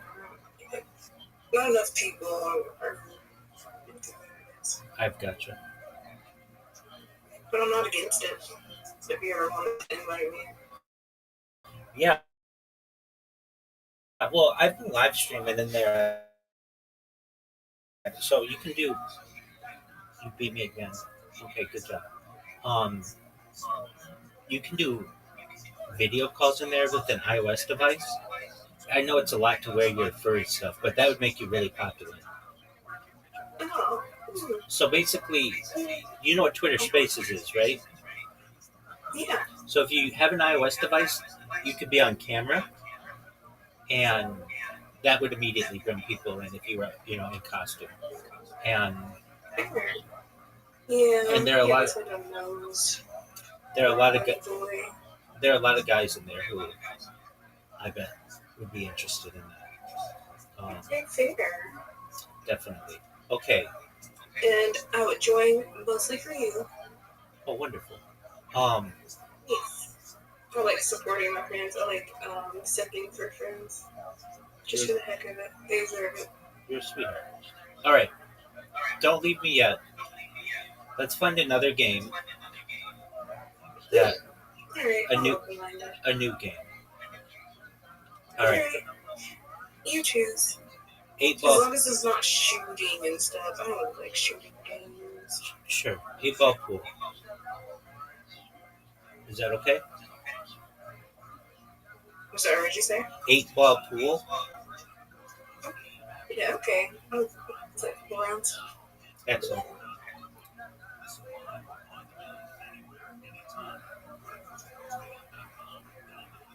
Rise. You said yesterday that I was an e-boy. Actually, I'm an e-other. Yeah. I'm an e-other. E-other? Yeah. Okay, fair. Yeah, duly noted.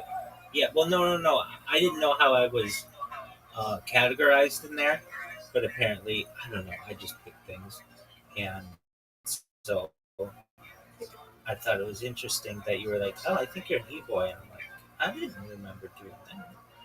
I must have picked e-other." Okay, now aim the yellow ball. Okay, so we're adjust shot when making a long shot. Oh, did you just do it? Yeah. Okay. Okay, adjust power. Okay, congratulations. You're ready to start again. All right. Let's go. LFG. Find an opponent.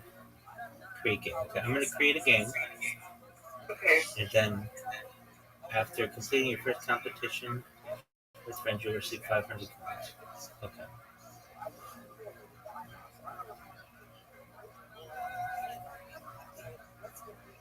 Invite friends. My head's not hurting anymore.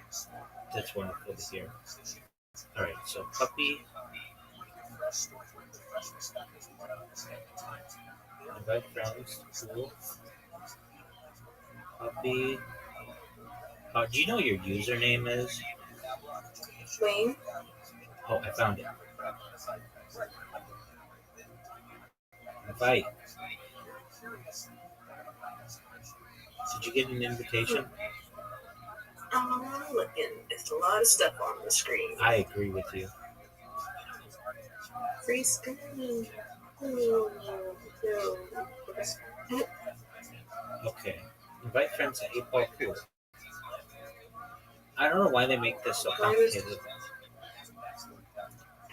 Okay. We have wolves that didn't come back. Okay. Jump in.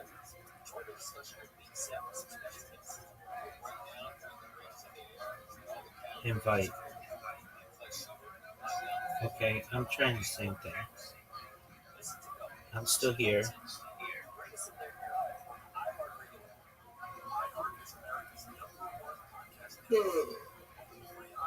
I just closed it. I'm going to send you something else. That's. Okay. I mean, if I could figure out how to send you an invite, maybe it just got frozen. But then I already saw it. I'm looking in the lobby. You said you created one. Yes, ma'am.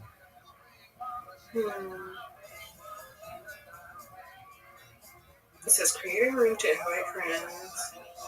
Okay, that's what I did. And I thought it was sending you an invite. Right, and I go back. And I didn't. Are you on it? I didn't. That's okay. Are you on an iOS device? Yes. That's annoying. When I play the game, when I play games with it, it gets so hot.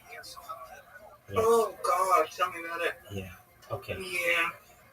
All the updates and everything. Oh, it's crazy. Okay. 8-ball pool. And then it just said crayon games. But that's not. We're not playing a crayon game. We're playing 8-ball pool. I would love to play a crayon game. Okay. Do you have a favorite color? My favorite color? No, I like rainbow. Okay, I do. I do too. I like all the colors. Is usually what I say. Okay. If we had a box of Crayolas right now, what one would you choose to The color? one closest to yellow and gold. Okay. All right. Here we go. Lobby Other Modes Championships. Join now. Join the server. No, I don't want to do that. Free spin. There are so many different things. Championships. Other modes. Okay. I'm going to the lobby. That was okay. Create 2 people, standard, entry fee.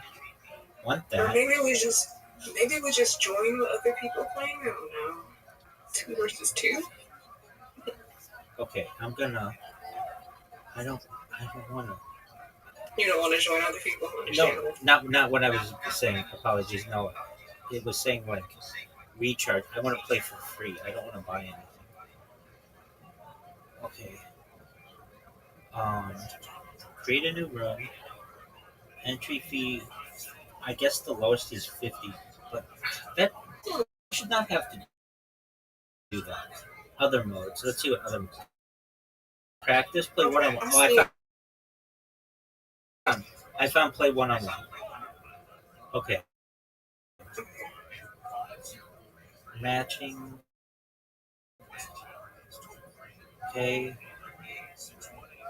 Oh no, it's doing a random person. Not what I wanted. Um. Okay. Shot leaderboards choose. Lucky shot championships lobby. Other modes. This no. Oh. Oh, other mode. Like one-on-one. Sweet. Okay, I see that, but that randomly puts you with someone. I'm gonna. Oh, all room, create new room. All room, password room, coin room, standard call, server. I can't believe this is so difficult. Like all the other games were like really right. Okay. Um, 8-ball pool. We might have to put on hold because it's too hard to figure out. Okay, but Yeah, if someone teaches me how to play, then I let you know. Excellent. Okay, we're gonna find something else before we go. So just bear with me as I let the device start back up. Okay. Here we I go. don't have any requests to do or anything. Chickens. You've got to be the most popular e-girl world in there, or e-girl in there, are you? No, because of what? There's somebody else. I'm sure. Like Rebecca, who runs the, who runs it. Oh, okay. I didn't even know who that was. Yeah. Okay. Have you ever played Smash Cards? No. I know it does. Okay. Okay. So Smash Cards is multiplayer online card battle arena game. That sounds fun, but I want to play something just with you. I don't want to play with a bunch of people. Okay. Um. Wow, they got a lot of different games on here since everyone's played like a lot Yeah, more. take your time. Yeah, even from when I joined, yeah, definitely. It's just been more and more. And I love it. Um. Okay, let's try Blockbuster. Blockbuster's like Tetris, something like that. Get launch.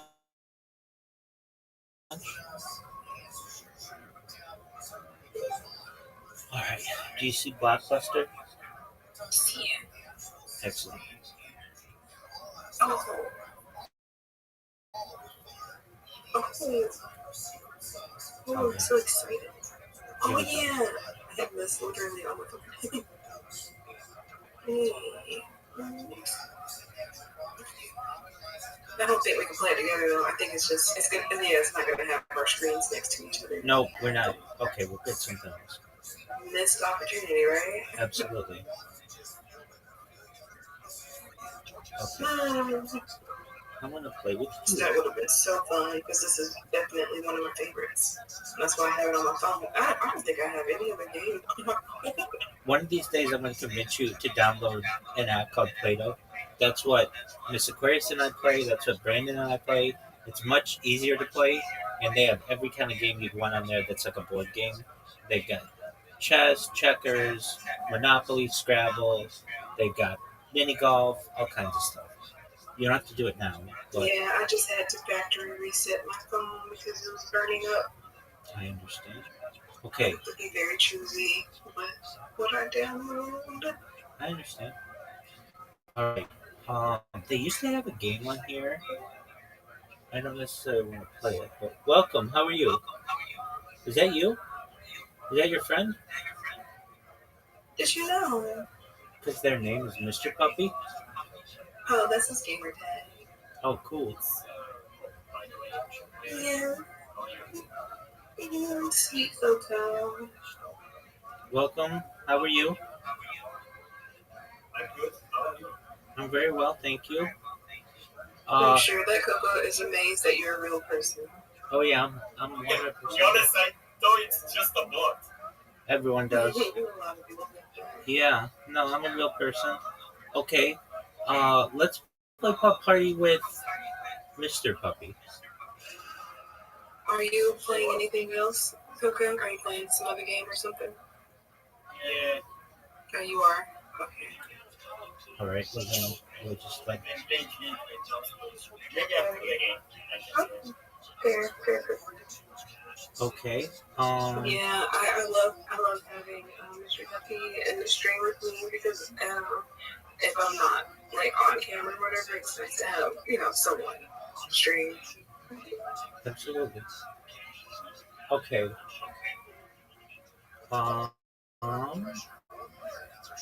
What's lo-fi? It's just music. That's what I go to sleep to. Oh, okay. And that's what I put up. I like that image. It's very cool. All right. What's Wordle? The New York Times game? Oh, yeah. I'm pretty sure it's just like a word game. I'm down. Excellent. All right. Hey. Coco, I'll be coming back to the email server soon. All right. But yeah, this is where I pop into every once in a while now. Guess the Wordle in 6 tries. Are we playing against each other? Sure. But I mean, okay, invite friends. Okay, great. And now I just need Puppy. Wait, let me just try to jump in and see what happens.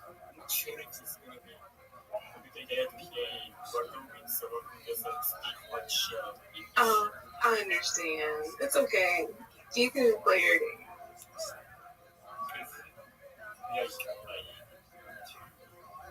It's not really fair. I get it.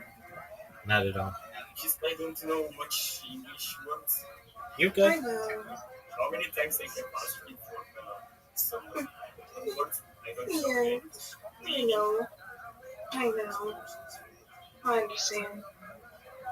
Miss Puppy, you have, or Puppy Jeff, you got an invite. At least it said that I invited you. Yeah, I'm looking because I saw the invite friends button. It's just maybe if I exit out of it. Discord Right. was not designed, I think, in a very user friendly fashion, especially the DMs and such. So if you, Oh, I see it. I see the invite. It's in my DMs. I didn't know that. But now Yeah. I know. Close this. Then go to my DMs and accept the invite. There we go. That should work. Oh, fingers crossed. Playing this, bro.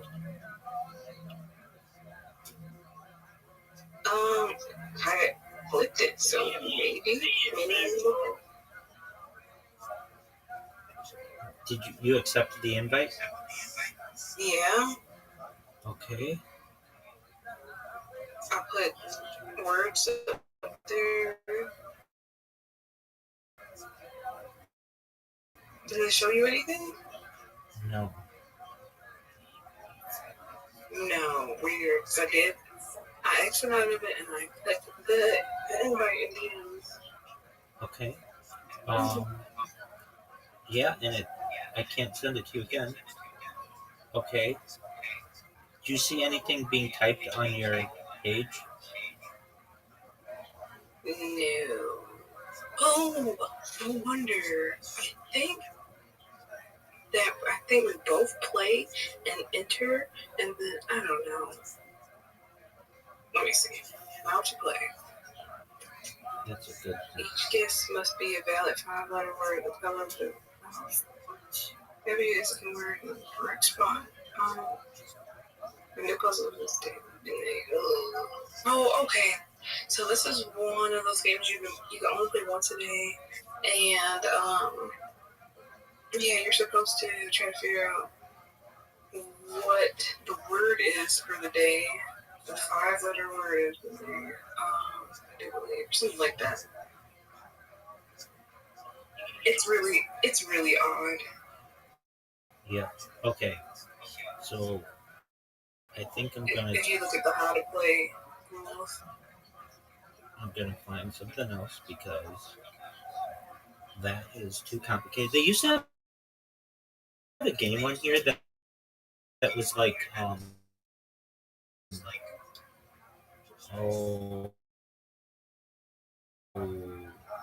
Counter Strike or one of those kinds of games, but I think it was I don't see it anymore. I think they got rid of it. I know you said you didn't want shooting games. I totally understand that, but I'm just Banana of Doom. It says it's new, but I didn't really care for it. I'll try again. no. So I'm trying to get it No. It does not look like our thing. Okay, daily Sudoku together. Let's do that. Okay. I can't believe they make these so difficult to play together. I don't understand It's a that. little more.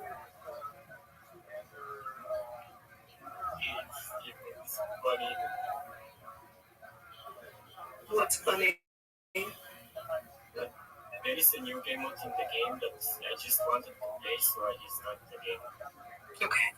Yeah. All right, starting puzzle. My heart is just getting disappeared. Oh, your character? Are we in the same? Is it making you do like a little warm up? Yeah, and then I did skip that. I guess it'll take a little bit longer. So 3. Yay! Okay, puzzle solved. Woohoo! It's late now.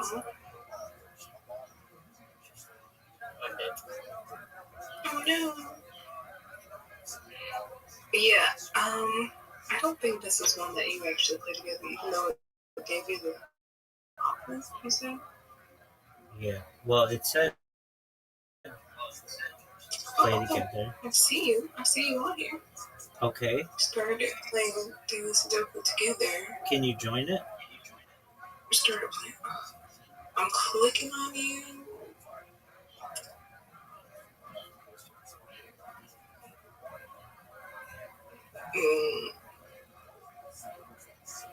Okay. Classic 9x9 starting puzzle. Do you see that I'm in one? Yeah, and this not very true. Okay. It's so cute. I love how aesthetically pleasing it looks. Oh my gosh. Unbelievable that it is that difficult. Okay. We're gonna get something. Oh, it's. I'm sorry. We're gonna get something. What's that? Can you hear me? No. Can you hear me? I can't hear me either. Can you hear me? Wait, You're cutting out really bad. I know. Can you hear me? Like I hear you putting out like this. Yeah, I can hear that too. Okay, it's a little bit better. Yeah. I wonder if it's. I don't know. Okay. I don't know whether it works. All right. So Sudoku stinks, and we were trying to play one together, but it's not really letting us play together. You would not it like that shows one. that each other's on there. Yeah. Okay. We're gonna get something. And like Putt Party's just like, hey, you want to play? Great. Hey, Blackjack's like, hey, you want to play? All right. There was one that I really liked. I know it sounds babyish, but it was just like coloring. You just click to color and stuff. Let's you do can it. do it with like 8 people or something like that. I think it word Ooh. anymore. I think it was just called Color Together or something like that. I do kind of remember that. All right. Oh, I loved it. I used to play it before I went to sleep. It's not whiteboard, right? That's different. No. All right.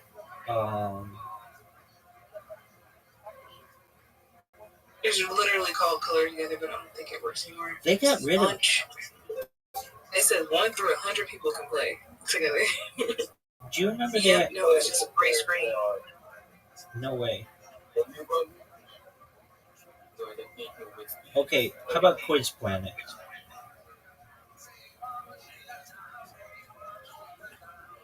Okay, co-op. Oh, Quiz Planet. Okay. Well, let's not get our hopes up. Right. Please don't hack me, Quiz Planet.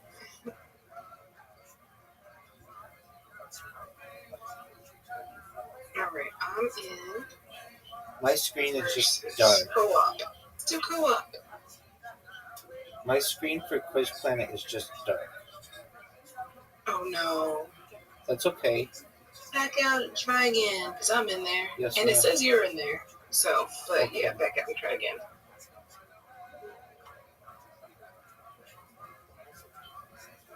Join Quiz Planet.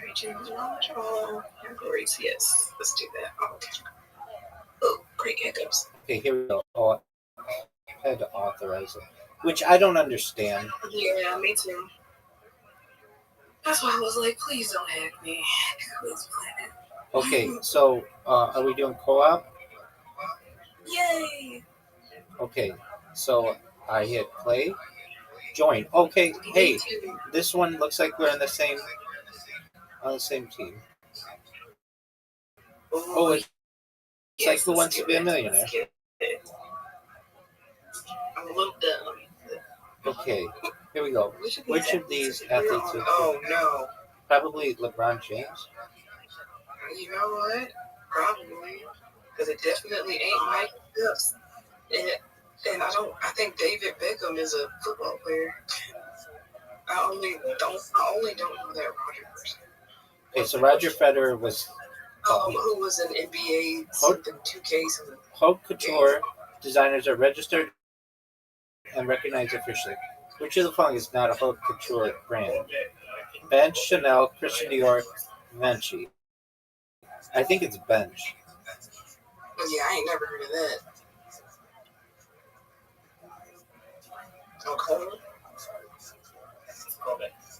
Okay. Mm-hmm. Whale shark. Whale shark is correct. All right. A whale shark is. I was in. Oh. Good job. Uh-oh. All right, science. What former planet was reclassified? Pluto. Poor Pluto.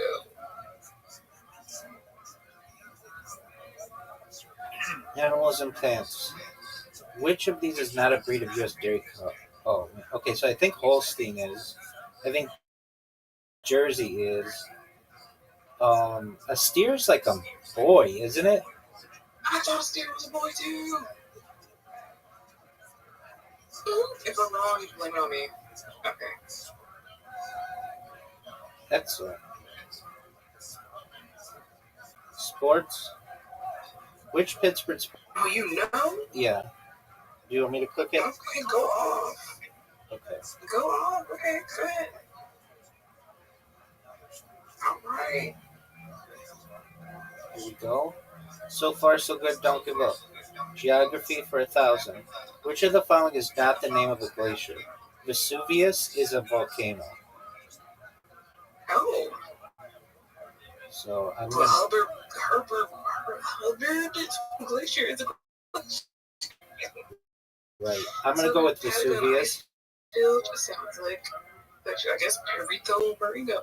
I Oh, hope wait, it's. yeah, or you already knew that one. Well, the thing is, we run out of time if we. There's like a timer. Yeah. All right. I didn't know the names and stuff. That's okay. Politics and Let's see. society. Which of these jobs did John Glenn not have? So he was an astronaut. He was a senator. He was not a governor, to my knowledge. I'm gonna click governor, unless you know something different. You know, he was an astronaut. All right, we're getting down to it. Food and drink.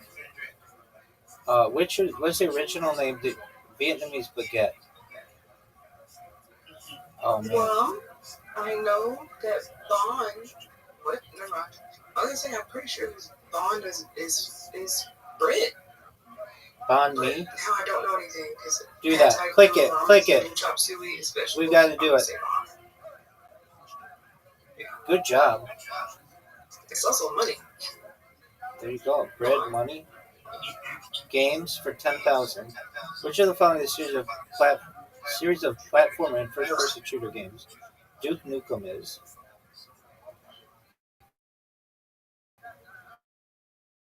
Click it. Yeah, because it's not FIFA or Sims, and it's not Forza.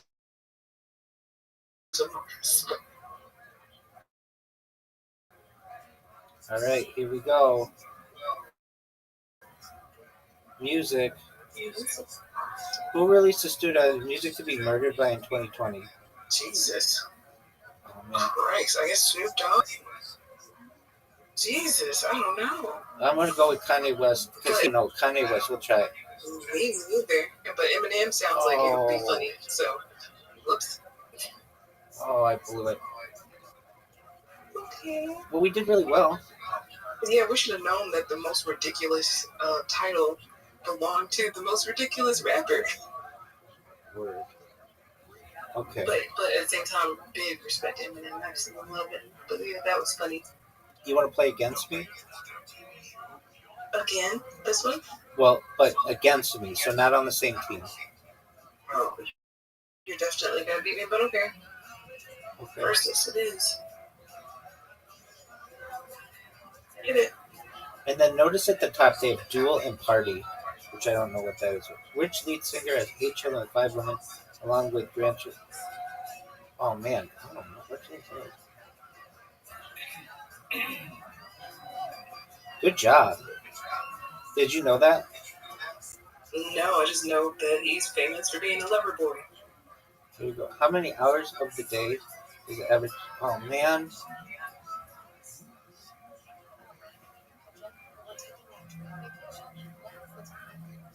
Do you know it? No. Oh wow. So we just both. Aside from chickpeas, which one of the following ingredients? Yummy teeny. Yeah. Oh, I thought tahini was just a spice. Oh, to spread on hummus. I'm so dyslexic. This is sad. Doug Engelhart is credited with inventing.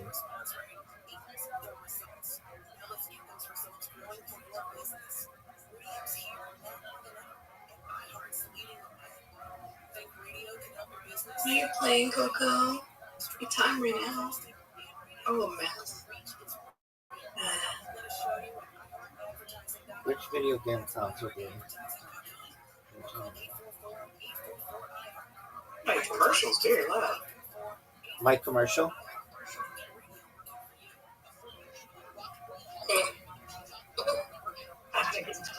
What's wrong with me?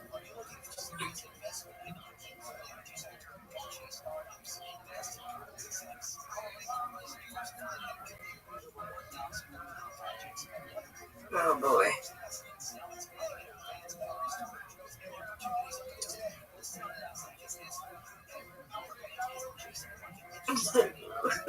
And Mr. Rabbi just joined and he's kicking my butt already.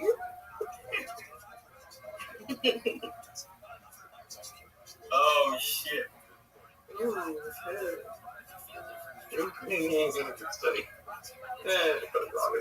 It's funny. It's funny. Oh. Okay, duly noted.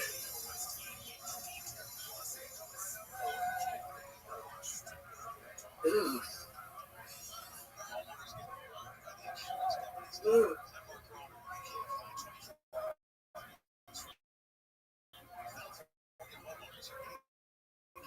Good job.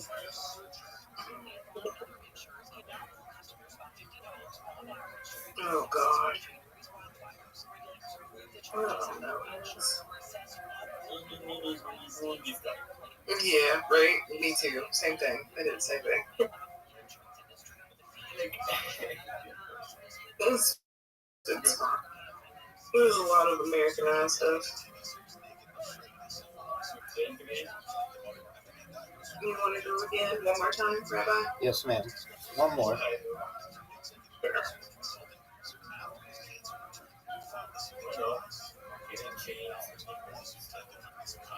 I'm gonna go back to the e-girl server after this. I don't know. Like That was cute, like.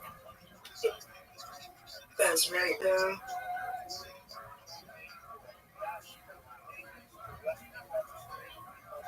Jesus.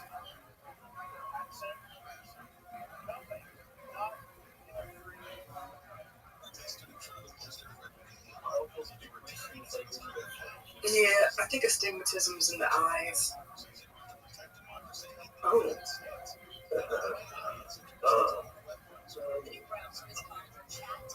Okay.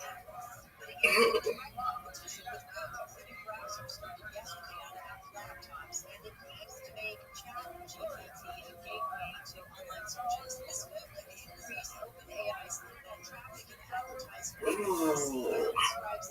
Ooh. Yummy.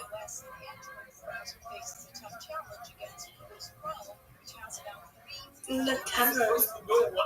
What is even Nutella, bro? It's like chocolate. I don't eat chocolate. Yeah.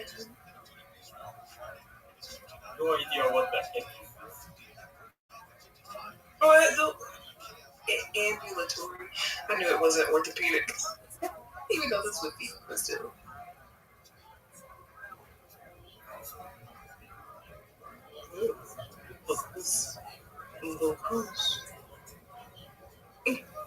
Just saying that. Thank you for telling me, by the way.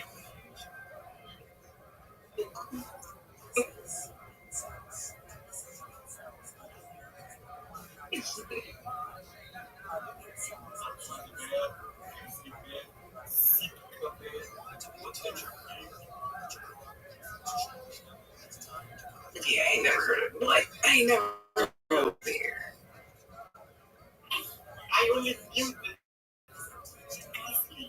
Yeah. Wait, what? It is in running around goodness. Look. Oh, good guess. Good job.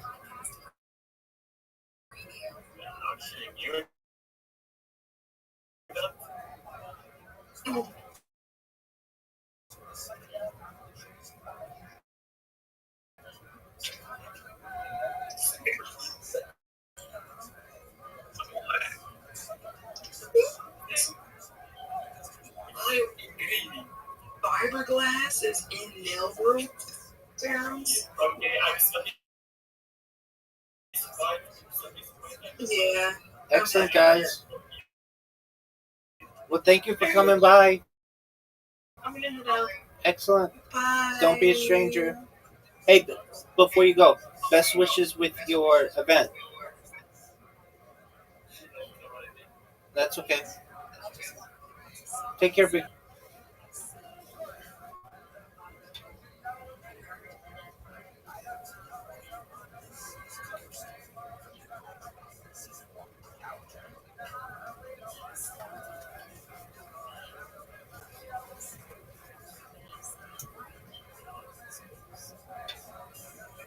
By Common Pesach that backs that up. Again, is there another Stam Mishnah, i.e. our Mishnah contradicts that? Yeah, that's true. Rabbi Yochanan does have another Stam Mishnah that aligns with his particular position. So the Gemara says, Umimai, Rabbi Yaakov, he the Amar Lashem, Amai Sein Loken Allah, Dim Rabbi Hudahi, Umishum, Deba HaKasov, Litin Aseh, Achar Lo Saseh. So let's now go into 1 second. And how do we know that ultimately, again, that it's Rabbi Yaakov who holds that Alav Shemoma Maisa, you don't get Malchus on? Perhaps Dilma Rabbi Yehudahi. Perhaps it's the position of Rabbi Yehuda. And the only reason ultimately, again, it's not going to get Malchus in this case is why? Because we don't say it's Alav Hanita Klase, that Kramat stays. Right? Why is it Alav Hanita Klase? Because the Torah says whatever is left over, what do you do? Burn it. That's how you don't get Malchus. The Gemara says, ha, lav, haki, lucky. But were it not for the fact that it's a lav, hanita, kla'aseh, right, were it not for the fact that it's a prohibition that can be remedied by the terms of positive commandment, you would get Malchus for it, which shows you that what? You do get Malchus even for a lav, she'en, b'maisa. Tisanya, because we learned, the Torah says, do not leave over anything until the morning. And if you leave something over until the morning, so see from here, there's a lav. What's the lav? Don't leave over. But then there's an assay. What's the assay? If you do leave over, make sure to burn it. So the Gemara says, so the Torah is going to give an assay after the law. Lomar, Rabbi Yehuda. Rabbi Yehuda says, that's why I don't get Malchus. Rabbi Yaakov Omer, Lomin Hashem. That's not the reason. Elamushim Dahavi, Lav Shein Bomaisa. Says that first Rabbi Yehuda. Rabbi Yaakov comes along and says, no. The reason you won't is why? Because it's a Lav Shein Bomaisa. So Rabbi say, just to highlight where we are in this moment, right? Where are we up to in this moment? Because we're going to actually pause here for just a second, right? Where are we up to? So we're up to over here the following place, right? So remember, we're trying to figure out attribution of our Mishnah. Was really, we narrowed it down, or we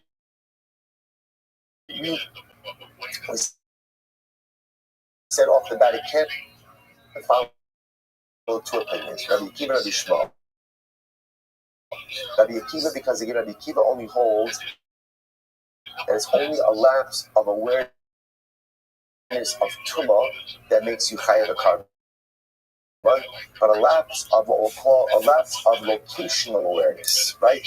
Or a lapse of consumption awareness, that's not going to generate. Now, originally we said Rabbi Shmuel is not going to work. Why? Because Rabbi Shmuel holds that you're not covered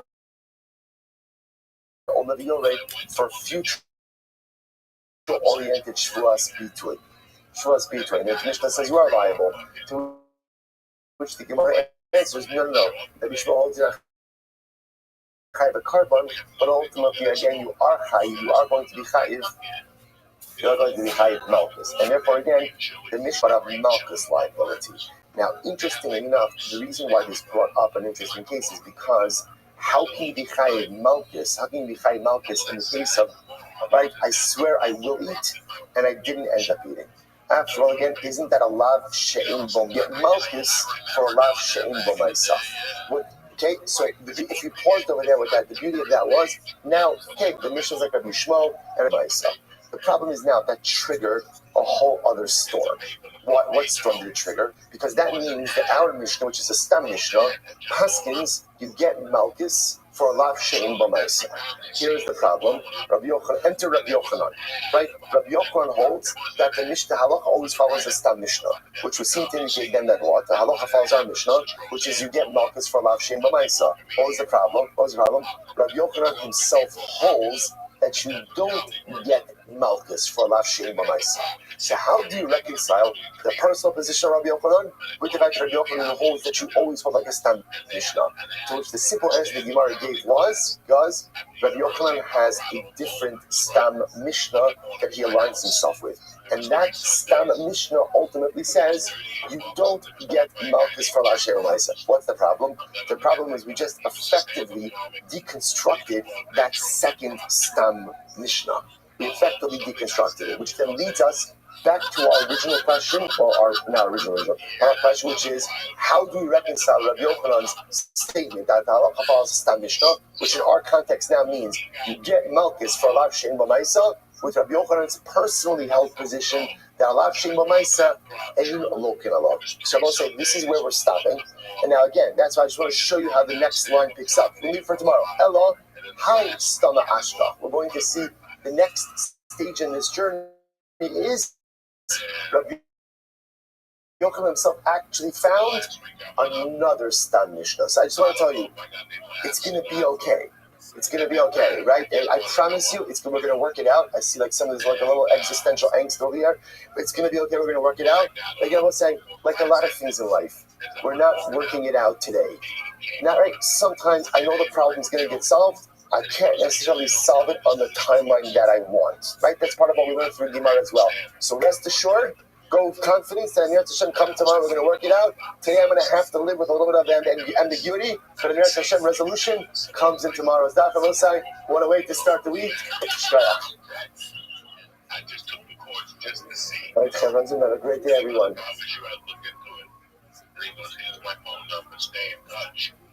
And about 2 days later, he called me, and he said that a new club was opening up, and they were looking for a doorman. And they get me a job as a doorman. Yes, I'm feeling it. Nice.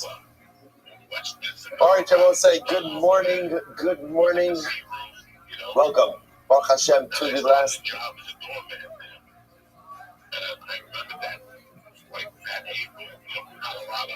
daf of Maseches Makos Habalin with overwhelmingly beautiful, exciting.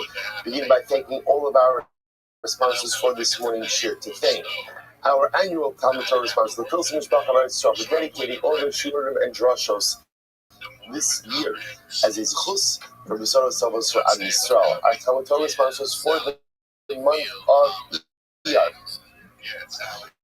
Shmuel and Rabbi Karatkin, creation of the yard site of Shmuel's father, Leonard Karatkin, Lipa Ben Yecheskel HaKohen Zichron Libracha. Our week of learning sponsors, Ari and Hilis Ruvain Meir Zichron Libracha. And our Daf Yomi sponsors for today. This is a beautiful one. Rebecca, Penny, Shane, and Reese Myritz, in honor of Daddy and Zaidi and everyone else completing the Maseches Makos.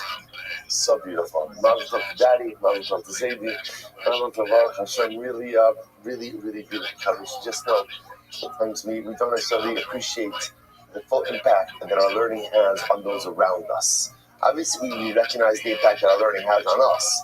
Baruch Hashem, when a mishpacha sees that their father, that their grandfather learns and plugs away and gives up precious sleep and comes early in the morning and is dedicated, the ripple effect that it has on children, on grandchildren, cannot be understated. So really beautiful. And of course, we dedicate our last afternoon Maseches Makos in the schus of our precious hostages. May Hashem bring them home, the Shalom and the Karav and the schus of our holy soldiers.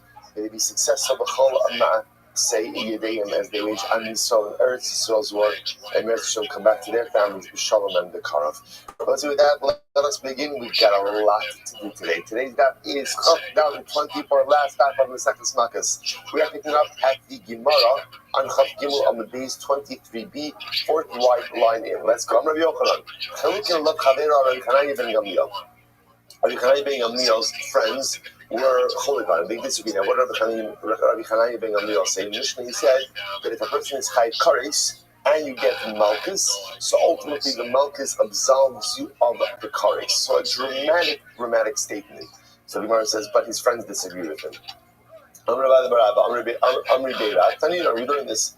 In being Shabbos and Kippurim, Ela Shezez don't be the Adam, Shezez don't be the Kares. So let's say the halacha is, the Gemara says over here, there is no distinction between Shabbos and Yom Kippur, meaning both Shabbos and Yom Kippur have severe punishments. What's the fundamental distinction? Shabbos, if you violate Shabbos, it's Misa in a Beis Din. And if you violate Yom Kippur, ultimately it's Kares. So the Gemara says, now if it's true that Malchus actually takes care of Kares, right? And every single time you hide Kares, you also get Malchus, or you get Malchus, but Malchus goes in and absolves you of Kares. If that's the case, the Gemara says, Idi Adamu. And every Kares is also called Bidi Adam, right? Because every Kares is getting Malchus. Malchus is administered Bidi Adam. If that's the case, then Yom Kippur should be Bidei Adam just like Shabbos is. So the Gemara says, Rav Nachman bar Yitzchak Omer Haman Rav Yitzchak. Whose opinion does this reflect? Rav Yitzchak or Rav Yitzchak say the Amar Malchus b'Chayvei Krisos Leka. Okay, there's another opinion. There's Rav Yitzchak, and Rav Yitzchak holds that ultimately again there are no Malchus by Chayvei Krisos to Zanyo. We actually saw this before. Rabbi Yitzchak over Chayvei Krisos, but I'll tell you, in general, again, on both sides, we would have assumed that because of the juxtaposition of the psukim, that all Chayvei Krisos ultimately again would be subject to Malchus. That would have been our automatic default assumption. Says the Gemara, right? We saw this before. Remember, in general, there's an umbrella statement about that immorality is punished by Kares. Then the Torah goes out of its way to say that halach halamaisa, so incest with one sister is punishable by Kares. Why is that singled out? You must love it. But Kares, flow Malchus, teach you that you only have Kares and not Malchus. And once the Gemara singles out a wholesale sister,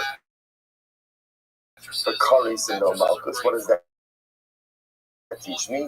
That all other Kares bearing prohibitions also don't have Malchus. Okay? But Rashi says, no, if you even need Rabbanon, the Gemara says like this, Zeh Iker Zedona B'di Adam, Zeh Iker Zedona B'di Shamayim. Alright, you're right. You may be getting Malchus for violation of Yom Kippur. But the distinction that the Gemara says, B'di Adam, the Iker punishment is B'di Adam, and by Yom Kippur, the Iker punishment is B'dei Shamayim. Yes, you get Malchus, but that's not the Iker of the prayer. The Lord says is incredible. The halacha is like Rav Hanani ben Gamliel. I will say now, what it meaning was, the halacha l'maisa, every Kares prohibition brings you to the Malchus, but not only that, that ultimately, again, when you get Malchus, what happens? You are absolved of the Kares. You will say, something like that, how incredible that is. But when you think about the idea about when we yearn to the Beis HaMikdash and what we're yearning for in Geula, so of course there's the Beis HaMikdash itself, which will be awesome, incredible, beautiful, a great glue for Klal Yisrael. But there's also like a number of other institutions that come along with the Beis HaMikdash, and one of those, of course, is Sanhedrin, or United Basin system. Listen, do you realize how incredible it would be to get Malchus? Now let me clarify that statement for just a moment. Right? Some of us have done things that make us chayav kares, that are just an unfortunate reality, and we can do tshuva for it.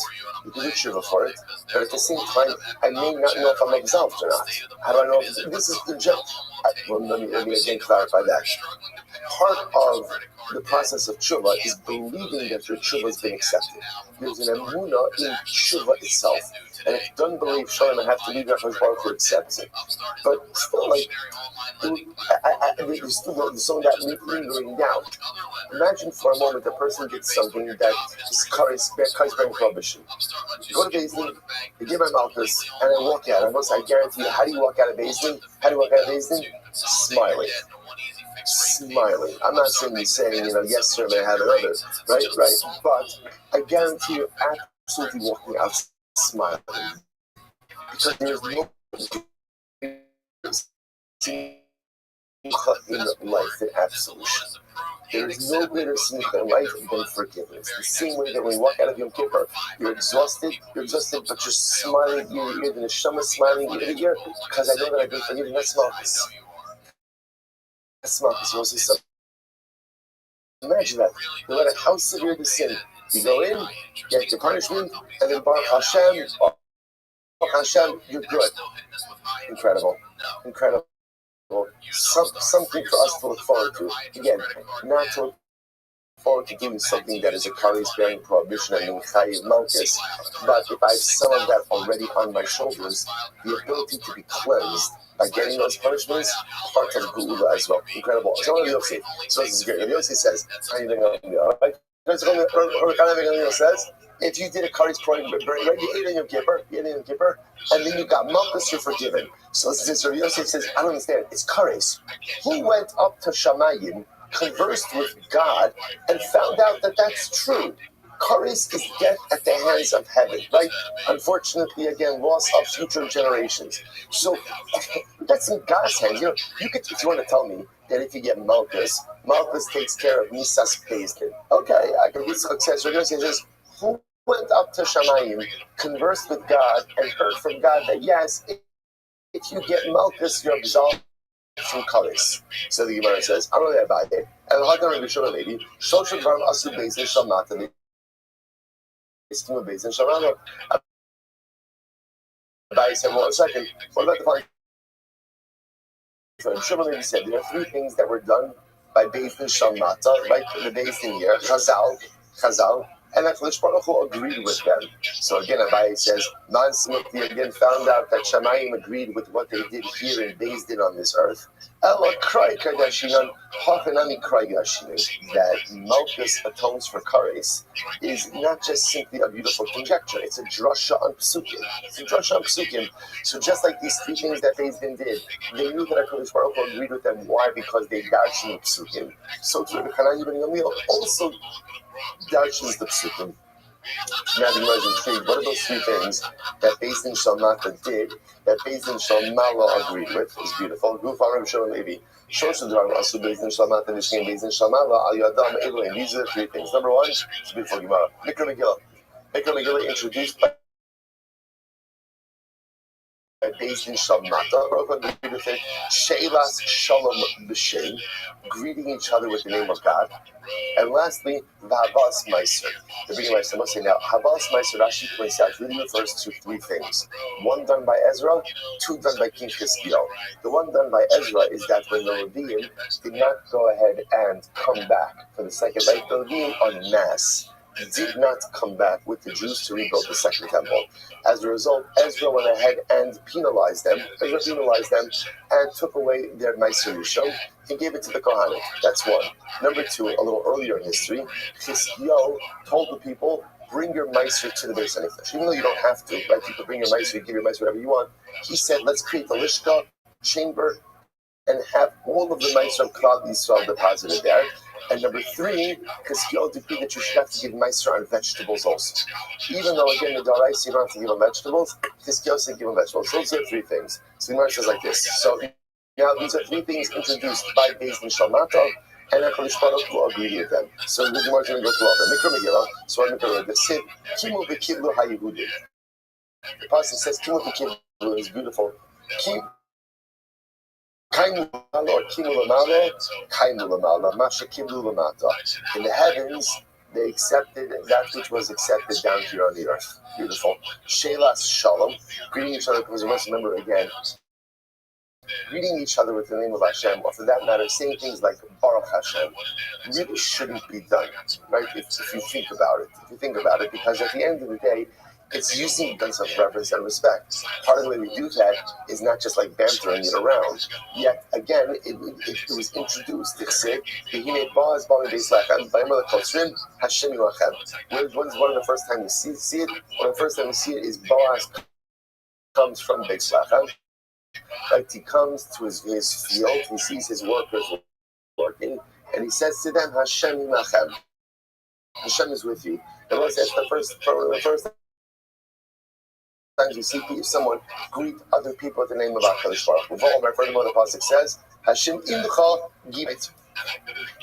A little bit earlier on, Hashem imcha gibar hachayo. Hashem is with you. So the Malach used the name of Hashem in greeting Gidon. So the Gemara says, why do you need the second pasuk?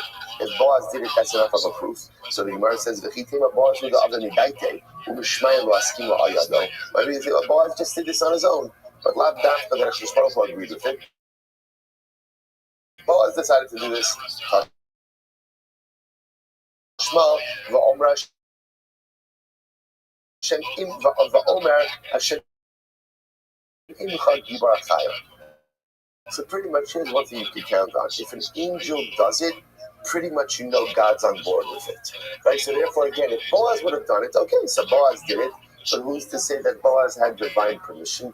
Like perhaps Boaz just did it of his own volition, so comes along this practice. Havas Meiser. What's the case of Havas Meiser? So remember again, I will say it's three things. Here the word really focusing on one. Teref bebeisi ubechanuni no bezos amar Hashem tzivakos ilo eftach lachem. And I will say, now this is absolutely beautiful. What Chizkiyahu was doing was as follows. Chizkiyahu says to Klal Yisrael, bring your Meiser to the Beis HaMikdash. Gather it. Let HaKadosh Baruch Hu see the generosity of Klal Yisrael. Can you imagine that you have a chamber in the Beis HaMikdash that is filled with the Meiser of Klal Yisrael, representing generosity? And the Navi says, bring all your Meiser here. And Amar Hashem Tzavakos. Sorry, Bechanuni Nabizos means literally again, test. We started early, right? Test me, right? Test me. HaKadosh Baruch Hu says, test me. Bechanuni Nabizos, Amar Hashem Tzavakos, it will eftach lachem es arubos Hashem. I will open up the windows of the heavens to you, and I will shower upon you bracha ad beli dai. So I want to say this is such a beautiful moment. So Chizkiyahu is saying, like the Navi is saying, HaKadosh Baruch Hu, if Klal Yisrael, if you show HaKadosh Baruch Hu how generous you are, Hashem says, you want to see generosity? I'll show you generosity. I would say, by the way, this is also one of the concepts that you are allowed to test HaKadosh Baruch Hu with tzedakah. Right? Generally, you're not allowed to go ahead and make bargains with God. You can't say, God, I'll put on tefillin this morning if you will let me, land that account in my business. It's not the way it works. The only area in life where you're allowed to go and test HaKadosh Baruch Hu is with tzedakah. You can say, Ribono shel olam, I am willing to be exceedingly generous. Even generous beyond what I'm comfortable to do, on the condition that you give it back to me. That's what Bechanuni Nabizos. Come on, bring it, HaKadosh Baruch Hu. Test me. You be more back to you and then some. Incredible. So the Gemara says, Ma'ad belidai. What does it mean that Hashem will shower bracha upon you ad belidai? Literally again, ad belidai means until there is not enough. So what does that mean? Amar Rami bar Rav ad shivlu sifso sechem milo ma'adai. There'll be so much bracha that your lips will tire from saying enough. Your lips will tire from saying enough. Such beautiful bracha. I will say, so again, so here you see that Chizkiyahu's whole point was Klal Yisrael, let's be more generous, and you'll see the more generous you are, the more you give, the more you get. I will say, it's important to understand, you cannot necessarily say that with other mitzvahs, right? It's quite possible I'll do a mitzvah, and it's beautiful, and it's incredible, it's fantastic. I'm going to see a windfall from it. Tzedakah is the one mitzvah, where if I push myself, I can say, I'm pushing myself. I need you to give it back to me.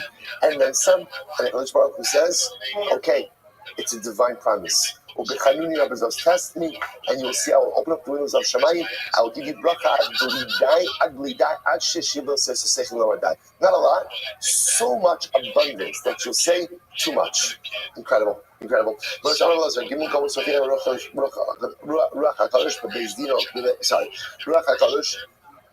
There are three situations, three places where HaKadosh Baruch Hu's presence was manifest. Now, again, Rashi points out over here, Mofia, Nigla v'hochiach b'shas hasorech. That in other words, HaKadosh Baruch Hu made himself, so to speak, apparent, not visible, But HaKadosh Baruch Hu's presence was present at these pivotal moments. When was it? The Gemara says, "Bebeis dino shel Shem." Bebeis, we'll explain Shizke. Bebeis dino shel Shem. Bebeis dino shel Shmuel Aramasi. Bebeis dino Shmuel or Bebeis dino shel Shlomo. Okay, what are the cases? Bebeis dino shel Shem b'sid Vayakar Yehuda Vayomer Tzad Klimen. Let's remember again the story of Yehuda and Tamar. Tamar is pregnant. That she's pregnant from Yehuda, but she was disguised at the time that they were intimate with one another. She's pregnant. Everyone thinks she committed a form of adultery, and therefore they're ready to kill her. So what happens? She will not embarrass Yehuda in public, but she does have his staff and his ring, and she says, "The father of my child is the owner of this staff and ring." So what happens? Yehuda recognizes what happens. Vayomer Tzad Kamimeni, and he says she was wiser than me. She was right, because remember, Yehuda was delaying giving her to his youngest son Shelah because he thought that she was the problem, right? He thought that she's the reason why Er and Onan died, without really realizing that Er and Onan died because of their own averos. So Yehuda says, "Tzad Kamimeni." He wants to 1 second. Minayada, how did Yehuda know that Tamar was pregnant with his child? After all, Dilma Kiechi the Azal Iuligaba. Azal